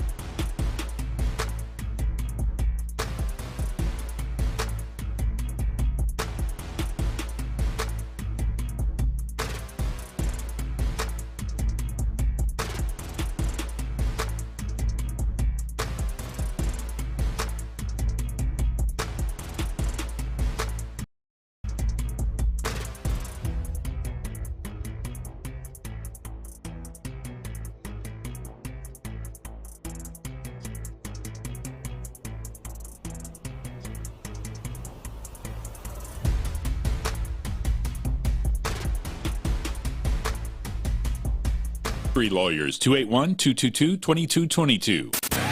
Something big is coming to H-Town. The Dynamo Soccer Celebration, presented by Kroger, is your destination for live viewings of U.S. and Mexico games, concerts, friendlies, and more as soccer in Houston hits the world stage. Stop in and join the party with us, kicking off June 11th at Shell Energy Stadium. Houston's sports leader, Sports Radio 610. The Drive is powered by Mokaram Injury Lawyers. Heard in an accident? Call Mokaram Injury Lawyers at 281-222-2222. When a guy's banging you. Sports Radio 610 presents The Drive with Stoerner and Hughley. All right, be thinking it because Jordan Alexander, one of our loyal listeners on YouTube and Twitch, has lost his damn mind on this conversation, and we will jump into it. Can Victor still be the face of the NBA if he does not win the finals? 713-572-4610. You can join Jordan as well. Those on YouTube and Twitch. I see you, Joel. I see you, Coop. You can jump in as well. Text line coming in. Montgomery has gone over 1,000 yards more than once and scored 13 touchdowns in a single season. Yeah, I mean, he's nice. He also has been in the league since 2019 and has never been to a Pro Bowl. Do you know how easy it is to get into the Pro Bowl these days? At least it's alternate? No, not one. No awards ever in the league. And listen, I don't say that. I think he's a fine back. I'm just simply saying to you, we've seen one player, which is the quarterback, carry an offense, raise the level of other players on an offense before, and play at an elite level at the quarterback position in C.J. Stroud. And we've seen David Montgomery be a good running back. Yeah. Swiss knife. And we've got an offensive line that I think is improved and should be better, but I'm not sure that it's some of the premier offensive lines we've seen to go along with David Montgomery. David Montgomery, when he got 1,000 yards in Detroit, had a great offensive line at times, at the entire time. Great other weapons around him as well. That I think had something to do with it. Again, I think he is a good football player and is an improvement. The combination of him and Woody Marks and Nick Chubb, which what ultimately was. But to me, when you also include Nico Collins, Dalton Schultz, two above-average players at their position, those are the guys you want to try to get the ball to. Your quarterback is able to do that. Is it the best way to get the ball to? I just think it should be a quarterback. This should be a thing where it is more on the back of CJ and not the running. Yeah, look, I think they made a conservative effort, a good effort, but I would say that it's conservative to improve the run game. And it seems like, as they're talking about improving the run game, it seems to me, as you hear them talk about it, that it's more about we're going to be a run-first football team. And so, you take the conservative approach, a bunch of middle-of-the-road, veteran-type offensive linemen, and a back that, again, is a downhill back. He's not one of these sideline-to-sideline, tackle-to-tackle, like can do it all. I think he is definitely a between-the-tackle, downhill-type player. And he's going to make you better. Is this going to be a better run football team? Yes. Is this going to be a team that can go in and run it against anybody when the whole country knows that you're trying to run the football? I don't know about that. I think it has a chance to be a much better run game if it is a complement off of the passing game. A little bit more of a balanced approach instead of we're going to run the ball first. Yeah, I think it's a lot more. I think it'd be better in that regard, where teams are feeling like, all right, man, I gotta. Yeah. Well, that now we get into. I love the point, because then you get into with this defense. The majority of the season, you're going to be able to be fairly conservative and maybe not have to pull C.J. Stroud out in the fourth quarter, but a couple of times. I'm talking about gun, let it rip, go win the game. Maybe 2 or 3 times in a season. Whether you win or lose, I don't know. But maybe you may have to be with this defense, you may be forced into that 2 or 3 times this season. And so my point is, what are you doing all year long? And is what you're doing all year long, is that something that you're going to be able to ride to a championship? Because that's what we've seen. Like last year, you saw them win 10 straight, being uber conservative, get the completion, don't make mistakes, right? And then all of a sudden, you go up against a team, and the elements were part of it, but you go up against a team, things aren't just right, and the wheels come off, right? We'll see who they are and if they're able to adjust the way that they want to adjust from game to game. Yep. As I said, can Wemby still be the face of the league and lose the finals? Someone texted in, every face of the league has had to lose before they get the chip. Jordan Alexander, what has he won? This is like saying Drake May is the face of the NFL. Rookie of the year, cool. Defensive of the year, nice.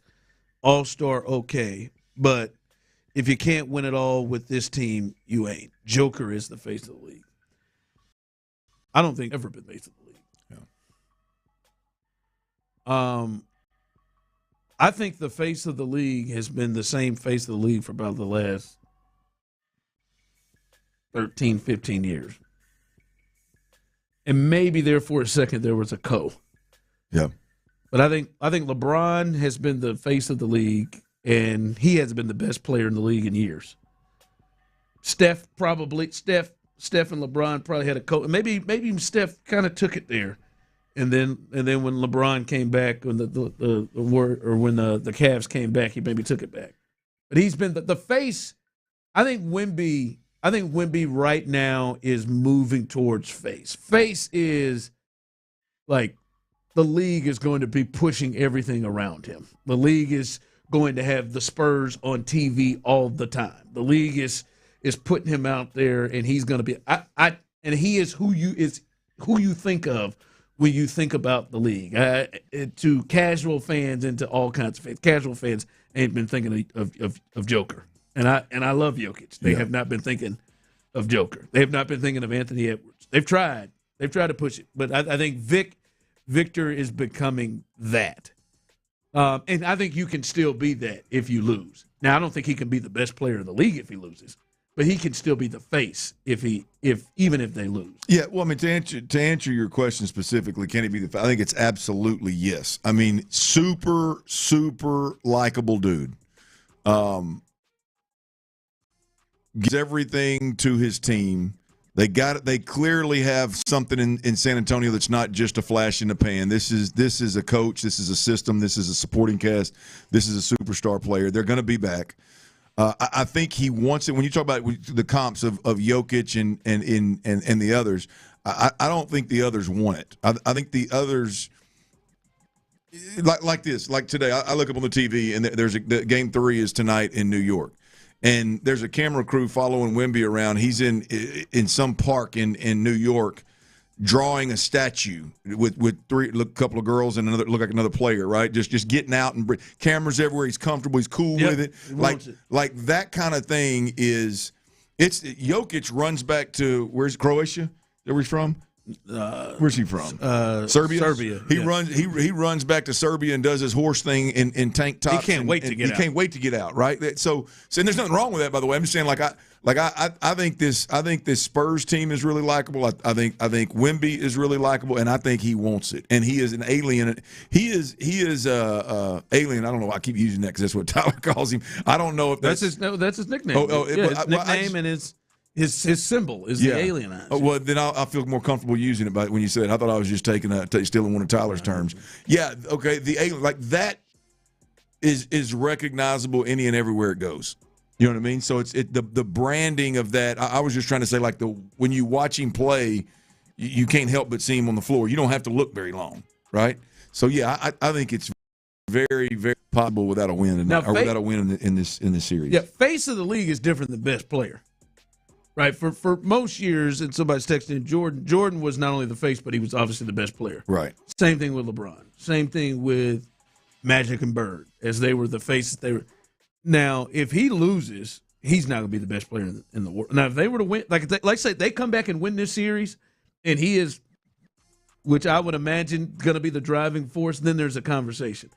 But the best player thing, that's different than the face. He cannot be the best player if they lose this thing. I mean, he's got a couple of things working against him. One, he's never really won. He hasn't won an MVP yet. He hasn't won a championship, finals MVP, obviously, none of that. And he is losing the battle at his position right now, which is that is a tough one to kind of deal with. And he's losing it not to Jokic. He's losing it to somebody that I think most people coming into the series thought was clearly beneath him.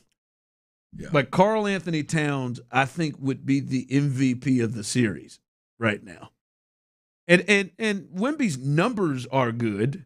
His shooting percentages aren't not anywhere near compared to Cat. His numbers are good, but he's like, I don't think Jokic would be they may be losing the series, but I don't think Jokic would be losing the matchup to Karl if he were playing. So that works against him. But face of the league, absolutely. Absolutely. He is face of the league. Sounds like you're co-signing on what I said. No, I'm not. I am telling you that Wemby is the face of the league. I think Wemby has taken that from LeBron. And I think especially after this season, we will start to see the league build around Wemby the way that they have built around their other stars. I mean, you got the Knicks in this thing, and you could still argue that Wemby is still the number one talked about thing. And the Knicks they're basically being the Cubs right now, going for a championship they haven't won in a long time. So, yeah, I think so. And even if it's embarrassing, LeBron had that Dallas situation happen and still became the face of the league. Still a tough one for me. Still don't know what happened. That's the one right there I can't explain. I had to bow out every time that one's brought up. You're right. You got it. Let's move on to nothing else. That's you out of the drink. Yeah. Change topic. Yeah. Let's move on. Let's quickly get to that Warrior series. Let's quickly get to that. All right, coming up, weekend's best, weekend's worst. We do this every Monday. Shout out to your weekend's best. You can text yours in, and your weekend's worst. We'll do that coming up next. We finally have a little more clarity on when Tank.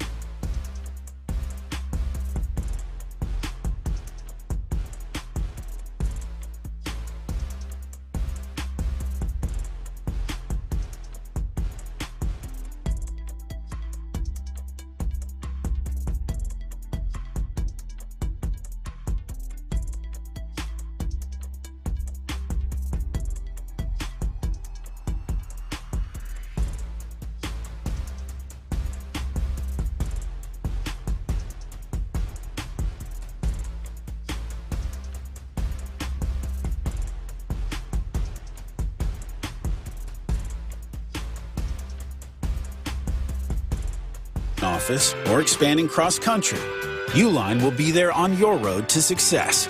Visit uline.com. Jake from State Farm. I just beat my running PR, so I'm celebrating with the Banana Bonanza smoothie. Hey, and you can keep creating an affordable price just for you by bundling your home and auto with the State Farm Personal Price Plan. Go bananas. I will. Hey, make it a large. Bundling, just another way to save with the Personal Price Plan. Like a good neighbor, State Farm is there. Prices are based on rating plans that vary by state. Coverage options are selected by the customer. Availability, amount of discounts and savings, and eligibility vary by state. Sports Radio 610 presents The Drive with Stoerner and Hughley.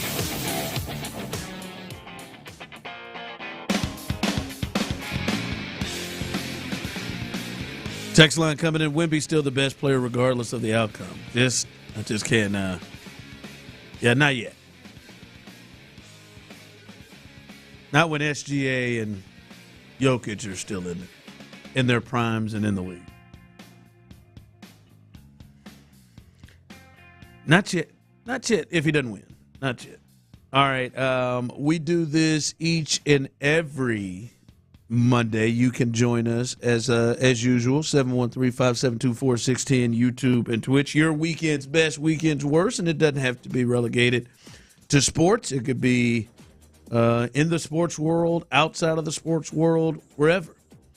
Tyler's weekend's best might be Euphoria that he's finally caught up with and caught the end. That might be it. I want to catch up, man. It's the final season. Pretty sure of it, the way they've done it. But I ain't gonna lie to you, man. I have gotten swooped up by Dutton Ranch. Man, what an episode Friday. It's good, man. How far deep are you? I'm caught. Are you caught up? Pissed off that it seems like they're waiting. I need two a week. Get me rolling out here. Man, them Fridays are big for me. Got Dutton Ranch. Do a little My Friends and Neighbors. Strong performance out of that one. Good show. Good shows. All right, weekend's best, weekend's worst. I'm going to start off with my weekend's best, Clint. And my weekend's best goes, and part of this is with the Houston Rockets as well, but the Minnesota Timberwolves, because they have followed the Rockets kind of, I don't know if they've followed their lead, but the Rockets and the Timberwolves here in the last week have both introduced their new uniforms, and very much like what the Rockets did, where you can see the Rockets kind of took it back a little bit of old school. The Rockets seem to try to incorporate all of their uniform histories in their jerseys, but you can see them going back to the old look, the old color scheme. The Timberwolves did the same thing, Clint, and it's a strong look. They've kind of like the Rockets updated and upgraded their original uniforms, and they are clean. These are they've got a black, a white, and a green one as well, and they're clean. If you roll on down a little bit more, you can see some more of the look. But they are clean. I love it. Just straight wolves across. They got KG to come out there in new uniforms. I like them. They are classic, simple, and a good look. And I'll be honest with you, I think there are other franchises around sports that could probably do this. I really do. I think the Denver Broncos should think about doing this. I think they should go back. Like whenever they've hit it out of the park when they redid theirs. And they redo them, and I think because I don't like this new little uniform. This is the third time or the second one they've changed since they had the Broncos. Yeah, you don't like the new one? I don't like the new one. But I wish they'd go back to the old Elway ones. Yep. The old one, and they'll wear them. They'll wear them with their orange ones. They'll wear them every now and then. That orange is the deal, right? And the helmet, that's a clean look. Scott Van Pelt always says they are the ones making the decisions not to wear these, and they look better. We obviously know the Oilers cannot do it, the Tennessee Titans are doing it as close as they can. We can't just pull out the Oiler ones, but those would be clean. I think the Falcons should go back. That was my next team right there. To where I think the Commanders could just, obviously not have that same emblem, but whatever they're using, I think they should go back to those uniforms. I don't like these Commanders ones. The Grizzlies, I wish the Grizzlies would just go back to their original ones straight up. I think there are other franchises that should think about doing what the Rockets and the Timberwolves did. Yeah, I think that's a good one. I'm definitely a uni guy. Just make sure the people you guys sitting around the table get it right. I mean, and getting it right don't mean perfect. Boy, there's been some bad ones. Somebody threw some Arkansas, a couple of Arkansas, my Razorbacks, when they changed unis, threw them out there the other day. I was like, God. I mean, I remember seeing them. They're even worse now. I don't have to look at them every day, and they're even worse now. Yeah, no, yeah. I'm a fan. I like what the Timberwolves and the Rockets what they both did. What's your weekend's best? My weekend's best is the SEC, college baseball, College World Series. I don't know if you boys saw this, but it's a record. College World Series record. Yeah, the SEC put 5 teams in. I guess you saw part of it up close. When I watch Oklahoma beat the hell out of it. Well, at least you get to watch your team in a super regional. I think Tyler and I didn't. Our guys lost early. But big shout out to Bama, Ole Miss, OU, Georgia, and Texas for representing the SEC 5 strong. Over half the teams. There's 8 total teams in the College World Series. 5 of them are out of the SEC. The other 3, Troy, North Carolina, and West Virginia. I believe, correct me if I'm wrong, this is West Virginia's first trip to the College World Series. And is it Georgia's first trip to the College World Series as well? I don't know, but a lot of people feel like Georgia's the favorite. Yeah, Georgia's I mean, they're all obviously playing good baseball at this point in time, but I think I saw where it's Georgia's first, maybe not, but nonetheless, big shout out to the SEC for dominating in one more sport. Yeah. There you go. OU beat the hell out of Kansas both days. Well, at least you got to watch it. It was sad. Now, I'd rather have lost in the regional. Not even hosted. They hosted that, didn't they? They hosted. They embarrassed themselves and who came there. It was 12 to 2 last I checked today. Hold on, so. And the weather came and forced them to have to sit through there another day.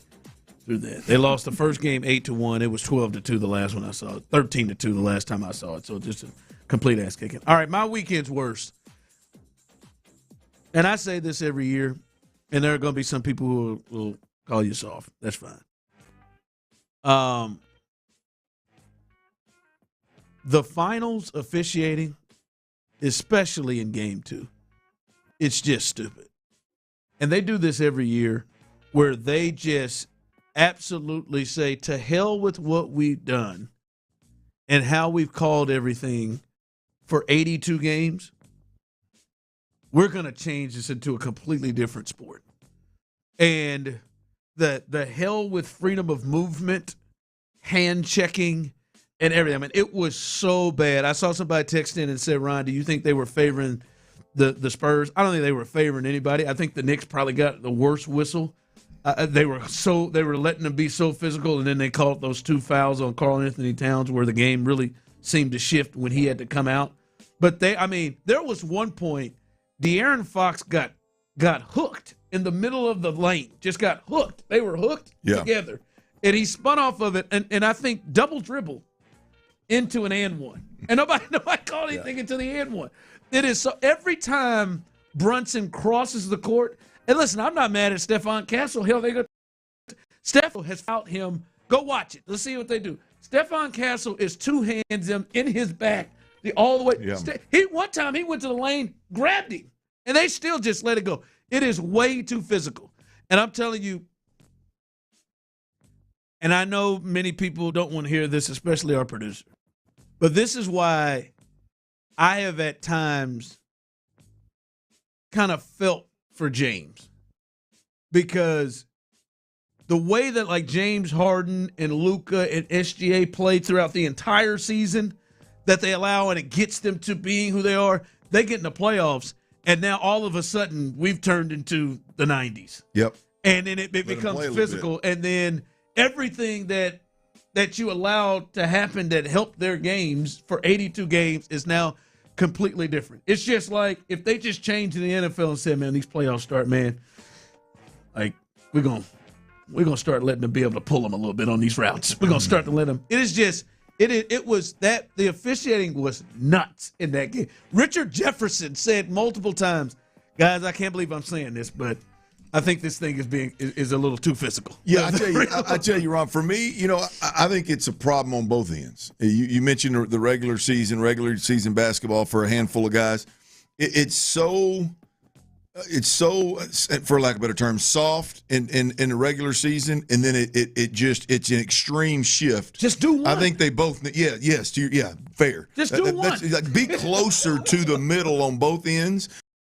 And I think and it's better for everybody. It's involved. beyond let them play. This is like, come on, guys. Yeah. Jesus, yeah. right? Like, yeah. Like it is wild to me how physical especially on the perimeter. There is not going around anybody because you can just reach out and grab folks. All right, what's your weekend's word? Well, it's Brandon Ayuk, the former wide receiver for the 49ers, Ron. Lord. And I don't know why, but in my as I try to wrap my head around what's going on, I feel like, and I could be completely wrong here, but I feel like Brandon Ayuk is a throwback to the days when I played and there were really talented dudes that just didn't understand the business, that really hadn't grown up yet, that would work their way out of the league. It seems like the kids nowadays, the players nowadays, are a little more, at least aware of what's going on in the league and what. Brandon Ayuk, you get this.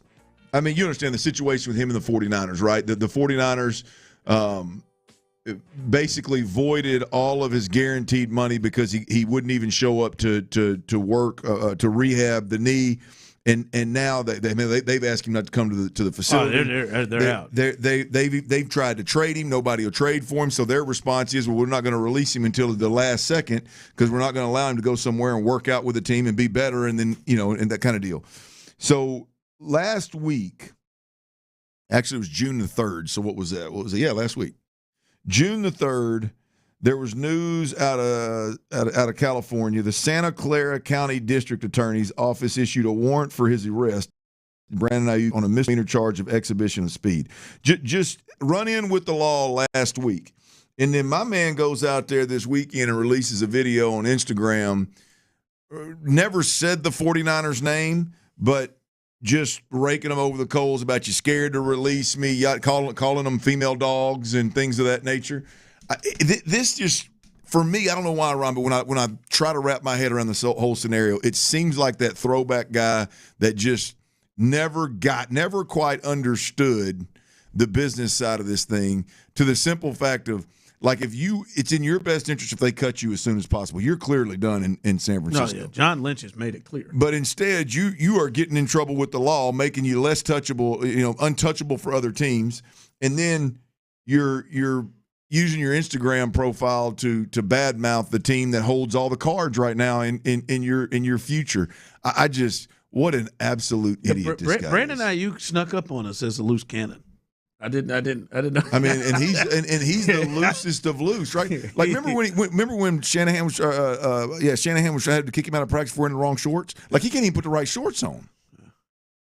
So anyway, Brandon Ayuk gets my weekend. Yeah, I wonder where he plays again, because he had that. We haven't seen him since that really bad injury. Yeah, this is borderline, Ron. The Deshaun Watson type stuff of not obviously the legal issues, but coming off of an injury and then being out of an organization, out of just organized workouts and football act so long, and it seems like he's a loose cannon and is enjoying his time.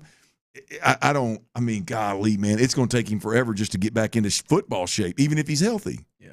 What you got coming up? All right, one of the new coaches with the Texans spoke, and we talked a little earlier about him. He's passed the test for me right now. Another offensive coach speaks to the media, first rattle out of the box. I love what I'm hearing from the coach, by the coach, about the quarterback. That's next right here on Sports Radio 610. The Drive with Stoerner and Hughley. Is Jaden Higgins one of the guys that you look at that?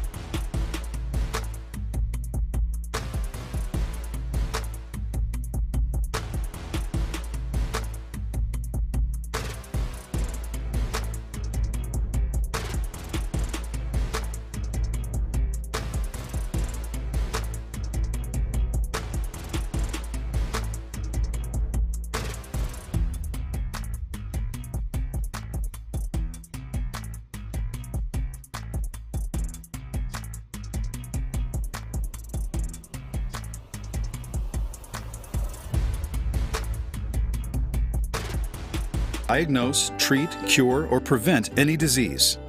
Testimonialist was compensated for their time. West Lincoln and West Point Lincoln of Sugar Land Studios. KILT FM HD2 Houston. On Odyssey Sports Station. The Texans play here.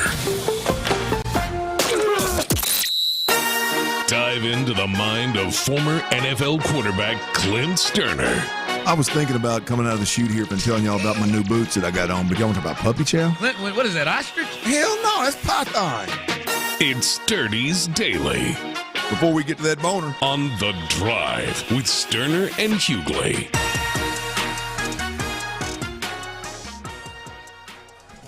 Yes, sir. And Tyler, you'll get there one day maybe. Ron, maybe too late for you, man. Today's Dirty's Daily is powered by Tree Frog. Tree Frog. Not only. I'm not familiar. Well, it's a playground. It's got plenty in my backyard. Smart thing to do is move in a neighborhood that the neighborhood's paying for it down the street. We just put it in the backyard around these parts. So, but you make a purchase like that, it's expensive. Do anything for the kids, Christmas gift. Kind of forced on me by my wife, but I agreed. Comes time, right? You sell the house. You got to move that thing. You got to move that monstrosity. We've had one moving company out there, can't get it done, which I told the wife before she did it. I said, if I were you, I would go ahead and just call Tree Frog back, get the Tree Frogs out there to move it instead of a normal moving company. They're going to tear it up. They know what they're doing. Needless to say, we went through a moving company. They couldn't get it done, so Tree Frog's going out. But my point here is big shout out to a company where you spend that kind of money on something, and then when it comes time to move it, now I'm going to have to pay them to move it, and it ain't cheap. However, they do offer the service. They're very friendly about it. They're timely about it. They schedule it. They're going to get that thing moved for us, Ron.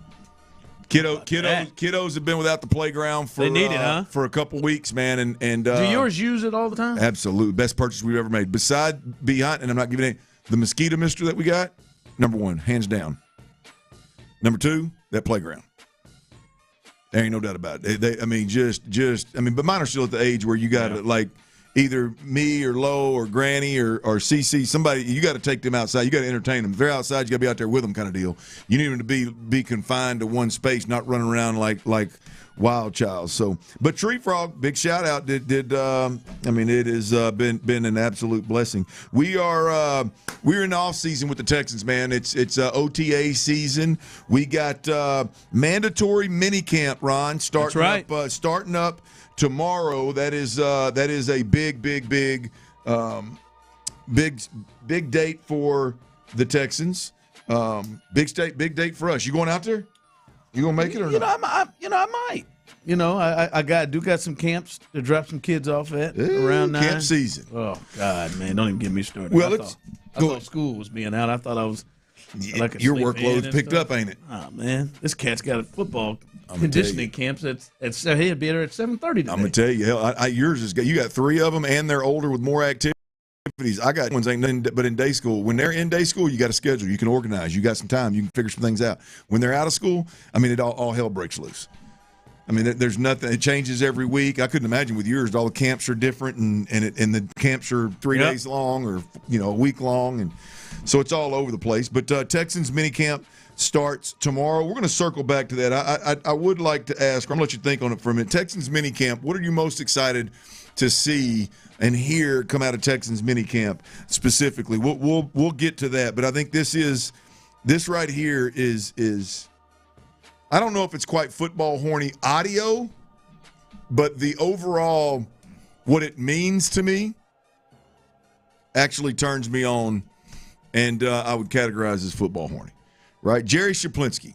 All right, the Texans' new quarterback coach. I was anxious to see how, not anxious is not the right word. I was curious to see how the new quarterback coach would handle just day-to-day operations in general, kind of how he coaches quarterbacks, but definitely how and what he would do with C.J. Stroud. Because here's the deal.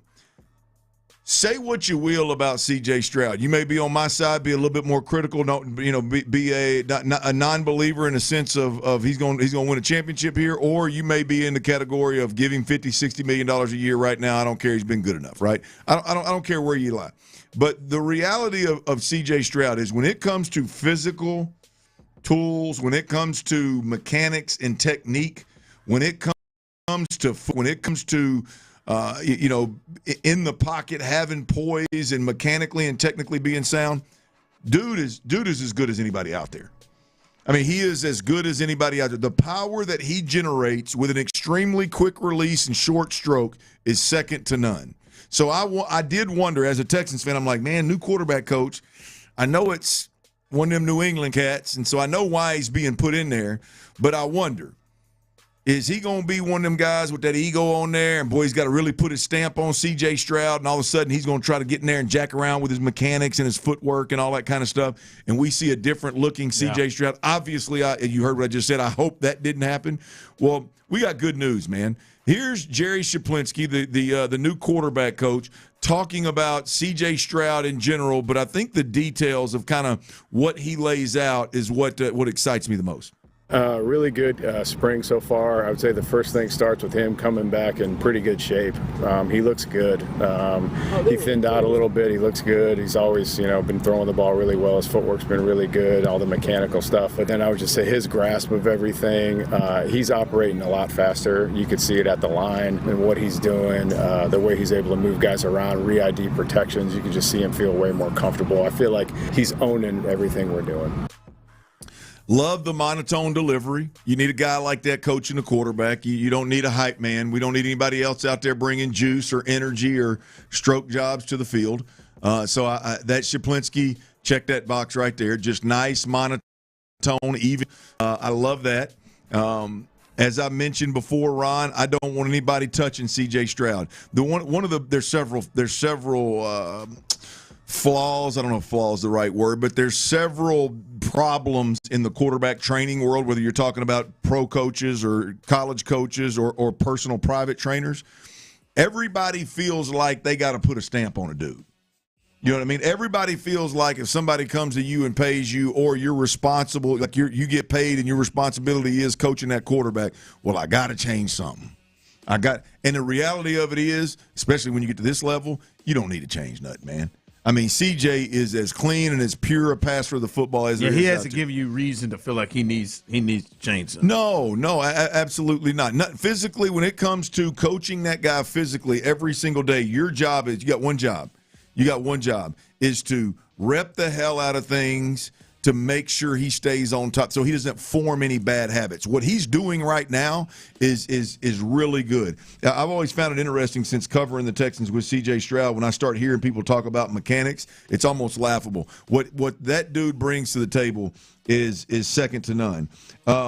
He talked about, I think the two things he did hit on that I think are big for C.J. Stroud, you and I have talked about this on air and off air, is his weight, the way he's built. Right, so I shouldn't say weight. It's the way he's built and the slew feet aspect of how he walks. I think those two things are the only two things that you go, all right, we got to stay on top of this. I think C.J. Stroud is built in a way which I can relate to, where if you spend too much time in the squat rack, you're gonna have some problems.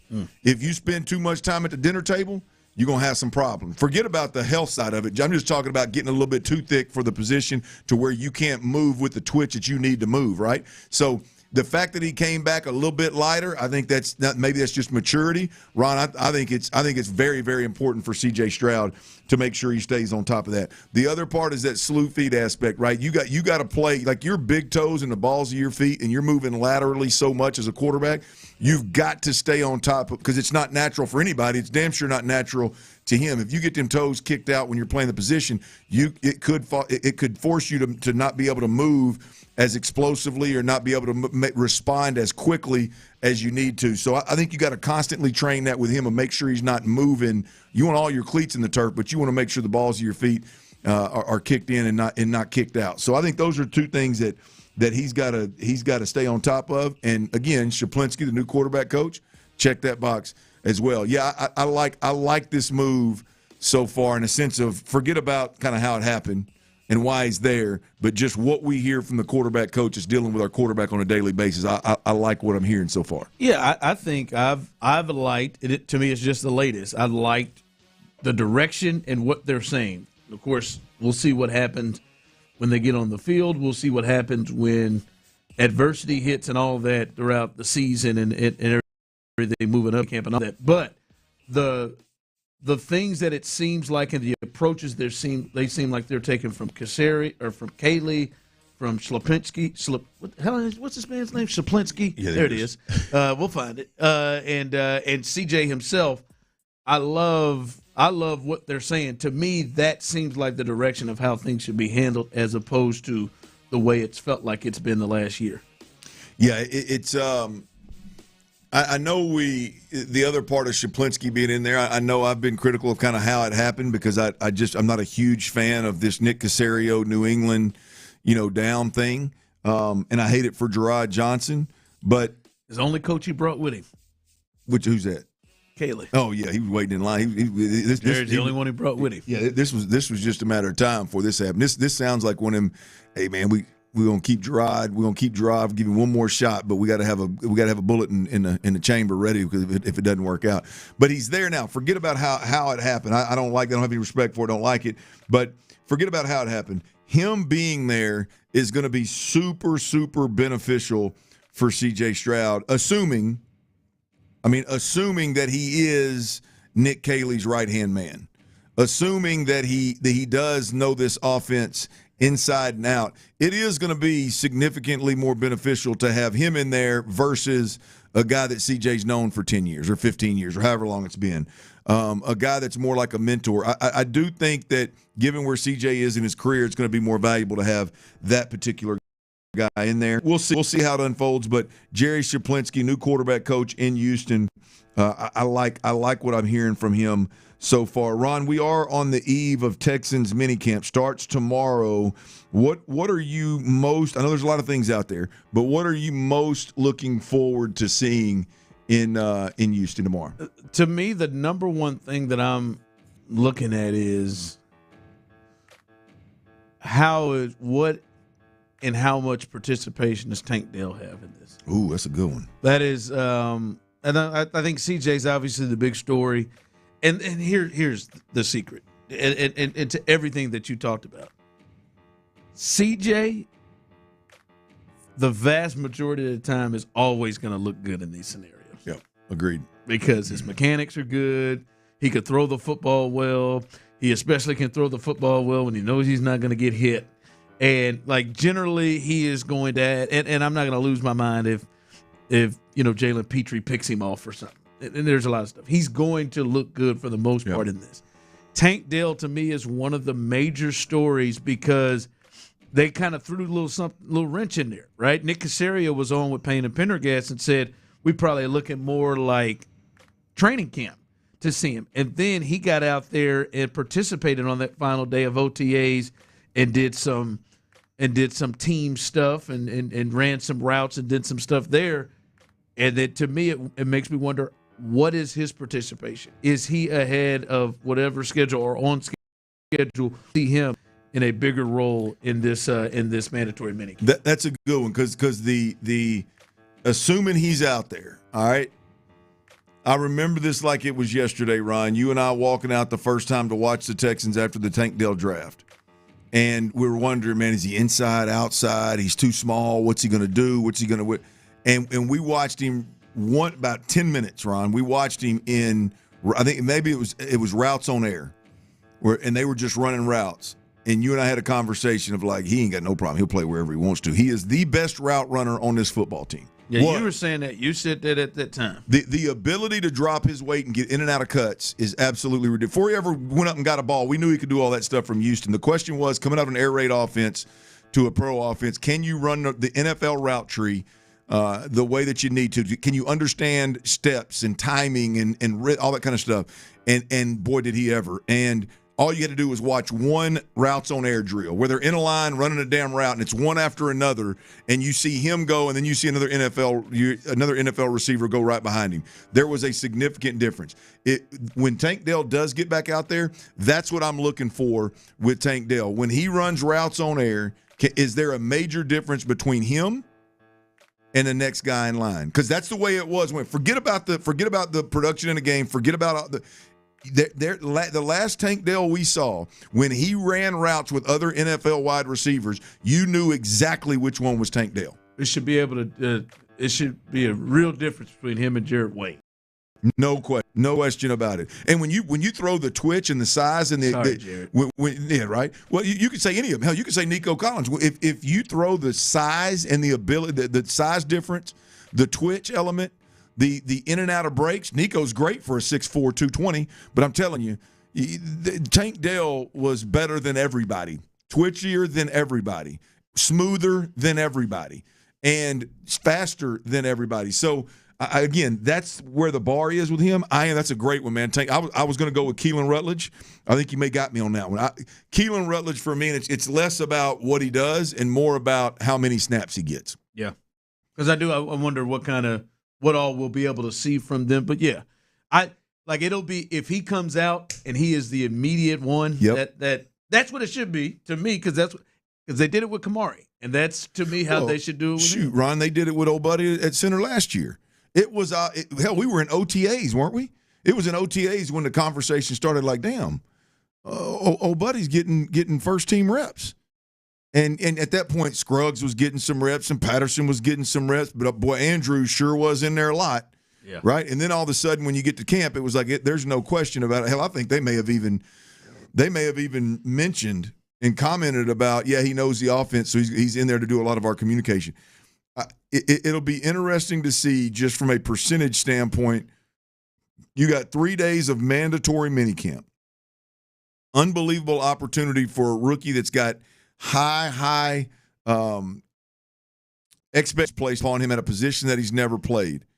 Does he get the bulk of reps with the ones in this minicamp? Are they committed to him already? Kamari Lassiter committed. Jake Andrews committed. Are they that committed to Keelan Rutledge, or is this going to be a back-and-forth game and other guys getting just as many reps? We'll see. Yeah, we'll see. No, tomorrow's a big day. Tomorrow's a big day as the entire team should be in attendance at mandatory minicamp. Coming up, some news with the Astros, and it's like we're done with the Mike Burrows thing, right? We all done with that? Dana, Joe, we done with that? Tyler does not believe that they're done. I'm serious. He should have made his last start. We'll discuss all of that coming up next. All right, y'all. Serta Pro Painters. Look, I've got a lot of experience.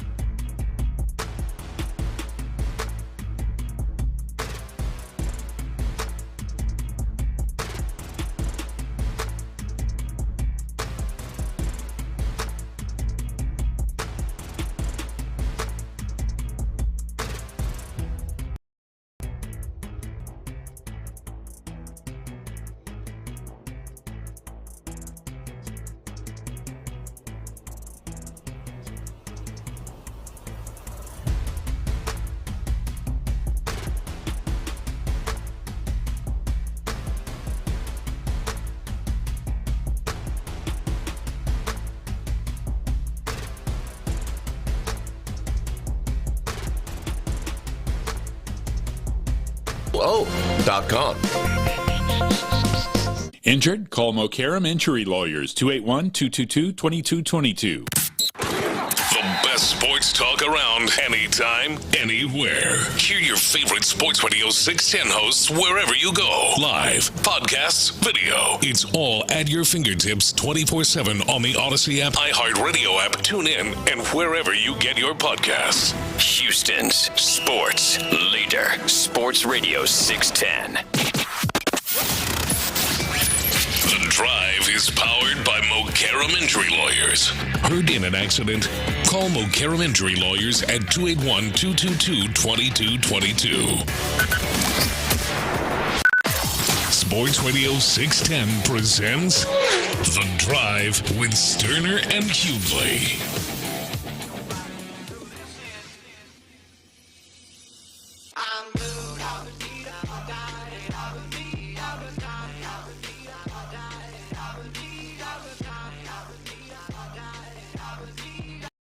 From the text, this is really starting to get me fired up. Yo, Dirty, talk about how Slapinski could affect D. Mills as well. Please, Russ on the road, P1, listener every day. Russ, I appreciate you listening every day. Creative, by the way, Russ on the road. I like that. Like that, yeah, I really do. P1, my boy man, Davis. You're the reason why we're number one, I think.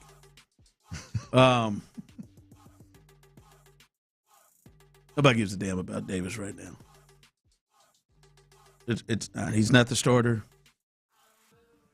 The prayer and hope that he isn't, because CJ's going to give you the best chance to win. Nothing against Davis. Davis is a really good backup quarterback. Showed that last year. D. Mills gets it done. I'm not saying Jerry should be doing his job and working and having Davis ready, but nobody talks about what the damn quarterback coach does with the backup.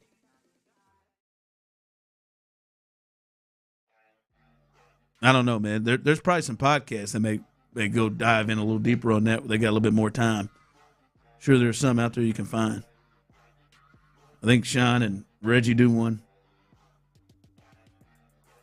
Probably dive in. I'll be honest with you right now. I don't care to discuss what Jerry's doing with Davis Mills until Davis Mills is in a real competent. This is me personally. So that's probably right. We won't go there, Russ. I appreciate you, man, Russ. I really do. I love you. I do. Russ on the road. Yep. Russ on the road. RR. That's all I got to say, Russ, on that, man. Rawr. I'm sorry, man. Okay. Did you feel good about that? No, I thought about it. No, you didn't. Did you? You didn't feel good about that. That's all right. I thought about it. Should I? Why not, man? That's a right there. That's an early June summer decision right there. That's a Monday to early June. You didn't feel good about that. No, you didn't. I did. You did. I mean, if Russ would have been a gal or something, I may have felt a little better. Rawr. Yeah, man. I'm sorry. That's my ROR sound. That's right. Like I promise you. Like I think that's I'm preparing myself. Like I think that's where I'm going to lose it.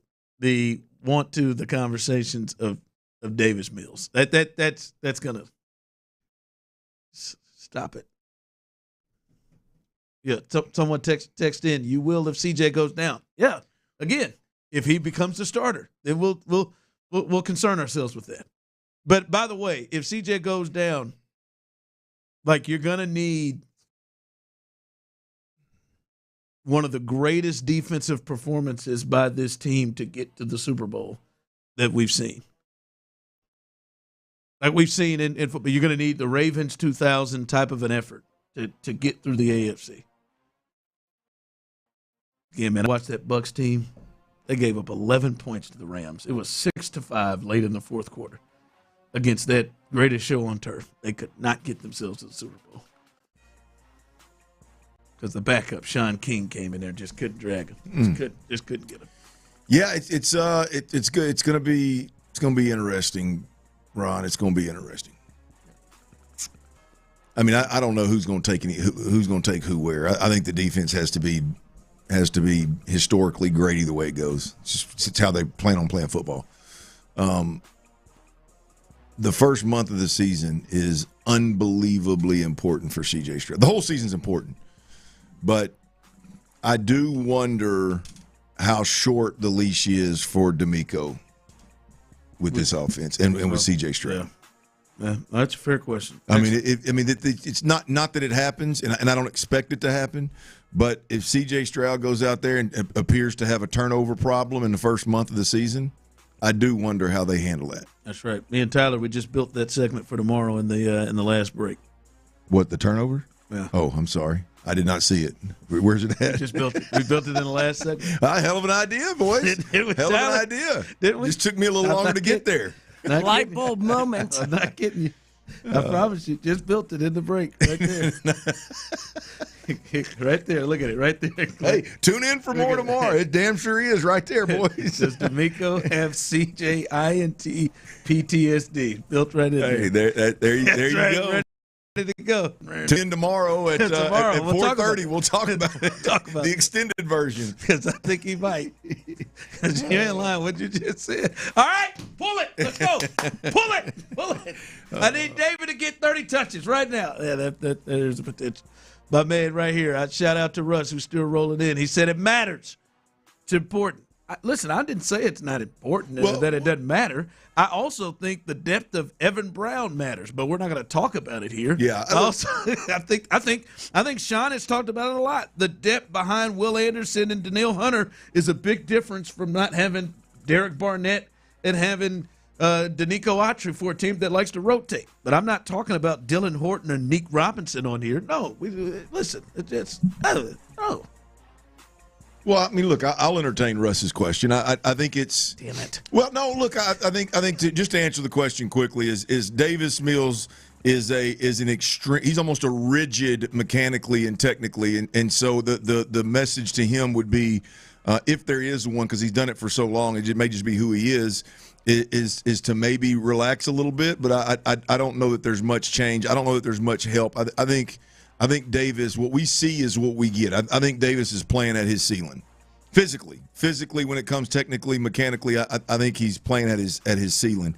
So I don't know. I don't know that anybody would change much about him. I think CJ's still a work in progress when it comes to some things, and I just hope nobody. I hope he runs into a trainer or a coach that ever decides that they need to change anything significantly on him. Davis is it's by the book. It's mechanically, technically sound. And he has to be that way to play the game, the position at a high level. He doesn't have the luxury to go do some of the things that some of these more talented guys do. So I don't see much changing with Davis Mills relative to a new quarterback coach. You happy, Russ? Yeah, that's to truth be told, that is the beauty of Davis Mills is that very little changes ever. You know what I mean? Like when it comes to being the same guy, being mechanically and technically being the same quarterback, and very few variations, if you will, within who Davis Mills is and how he plays the position. And I think that's one thing that's probably appealing. I know it's appealing as a backup. You just wonder if it's ever something that they believe can play as a starter. Yep. I love this. If Mills was Mills had been in the playoffs, we would have went to the Super Bowl. Right. Okay.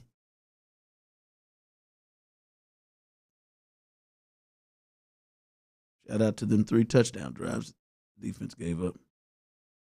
I don't think Davis had 20-plus points in him.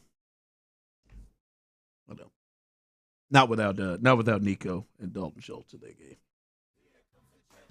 I do not. I don't think he would have turned it over that many times. Probably would have turned it over twice. All right. Coming up, we'll give you an update on what's going on with the Astros. And again, is it time for Mike to be done? Can we stop with this experiment? Dana, please, we're talking to you. Can we stop with this experiment? We'll discuss that coming up next. Burrowhead. Nick Caserio shared high praise for the Texans QB in his exclusive conversation with Payne and Pendergast. I mean, honestly, I think every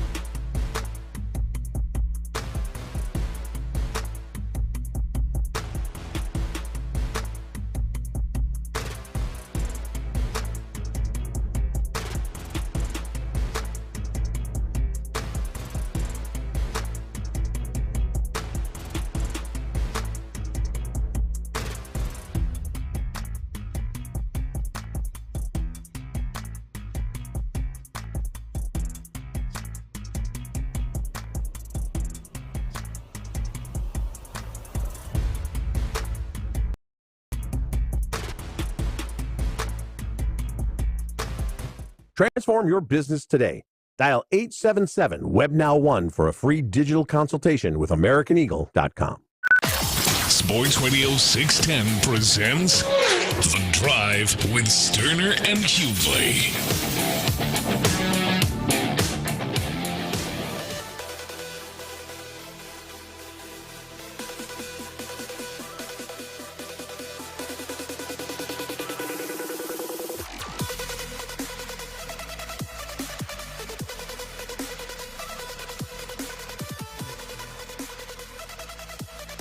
Oh, Russ said, thank you. Solid answer. I got you, Russ.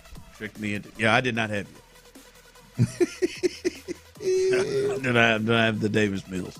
The showman. Did not have it. All right. Some news and notes with the Astros as they head on the road to Anaheim, and they will open up this 3-game series against the Angels. Some news and notes ahead of that. Well, it ain't a weekend unless the Astros put somebody on the IL, and they've put somebody on the IL, and it's Nick Allen. Thank you, Nick Allen, who is on the IL with a hamstring injury, so that should take forever. He is going down, and infielder, one of my personal favorites, Shea Whitcomb. He is being from AAA Sugarland, and he will join the team tonight in Anaheim. So every time I think of Shea, where is that soccer bar we were at? You've taken me there a couple of times. We've gone there before. We've gone to Astros games. Oh. We did the show from there, and Shea the indoor place. That's where Tyler passed out in the crapper. Yeah, I don't know if that's it. Well, Shea just could not. What did he have? 4 errors or something like that, where it just couldn't pull itself together at third base. Nightmare at third continues for Shea. That's what it was. That's what Todd said. And we were at pitch 25. Pitch 25. That's it. My man said nightmare at third continues. I thought, well, that's it. That's damn Todd. Clint Stark compared it to his 4-interception game in the second half against the Giants, and I believe that's the last time he got into an NFL game. I thought that might be it for Shea. Well, this is not good. But Shea, I think it started. Where did Shea go? Did he go? Where did Shea go play? Shea played in the WBC for another country. He was able to take his talents. Yeah, I think it was Japan or something, wasn't it? Yeah, absolutely. It was Japan or China. I don't think he could have made China Japan's. have a team? I don't think he could have made. Yeah, I was going to say there you go. He couldn't have made Japan's team. I don't believe. Not Shohei and company over there. I don't think he's making that club. But he played in Korea, and I think that's where it really started for him. That's a good point. He probably had to go to a needy team. He's not making Japan. That's what the whites used to do. I'll just tell you that right there. But Korea, he can make Koreas, and he did. And I think it really kicked it off. So we should. I have not. They're in Anaheim, so the lineup is probably. The lineup may come out. You may hear from Area 45 tonight, because hopefully maybe later in the 5 o'clock hour we'll see it. But West Coast it comes out a lot later. Shea, what do you think? Shea's going to be in there in the 5-6 hole? The 5 hole's been popular of late. Now Altuve's back, so maybe that 5 hole is not in play. But usually what they do is if you get called up, you immediately start. Is generally what happens with the Astros. So you're getting called up for a reason. They ain't bringing you up here to sit the pine now. I expect, no matter who it is. And by the way, I do want to. By the way, that's what I said. Nick Allen, he is on the IL. Also, Yordan Alvarez, ho-hum again. He's been named the AL Player of the Week, and he hit .476 in 6 games, recorded 6 runs, 1 double, 2 homers, 9 RBIs, 5 walks. Over a 1,300 OPS. He's just the MVP right now. It doesn't matter what the Astros do. But like the last person who did this, and I did want to, I wanted to come in. Who was another one of our loyal listeners? It's Russ, and I believe, what was her name? She said she really loved the drive. Donna. Yeah, that's it. Loves the drive. Listens every day, and she said that can't wait to hear the convo on Lamont Wade Jr. Monday. He damn near hit for the cycle. Don't doubt LW. He's LWJ now, guys. Ron owes him an apology. Love the watch them every day on YouTube. We appreciate you. I hope you're watching us right now. Is it Dina? Uh-huh. Dina. Shout out to Dina. And we hope you're watching now, Dina. And Dina, what I would like to say to that, and yes, Lamont went crazy. What was that, Saturday? He went crazy, almost hit for the cycle, hit him a home run. He had a nice one. I will not apologize for any of it. All right? I didn't say anything about Lamont and his play. What I did say is there ain't no way in the world that a guy who was hitting .250 with 7 home runs sitting in the AAA affiliate of the Chicago White Sox the entirety of the season should come in and immediately be in the 5-hole spot. That was my issue. Wasn't my hell? I hope for Lamont. I hope Lamont Jr. We enjoy Lamont Wade Jr. That was a no-brainer for me. We enjoy Lamont Wade Sr. Strong, wherever he is. Strong name. But it wasn't about what he can or cannot do. And by the way, I wouldn't hold my breath on Lamont Wade Jr. really coming in and going off. Good for him. Great game. All right. I didn't see you coming out of the woodworks, Dina, when he went 0 for 4 that first day. Or I didn't hear from you in his 0 for 1 from a pinch hit roll yesterday. I didn't hear from that. All right.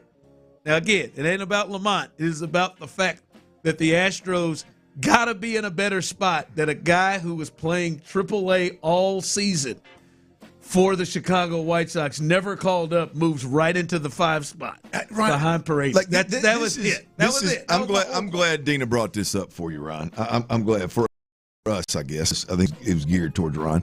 But put yourself in the shoes, and look, I am being critical, but I'm just curious. Like, if you're out there driving around, put yourself. Don't close your eyes because it's bad if you're driving. Please don't do that. But put yourself around in a meeting room with Joe Espada, Dana Brown, Omar Lopez, whoever else sits in there. So good. Right? And you're sitting around and you go, all right, guys, we've had a lot of injuries. We've got to we're at a spot where y'all remember this Lamont Wade Jr. cat we liked in the offseason? Somebody had to say, who? Yeah, wait. Oh, yeah. No, somebody looked across and said, well, where is he now? And then somebody said, well, he's in the White Sox AAA. He's swinging it all right. He's hitting 250. Okay, well, what do you think? Well, why don't we bring him in here and I'm sure it's not just to play. I'm sure there was some kind of formula that says you're almost out of Yo-Yo and some of these other guys that are in your system right now. So I'm sure there was a method to the madness. I'm not going to question that.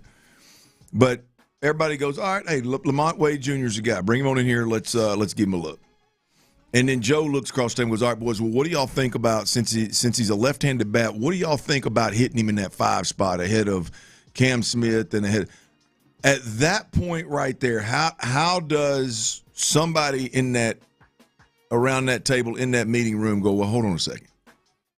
I mean, he's been in the White Sox minor league system. Let's get him in here, and look, you can hit him ahead of Christian Vasquez in that night, him in that hole. But Jake Myers and Taylor Trammell and Cam Smith and I don't know who else was up at that time. Bryce Matthews, if he's in there. I mean, any of those guys that we've kind of committed to and have been getting run for us and getting at bats, they probably ought to be above him. Just for principle. I'm not even worried about the other guys' confidence level or well-being, but just out of principle. Like, who sat in that meeting room? Where's Lamont from? Who sat in that meeting room and said, yeah, I think that left-handed bat that's been in the White Sox system, minor league system, I think that's who we need to bring in here and just put smack dab in the middle of our lineup. that was my thing, man. I couldn't believe I saw that roll in there. But Ron, seriously, how do you get to that spot? It's almost laughable to think that you're sitting around a table with these guys.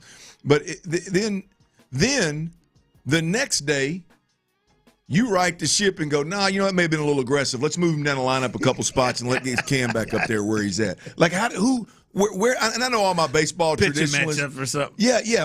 Well, I'm sure it's no. He's good enough to be in the lineup, just not in that 6 hole anymore. He needs to be in the 7 hole or 5 hole. He needs to be in the 7 hole, and we need to get that right left combination at the bottom of the lineup instead of the top of the lineup. Like, who?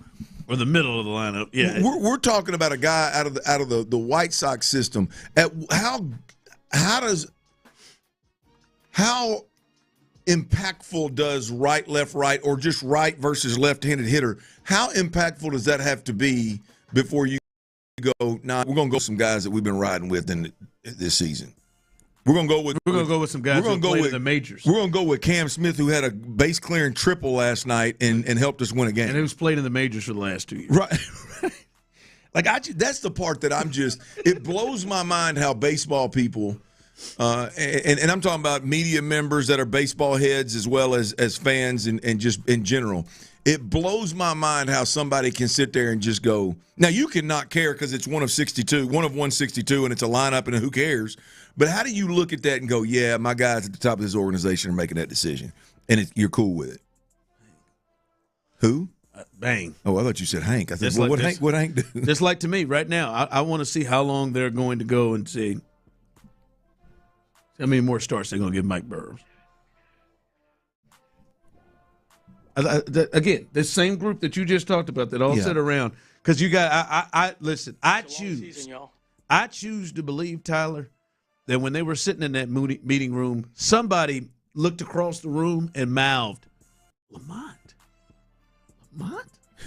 I choose to believe that. Not everybody had Lamont Wade. Lamont. I believe Dana. I believe Dana's been campaigning for him for a couple months now. But again, I want to know that same group of people who made the Lamont Wade, or the same group of people who brought in Mike Burrows, or the same group of people who said Mike should be the number 2 starter right out, and of the same group of people, how many more starts is he going to get? Seriously, he just ruined them for the Astros. I mean, they could have scored some runs, but he just ruined. I mean, he just takes you out. 5 innings, 8 hits, 4 earned. There was an error in there that didn't help him. He gave up 5 when he was out there. Yeah. 4 earned. 3 walks, 3 Ks, 2 walks, and again 2 homers. Like, how much longer is he going to pitch as a starter? Like he has got to be long relief right now, or hell, he may need a couple of days off. Or how many days they give Brian Abreu where they sent him down but kept him up here while they sent him down? I think they might need to do that with Mike, because I mean, if you're serious about this, trying to make this move back, and Hunter again at any point here, you could get rolling here. He didn't want to rule out this week, is what Joe Espada said last week. But Hunter, Mike, you definitely got to get up out of here. I just right now this has got to be a different option. I mean, Clint went through it earlier. I mean, this guy, and I've been calling him Homer Mike for about 6 days. That's good. I like it. That's good. It's unbelievable how often he gives up home runs. He leads the American League. 13 starts, he's given up 2 home runs in over half of them. Yeah, not just one, man. I mean, it's 4 of the last 5 outings, 2 home runs. 17 of them. He's given them up. I think Tyler had a list of all of his key stats. He's tied for the most losses in the AL. He gets innings. One could argue maybe you should stop. He leads the AL. He's given up the most hits and homers. Maybe. Tyler, is that true? Yeah. So singles, doubles, triples, home runs, all of it. All of them. Maybe he should get fewer innings. Ron wants everybody to get more innings except for Lord, man. To go along with leading the American League in hits and home runs given up. Something with walks. Would shock you, but runs earned. Earned runs leads the league in that as well. Yeah, man, we've got to stop. He's got to be putting up some good base on ball numbers too, doesn't he? And you ain't lying. With that combination, there is nobody he leaves for longer in games than Mike. He's about to get out of it. He's about to bust out of this thing. I can feel it. He's got good stuff, boys. The amount of times Joe comes up and Mike starts, boy, just that home run he gave up there in the third. Still a lot of baseball left. Mike. All right. About to find it right now. He is. Coming up, we'll get you ready for this series here. It's a good weekend series. They were able to take 2 of 3. They've made some ground. Now they got another team that they should beat. We'll get you ready for the Astros and the Angels. They're right now ace on the mound tonight. This NCAA story with quarterback Brandon Sorsby of Texas Tech is wild. Is wild. We got to catch you up on that. NBA Finals tonight as well. All of that as we continue right here live on The Drive. All right, fellas, look, as you age, your metabolism slows, your hair grays. My dang sideburns are graying as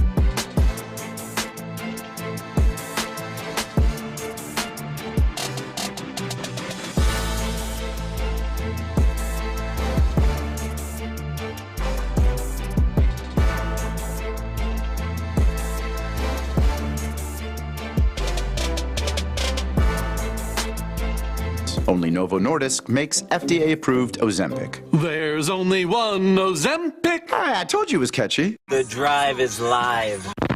Sports Radio 610 presents The Drive with Stoerner and Hughley. It's the 5 o'clock fire. It is 5 o'clock. Congratulations. Hopefully you're off work. Luckily for you, Old Dirty Show, T-Mill, a.k.a. Psycho T, have the latest. And the latest is the Astros, who just took 2 of 3 from the Sacramento A's, or just the A's, and they've moved up. They've gained some ground on the Mariners. They're 4.5 back now of first in the West, and now 3 back in the wild card. They have started to get themselves in the space to make a move, and now they move on from the A's one AL West opponent to another, the Angels. And the Angels are, I think, have the worst record in the American League. If not, they've got to be right there. I believe they have the worst record in the American League at 25-41. Yes, they do. Worst record in the American League, going to Anaheim, and they're facing a guy with a 9.50 ERA. Grayson Rodriguez. I don't know who Grayson Rodriguez is. I've not seen Grayson pitch, but Grayson's 2-2, Clint, with a 9.50 ERA. And you're running Spencer Arrighetti out there tonight. 7-1, 1.94 ERA is where we are with Spencer Arrighetti. Probably his worst outing of the season, where he gave up the grand slam, and that pushed his ERA up from the 1.3s to the 1.94 with that 4 runs that he gave up in that last start against the Pirates. But this is a game, Clint, that the Astros should have a huge advantage in winning. Well, this is one of those points in the schedule where you can make a run. I mean, and now's the time you need it desperately within the next couple weeks. But as you mentioned that, you want to talk about, I don't know that I've ever seen 2 names that don't go together. What's that? Grayson Rodriguez. Shut up, man. I grew up in a heavily Hispanic area. I mean, only white boy on the All-Star team. Not a chance there was a Grayson on the team, nor in any of the families Grayson that were in the bleachers. It's a different, yeah. I mean, Grayson Rodriguez. That's good. You're going to run into a Jalen Rodriguez. Well, Jalen, I can understand Jalen Rodriguez. Yeah. I mean, yeah, absolutely. Grayson? I can easily understand it now. I mean, no, I cannot. I can. I cannot. Yes, kid. I'm gonna guess. Based on what you're saying, I'm going to guess the mother is white. Could be. We don't know. But I'm just telling you, if you're asking me how to get there. I'm going to guess the one that came up with Grayson is white, and the one that allowed it to happen was one of my good friends. Was the man. One of my good friends, his last name is Smith. And I'll show you his whole family. You would not think his oldest son's name would be Brody, but it happened. I bet Brody's got a little different tint than the rest of them. Yeah. Grayson. I mean, you could have said could have been the mother. They could have really loved the name Grayson. Hey, give me 3 names that don't go with Rodriguez. Grayson would be one of them. Yeah, I'm just telling you. That's. Do I think Grayson's mother could have a name that may run into a Megan, Lauren? Brittany? I think Mr. Rodriguez ran into somebody that liked Grayson, like that name. Yeah. Anyway, the Astros should whoop his ass. Yeah, should. They should push that ERA on up to 10. I got to see Grayson, man. Let's do it. I got to see what Grayson looks like, man. Because I've got a shot. It's going to be really odd if he looks heavy Rodriguez and very light on the Grayson. It's going to be. Yeah, there's a photo. I don't know. That's exactly. That's kind of what I thought. That's if he didn't do the dark beard, that'd be a lot of. Yep. No. Yeah. I mean, right there. If you look at it, you think. I bet you his nickname. I bet you his nickname is Weddle. I bet you look at him right now, you think Rodriguez. Really? I think if I were him, and my name was Grayson Rodriguez, I would have forced him to call me Weddle from the early age, junior high on up. Hey man, leave that Grayson off there, Chief. Yeah, they should whoop Grayson's ass tonight. Not because of the combination of the name, but merely because he's not very good, and Spencer Arrighetti is looking to bounce back. By the way, fellas, you can't make this up. It's a Kikuchi bobblehead night tonight in Anaheim. Boy, I tell you, it's been a long time. She should be there. She should be. She should damn sure get one signed in the mail. Yeah, it is. And maybe they wanted to do it for the Astros coming in, but it is great. Monday night Kikuchi bobblehead night. Stretching Kikuchi tonight. If anybody can get their hands on a Kikuchi bobblehead out in Anaheim, I'll pay good. I've got to see the damn thing. Is what I need to see. What does it look like? I bet you we can get them online fairly cheap. They're not going to give them all away, are they? They're awful. No, they'll give them all away. They'll find 10,000 to show up. But that means we can get, because ain't nobody care about that Kikuchi in California that much. I don't know, man. You give them guys some. You give people some free Kikuchi. They'll free anything will get them there. Free Kikuchi, man. That'll come in droves. I love Kikuchi. Golly, what do you think she's doing? Get that out. She's living her best life somewhere. Drinking a mimosa somewhere. I think she's drinking something harder than that. No doubt. If I remember. Oh. 5 o'clock fire. All right. No other better way to go ahead and move from Kikuchi to stretching Kikuchi tonight. To transition from Kikuchi to Brendan Sorsby, but who knows? The Texas Tech star quarterback was granted a temporary injunction against the NCAA that could clear the way for him to be able to play for the Red Raiders in 2026, even after the transfer quarterback was declared ineligible for wagering on college sports. Judge Ken Curry ruled that Sorsby's attorney demonstrated that he will suffer a probable, imminent, irreparable injury if he's unable to play for the Red Raiders in 2026. Sorsby will miss Texas Tech's first 2 games, which was a penalty that has been proposed by his attorneys. He was ruled ineligible, Clint, for wagering approximately $90,000 on professional and college sports over 4 years, including 40 bets involving Indiana football when he was a freshman with the Hoosiers in 2022. The NCAA denies Texas Tech's appeal for reinstatement on Friday. But, Clint, it looks like he could have a chance to play. I'm interested. Your thoughts on this entire situation come pretty big here in the sports. I mean, college athletics is a mess. If you ever need, if you still had any doubt that wasn't the case, all you got to do is see this. I mean, it's an absolute mess. Now, the NCAA could, regardless of this injunction, the NCAA could put their foot down. I think the word on the street is they obviously will appeal. Hell, his own conference, the Big 12 conference commissioner, Brett Yormark, is commenting the ramifications of today's ruling are significant and could have broad impacts across college athletics, creating great concern amongst our membership. This is the Big 12. This is his conference, his own conference, right?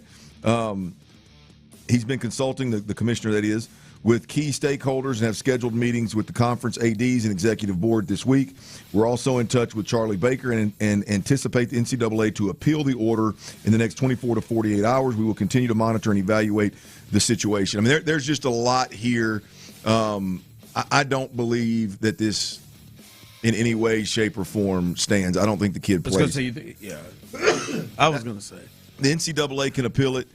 Even if they don't, and or that appeal,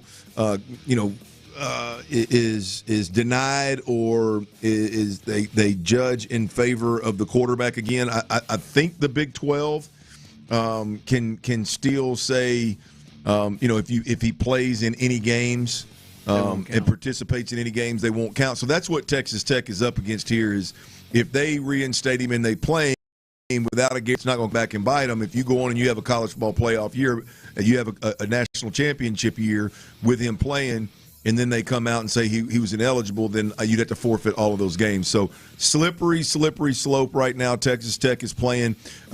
Which is huge, Clint, because they paid him $5 million to come and play there. And he was at Cincinnati.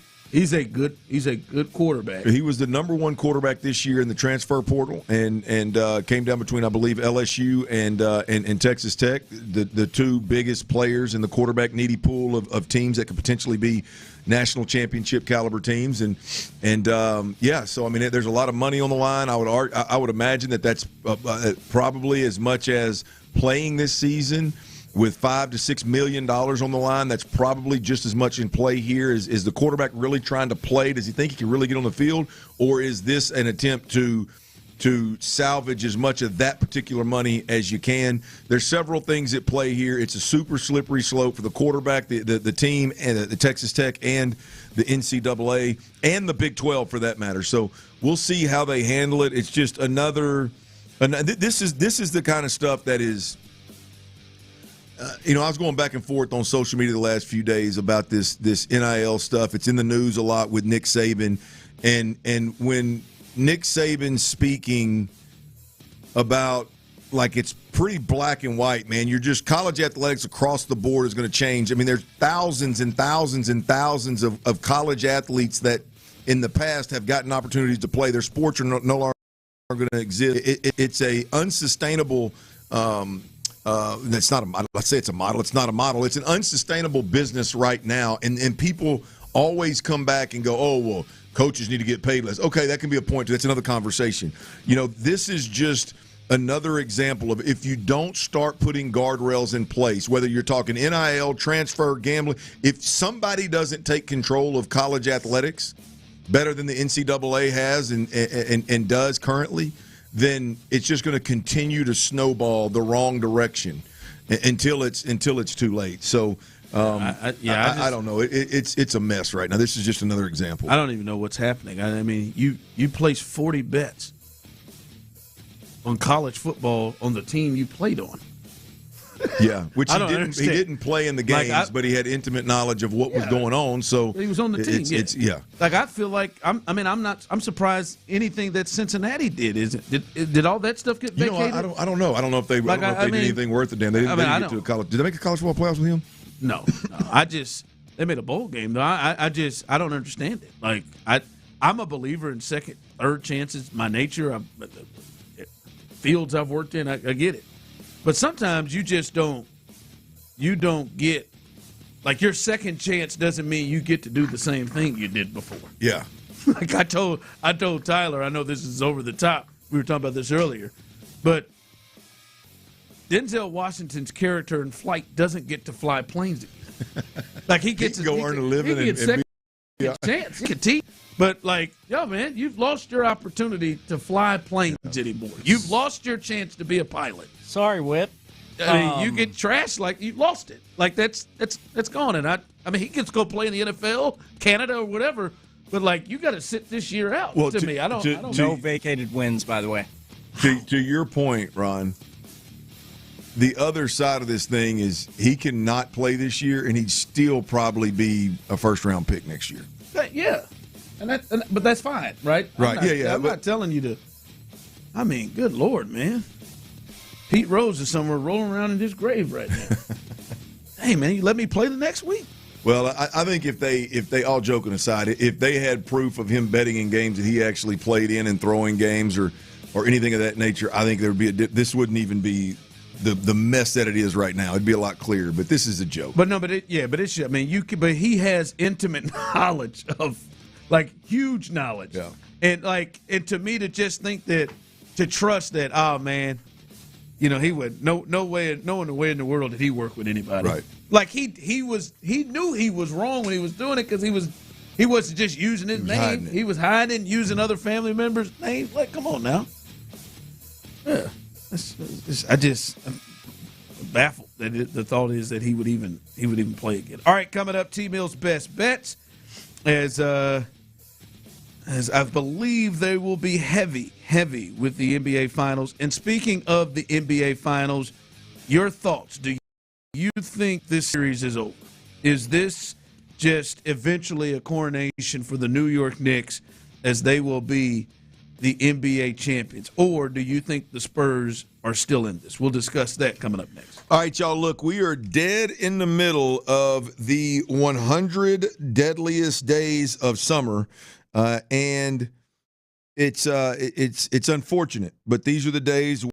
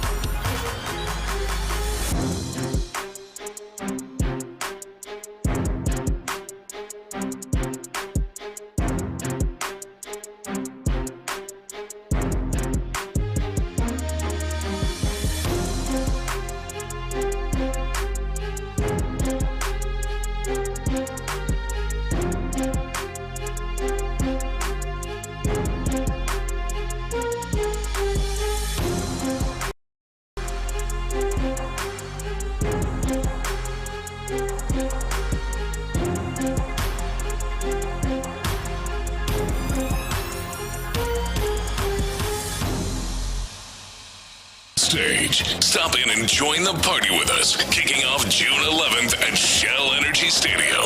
Houston's sports leader. Sports Radio 610. The Drive is powered by Mokaram Injury Lawyers. Heard in an accident? Call Mokaram Injury Lawyers at 281-222-2222.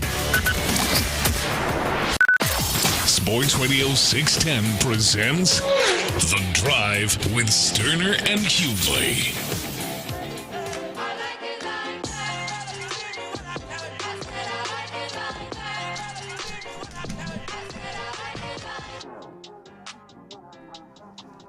T-Mill's best bets coming up here in a matter of moments. He finished off the week 1 for 3. Jalen Brunson almost had it. That hook hit him. Jalen had 6 assists. Needed to get one more. And then Wemby just didn't feel like rebounding. Yeah, why would you at that height? Till late. As Carl was that kicking hook his got ass. many a man. Yeah. Wemby said, "Nah, man, don't even worry about it, man. I'm not even going to get within 2." So that's what he was sitting there with about 2 there in that third quarter. I thought, boy, that one's shot.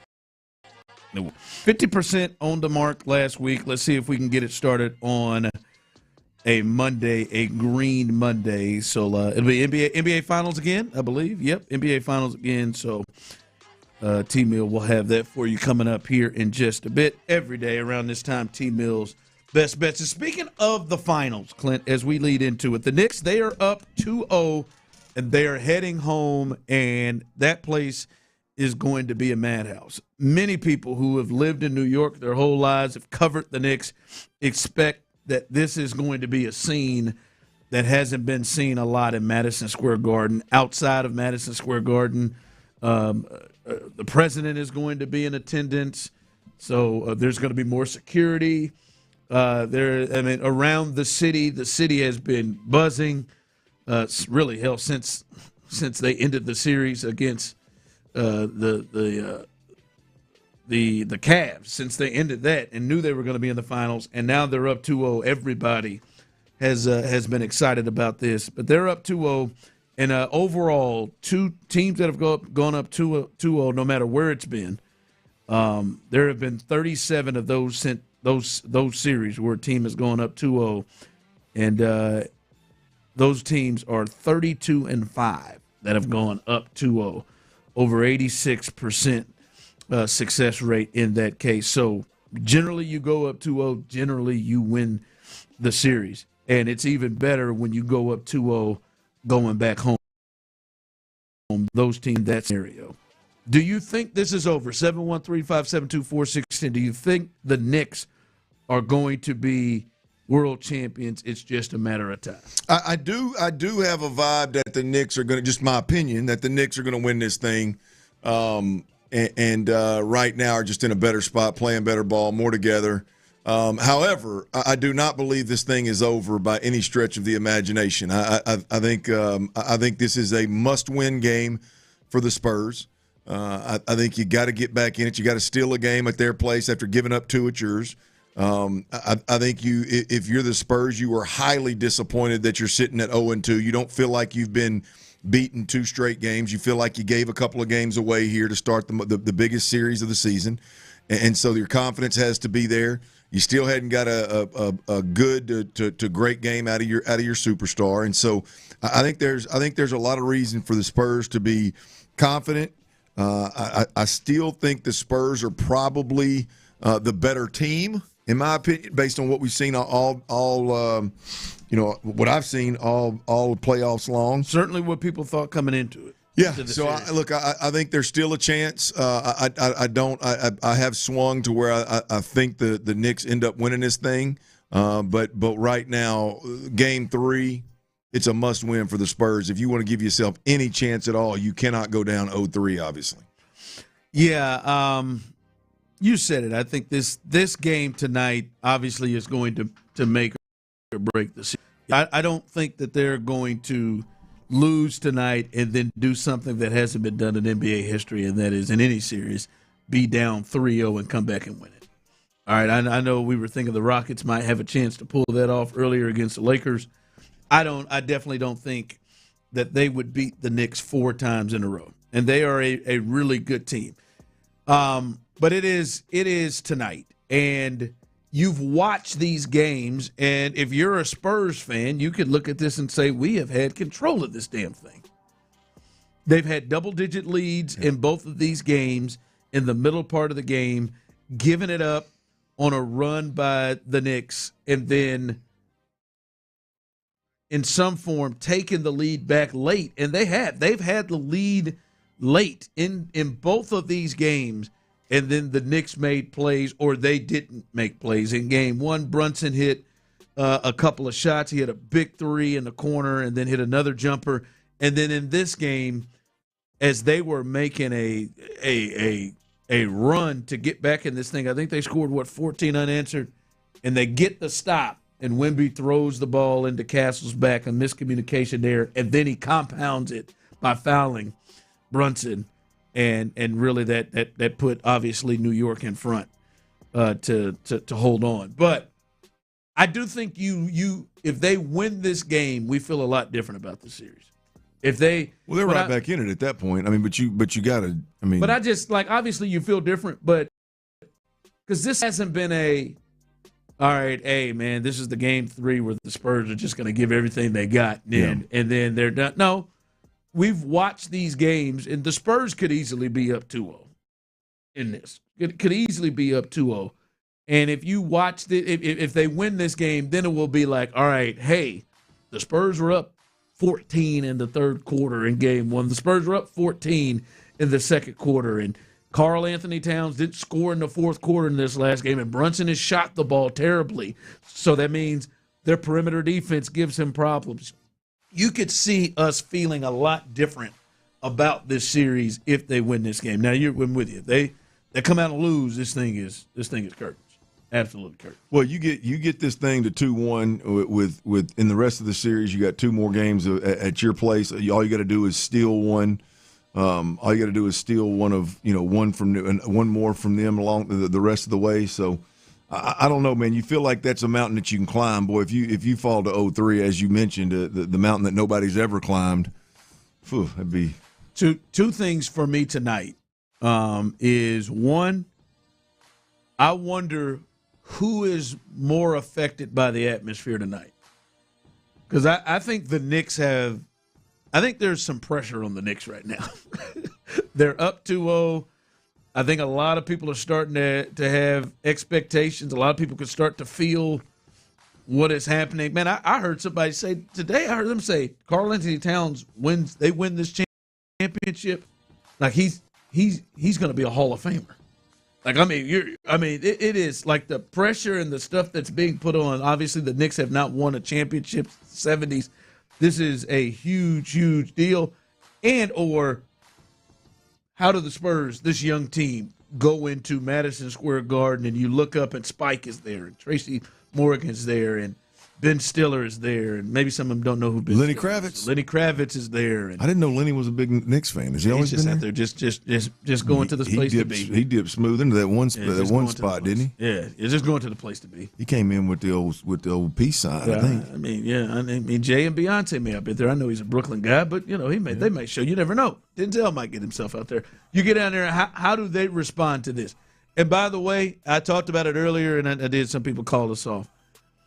I do think with the move to New York, I think Jalen Brunson is probably going to get some of those calls that he hasn't been getting.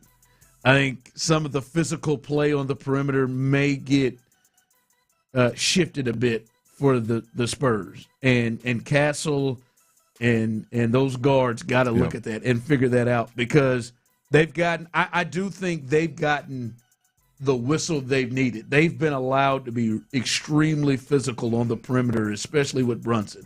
Naturally, at times, when you switch to home and you're in that environment, the home team seems to get, potentially a better whistle. So that is something to look at, too, for the Spurs. Somebody text in, I can't believe I'm saying this, but Towns is the difference maker. He keeps playing the way he is, and and keeps hitting shots like he's unconscious, Spurs don't have a chance. Doesn't matter what Wemby does. No, yeah, he's outplayed Wemby. That's been the part that's been crazy is I don't think anybody walked into the series thinking that Karl Anthony Towns would get the better of the center matchup. Well, I mean, he has. He has, and I like Cat, but let's not get carried away here. I mean, Ryan just laid out in both of these games how the Spurs very easily could be sitting at 2-0. I mean, this isn't if one guy plays, it's curtains. You know what I mean? Like it is now. Cat, not taking anything away from Cat's monster series. I said coming in that I was more interested in the Cat Wemby matchup, and can Cat answer the bell, and can he change the narrative around kind of he and his reputation, I guess. So I love the story, but this is a game where there's no way you watch this series and go, boy, if so and so plays well, it's curtains. I mean, these teams we've seen huge swings in these games and bright moments for everybody. So yeah, I'm excited once again tonight. I can't wait to see that atmosphere, boy. I went from the San Antonio atmosphere and what they bring and kind of what that thing looks like with this young squad to as you mentioned, the star-studded lineup in New York. It's going to be fun to watch. All right, coming up on the other side, we'll get to T. Mill's best bets. So make sure you're listening as he's going to try to get some winners. We need a green Monday. We'll do that as soon as we get back. And C.J. Stroud, man, I'm drinking the Kool-Aid. All right, the quarterback coach now is saying stuff. His teammates, Will Anderson. The look of him, people around him saying, man, CJ's going to be the CJ we remember. I'm drinking that Kool-Aid. There's only one thing that I'm concerned about with CJ. We'll discuss that as we continue right here live on The Drive. But let me speak.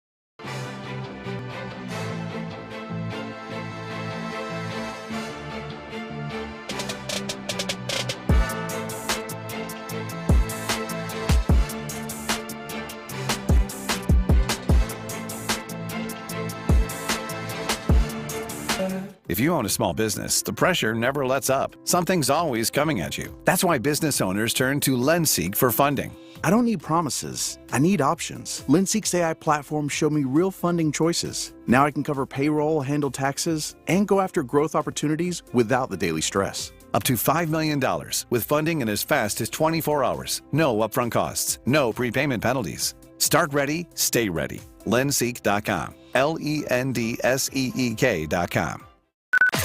Sports Radio 610 presents The Drive with Stoerner and Hughley.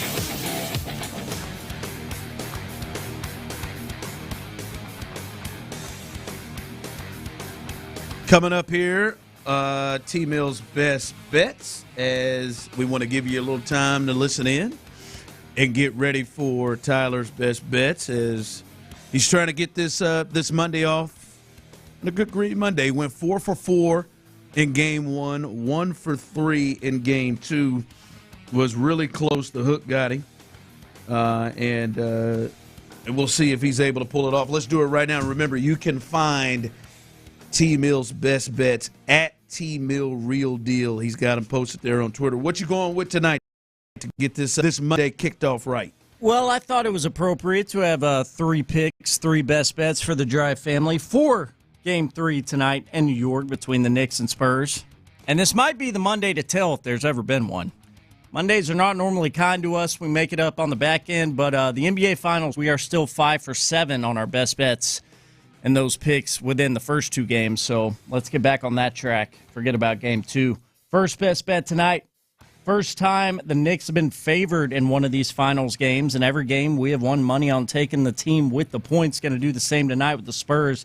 Just think there is no way in hell. I think the Spurs win this outright tonight. I don't think it's going to go to 3-0. I think we'll see a 2-1 count after tonight. But Spurs +4. The line is +2. I doubled that up and teased it up to get us off to a good start on a Monday. So Spurs +4 for Game 3 tonight. 1 player prop from each team. 2 guys we've won money on already. Wembanyama over 27.5 points. That's over. We won money on the under 27.5 with Wemby Game 1. I think he does a little more scoring, make sure the Spurs walk away with a win tonight. Wembanyama over 27.5. And then your player prop for the Knicks, again a familiar face, Jalen Brunson, but this time rebounds. I'm on over 3.5 rebounds for Jalen Brunson tonight in this Game 3 between the Knicks and Spurs. Those are your 3 best bets. You like these road teams, don't you? You had the Knicks in Game 1 in that first road game in San Antonio, and you've got the Spurs. You like the Spurs tonight. Mm-hmm. If they're going to win, Wemby is going to need to have a big game. Buckets, yes, sir. And to be honest, we talked about this, too. Like, De'Aaron Fox kind of picked it up in the last game. We'll see how his ankle is. But that's the other hidden part is we talked about it to start the series. Who's going to have more help? Jalen Brunson has had more help. And it seems like they're taking turns a night. Who's going to do it? I mean, Bridges just went off and just lost his mind. Landry Shamet seems like he's good for double figures every time he comes off the bench. So some of these other guys have got to pick it up for the Spurs, right? Like Castle. I don't know if he's injured. I think he's being slowed, but he's got to impact the game more. And I think they just got to play Dylan Harper more. So some of these guys, and the big one is they have the 6th man of the year on their team. And Johnson has just not impacted this series, not nearly as much. And the Knicks bench has won both of these games. So, yeah, the others got to help him out. But, yeah, it feels like Victor's going to need 30 tonight. So I like that. We'll see if he can hit that 3 for 3 right there. We'll see. Good luck. Good luck, T. Yeah, good luck. Good luck. We're all feel good about it. Mm-hmm. We're all rooting for you.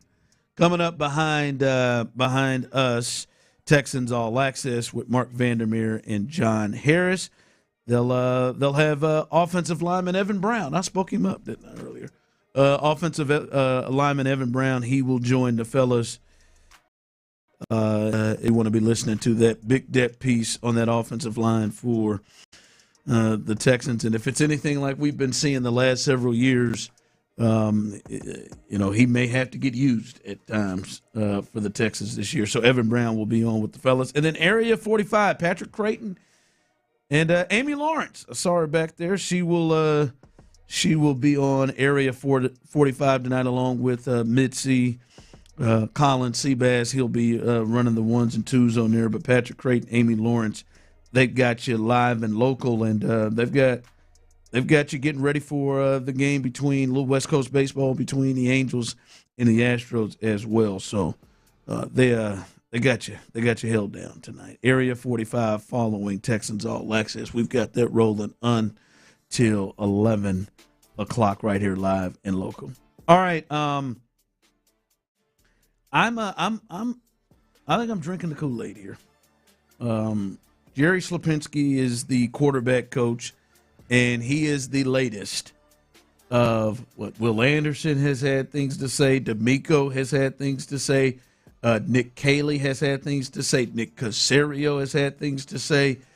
Different teammates. Nico has had things to say. All of his receivers. They are really pushing and building up what C.J. Stroud has looked like through the offseason and has looked like since they've been working together, getting ready for mandatory minicamp, which starts tomorrow, and then obviously training camp in the season. Here, quarterback coach talking about what he has seen of him thus far. Really good spring so far. I would say the first thing starts with him coming back in pretty good shape. He looks good.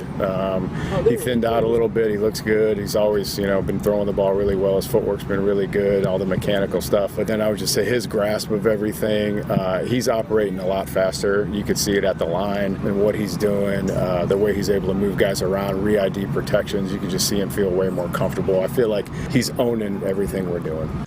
Now, listen, I'm not going to sit here and tell you that we're going to see the C.J. Stroud that finished 8th in the MVP voting and led the league in passing yards per game and did all those things, was able to do all of that stuff all while throwing 5 interceptions on the season. Yeah. Like, I'm not saying we're going to see that, but I do think we're going to see the closer version of good C.J. as opposed to okay C.J. or the CJ we saw in the last 2 games. You could put me in the camp of drinking the Kool-Aid and believing what we're starting to see from him in the offseason, year 4 stuff starting to come together, contract season, important season. I do think we're going to see a really good CJ. To me, the only thing that I have major concerns about, I'll be surprised, and to be honest with you, he's never shown it. I'll be surprised if CJ just has a train wreck of a season. We've never seen that from him. But I do think he puts himself back into a conversation potentially of being one of the real young quarterbacks. And the only thing to me that holds that back, that concerns me, Clint, is if they hold him back in that. If they don't allow him to clearly be able to be the best that he can be. And that is my major concern. I think if CJ is allowed to be CJ and go out, I think CJ has a big season. Yeah, look, I think with CJ that it's never going to be a question of is he a good quarterback or not. Can you win with CJ? Can he play well and play the quarterback position at a high level? I don't think it's ever going to be that question with CJ Stroud. The question with CJ Stroud is can you win a championship with him? And that's both the big moment piece as well as the communication processing piece within this offense. That's going to be the question of can you win a championship with him. This isn't a can you win 10 games in a regular season. This isn't a can you get to the second round of the playoffs. Can you be an established team and win games over an 18-week, 17-game season? That's never going to be the question. I mean, he's just better than that. The question is going to be moments and then ultimately playoff wins. And with that said, I think you're going to get a really good version of CJ Stroud. I think you're going to get a really good version of CJ Stroud. Now, I don't know if the question is going to be answered of those big moments and the playoff wins and let's say the fit in this system. I don't know what that's going to look like.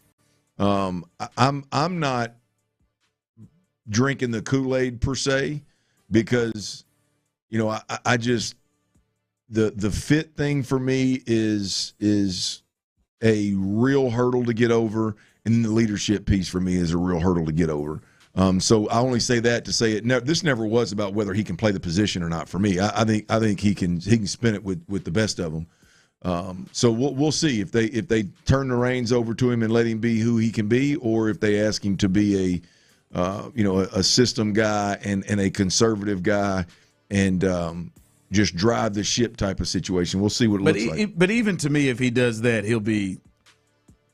he won't reach like the best that he can see. We won't see those numbers. But again, CJ, I think, has the ability to play in any system that is, not a quarterback running system. I think he can play in any system.